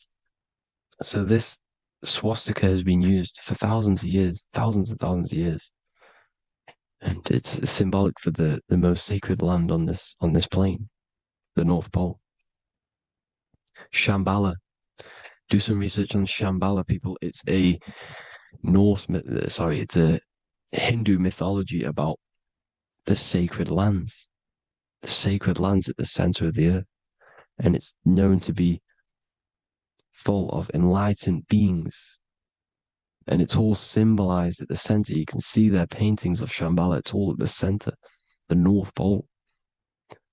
And it's known to be the most godly place ever because it takes you to a portal to the higher places. And maybe this is something to do with Polaris, connecting you to this sacred land at the very center. But anyways, people, thank you all for tapping in. Hope you all learned something. Have an amazing day. Please follow, subscribe, like, all the links in the description for the courses, the PDF. Please have an amazing day. God bless.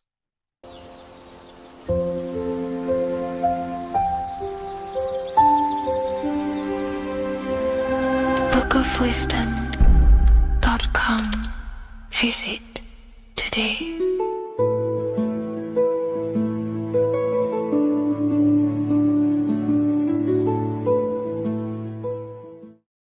What if I told you that the pentagram can unlock the secrets of creation and make you manifest any reality you want? Hence why the pentagram is used heavily in magic and witchcraft. We have to understand that the pentagram has been heavily demonized. Religions, churches claim that this symbol is associated with Satanism and witchcraft. I personally believe this was intentionally done so that people do not gain their personal power over reality and their life. The pentagram reveals so much about you, and it is one of the most important symbols to understand inside the occult studies. It is one of the most common symbols that you will see across all occult esoteric orders and different occult traditions, such as Freemasonry, Kabbalah, Rosicrucianism, alchemy. You will see this symbol everywhere. And in fact, you even see this symbol, the pentagram, on old church buildings, statues of Jesus next to church buildings.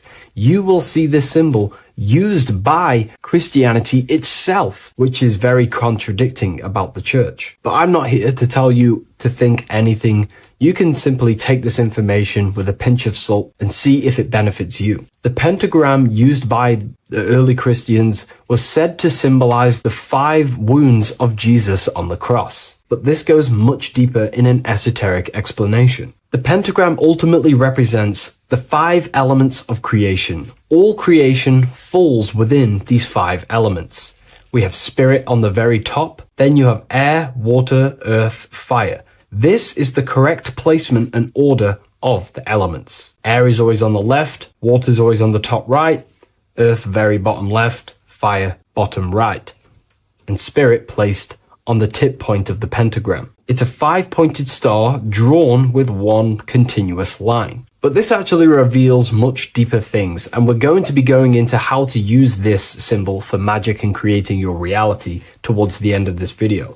But now we're going to give you a basic understanding of the pentagram. It's showing you the 4 physical elements symbolized as triangles and spirit symbolized as a circle. The 4 physical elements are made out of the base element, spirit, or what the ancients call ether. Ether is the underlying base of all physical matter. This is the substance that animates physical matter with life force. All physical matter has its origin in the etheric substance, or spirit, what we want to call it. It is simply the life force that animates the physical thing.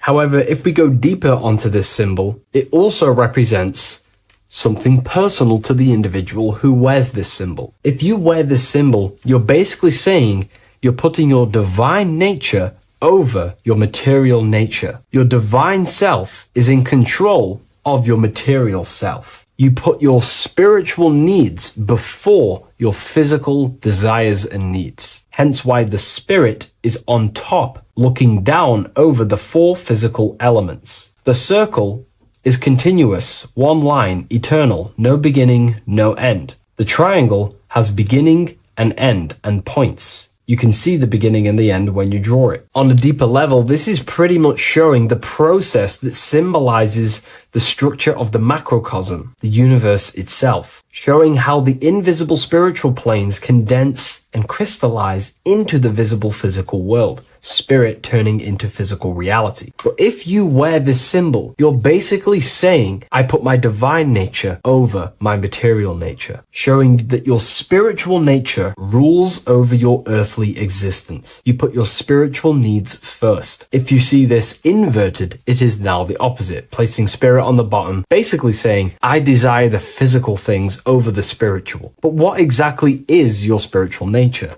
Well, your spiritual nature is simply your internal self.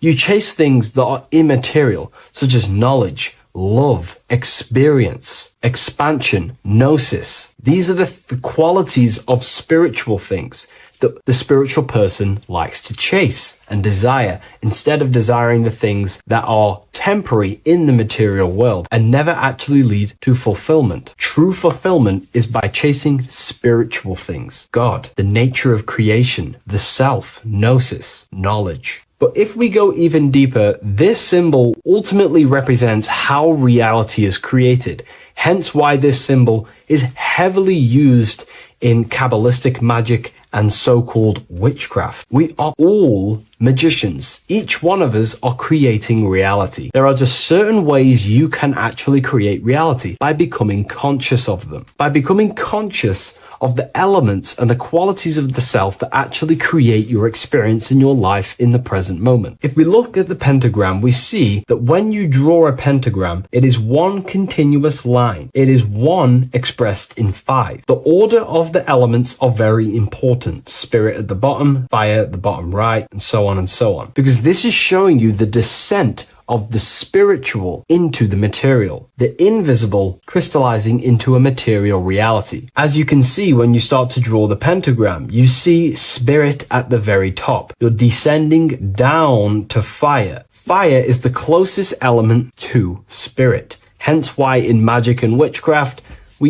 people like to use candles. So you're descending first into fire, then into air, then into water, then into earth, then back into spirit. Because of course, the cycle of creation unfolds itself. When you die, you return back to spirit, and then you reincarnate yourself back into physical reality if you wish and desire to. Everything is under this process of matter spiritual. In the daytime you wake up, you're in your material body. When you go to sleep, you enter your astral spiritual body. Everything's in this continual process, renewing itself in spiritual, then material. But the reason why this is associated with magic so heavily is because each one of these elements corresponds to a different body of consciousness, a different vehicle of consciousness. Consciousness has many different vehicles it uses to create the tangible self, the physical reality. For example, consciousness has a spiritual nature. The spirit element in this case symbolizes the emanation, the descent of the one power, the one force that we are all using. Each one of us is using this one power, the power of the source consciousness, unfolding its creation in the present moment. This represents the source, the emanation, the descent of this continuous flow of energy through us that we are tapped into, like a live stream in the present moment. This descends first, the force descends into fire. Fire symbolizes the willpower, will. In this aspect or vehicle of consciousness, the will is the being that directs intention, initiates action, shapes reality through focus, determination. It sets direction, holds intention, projects a desire into form, and aligns your inner world with the outer creation. The will comes out of the force, spirit. Then the will goes with intention to air. Air symbolizes the mental vehicle of consciousness, the mind, the psychic man. The psychic aspects of your consciousness is thinking, imagination, mental images, logic, using the thought or the mental vehicle body of consciousness. Then that thought has an emotion, which is then water. So it goes from the force to the will to the intellect to the water, the emotional body of consciousness. The emotional vehicle of consciousness amplifies the thought into an emotional desire that you want to take action on. No one takes random actions, and if we do, we say we're very bored and we don't care. The water is the energy, the emotion you have to fulfill something. And that emotion then descends into earth, which is the physical body to take the physical action in the present moment, to fulfill that desire, to fulfill that will, that thought, that desire. And that is how reality is created all the time. Now, there is much more that you can go into with the pentagram, because true magic is about changing consciousness at will, not casting random spells. It's the ability to change the direction of consciousness using the power of the will to direct these forces to create change in the internal world so it can project outwardly in the external world. Because consciousness creates the external reality. What happens within us, we see change outside of us. So true magic is about manipulating the forces and the vehicles of consciousness that exist within our own mind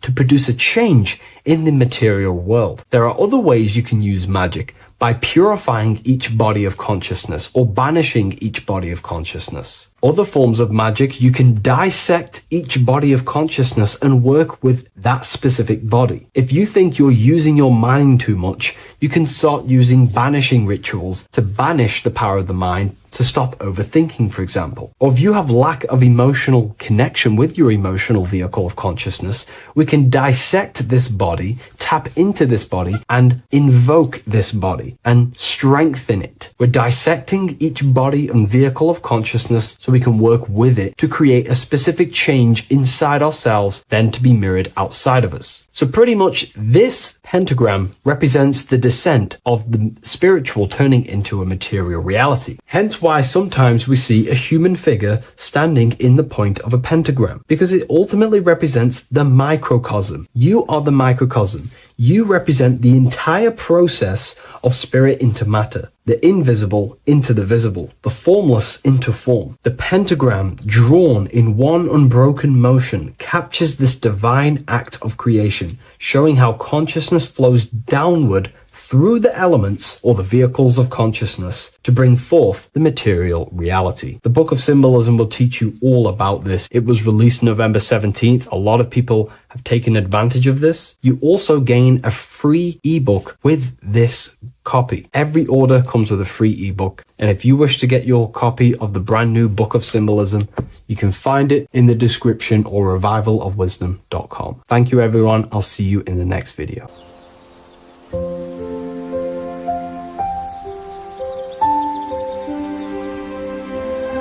bookofwisdom.com. Visit today.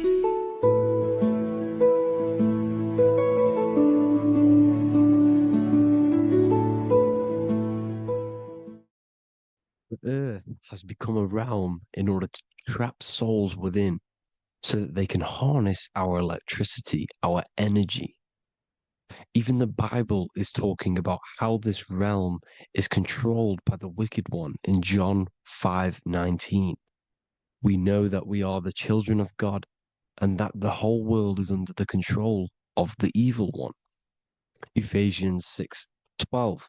For our struggle is not against flesh and blood, but against the rulers, against the authorities, against the powers of this dark world, and against the spiritual forces of evil in the heavenly realms. So the Bible is telling us that this is not the only world. There are other worlds, there are other realms that we can go to, considered as heaven. Heaven being a higher realm where there is no evil, no darkness. This is a midpoint realm where there is good and evil. Now, we're going to explain how the soul trap is how it's working and how your soul is being harnessed for its energy and how you are tricked to come back to this realm after death. What you need to understand is that you are the invisible intelligence behind the physical body. You are the mind and soul. The soul is the true you, the good you. It is pure love, pure bliss, eternal, never dies. The mind can be corrupted, though. The mind is the intelligence of the soul. It is invisible. Has no true form. The intelligence inhabits the brain.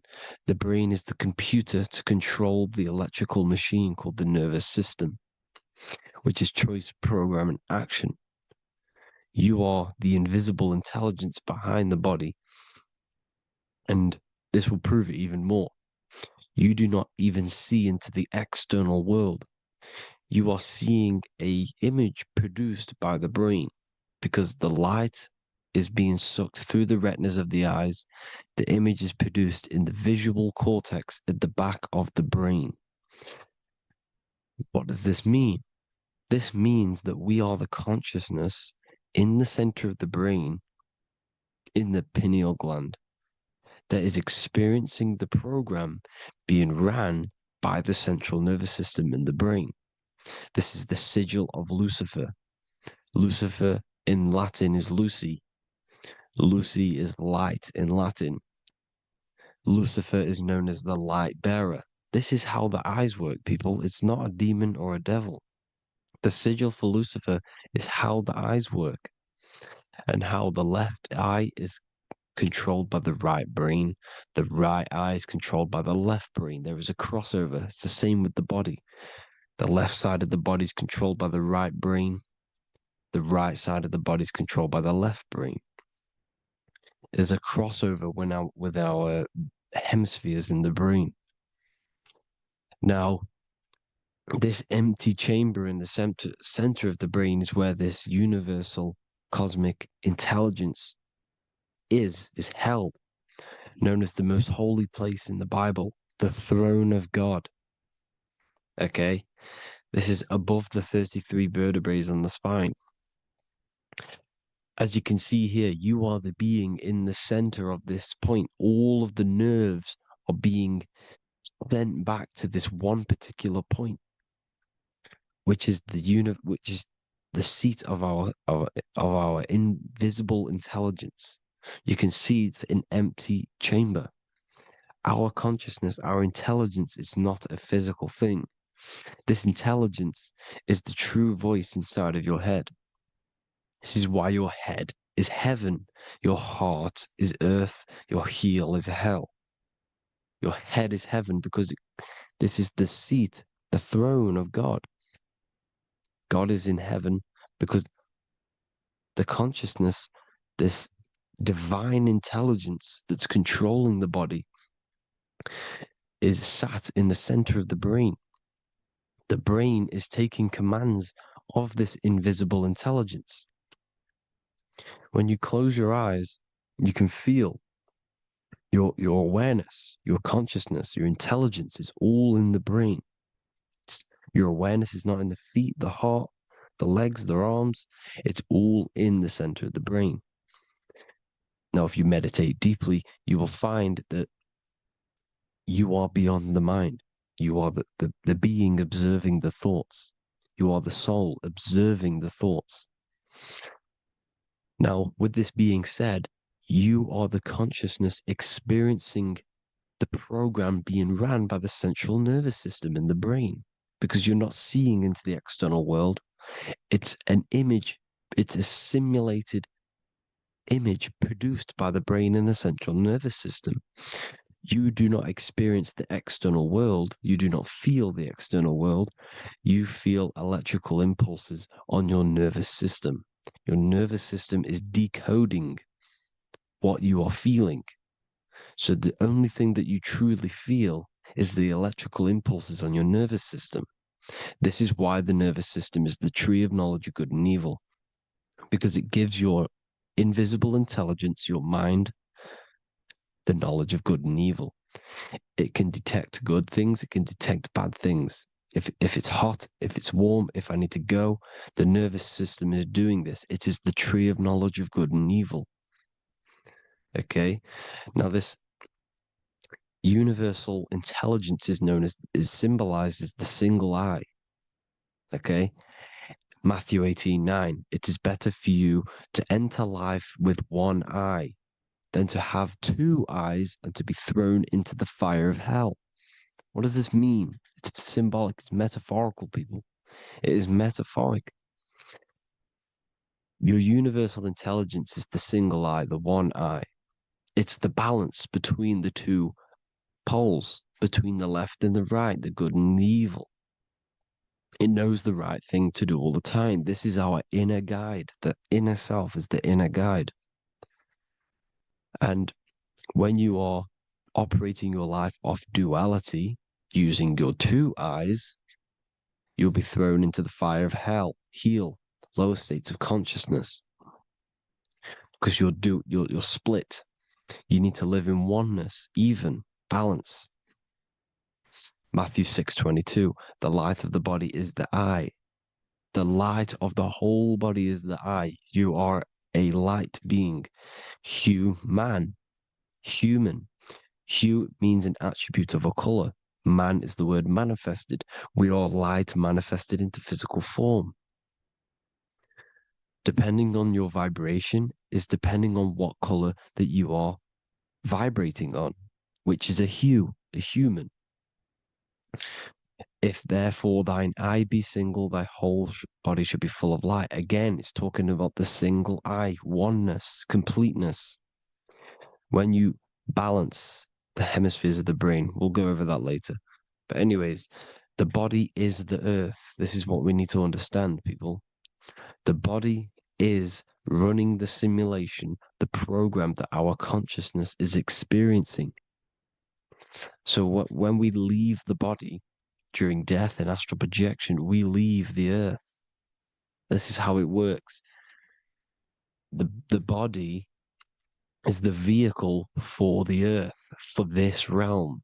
Everything exists within our mind. You have the soul, mind, and body. The soul is the observer, the watcher, the true being. This is why she has many different heads, because the soul inhabits different bodies. This is the serpent, which means knowledge, which is the mind, wisdom. And this is the body, soul, mind, and body, Brahma, Vishnu, Shiva. The mind is the bridge between the soul and the body. So what do I mean? When you astral project, you are using your mind to project your awareness, your observing consciousness outside of the physical body. The mind is the projector, projecting consciousness. By using your mind, you can project your consciousness outside of the body, which is known as the astral realms, which is known as walking on water. Jesus was never walking on physical water, people. It's metaphorical. Believing the physical body. The water is the ether, which is the veil between the physical and the astral realm. It's a fluid substance. It's on either side. It's physical and astral. The ether is the fifth element that they hide from us. Why? Because they're trapping you in the physical. They are hiding all of these realms. Etheric, astral, and mental. People think their mind is their brain. It's two separate dimensions. These are completely different dimensions. The mind is way more intelligent. The mind is formless. There is no form to the mind. You can think anything you want. You can manifest anything you want within your mind. It is not a physical object. The physical realm is being controlled by the mind. Everything's being controlled by the mind. Everything exists within the mind. This is why the Egyptian says the universe is mental. So when we project our consciousness outside of the physical, we go to the astral. The ether is the water that Jesus is walking on.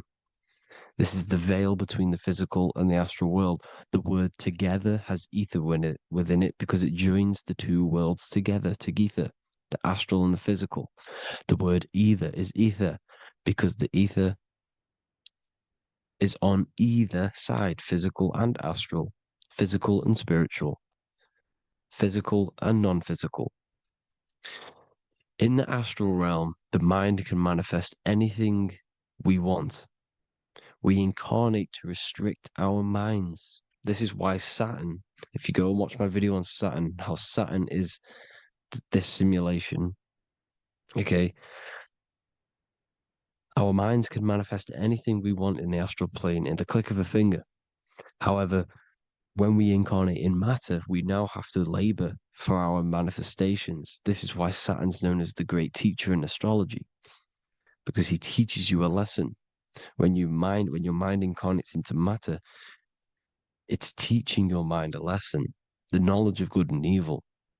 This is why the Bible says, you shall be gods and know the knowledge of good and evil. When you incarnate here, you have to know the knowledge, you need to know the knowledge of good and evil to become a god. Okay? Now, the square is the physical plane, the triangle's the ethereal plane, the circle's the eternal plane. The circle has no beginning, no end, it's eternal. The physical plane is the square, it's limited.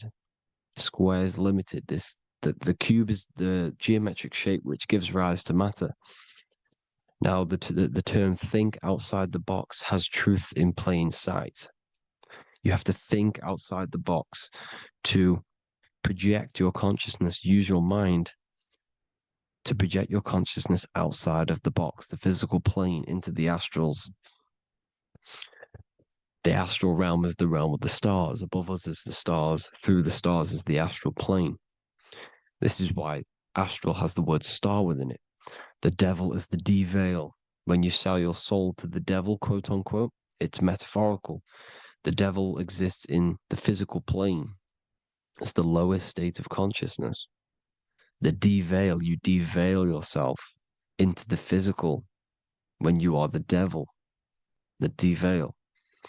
The ethereal plane. Now, we all know what the famous symbol of the all-seeing eye, right?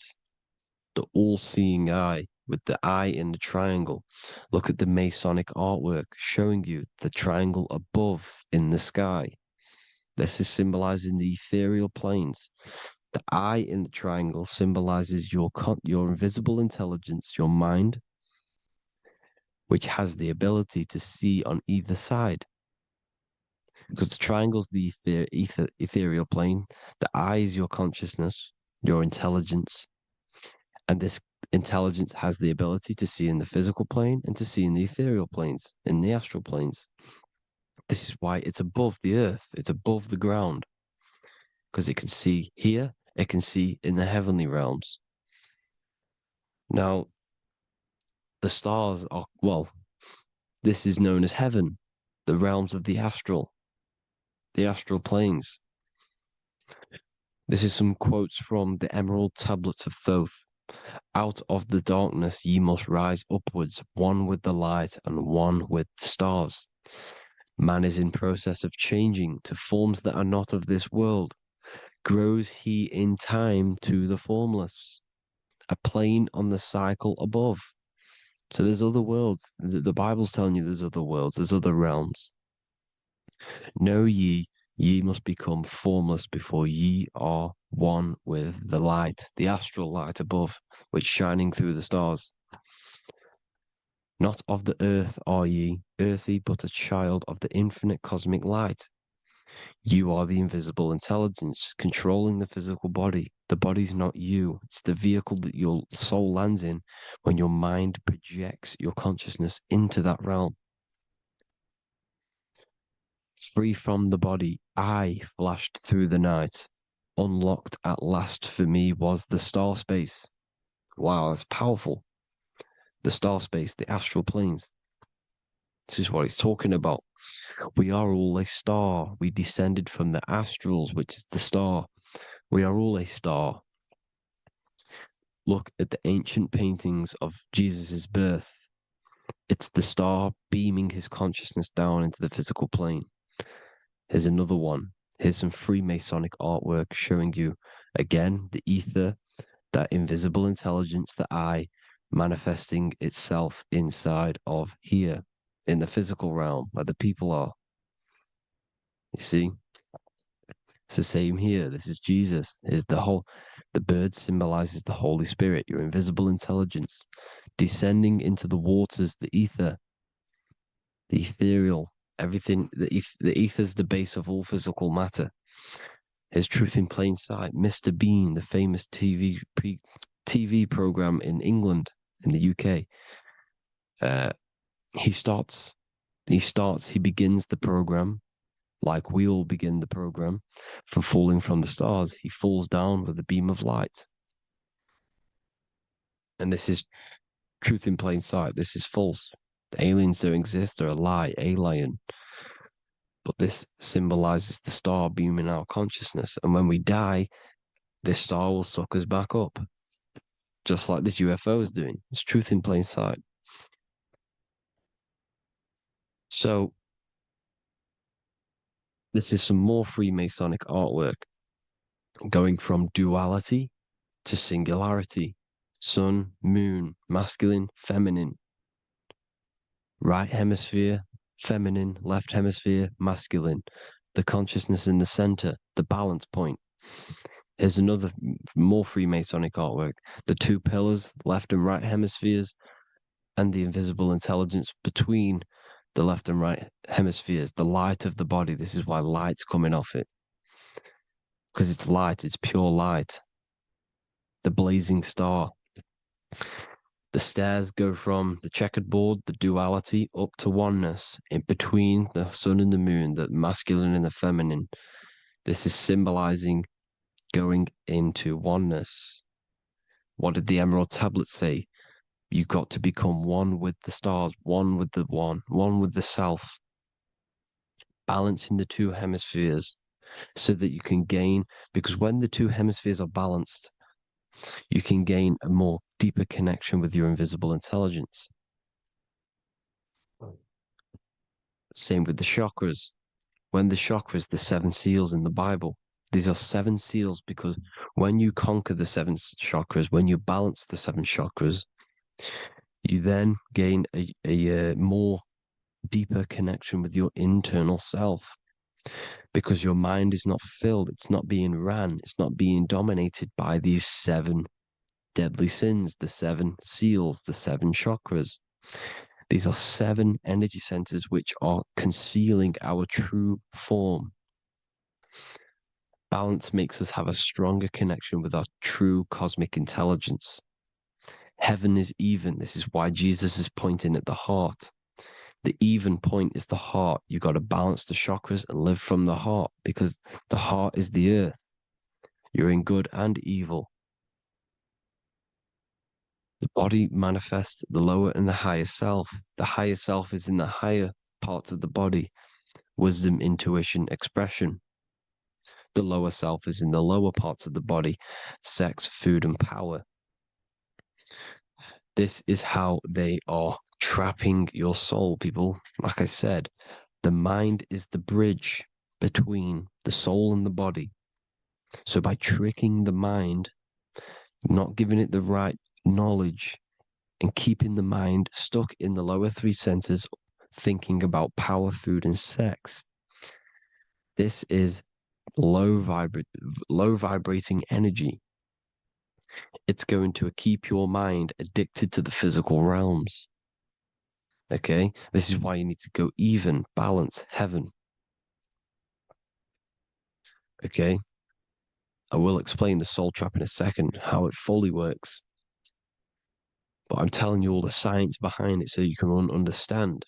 When you are doomed, you are domed. This is the dome, the firmament, the firmament, the mind. Ment is mind, firm is firm. A firmament is doomed under the firmament. You must have a loose mind, an open mind to expand your consciousness beyond the stars, beyond the ethereal barrier.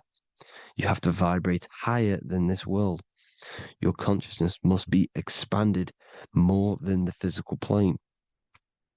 You need to learn how to astral project.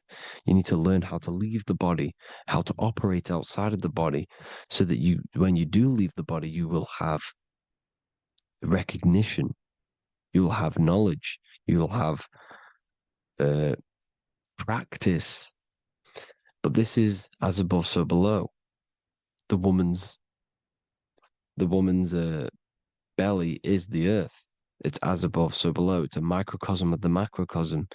We are the children in the womb. We are the people in the earth being ready to be born into the heavenly realms. As above, so below. It's a microcosm, macrocosm. Everything is in everything on a bigger and a smaller and a larger scale. Now, when the baby figures out that there is a world beyond its mother, what happens? The baby starts to move around and tries to get out of the mother. Because once it starts to hear the external world, starts to hear people, it's going to wonder, what's outside of why am I in here? What's outside? So the baby will force its way out of the mother. It's the same with our minds, as above, so below. When our minds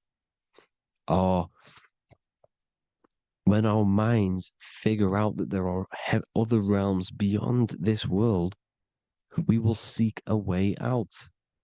This is the womb, the Mother Earth, Mother Nature. It's the mother. We're in the womb. We can be born out of this world, which is being born again in the Bible. When you are doomed, you are domed under the dome, under the firmament, the firm mind. The firm mind will keep you under the firmament. Due to the law of polarity, there has to be other realms. There has to be. Because the law of polarity works in this world, and it will work on every scale possible. It's universal laws. These are universal laws. The law of polarity means that there are other realms polarizing this realm. There is a hell, there is a heaven. There is a midpoint, which is Midgard, which is the one we are in now. Earth, heart. Earth is the heart.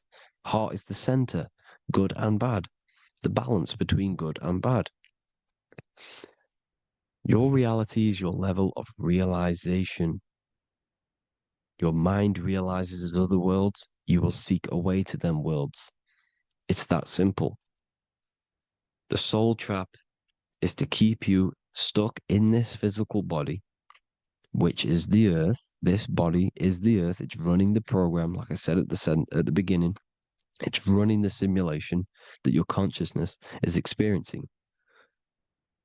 You are an electromagnetic being, and you're hidden in a cage, your rib cage, and you're stuck in cells, the prison cells. Look, you're in cells.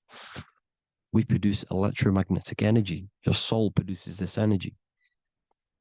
And by trapping your consciousness inside of this physical realm, they harness this energy within the astral realms. They're using you to manifest demons, because your mind creates demons through emotions and mental thought energy, which is a whole nother video. I can make a video on that. You're manifesting everything for them because they're trying to create a hive mind. This is why they want everyone to believe in one belief system, one government, one belief system, one religion, because they're creating a hive mind. This hive mind will manifest and be summoned within the astral planes, because the mind manifests the astral plane. The astral plane is the realm of imagination. The mental plane is the realm of just thought alone. The etheric plane is the energy. The physical plane is the matter. So all of our minds together are manifesting these demons within these subconscious realms, the astral. Now, how are they keeping you stuck to this realm? Well, when you die and you're stuck in your lower three chakras, okay, when your mind and soul detaches from the body, which is the earth, when you leave the earth, you're still going to have these mental addictions to the food, the sex, the materialism, the phone, the cigarettes, everything. This is why they get you addicted to everything possible. The TikTok, the YouTube, they get you addicted to as many things possible. Because when your mind is addicted to these things, and when this mind leaves the physical body, you're still going to have these addictions. Okay? You're still going to have these thoughts. And you will be manifested into the lower astral realms because you're thinking materialistic, you're thinking negative, because your level of realization was your reality. You were manifesting hell on the earth. When you leave the body, you're going to manifest hell in the astral planes, which means you'll be vibrating on the very low, which will put you in the lower astral realms. So guess what? You're going to come back. You're going to come back into materialism. You're going to reincarnate. Because you haven't prepared for life after death. You must detach from the external world. Okay? Moon is mind. The sun is the soul. The earth is the body. The moon is the mind. This is why we say lunatic. In your mind, you have a specific mood. Moon.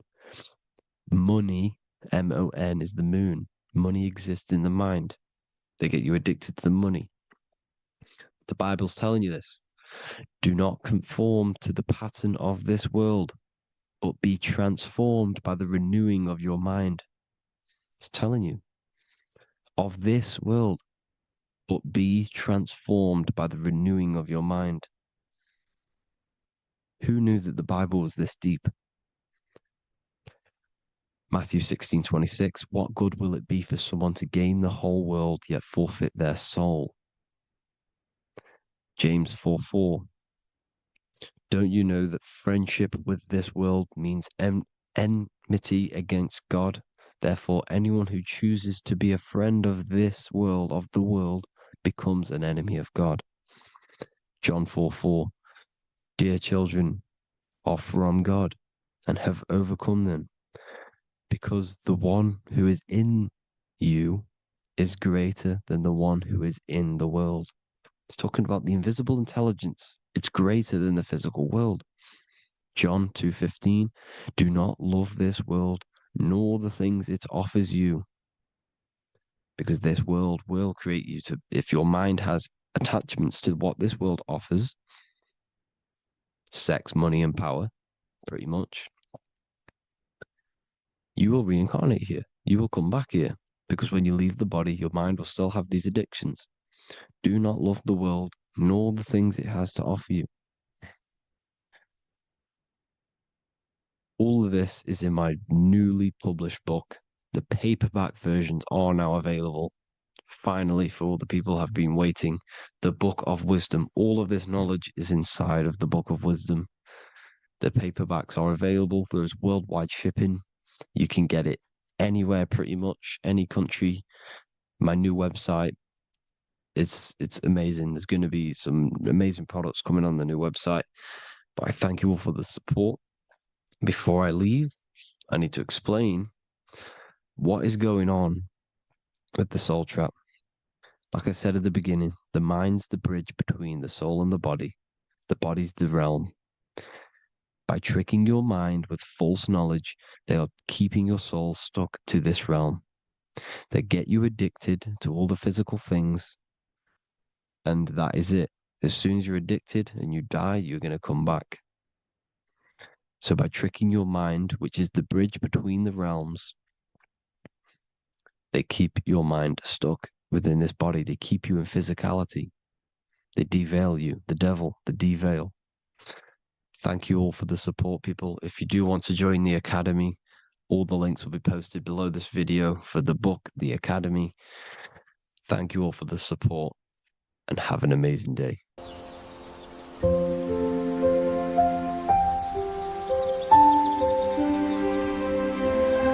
bookofwisdom.com. Visit today.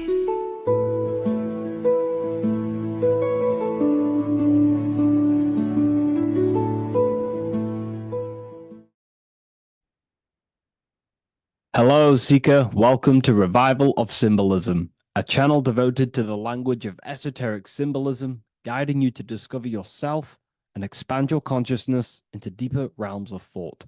I'm Harry B. Joseph, also known as Revival of Wisdom, and today we're going to be discussing this particular piece of artwork of the eye and the checkerboard together, and the esoteric teachings behind the veils of these symbols. So the first thing we must look at is, of course, the eye. The eye being a symbol of consciousness. The eye is the inner witness inside of ourself. This eye is referring to the internal eye of perception inside of our mind. The mind that gives us the ability to perceive and to understand things internally.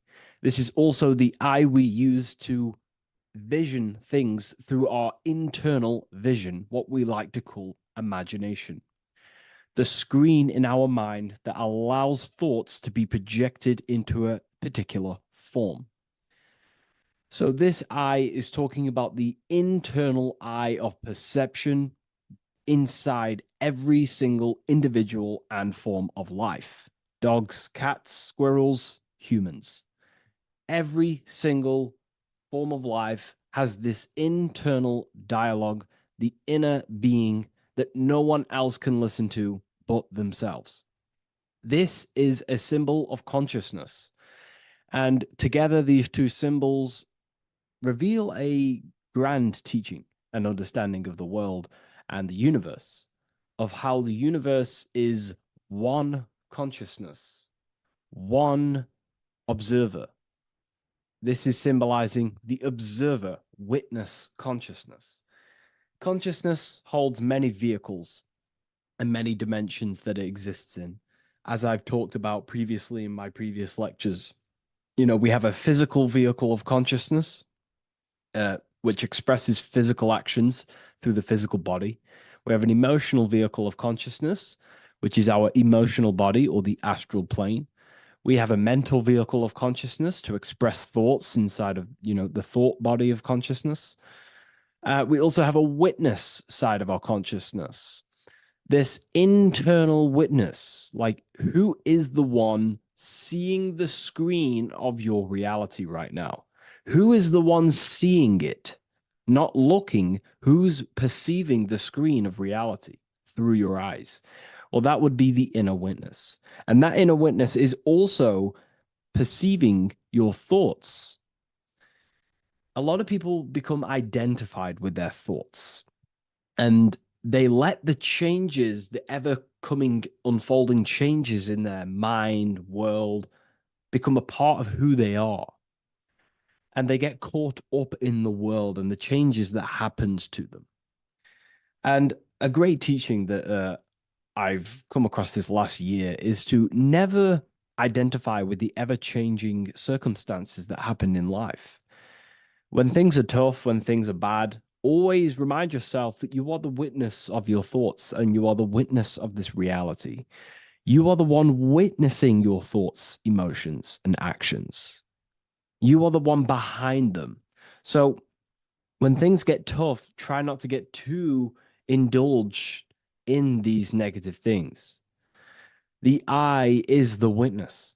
Connect with the witness. And this is the same eye that sees the screen of your reality, and it also sees the screen of your dreams. So this witness consciousness is transcending your physical day life and reality, and it's also witnessing your dreams. It's the same observer who's observing your reality now, but also observing your dreams. So this witness consciousness transcends all forms of bodies of consciousness. It is essentially the highest aspect of ourselves. And it is literally the thought voice, the inner thinker, because you are not the external body. You are not the being outside your mind. You are the being inside your mind who is actively thinking. I like to call what you are what we are as consciousness is consciousness in action.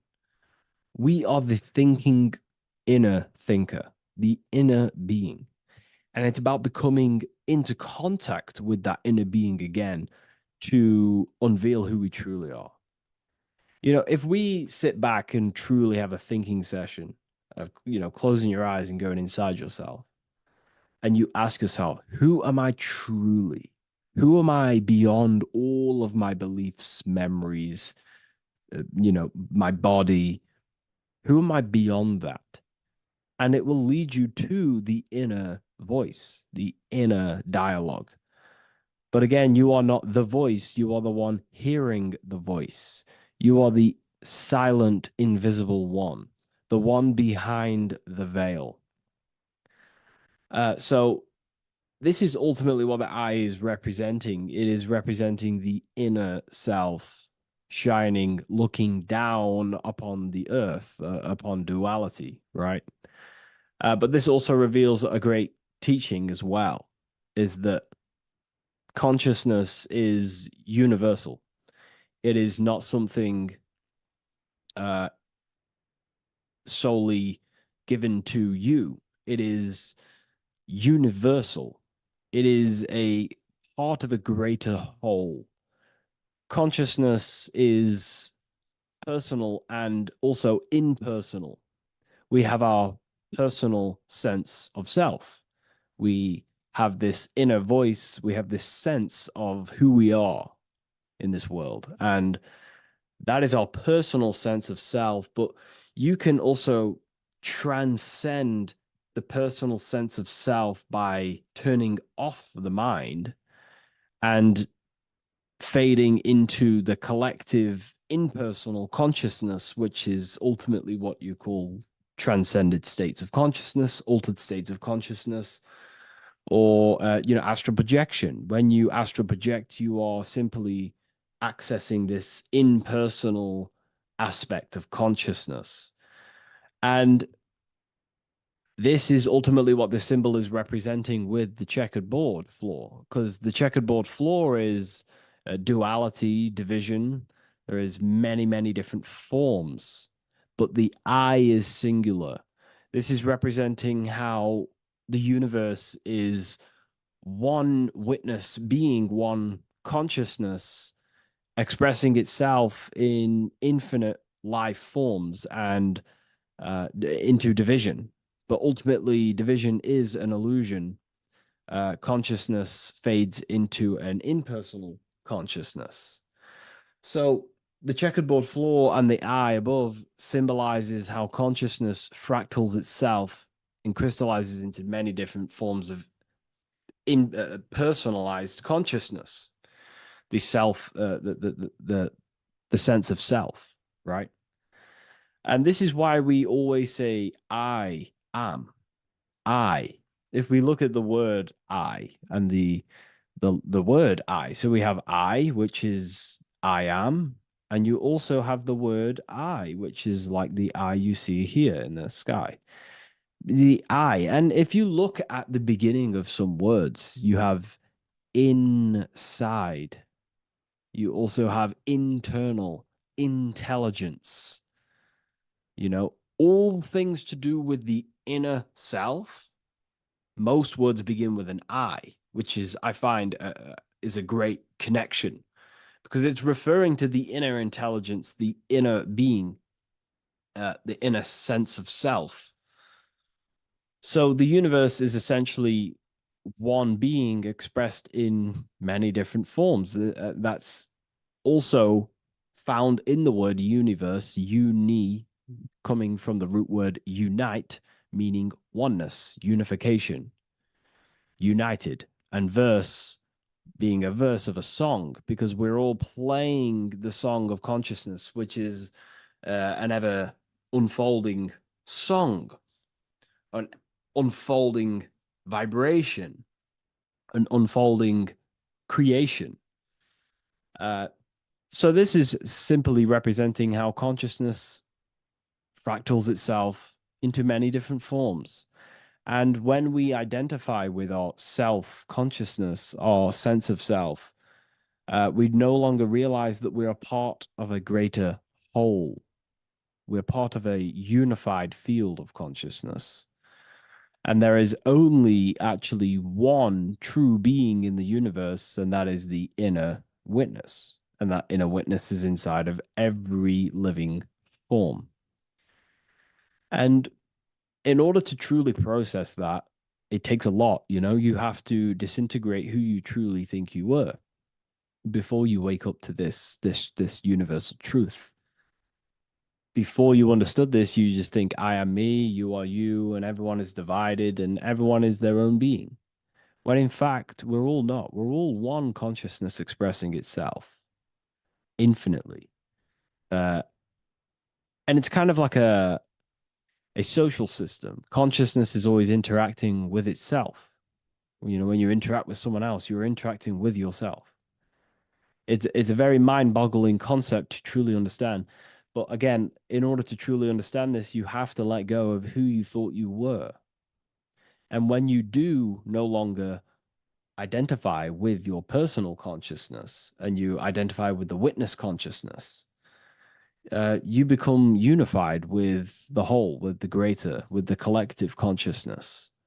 And this changes the way you think, you feel, and act, because you then realize that we're all playing a part of creation on this earth. We're all contributing towards the building project of Earth.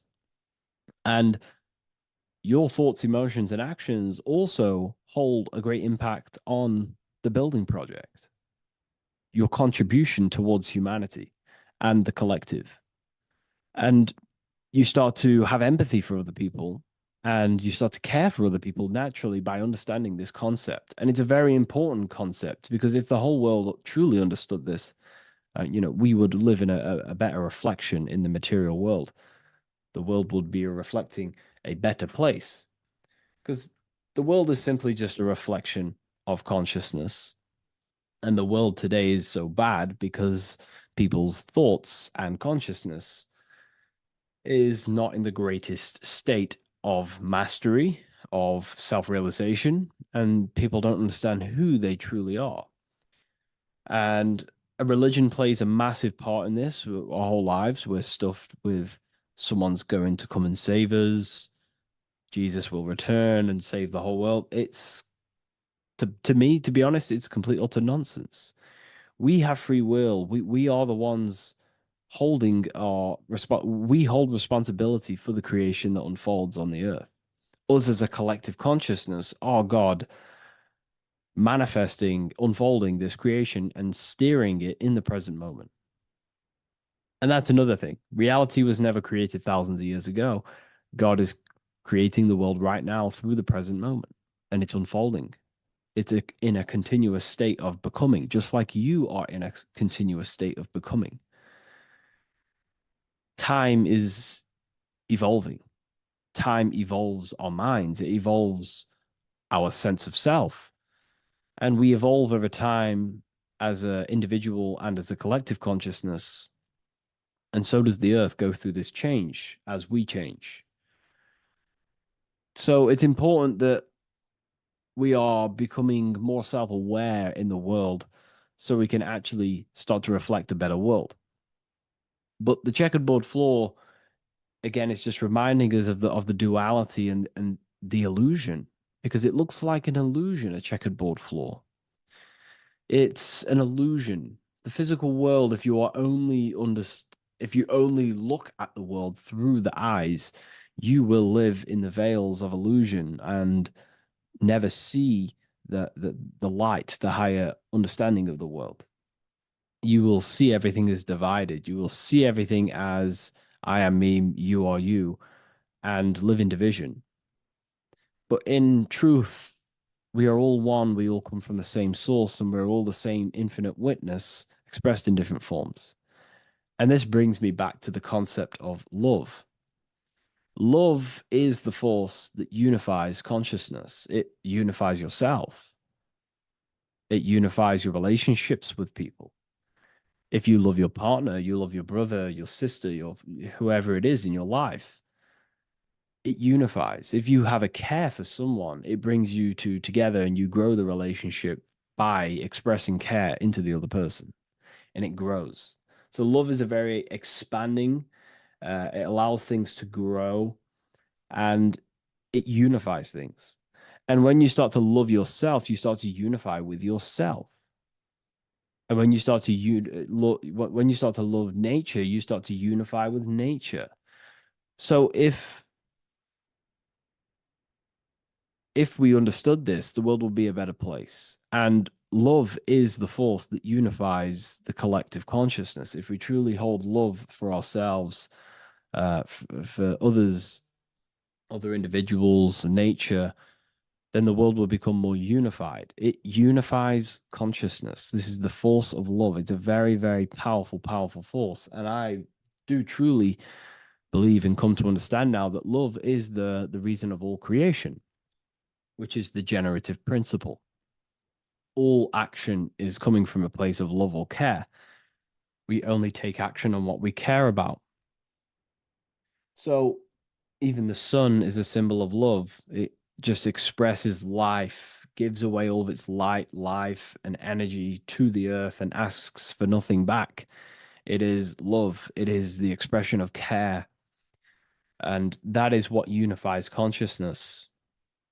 So, again, this is just talking about the inner witness and how consciousness expresses itself in many forms. And the checkerboard floor also transcends that idea that I've just described of how it's consciousness divided in many forms. It also represents a state of an individual's mind. The checkerboard floor is symbolic of being divided, you versus me thinking, walking down the street and thinking everyone's a threat. It also represents their thoughts, emotions, and actions not being aligned, not being unified. Their thought, emotion, action are scattered, and they're not creating things consciously. It also represents many, many different personalities in our minds, the divided personas and personalities in our mind that we have. And the eye represents the unification of that. It's about unifying our mind pretty much to not have all of these different characters and sides to ourselves and actually being a whole mind, uh, becoming conscious of the unconscious aspects of ourselves and transmuting them. And when we become conscious of something, we then hold the power to change it. If we have an unconscious part of ourselves, and we never truly realize it, we don't change it, and that unconscious thing can actually seek to control our thoughts, emotions, and actions from that place of the unconscious mind. So ultimately, that's what darkness to light represents. Darkness symbolizing things we are unaware of, because when something is in dark, you cannot see it. Most people are in darkness of their imagination. They don't realize the power of their imagination. They're unconscious of it. They don't use it. And to become conscious of that is to put it into light. Shedding light on something reveals something. If I shine a torch on an object, it's going to reveal it. It's the truth. So it's about becoming conscious of the aspects of ourselves that we may be unconscious of, and actually using them and transforming them as tools. And again, we have the eye with light, with white and black. This is duality. You are also the witness consciousness, as previously mentioned, and the witness consciousness thinks in duality. We think we are the hater and the lover. We are the deceiver and the truther. The truth is that consciousness thinks within duality, and within the mind, beyond the witness, there is duality in thought. But in truth, you are not either. You are neither the positive or negative thought. You are the witness of it. There's a great saying in the Gospel of John, and I can't remember exactly the words, but it goes something along the lines of lift the wood, I am there. Lift the stone, I am there. It's basically saying that everything is the I am, everything is the same consciousness. No matter where you go in the universe, you're talking to self. You're talking to the same thing. You're seeing the same thing. It is the same consciousness that is everywhere. So consciousness thinks within duality, and it is the light and the dark, and we have the ability to transform between them. And some people think that, darkness is all evil. Darkness is not inherently evil. Darkness is not inherently evil. There are dark aspects of the world that help you actually progress into the light. Without the darkness, consciousness can't move into the light, into knowingness. Without bad, there is no evil. They are needed. Both of them are needed. So, in order to understand the light, you have to understand darkness. And there are some forces of some forces of darkness in the universe that are purposely there to cause certain things to then push you and activate the good or the light. Some Gnostic texts talk about how there are very powerful beings that purposely descend themselves into darkness on purpose to make things happen in certain people's lives, so it actually pushes them towards the light, towards the good. So, this is ultimately what the whole allegory of Satan is. Satan was created by God, and Satan is necessary, which is symbolic of darkness.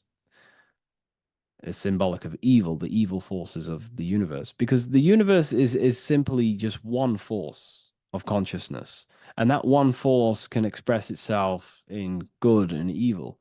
The power of the mind can be used to kill, or the power of the mind can be used to create amazing things. So there is only one force in the universe, symbolized by the one eye, the one force of consciousness, and that one force can be used for light and dark, which is the checkered board. It's also symbolic of the checkerboard being on the ground, symbolizing the earth, which is base awareness, duality thinking, base consciousness, stuck in division consciousness. And the one eye symbolizes unification of the mind, a balanced internal perception. We're rising from the ground to the sky, symbolizing from heavy to the light, from darkness to light. The eye is also symbolizing perception, what we perceive, and this is ultimately the end goal of all occult and esoteric research, is to gain more light, to gain a higher perception of the self, to gain a higher eye, a higher perception. That's why the eye is always raised above, symbolizing you're chasing the eye, you're chasing a higher perception of yourself and reality and the universe. It also reveals the teachings of the eye that is always watching you. There is an eye always watching you, and then that eye is the laws that governs consciousness. Consciousness, or your mind, is governed by certain laws that your mind cannot escape, such as cause and effect, vibration, mentalism, correspondence, rhythm.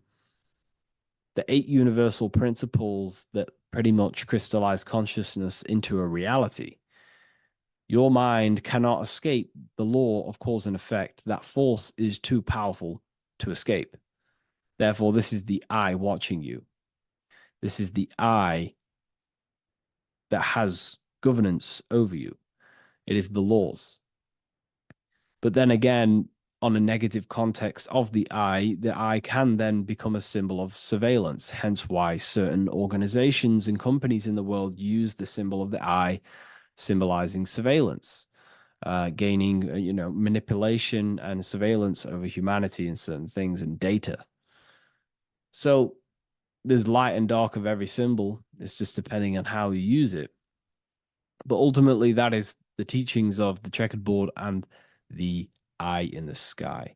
If you wish to learn more about yourself, because that is the only thing that matters in the world, learning about yourself. The only thing you take with you after death is the knowledge that you hold in your mind. You can't take your car, you can't take your possessions, you can't take your money. The only thing you take is your consciousness, your level of mastery, and the things you know. With that being said, I'll see you inside Ethereal University if you decide to join, and I'll see you in the next video.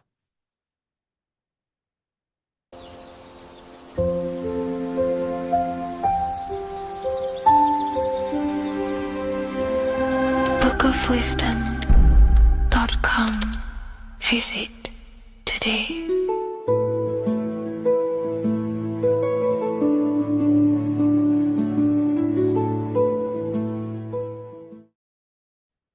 You are not breathing correctly. 98% of people only use a third of their lungs capacity, which is shallow breathing, which ages you, lowers your brain capacity, and also lowers your state of consciousness. So it's essential that you breathe consciously on a day-to-day basis, because this is what truly elevates your consciousness. I am going to give you the key for you to raise your consciousness just through breathing alone. Such a simple thing, but yet the most effective way for raising your state of consciousness and becoming more spiritually and mentally advanced. So tune in for this video, and I'm going to show you exactly how to do it and the symbolism behind breathing. Air is more than just air. It carries electromagnetic energy. So now I'm going to give you the science behind this spiritual truth. This invisible force is what sustains all physical life, providing the life force energy essential for existence. Electromagnetism. Everything is fed off electromagnetism. Your body is an electromagnetic battery. Now, we can prove that air carries electromagnetism just by doing a simple test, a simple scientific experiment, by getting liquid oxygen and pouring it between a north and south magnetic pole, two polar opposite magnets. We see that the liquid does not fall straight through it. It is sucked, it is magnetically attracted to these two opposing forces, opposing magnets. This is proof that air, liquid oxygen carries electromagnetism. When you are breathing electromagnetism, the essential life force behind all living beings. This is known as energy or prana, chi, ether, or spirit. This is all the same thing. Air is not just empty space. It is energy. It is prana. It is life force. It is spirit. It is ether, chi, prana. You are an electromagnetic being. Your consciousness is in direct correlation with your electromagnetic aura or biofield around your body. Your state of consciousness is mirrored within this field around your body.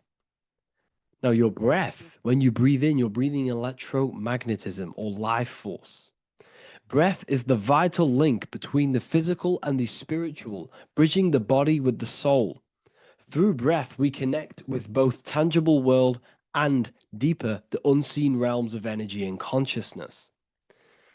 Breathing deeply and properly elevates our consciousness, enhancing the brain's functions, heightening the sensitivity of our five senses.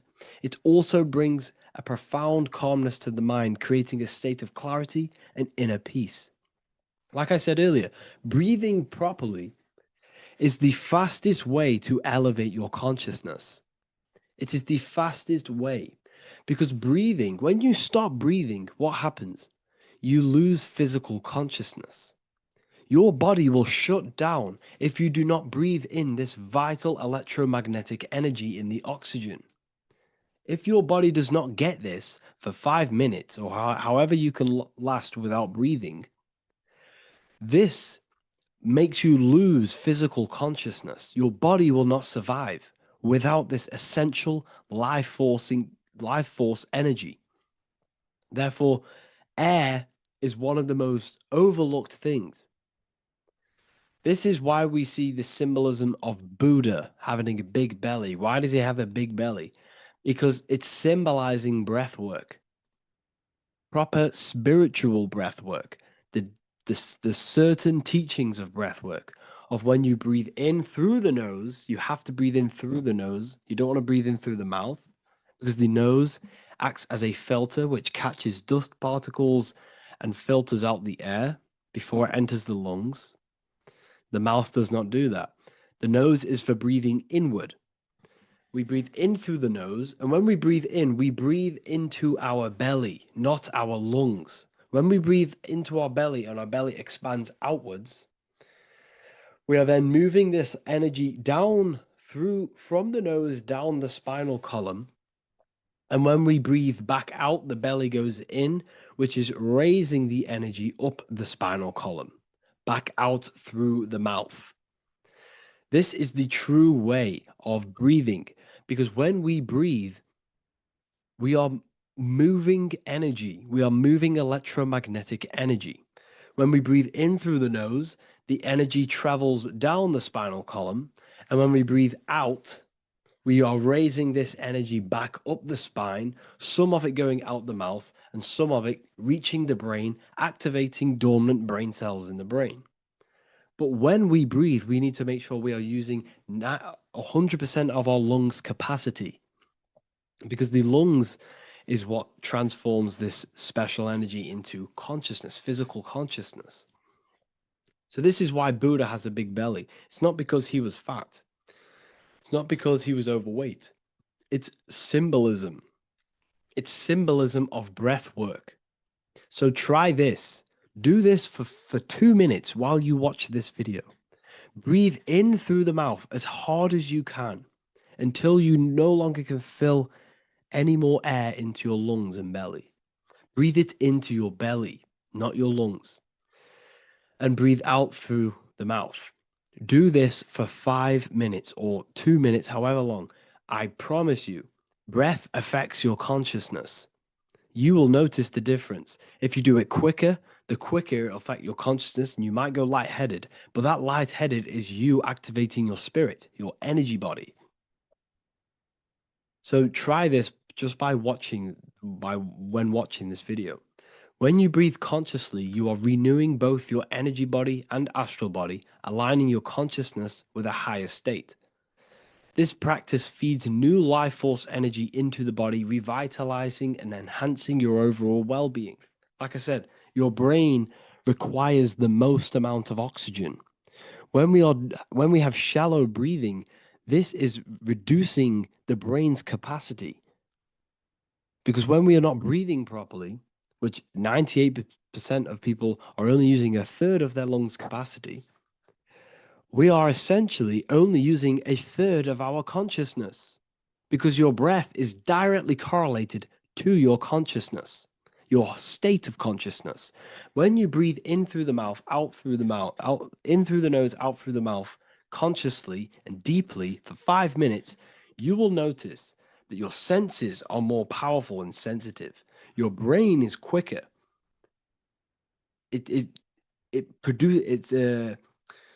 What's the word? It processes information quicker.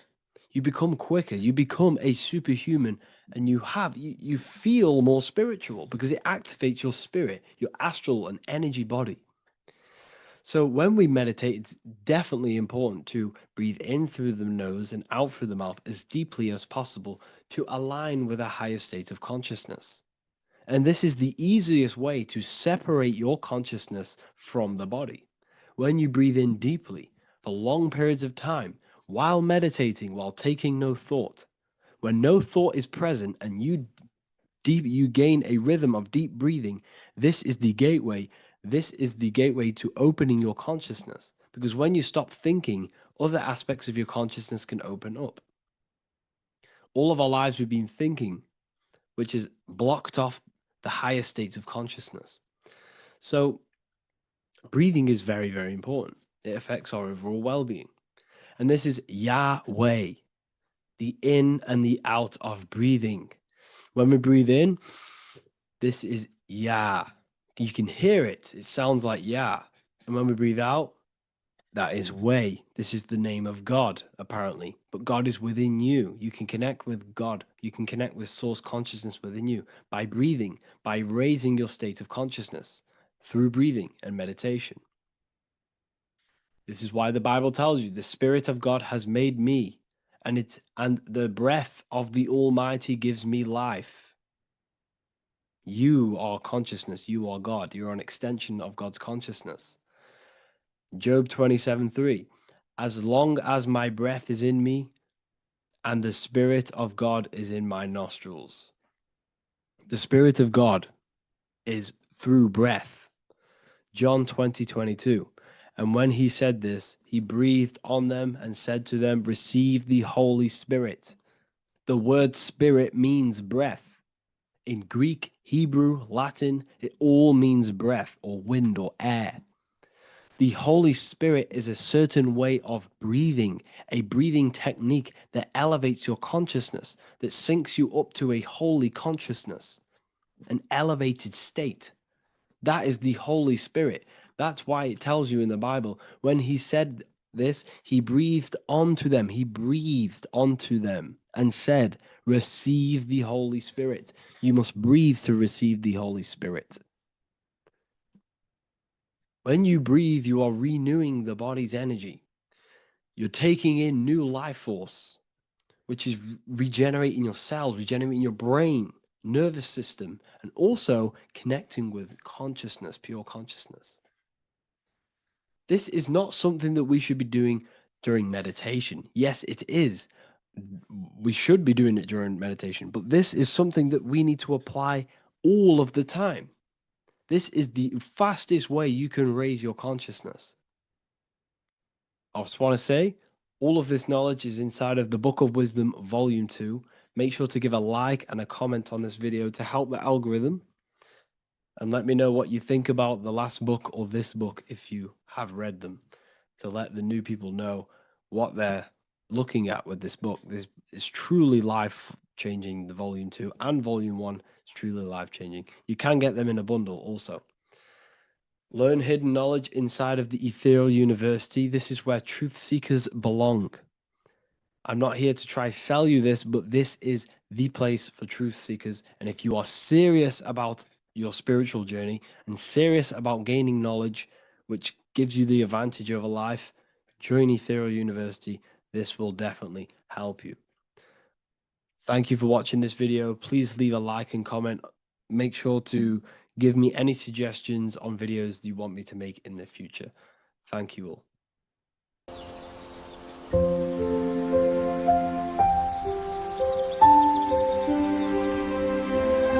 bookofwisdom.com. Visit today.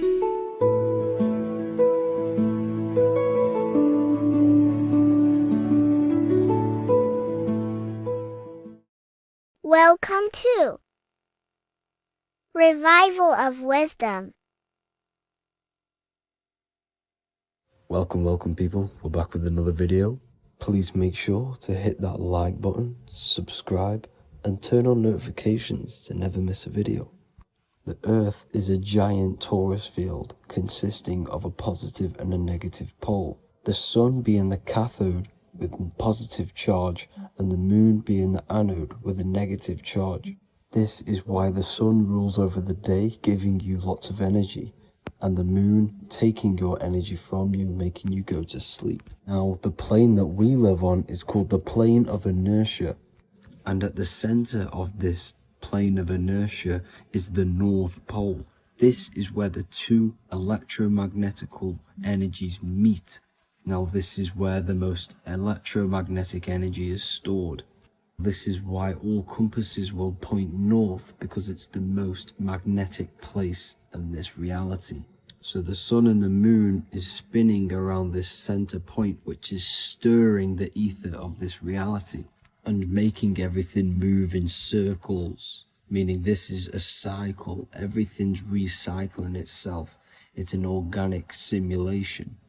The ancients also knew about this sacred land at the center of this reality, known as the North Pole. As you can see on this map from the 1500s of the North Pole, you can see 4 islands around this center black rock. Ancient civilizations like the Mayans, the Buddhists, and ancient Chinese also depict these 4 islands. The endless symbology of these sacred lands at the center has been going on for thousands of years. These sort of secrets are now kept by the elites, but as always they have to show the truth in plain sight, and this is what they are doing with the Windows symbol and also the Wizard of Oz. Now in the Wizard of Oz, as you can see, there's something called Munchkin Land. Munchkins are these unusually short people. Then on the ancient 1500s map, it says pygmy. And then the pygmy people in mythology are also these unusually short people.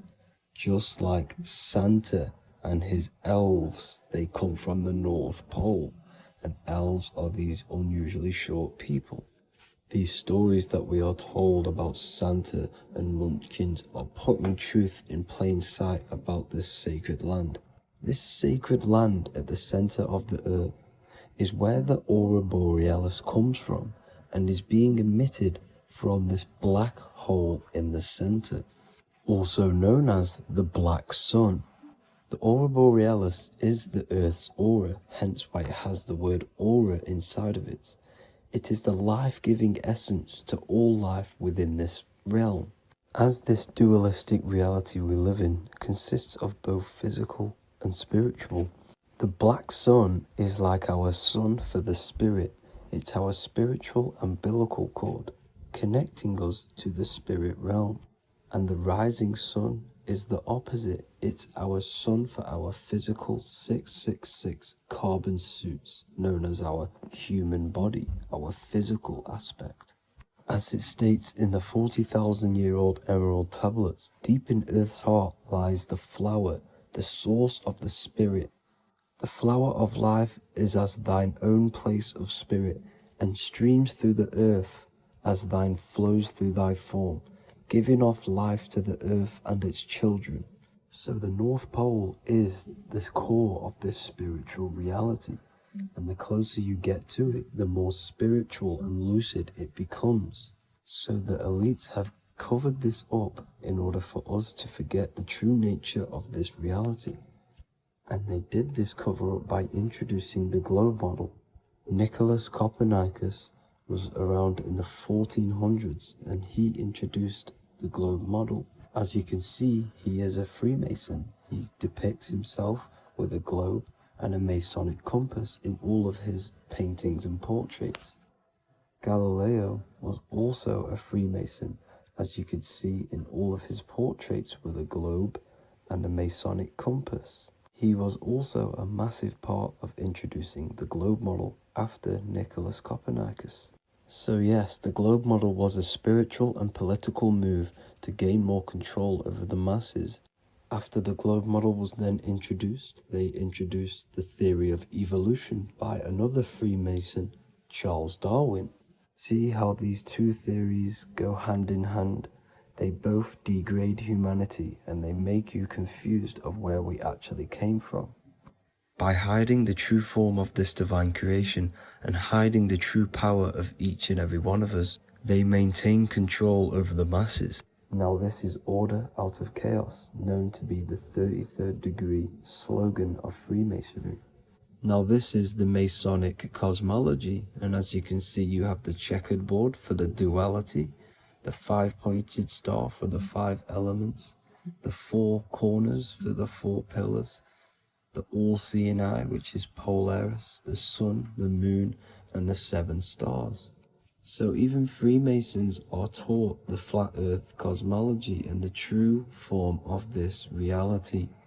Now the true nature of the sun, the moon, and the earth is shown and reflected through the Masonic compass. The Masonic compass is the sun, the moon, Polaris at the top, and the black sun at the bottom. It makes sense why all the scientists who introduced the globe model all used the compass and the globe together, because it's truth in plain sight. As I explained in my other video, all Freemasons have to take the oath, so it goes to show, why are we all learning these theories from Freemasons who can't talk about certain topics that they learn about? Why should we believe their theories when they're holding back the real truth about this reality? Now going on to NASA.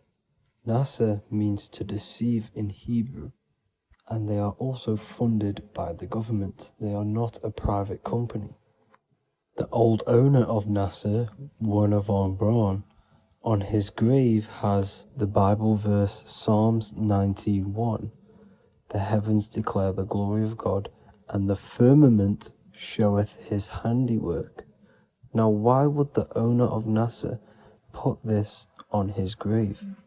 Seems a bit suspicious to me, alongside with the NASA astronauts are all Freemasons.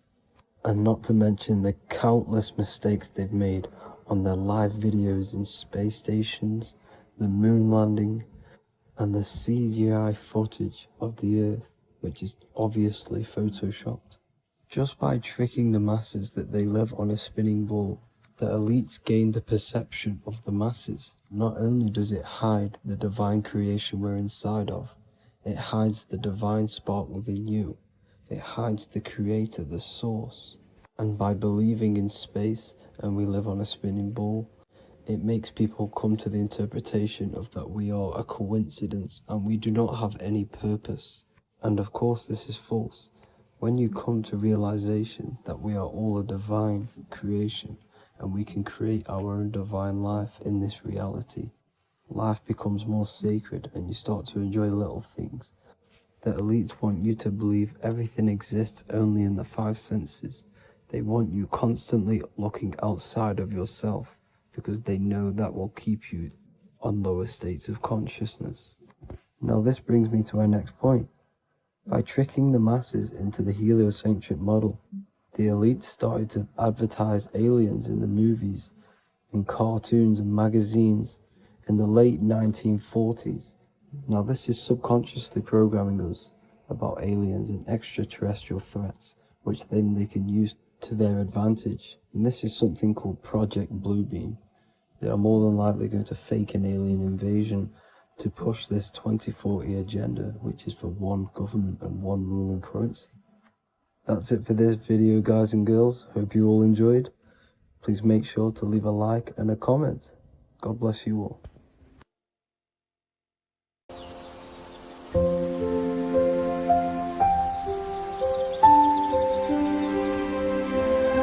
bookofwisdom.com.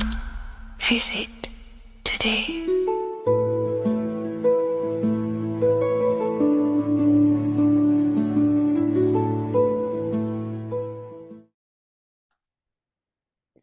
In this video, you're going to learn exactly what Christ consciousness truly is and how to cultivate this into your life so you can live a better life, create the things that benefit yourself and humanity, and ultimately to bring heaven on earth.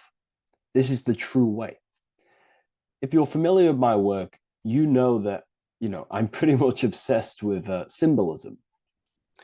Symbolism is such a massive topic, and it unlocks profound ancient wisdom that is hidden behind these layers of symbolism of the ancient paintings, symbols, and texts. So I was going through some Christian artwork and I came across this painting. It's a well-known painting called The Sacred Heart of Jesus.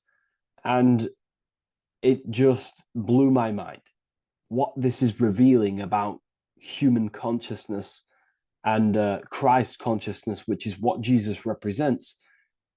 If you're not familiar with Christ consciousness, you should definitely do a bit of research on that. But I'm going to explain it today in detail. So when we look at this painting, we are looking at symbolism. We're looking at consciousness, a state of being, a state of living, a way of thinking, a way of feeling, and a way of acting in the world. As I've said this many times, we're all creators. We all create and generate reality. And you don't just have your personal reality, you have a collective reality. Your reality is affected by the collective consciousness. Depending on the collective consciousness's understanding of reality will also affect your life. We have a collective life and a collective experience. So Jesus in this depiction here is in a way showing us instructions to reach Christ consciousness, whether you see it yet or not. But I'm going to decode this for you. And your mind might be blown after watching this. Okay, so so what is the meaning of Christ consciousness? What's the whole purpose of this? Very simple. Like I mentioned before, we have a collective experience on this world. And Christ consciousness is the natural consciousness that we all need to be functioning on to generate peace, love, and unity on the earth in this experience we call life. That's what Christ consciousness truly is. It's a state of being that we need to cultivate within our own self, within myself, others, and everyone in this life and experience, so that we can all live in peace and heaven on earth, what they like to call it, so that we can generate the best experience possible together on this thing we call earth, on this material world, this material dimension. The material dimension is simply just a physical dimension of thought. It's a physical outcome of thought, but that's a whole of a lecture. So please leave a like, leave a comment if you have any topics to talk about that you wish for me to cover, and definitely leave a subscribe if you like my content and channel. So to go deeper into this, right, we've explained what Christ consciousness is and what it actually, will do to the earth and what it will do to reality and our collective experience. And it's also representing a profound understanding of self, a deep understanding of the true nature of self, the true source of self, what the self is, pure consciousness, pure God. We are all Jesus. Jesus is you, a physical manifestation of the divine made manifested physically. A physical manifestation of consciousness, okay, of spirit descended into matter. However, Jesus is a symbol that should not be worshipped, but something that we need to cultivate, maybe look up to, and cultivate within our own mind and hearts and actions. So he is someone that we should embody into our own very own being. We need to reach a level of intellect, the mind, a level of emotional understanding, and ultimately this creates Christ consciousness. Okay, and now I know that was very, very vague what I just said, but I'm going to explain it a bit more. I don't want to give it fully away yet because you need some more information, more keys. So let's observe the top end of this painting. Jesus with this circular light emanating around his head is symbolic of the mind, of the our thinking aspects of consciousness, the way we generate thoughts, ideas. The mind is also good at also ruling communication.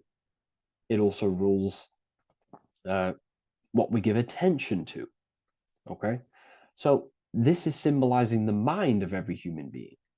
The mind is a very powerful center of consciousness located in the head, of course. This is why Jesus is the head at the top with the circle around it, representing the mind. Now, to reach Christ consciousness, we need to purify our minds. Purification of the subconscious mind. The subconscious mind is the hidden aspect of our mind with all of our memories, belief systems, and everything we've ever experienced is stored within there. We have traumas there, we have bad belief systems that hold us back.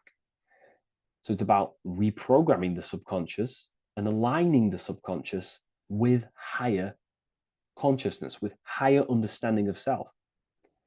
Removing any mental blockages from the mind. Because in today's world, most people's minds, including myself before I, purified myself, and I'm still continually purifying myself. That's not to say I'm perfect, because I'm definitely not.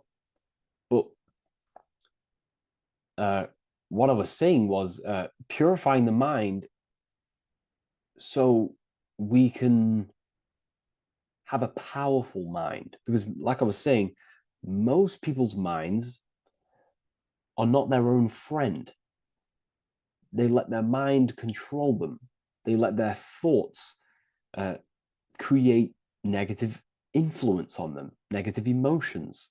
They let their mind destroy their confidence, destroy themselves. We do not want a mind like this. We need a mind that is our best friend, that receives powerful thoughts, that gives someone power. We do not want our mind taking away our power. Okay, so in this specific image here of Jesus, this represents a light mind, a powerful mind, enlightenment. The word enlightenment means light and ment coming from mental or mind, light in the ment. This means a powerful mind. Light is also symbolic of knowledge, information. When someone's very intelligent, you call them a bright person. It's a bright mind. It's knowledge of self. So the mind is conscious of self. That's another thing. We need to be conscious. A lot of people are not conscious, including myself before I did this, before I woke up.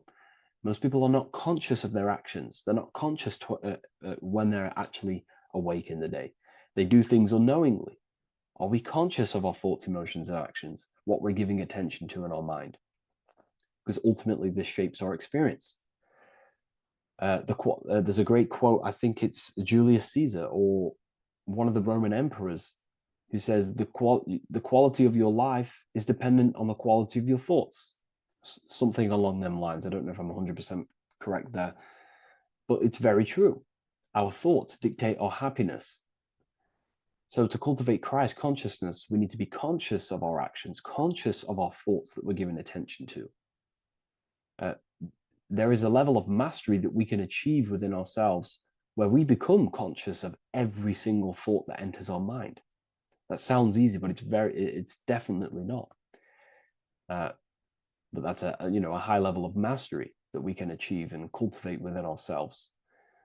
So we're looking at a powerful mind here from Jesus, a powerful mind, a purified mind. And we purify the mind through, affirmations, meditations, ritual work. Rituals are things we do every single day with an intent in our mind and an emotion in our heart to impress that state of consciousness into our subconscious, so we can slowly rewrite our consciousness and align our consciousness and sync it with higher thoughts and higher emotions with love. We can sync our consciousness with love, which is ultimately what Christ consciousness truly is. Well, now we're going to go on to that now. So we've gone over the mind. Now we go over the heart. Now notice, before we go into the heart, Jesus is revealing. He's pulling back the robe, symbolizing opening the heart, revealing the heart, revealing the soul, the light of the heart. Our authentic self lies in the heart. Our pure intentions, our love, our soul needs to be shining through our heart. And our soul is unconditional love. Now, that's not to say that we can get corrupted hearts. We surely can have corrupted hearts, for sure. We can love sick and twisted things, and that's evident in today's world. People love killing people. People love hurting people, manipulating people. People love power. Now, that's obviously an inversion of natural, the natural state of consciousness for humans. When we're born with a natural state of love, of unconditional love for the self, for everyone else, for animals, insects, the earth. We love everything as a child. And not only do we love everything, we actually act upon this. As a child, we do not act on anything we know is not good. And I'm talking early stages of being a child, before we're indoctrinated, before the mind and heart become corrupted. We are pure. This is symbolizing this. Light represents also purification and truth, because when you shine light on something, it's the truth. You see it. You shine it through the darkness. It reveals. So light, this is symbolizing revealing the light of the soul, of love consciousness, holding love in the heart, true love, not love for sick and twisted things, but true love for the self, the body, and for everyone else and all things. Holding love in the heart. There's a famous saying of keeping the sun in your heart. Keep the sun in your heart. It's a very famous saying. What the sun is a symbol of love. What does the sun do? It gives abundantly.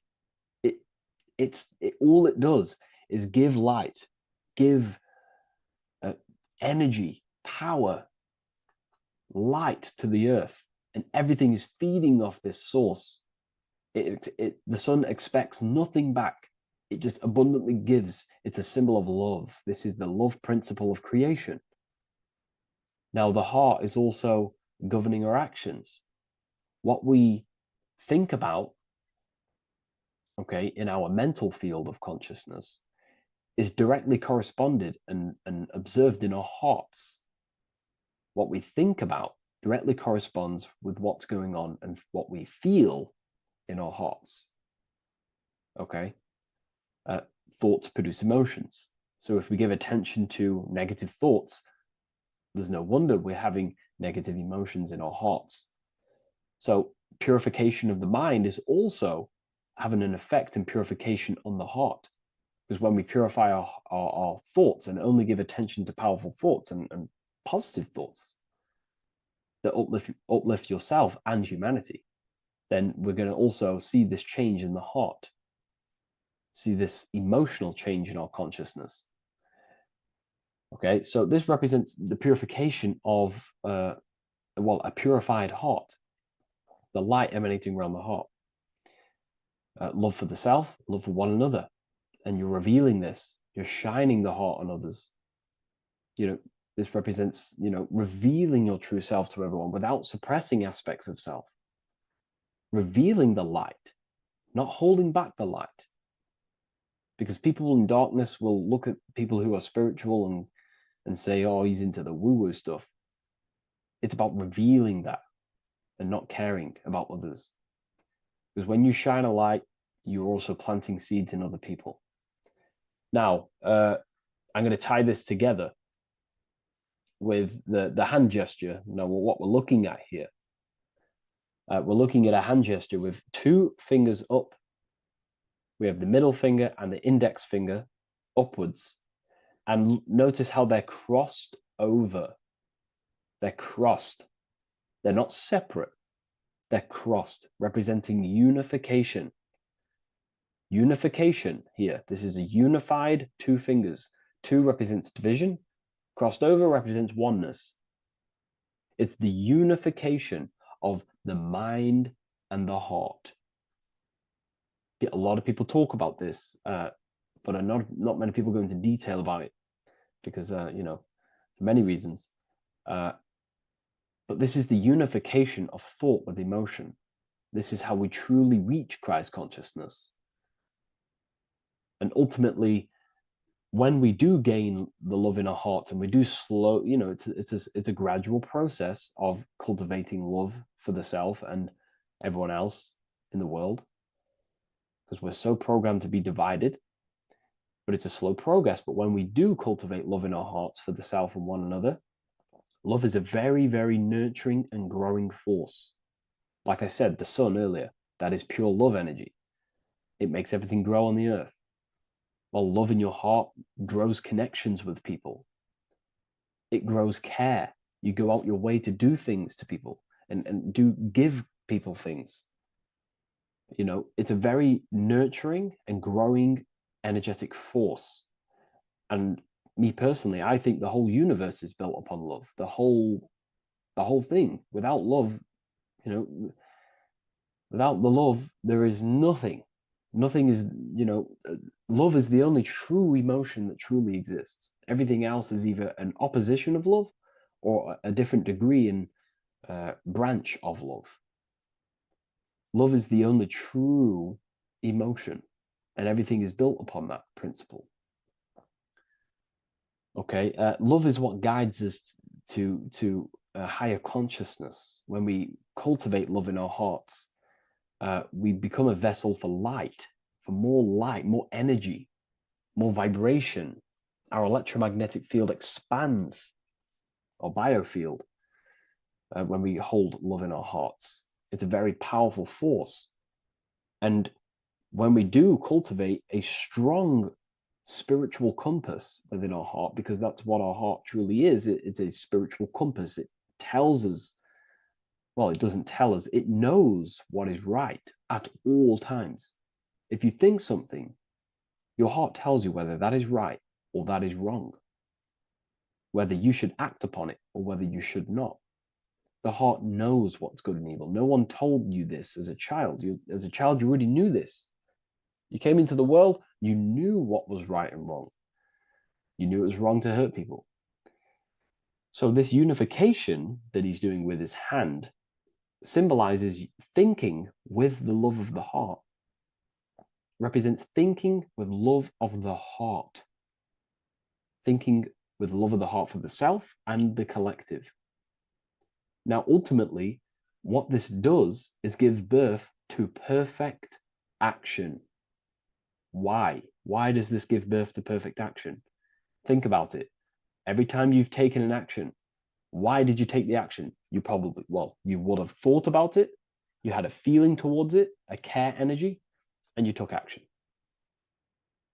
Why do we go to work? We care about paying the bills and stay in our house. We go to work to earn money. We think, we care, we act. Everything you see in front of your reality, on the screen that you're seeing right now, you called your eyes. Everything is in front of you because you care. It's the heart energy that leads the body. Okay? And that's even present in the body. Have a look at the body. We have the head, thought, then emotion, then our feet is at the bottom, and our feet take action. Thought, emotion, action. Thought, emotion, action. So even the body is basically a blueprint of how creation is manifested. So we receive thoughts from the divine planes, from the higher planes of consciousness. We receive them. That's another thing that I missed. If we purify our minds, we're basically attuning our mind to a higher part of the mental plane, and we will receive higher thoughts. We will receive thoughts that are more genius, what we like to call today, or better quality thoughts. We receive good ideas when we attune our mind to a higher consciousness. Okay, so we are like a radio. We receive thoughts based on what our mind is set to. That's why we call it a mindset. So, like I was saying, we receive thoughts through the head. We feel the emotion, then our feet take action. Thought, emotion, action. So the body's a blueprint of creation. It's beautiful when you really notice this. So this unification is about thinking with the love of the heart, which gives birth to perfect action in the world. And this is the state that we need to cultivate within myself and everyone in the world so we can give birth to heaven on earth through action. Because ultimately the world is molded through action, physical action. And them actions are molded from thoughts and emotions. Now,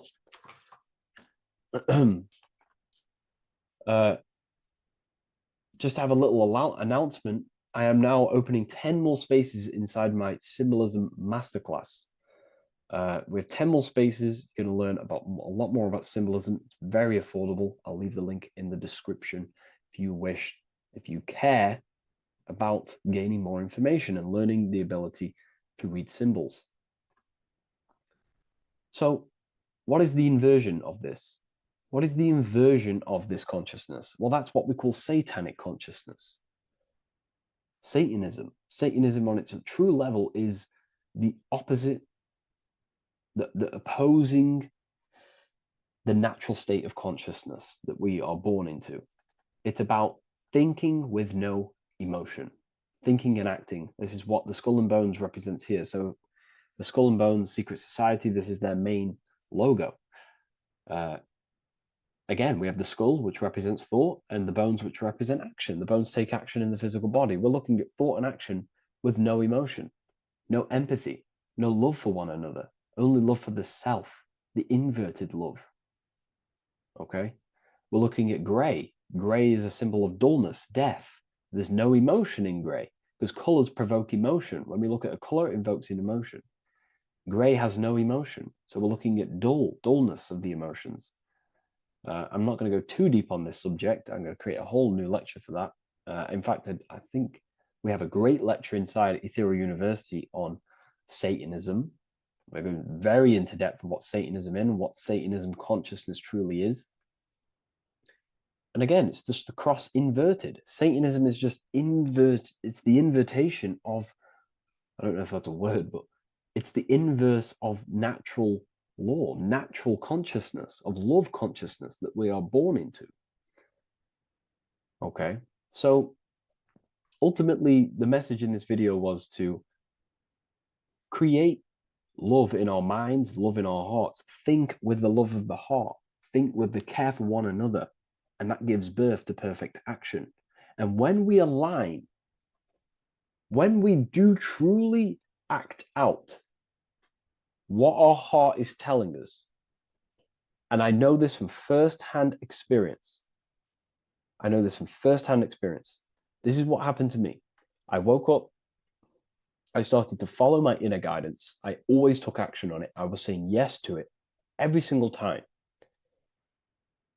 And it led me, this is, I'm getting goosebumps actually saying this.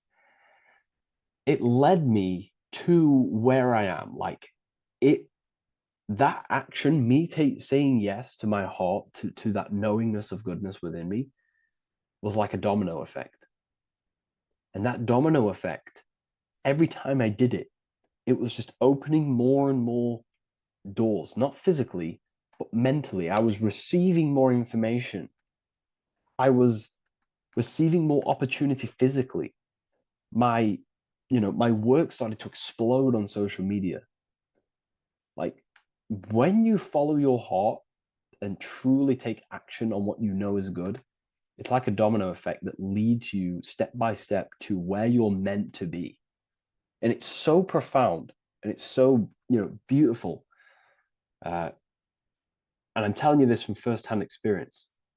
This is ultimately how you kind of unlock your purpose in this physical world as well.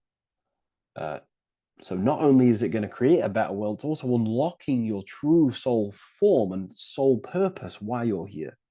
It's very beautiful. So I thank you, everyone. Please leave a like, comment, and share, and subscribe to the channel.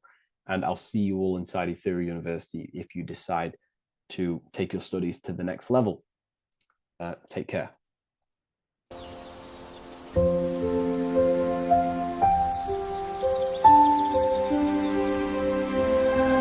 bookofwisdom.com.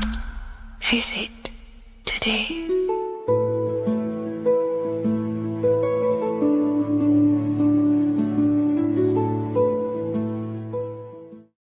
The Freemasonic square and compass is not just a symbol that represents Freemasonry, a lodge, or a secret society. It is a symbol of gaining your own personal power. Now, in this video, I'm going to be breaking down this symbol in the most detail I can possibly go into. Most people live in a state of illusion.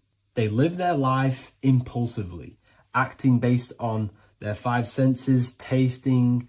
They want to feel a certain thing like an orgasm or they're basically just slaves to external things and their five senses, which leads to a very dark path where you'll never actually become a conscious creator and you'll never actually be internally happy.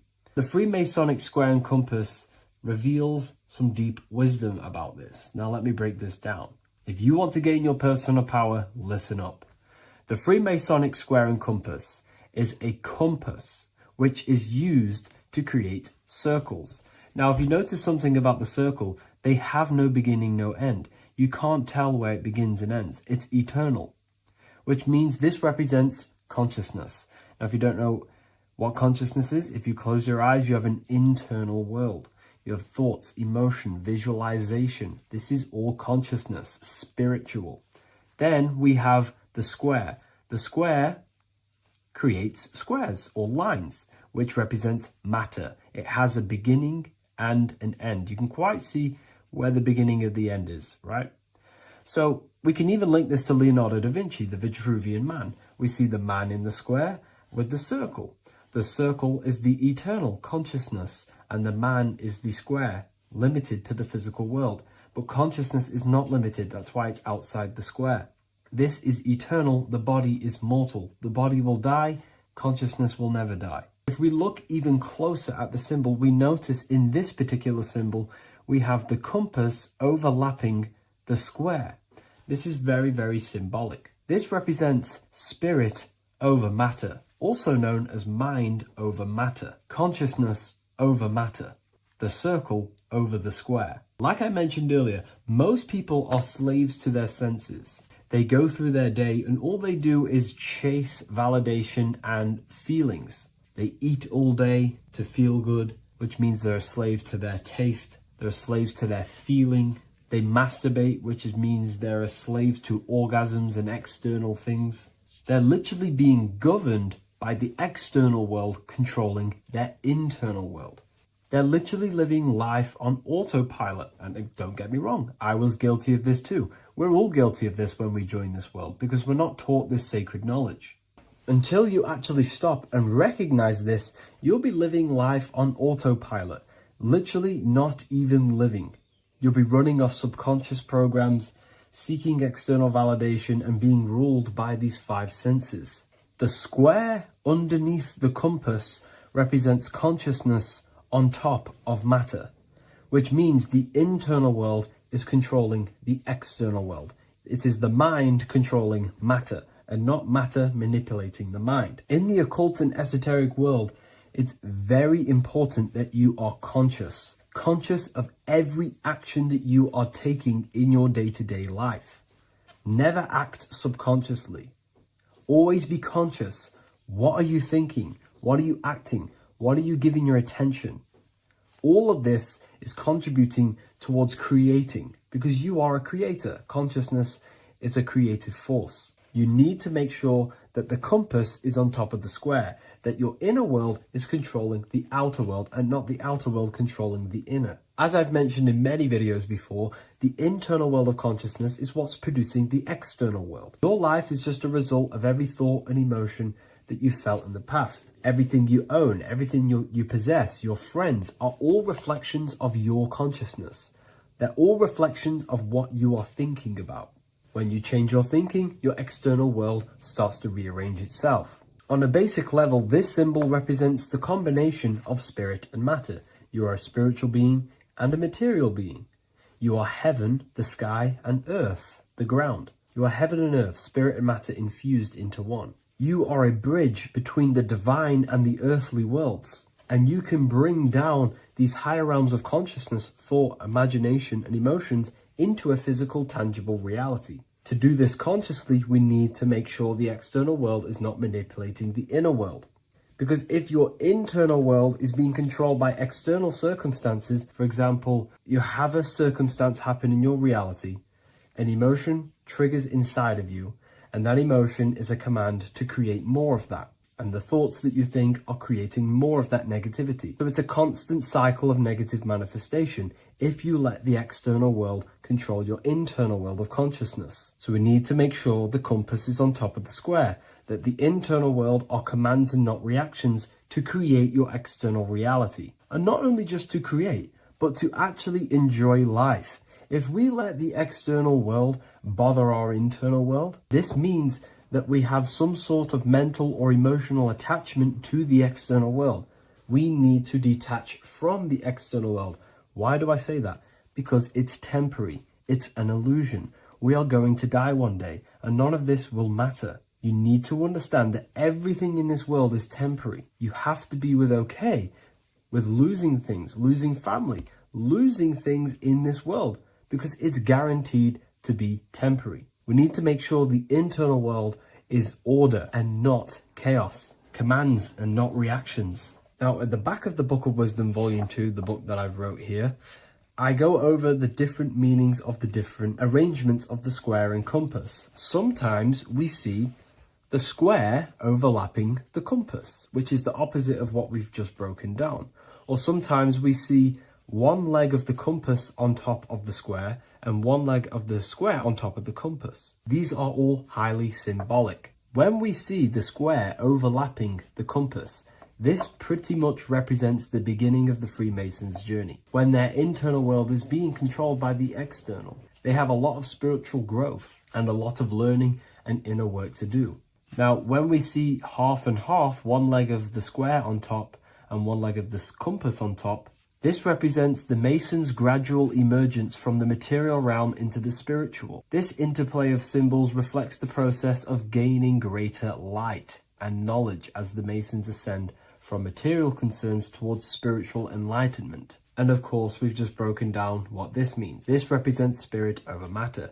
They're not chasing external physical things anymore. They're actually chasing and gaining validation and happiness from spiritual growth, more knowledge and deeper understanding of consciousness and themselves. Most people chase external material things, which actually don't make you happy in the long run. You could be given £1 million today. In a week's time, you would be back to the same original state of consciousness and actually chasing more and more millions of pounds. It's because nothing physical in this tangible world will ever satisfy your internal world of consciousness. So through spiritual growth, we can actually become happy and seek higher understanding, higher consciousness, which actually satisfies us eternally. So when we see the compass on top of the square, it symbolizes the triumph of spirit over matter. This arrangement not only signifies the mastery of spirit over the material realm, but also represents the resurrection, ascent, and dominion of spiritual principles over all earthly conditions. It's all about gaining personal power and spiritual growth. It's all about spiritual evolution, going from matter to spirit.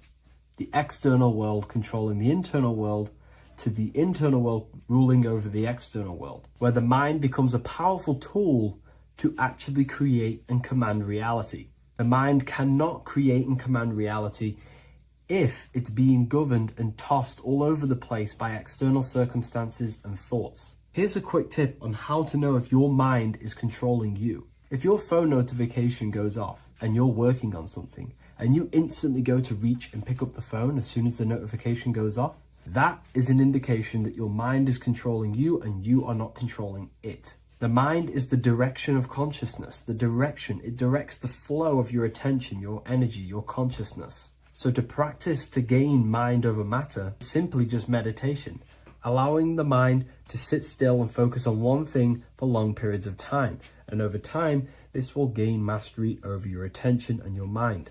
If you are on your spiritual path, this should be your goal. Your internal world becoming the master. The mind becoming a vessel for you and not a vessel controlling you. It needs to become a command center and not a reaction. Please like, share this with a friend, and subscribe to the channel if you're new. Leave a link in the description for the Book of Wisdom Volume 2.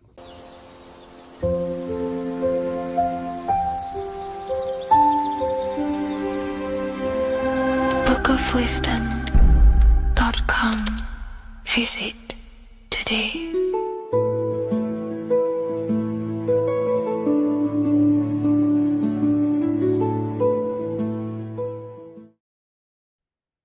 As above, so below. This is one of the most crucial teachings within esotericism, occultism, or what we like to call it today, spirituality.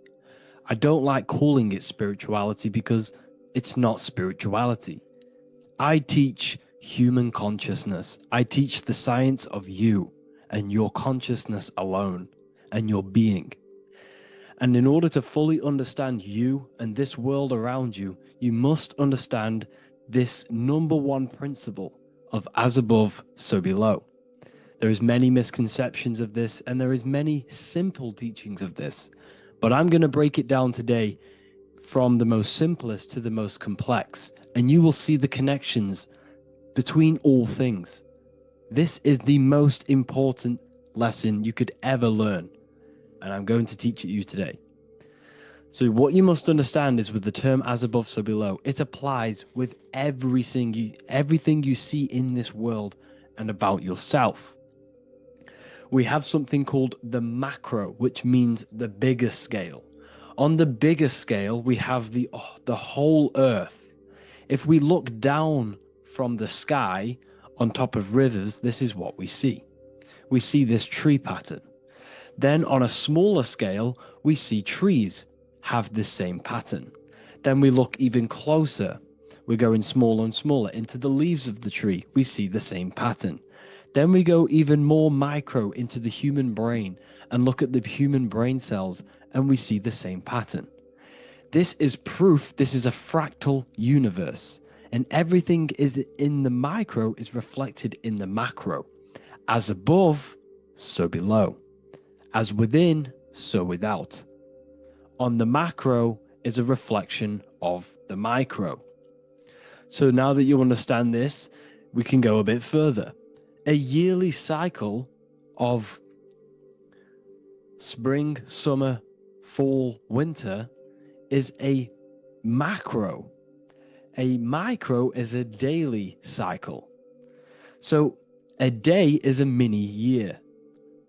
The summer is the midday. Autumn is the evening. Night is the winter. And spring is the morning. This is a macro, a reflection. We have a miniature cycle of the zodiac every single day. And this cycle is also reflecting the cycle of life and death. We live, we are born, which is the spring. We live, which is the summer. We then age, which is the autumn. And then we die, which is the winter. And then we are reborn again. This is the cycle of life and death. And you do this every single day. You see, death is a macrocosm of sleep. This is why we say sleep is the cousin of death. Because you die every single night. You do this process of life and death every single day. As above, so below. What's in the micro is in the macro. So when you go to sleep, you are essentially dying. And then in the morning when you wake up, you are then born again. This is a fractal cycle that we live in. Everything in this whole world is fractal. Everything applies to as above, so below. We have the sun, we have the moon, we have the day, we have the night. We have the life, we have the death. We have the conscious, we have sleep. As above, so below. We have the conscious mind, because now we're diving into as within, so without. As above, so below more refers to the external world. As within, so without is referring to your inner world and the outer world. What you must understand is about yourself. You exist in two realms. You're an individual. The dual nature of you. You exist in two realms at once. You have an inner world of your thought, emotion. This is the inner world that no one else can see but yourself. And you have an outer world with a physical body which everyone can see. So you exist in two worlds. You have the inner voice, you have the outer physical voice, which I'm speaking to you with now. But I also have an inner voice, which no one can hear, only but me. So you exist in the light and you exist in the darkness. The sun represents your external self, your physical conscious mind. The moon represents your shadow self, the inner self, the psyche self, the spirit self. There is an as above, so below. The sun is within you. The moon is within you. Everything is within you. Now that you understand as above, so below, what is your body? Your body is a miniature earth. Let me repeat, your body is an earth. Your body is the earth. Okay? Because like I say many times in all of my videos, you are not in the world. The world is you. You are the universe. Your brain is a computer creating this reality. What you see with your eyes is produced in the back of the brain called the visual cortex. You don't look into the world, the brain produces the world. The body produces the world. When you touch something, you're not actually touching something. This is the electrical nervous system. When you touch something, what you feel is actually electrical signals on your nervous system reporting back to your brain. Therefore, when this body dies, you leave the earth because this body is the earth. Okay? As above, so below. You have the mental plane, the astral plane, the etheric plane, and the physical plane. This is essential for understanding reality and the teaching of as above, so below. Everything in this material plane began in the thinking mind. For example, the microphone I'm speaking into, the phone you're watching this video off, or the laptop or iPad. Where did this begin? It didn't begin in the factory. The first ever place this item begun was in the mind of an individual. The invisible realms of mind is where all physical things and physical items begun. Essentially, this physical plane is the effect of the thinking mind. This world is the world of effect. It's the world of outcomes. When you see something, it is already manifest. It is already being manifested. It is an effect. And in the effect of the cause, which is the thinking mind.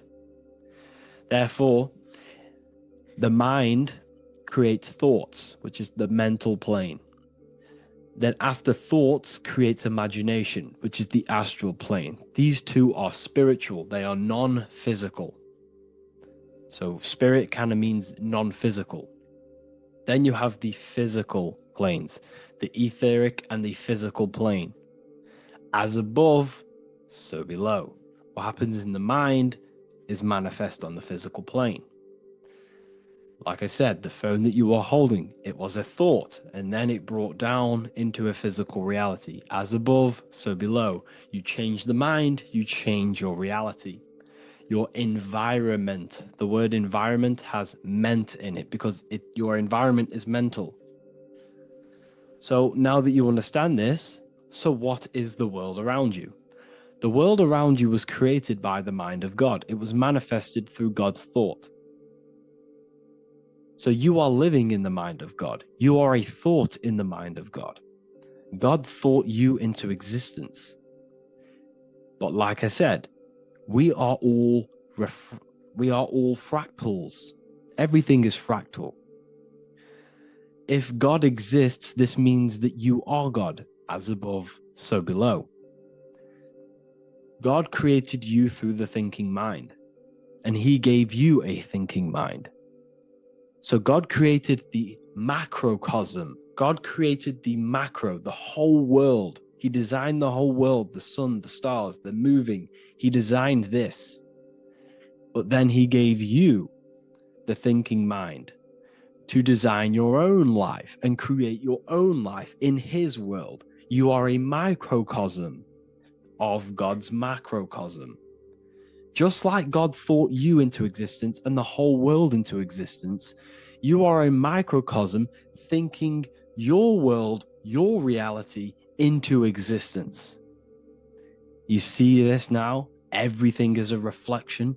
Everything is a mirror. Everything is fractal. So in order for you to change your reality, you must change these higher planes. Your thought and imagination are the two key aspects of creating physical reality. Every object you see around you was begun in these higher planes of the non-physical, and they were brought out of spirit into physical matter through the thinking mind and physical action. So now we're going to get a bit deeper. The brain is not the mind. Now that you understand, we have spirit and matter. As above, so below. You have a non-physical side of reality and a physical side of reality. The mind is the spiritual brain. The brain is a physical manifestation, a physical effect of the mind. The mind uses the brain to operate in the physical world. And it's the same with the heart. The soul manifests itself physically through the heart. The heart is a physical manifestation of the soul, of the emotion, thought and emotion, the mind and the soul, the brain and the heart, heaven and earth. So you have the inner world and the outer world, the spiritual, non-physical, and the physical. So we are all on this process of awakening, an expansion of our minds into new fields of thought, into new fields of awakening ourselves. Because essentially we are born into this world. But you are born many, many times. You can be born physically and you can be born spiritually. Like I said, everything is fractal. So just like when the baby finds out that there is a world outside of its mother, what does the baby do? The baby seeks a way out of its mother, and then the baby is now born into a new world, a world outside of its mother's womb. It's the same with you and your spiritual process.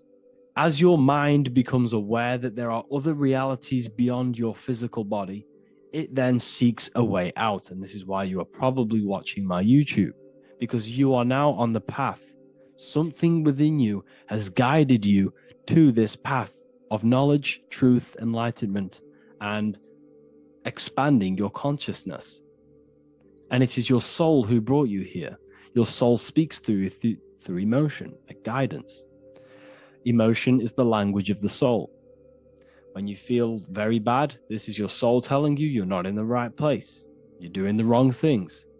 Because the soul is always unfolding its purpose, which is expansion and learning. That is it. The mastery of the self and the learning of the mind is the only thing that counts in the end after this life. So you are on a journey of expansion, of learning, creating, and spiritual rebirth. As above, so below. What does this body tell you? When I see someone overweight, I don't see the overweight. I don't see the body. I see the mind. I see an undisciplined mind. I see a mind that lacks self-control. I see a mind that seeks external validation. That's what I see when I see an overweight person. I don't see his body. I see the result of his mind. Because what does the Bible tell you? You shall know them by their fruits. It's the same saying as above, so below.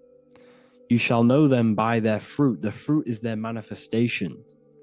Your body is a direct correlation and manifestation of your mind.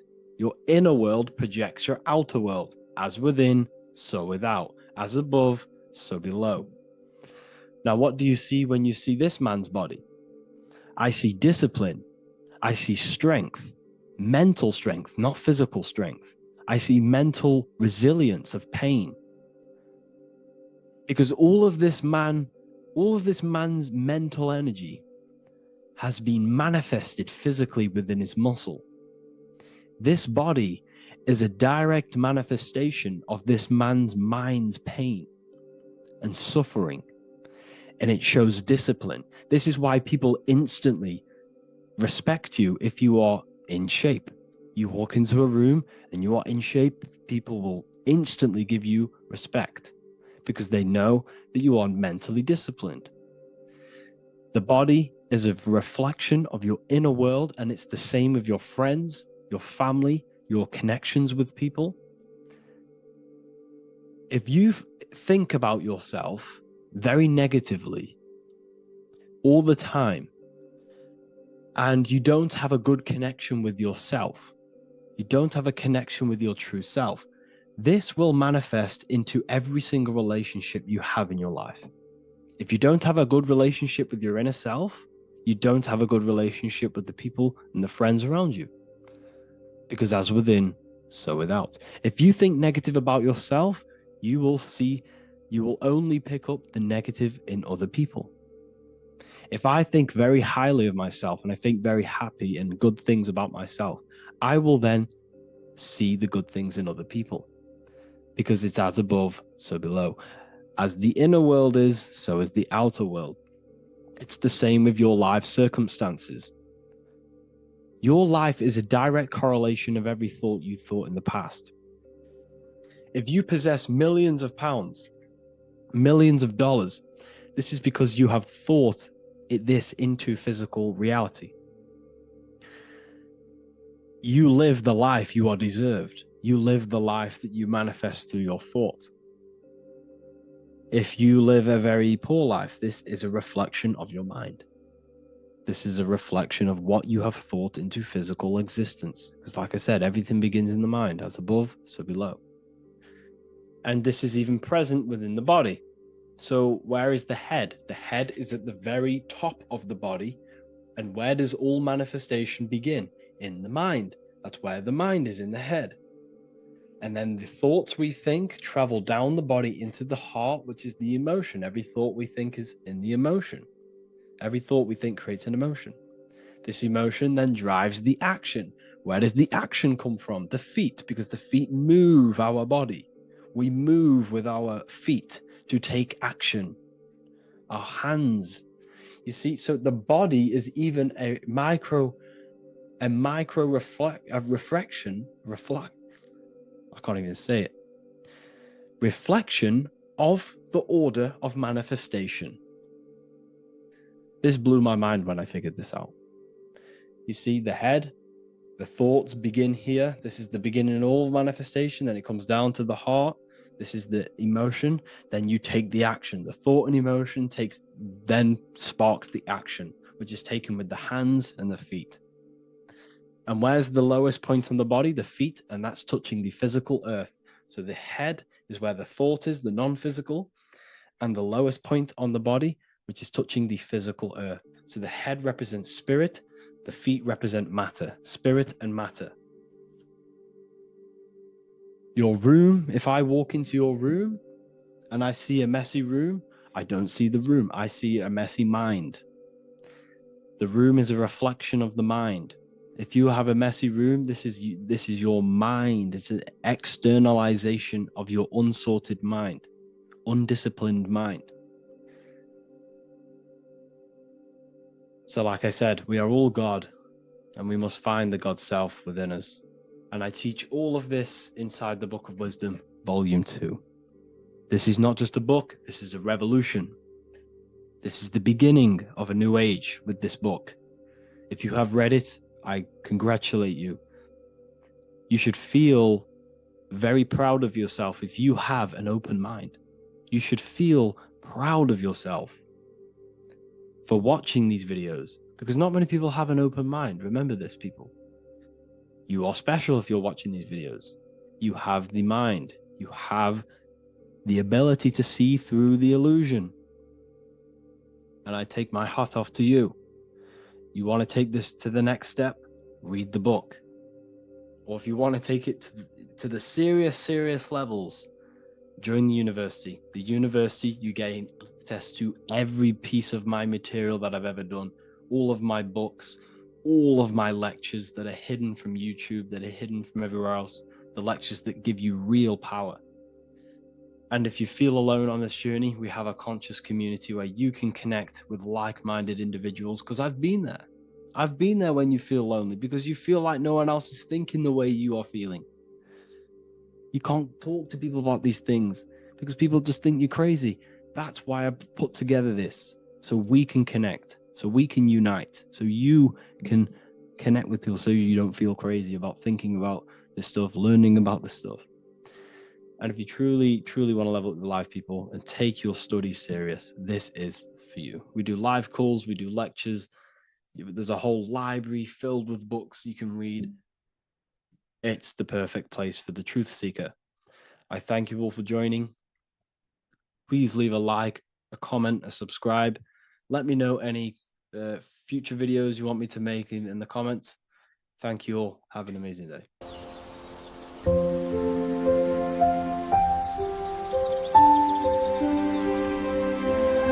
bookofwisdom.com. Visit today.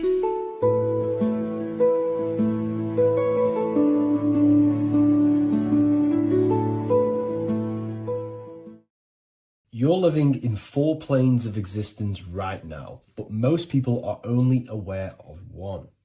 And that's why they feel lost, disconnected, and stuck in cycles they can't explain. If you don't understand the blueprint of reality, you'll keep trying to fix the physical, while the real causes lie in the unseen dimensions that you have direct access to. You must understand is that the universe only exists in the mind. Everything is a projection of consciousness. Therefore, consciousness produces everything. Our internal world is consciousness. Our external world is this physical body, physical world. Everything is an externalization of consciousness. For example, this was a thought. Now it's made physical. But before this was invented, it was existing in someone's mind, in consciousness, invisible. Then it was made manifest, made physical. So everything in this physical plane is the effect. The cause is consciousness, mind, the mental plane. So now I'm going to explain these different dimensions of consciousness. You don't just exist in this physical plane. The physical plane, in fact, is the lowest plane there is. It's the illusionary plane. So first of all, we have the Buddhic plane. This is the nothingness. So think of it like this. Absolute nothingness. If you turn off thoughts, there is nothingness. This is the void.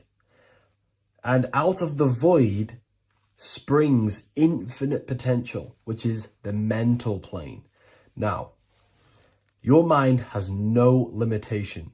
It can think anything, be anywhere, anytime, any place. In the whole world, there is no limitation with the mind. This is the realm of infinite possibilities. This is the realm of thought. Thought is a dimension, information and thought. To go a little bit deeper on this, there are pockets of thoughts, what we call in the occult fields of thoughts. Your mind does not think thoughts, it receives them. Your mind is like a radio. Whatever the mind is tuning into, setting its mindset, setting your frequency or setting your mind, you will receive thoughts based on that set, whatever you set your mind to. So there are pockets of thoughts that we penetrate in the mental plane. The mind is the mental plane, the infinite possibilities. This is the spark of creation. This is where all things begin to manifest as an idea in the mind as a thought. So if you want to gain certain information, you need to meditate or do thought exercises where you are penetrating that dimension of thought, that pocket of thought. For example, if you want to find a way on how to make financial wealth, you would use your mind, set your mind on wealth and money and think, close your eyes and think about that specific topic and see where your mind takes you. And you will expand your mind into different pockets of thought and gain information. So this is the mental plane. This is how you can use the mental plane. You can use the mental plane to do this. Then we have the astral plane. We have higher, middle, and lower astral plane. The astral plane is the body for thought. So every dimension, physical, etheric, astral, mental, Buddhic, is a body for a dimension above. Each dimension below is a product of the dimension above. So for example, the astral plane is imagination. This is the lucidic realm of imagination. This is where thoughts begin to manifest into some sort of form. It's not a physical form because this is physical, but imagination is a lucidic form. It's not really physical, but it's there. It's a projection of light. It's astral matter condensed by the willpower of the mind. So depending on the vibration of that thought will depend whether it manifests in the higher astral plane, middle astral plane, and lower astral plane. If you think about more material things and visualize material things, this will manifest on the lower astral plane because material matter is low vibration. Now, that does not mean it's evil. That does not mean it's bad. Okay? It just means low vibration just means more material. But if you think and imagine more spiritual things, this manifests on the higher astral plane. So the astral plane is the screen in your mind that allows you to vision an apple, that allows you to vision anything. It's that mental projection that's inside of your mind. Now, this is what we call the third eye. It's an eye because the eye is the mind, and the mind can see into the astral plane. It perceives this spiritual world, this lucidic realm that we have access to. This is where also infinite potential takes place. This is the realm of spirits, demons, jinns, whatever you want to call them. Spiritual entities exist in this because this is where thought forms manifest into form. This is where thoughts create bodies. Think of it like this. The mental plane is a thought of a chair. The astral plane is the imagination of that chair and all of the different possible chairs that could possibly be. The etheric plane is the energy double of that chair. And the physical plane is the physical chair. So as you can see, the higher we go up, the more formless and lucidic it is. The lower we go down planes, the more dense it becomes. This is formless and this is form. Everything manifests through this process. This highlighter is down here in the physical plane, but the idea began in the mental plane. Everything begins in consciousness before it creates a physical body. It goes through this process. Therefore, if you want to start to mold and create your own reality and create things in your world, you can use these planes to your advantage. You can use your mind to do mental thinking exercises by closing your eyes and expanding your mind into a different pocket of thought to gain wisdom, gain information, gain downloads. The way you do that is simply get into a meditative state, close your eyes, pick a topic that you want to think about, and see where your mind takes you, but always remain centered on that topic. And you can do this for maybe an hour or two or half an hour, and your mind will take you places where you will unlock information. You can even use this to make decisions in your life. Think of the topic and see where your mind takes you. You'll gain information. This is how you use the mental plane for ideas. The astral plane is imagination. You have to reconnect with your imagination very vividly. Your imagination, your consciousness is infinite. It's not a three-dimensional plane. It's an infinite plane. You can think and make form anything in your consciousness, in your imagination. You can think anything and you can imagine anything in the most vast details. You just have to reconnect with your imagination.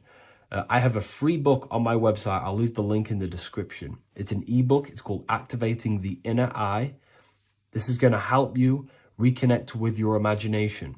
It's a practical guide on how to imagine. So once you know how to use the mental plane and astral plane, thought and imagination, you pretty much need to use the physical plane to take physical action with this physical body that you have and start to manifest these desires you have in the higher planes. Now, it's very important that we master the mind because the mind is the very fabric of reality. We become what we think about. Your life is a product of every thought you thought in the past. It is the mind that directs the flow of consciousness.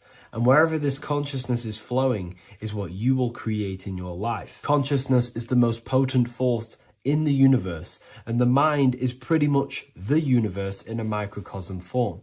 It is infinite potential, and your mind will continue to expand into new realms of thought forever and ever and ever. You are eternal. You are not this physical body down here. You are consciousness, literally dreaming that you are in this physical body. So everything begins with the mind. We need to be conscious of the thoughts that enter our mental field of consciousness. There is a level of self-awareness that you can reach where you can become conscious of pretty much every single thought that enters your mental field. Now, we have over 7,000 thoughts a day. You can gain such mastery over your mind where you can become conscious of every thought you think. And that is when you gain superior power. Because when the mind is fully under control of self, you can direct the mind's potent force into a specific goal. Most people's minds are dualistic. They want something, but their mind is thinking something else. They have limiting belief systems. They have the little voice that comes in and says, you can't do this, you're a failure. That is a fractaled mind. The mind needs to be singular. It needs to be on your team and not an enemy. Do not let your own mind take away your power. Your mind should be on your team, giving you power, giving you the best possible thoughts and the best possible beliefs. When the mind is in this condition and on your team and not taking away your power through the destructive thoughts, it becomes a potent, powerful force used for manifestation to create anything. And the way we get the mind on your team is through constant meditation to learn how to control the mind and turn it on and off. Subconscious reprogramming through visualization, affirmations, cultivating emotions associated with your goal. All these three ways we can reprogram the mind slowly over time so that it becomes powerful and becomes on your team and doesn't give you negative contradicting thoughts. When the mind is fully aligned on one thing, it can create massive empires and things in your physical reality. So I hope this video helps, and I'll see you in the next one. Welcome back, people, to another occult lecture by Revival of Wisdom. Today we're going to be talking about magic and how it's being used on us for the New World Order. Magic has the word mag within it, which is magnetism. Magnetism is the force. Magic is influencing forces, natural or supernatural forces, and using it for a certain agenda to gain something out of it. Now, magic is not what everyone's being thought. It's not some sort of fantasy thing. It's actually very common, and we all do it, whether you believe it or not. Magic is all to do with the mind. As I said, always say in my lectures, your mind is what creates matter. Your mind is what creates your external world. So it's all about manipulating and planting seeds within the mind, because your mind is a garden, and thoughts and words are seeds which are being planted in that garden. Your life, your physical life, the people you have in your life, your friends, your car you own, the job you have, is all a reflection of the thoughts that you've been thinking in the past. You are where you are in life because of the thoughts that you've been thinking. Therefore, your life is a direct reflection and manifestation of your mind. The Garden of Eden. Okay? The mind is what they are targeting. What you see, say, and hear has a direct effect on your mind. Me talking to you is influencing you. The words I'm saying is planting seeds within your mind. Now it's up to you to consciously act on these thoughts or these words, or to maintain these words. As above, so below. As within, so without. What's inside of me is outside of me. What comes into the storehouse comes out of the storehouse. You have the left, you have the right, you have the up and you have the down. As above, so below.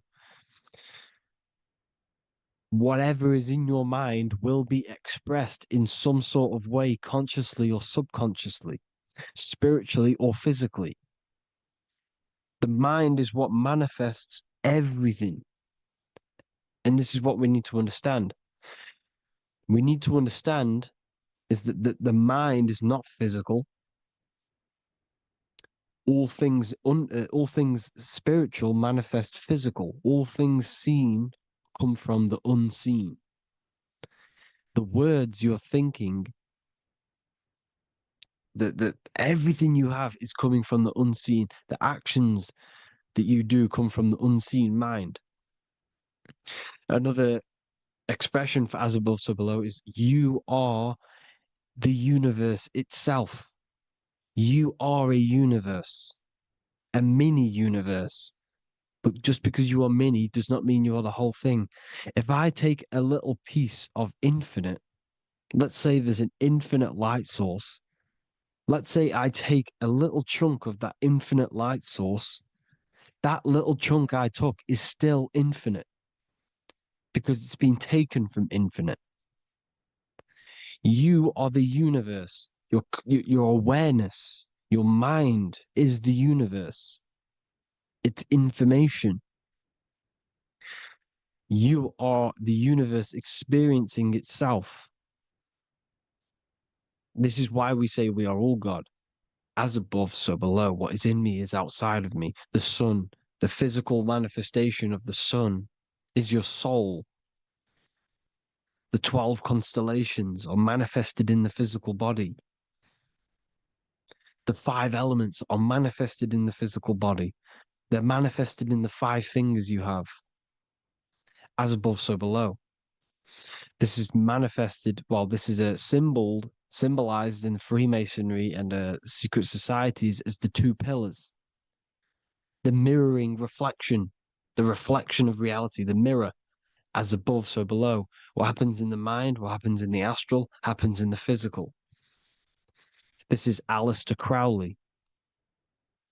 This is all symbolism. This is the 2 pillars with the all-seeing eye and the triangle at the top. Aleister Crowley was a master magician, very powerful dark magician, black magician.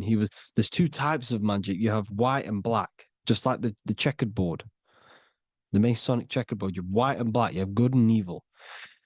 White magic is influencing natural forces to gain something that will help the collective consciousness, help the collective, help the earth, help other people.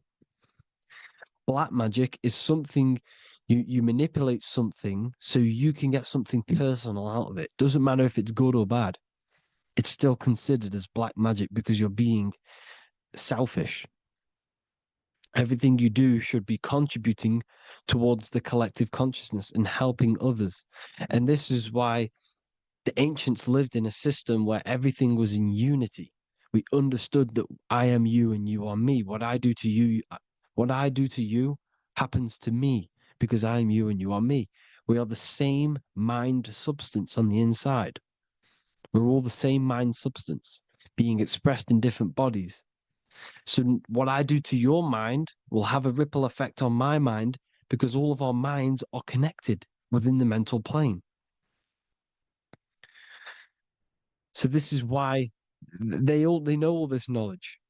They know all this knowledge. So yeah, this is the mirroring effect of reality, the 2 pillars, or symbolizes the number 11. The number 11. We'll go deeper into that.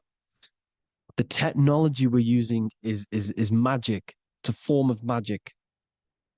Television is tell a vision. They're telling a vision into your subconscious mind, into your memory. And when you turn on the television, you get a program because they're telling a vision to create a program within your subconscious mind.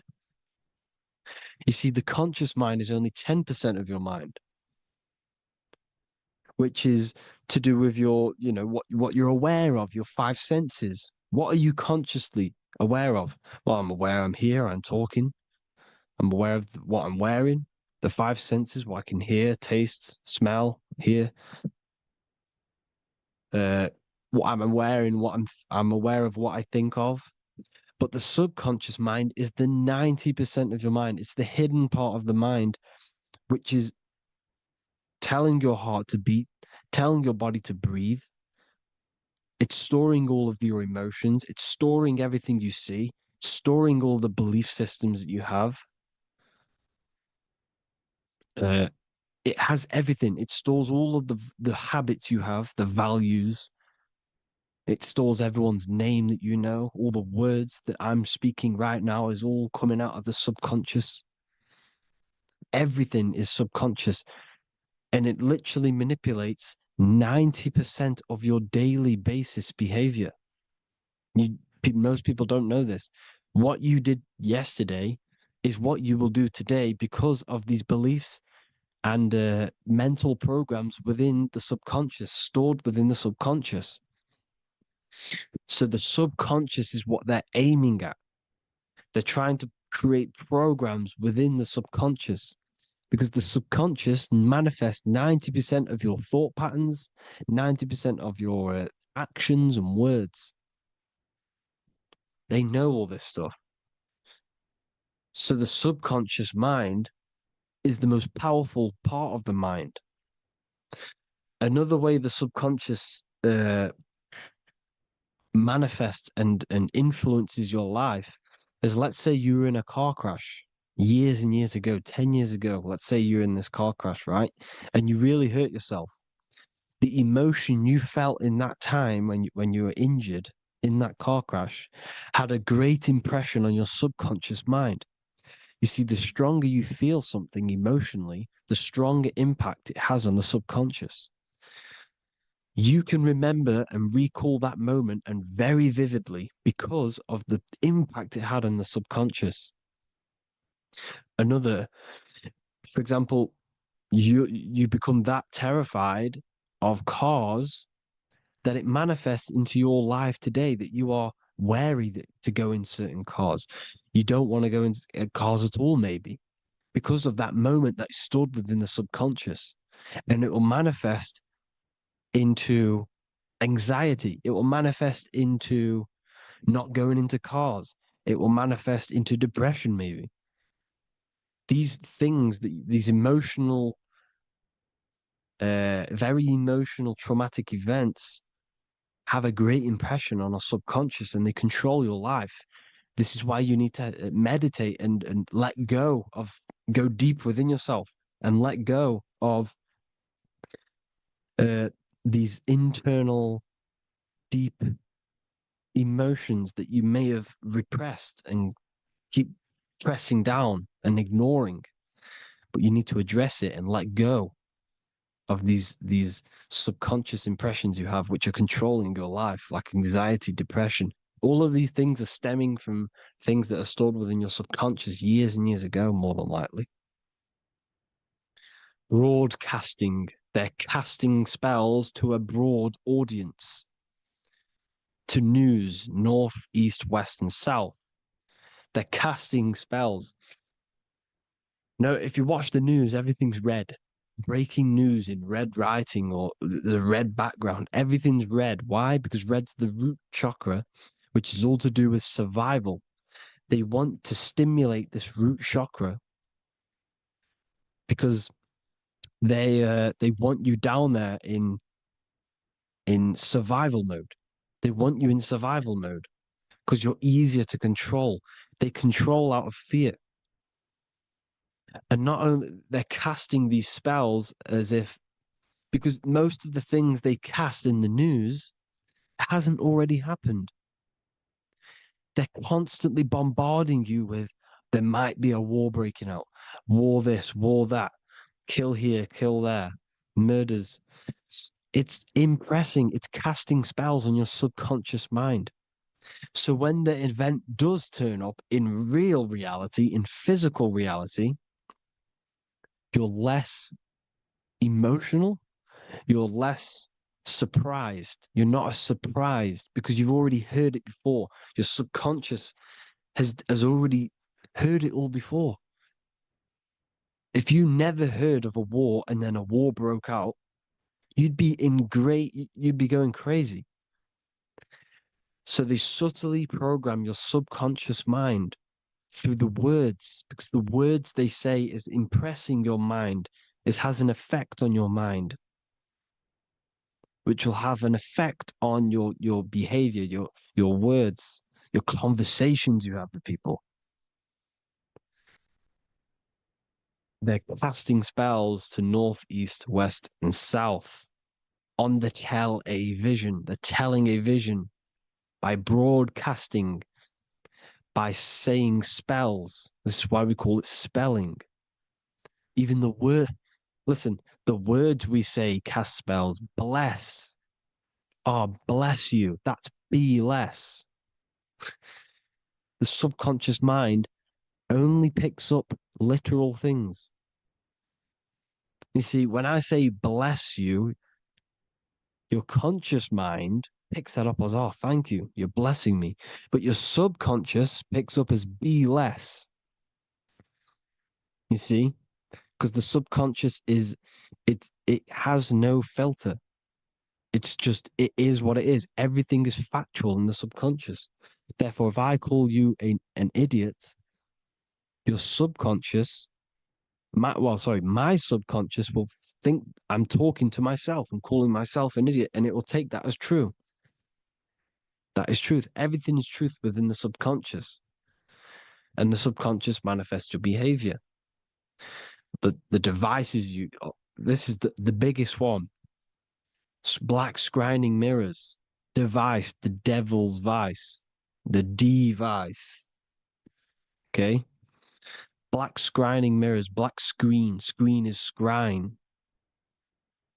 Black scrying mirrors were used to communicate with spirits within the astral plane in the medieval times. They're still being used now by black obsidian mirrors. And look at your phone, it's a black mirror. And there's some sort of, I'm not saying this is facts, but personally, I believe these are portals for spirits and ethereal entities to come into your life, to come into your surroundings.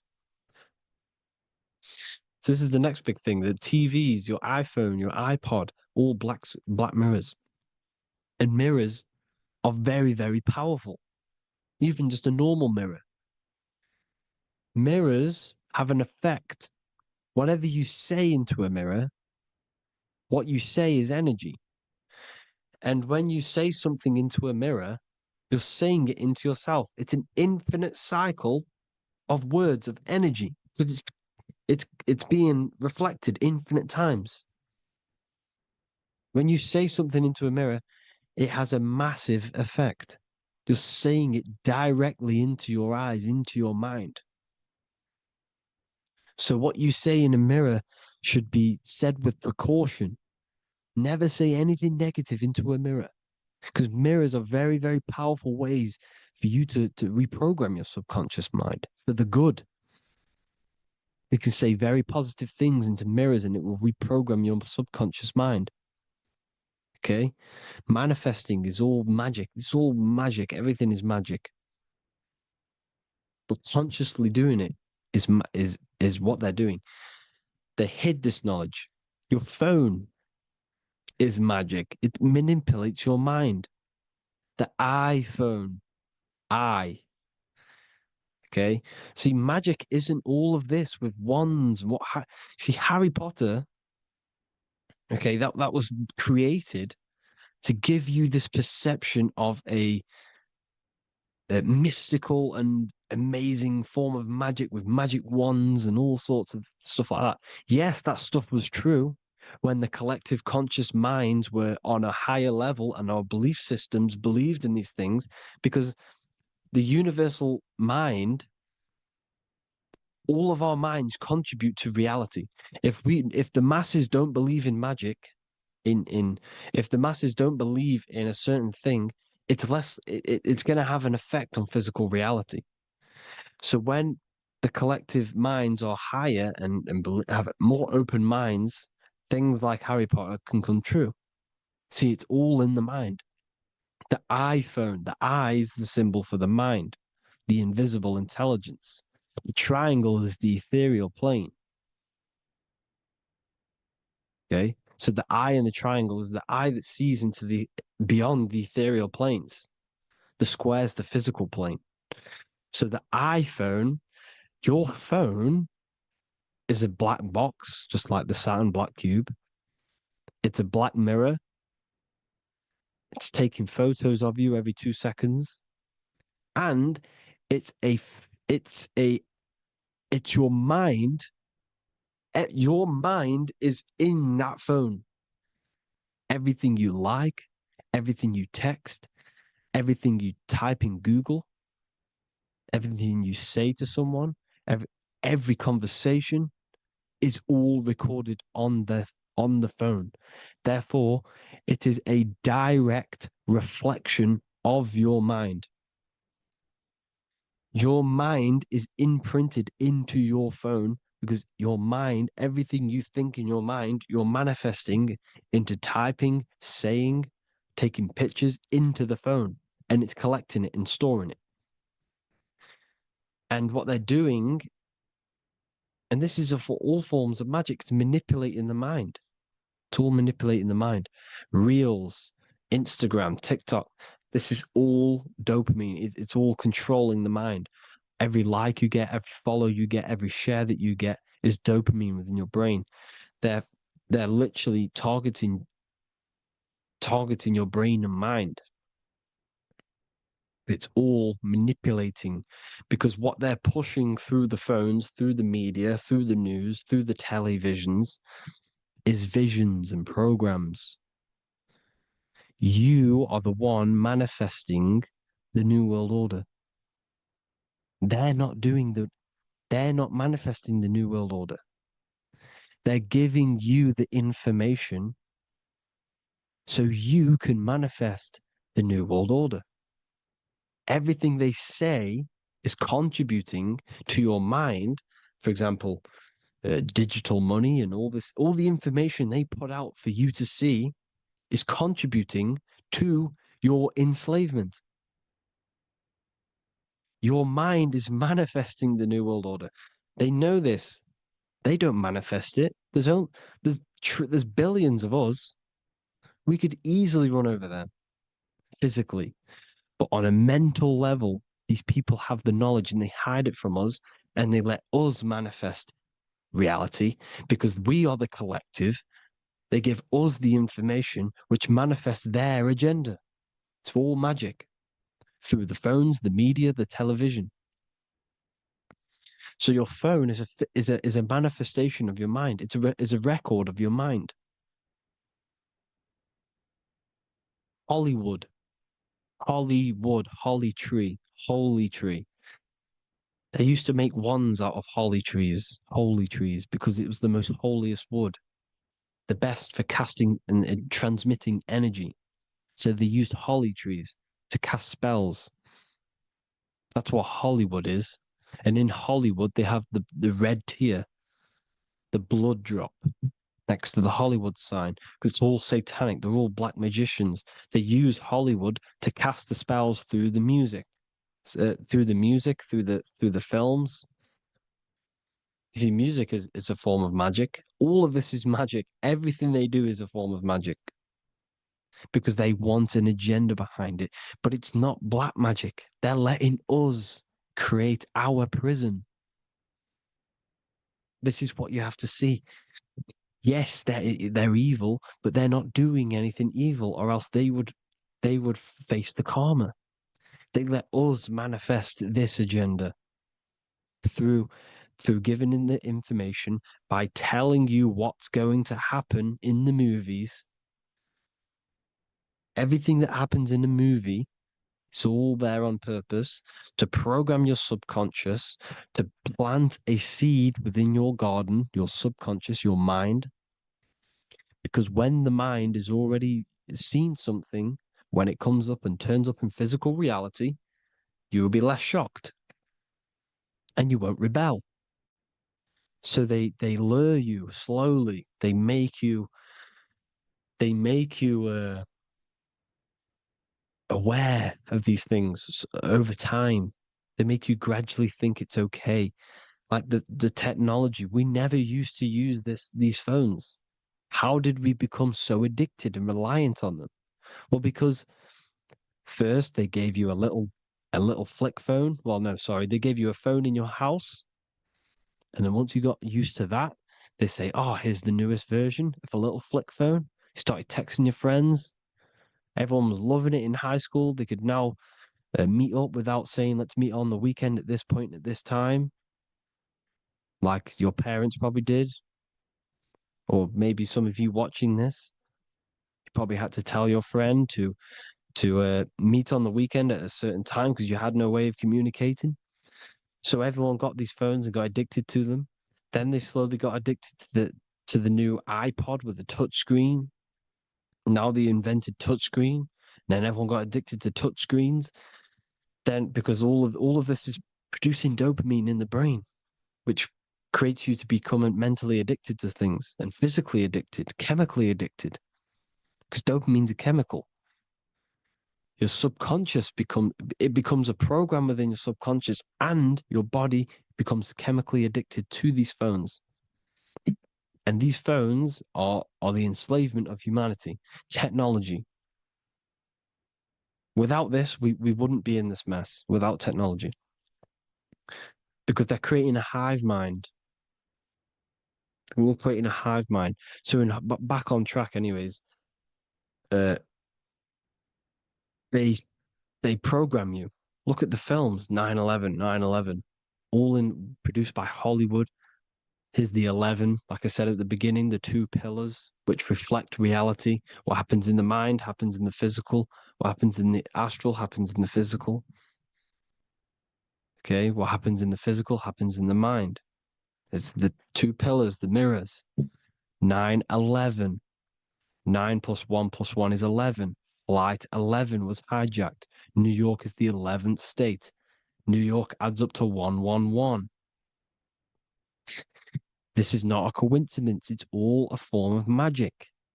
It's a ritual, energy harvesting ritual, because your mind produces energy. Your mental attention produces energy. And they're feeding off this energy in the astral plane, these demons. Music is the most powerful. Personally, I think the music is one of the most powerful forms of magic they're using. Okay? Music is hypnosis. It puts your brain in a hypnotic state. It influences your electromagnetic field through vibrational energy. It reprograms your subconscious mind. Why do you think you remember the lyrics? You see, your subconscious stores all of the memories. Remember, the subconscious manifests 90% of your behavior. So therefore, the music you're listening to is manifesting your behavior. You wondered why some people wonder why they have drug addictions and they can't get out of violence and they can't get out of all this negative mind space. It's because the music they're listening to is creating a negative mind space. The words you listen to have plant seeds within your mind. So the reason you remember the lyrics is because that song created a program within your subconscious.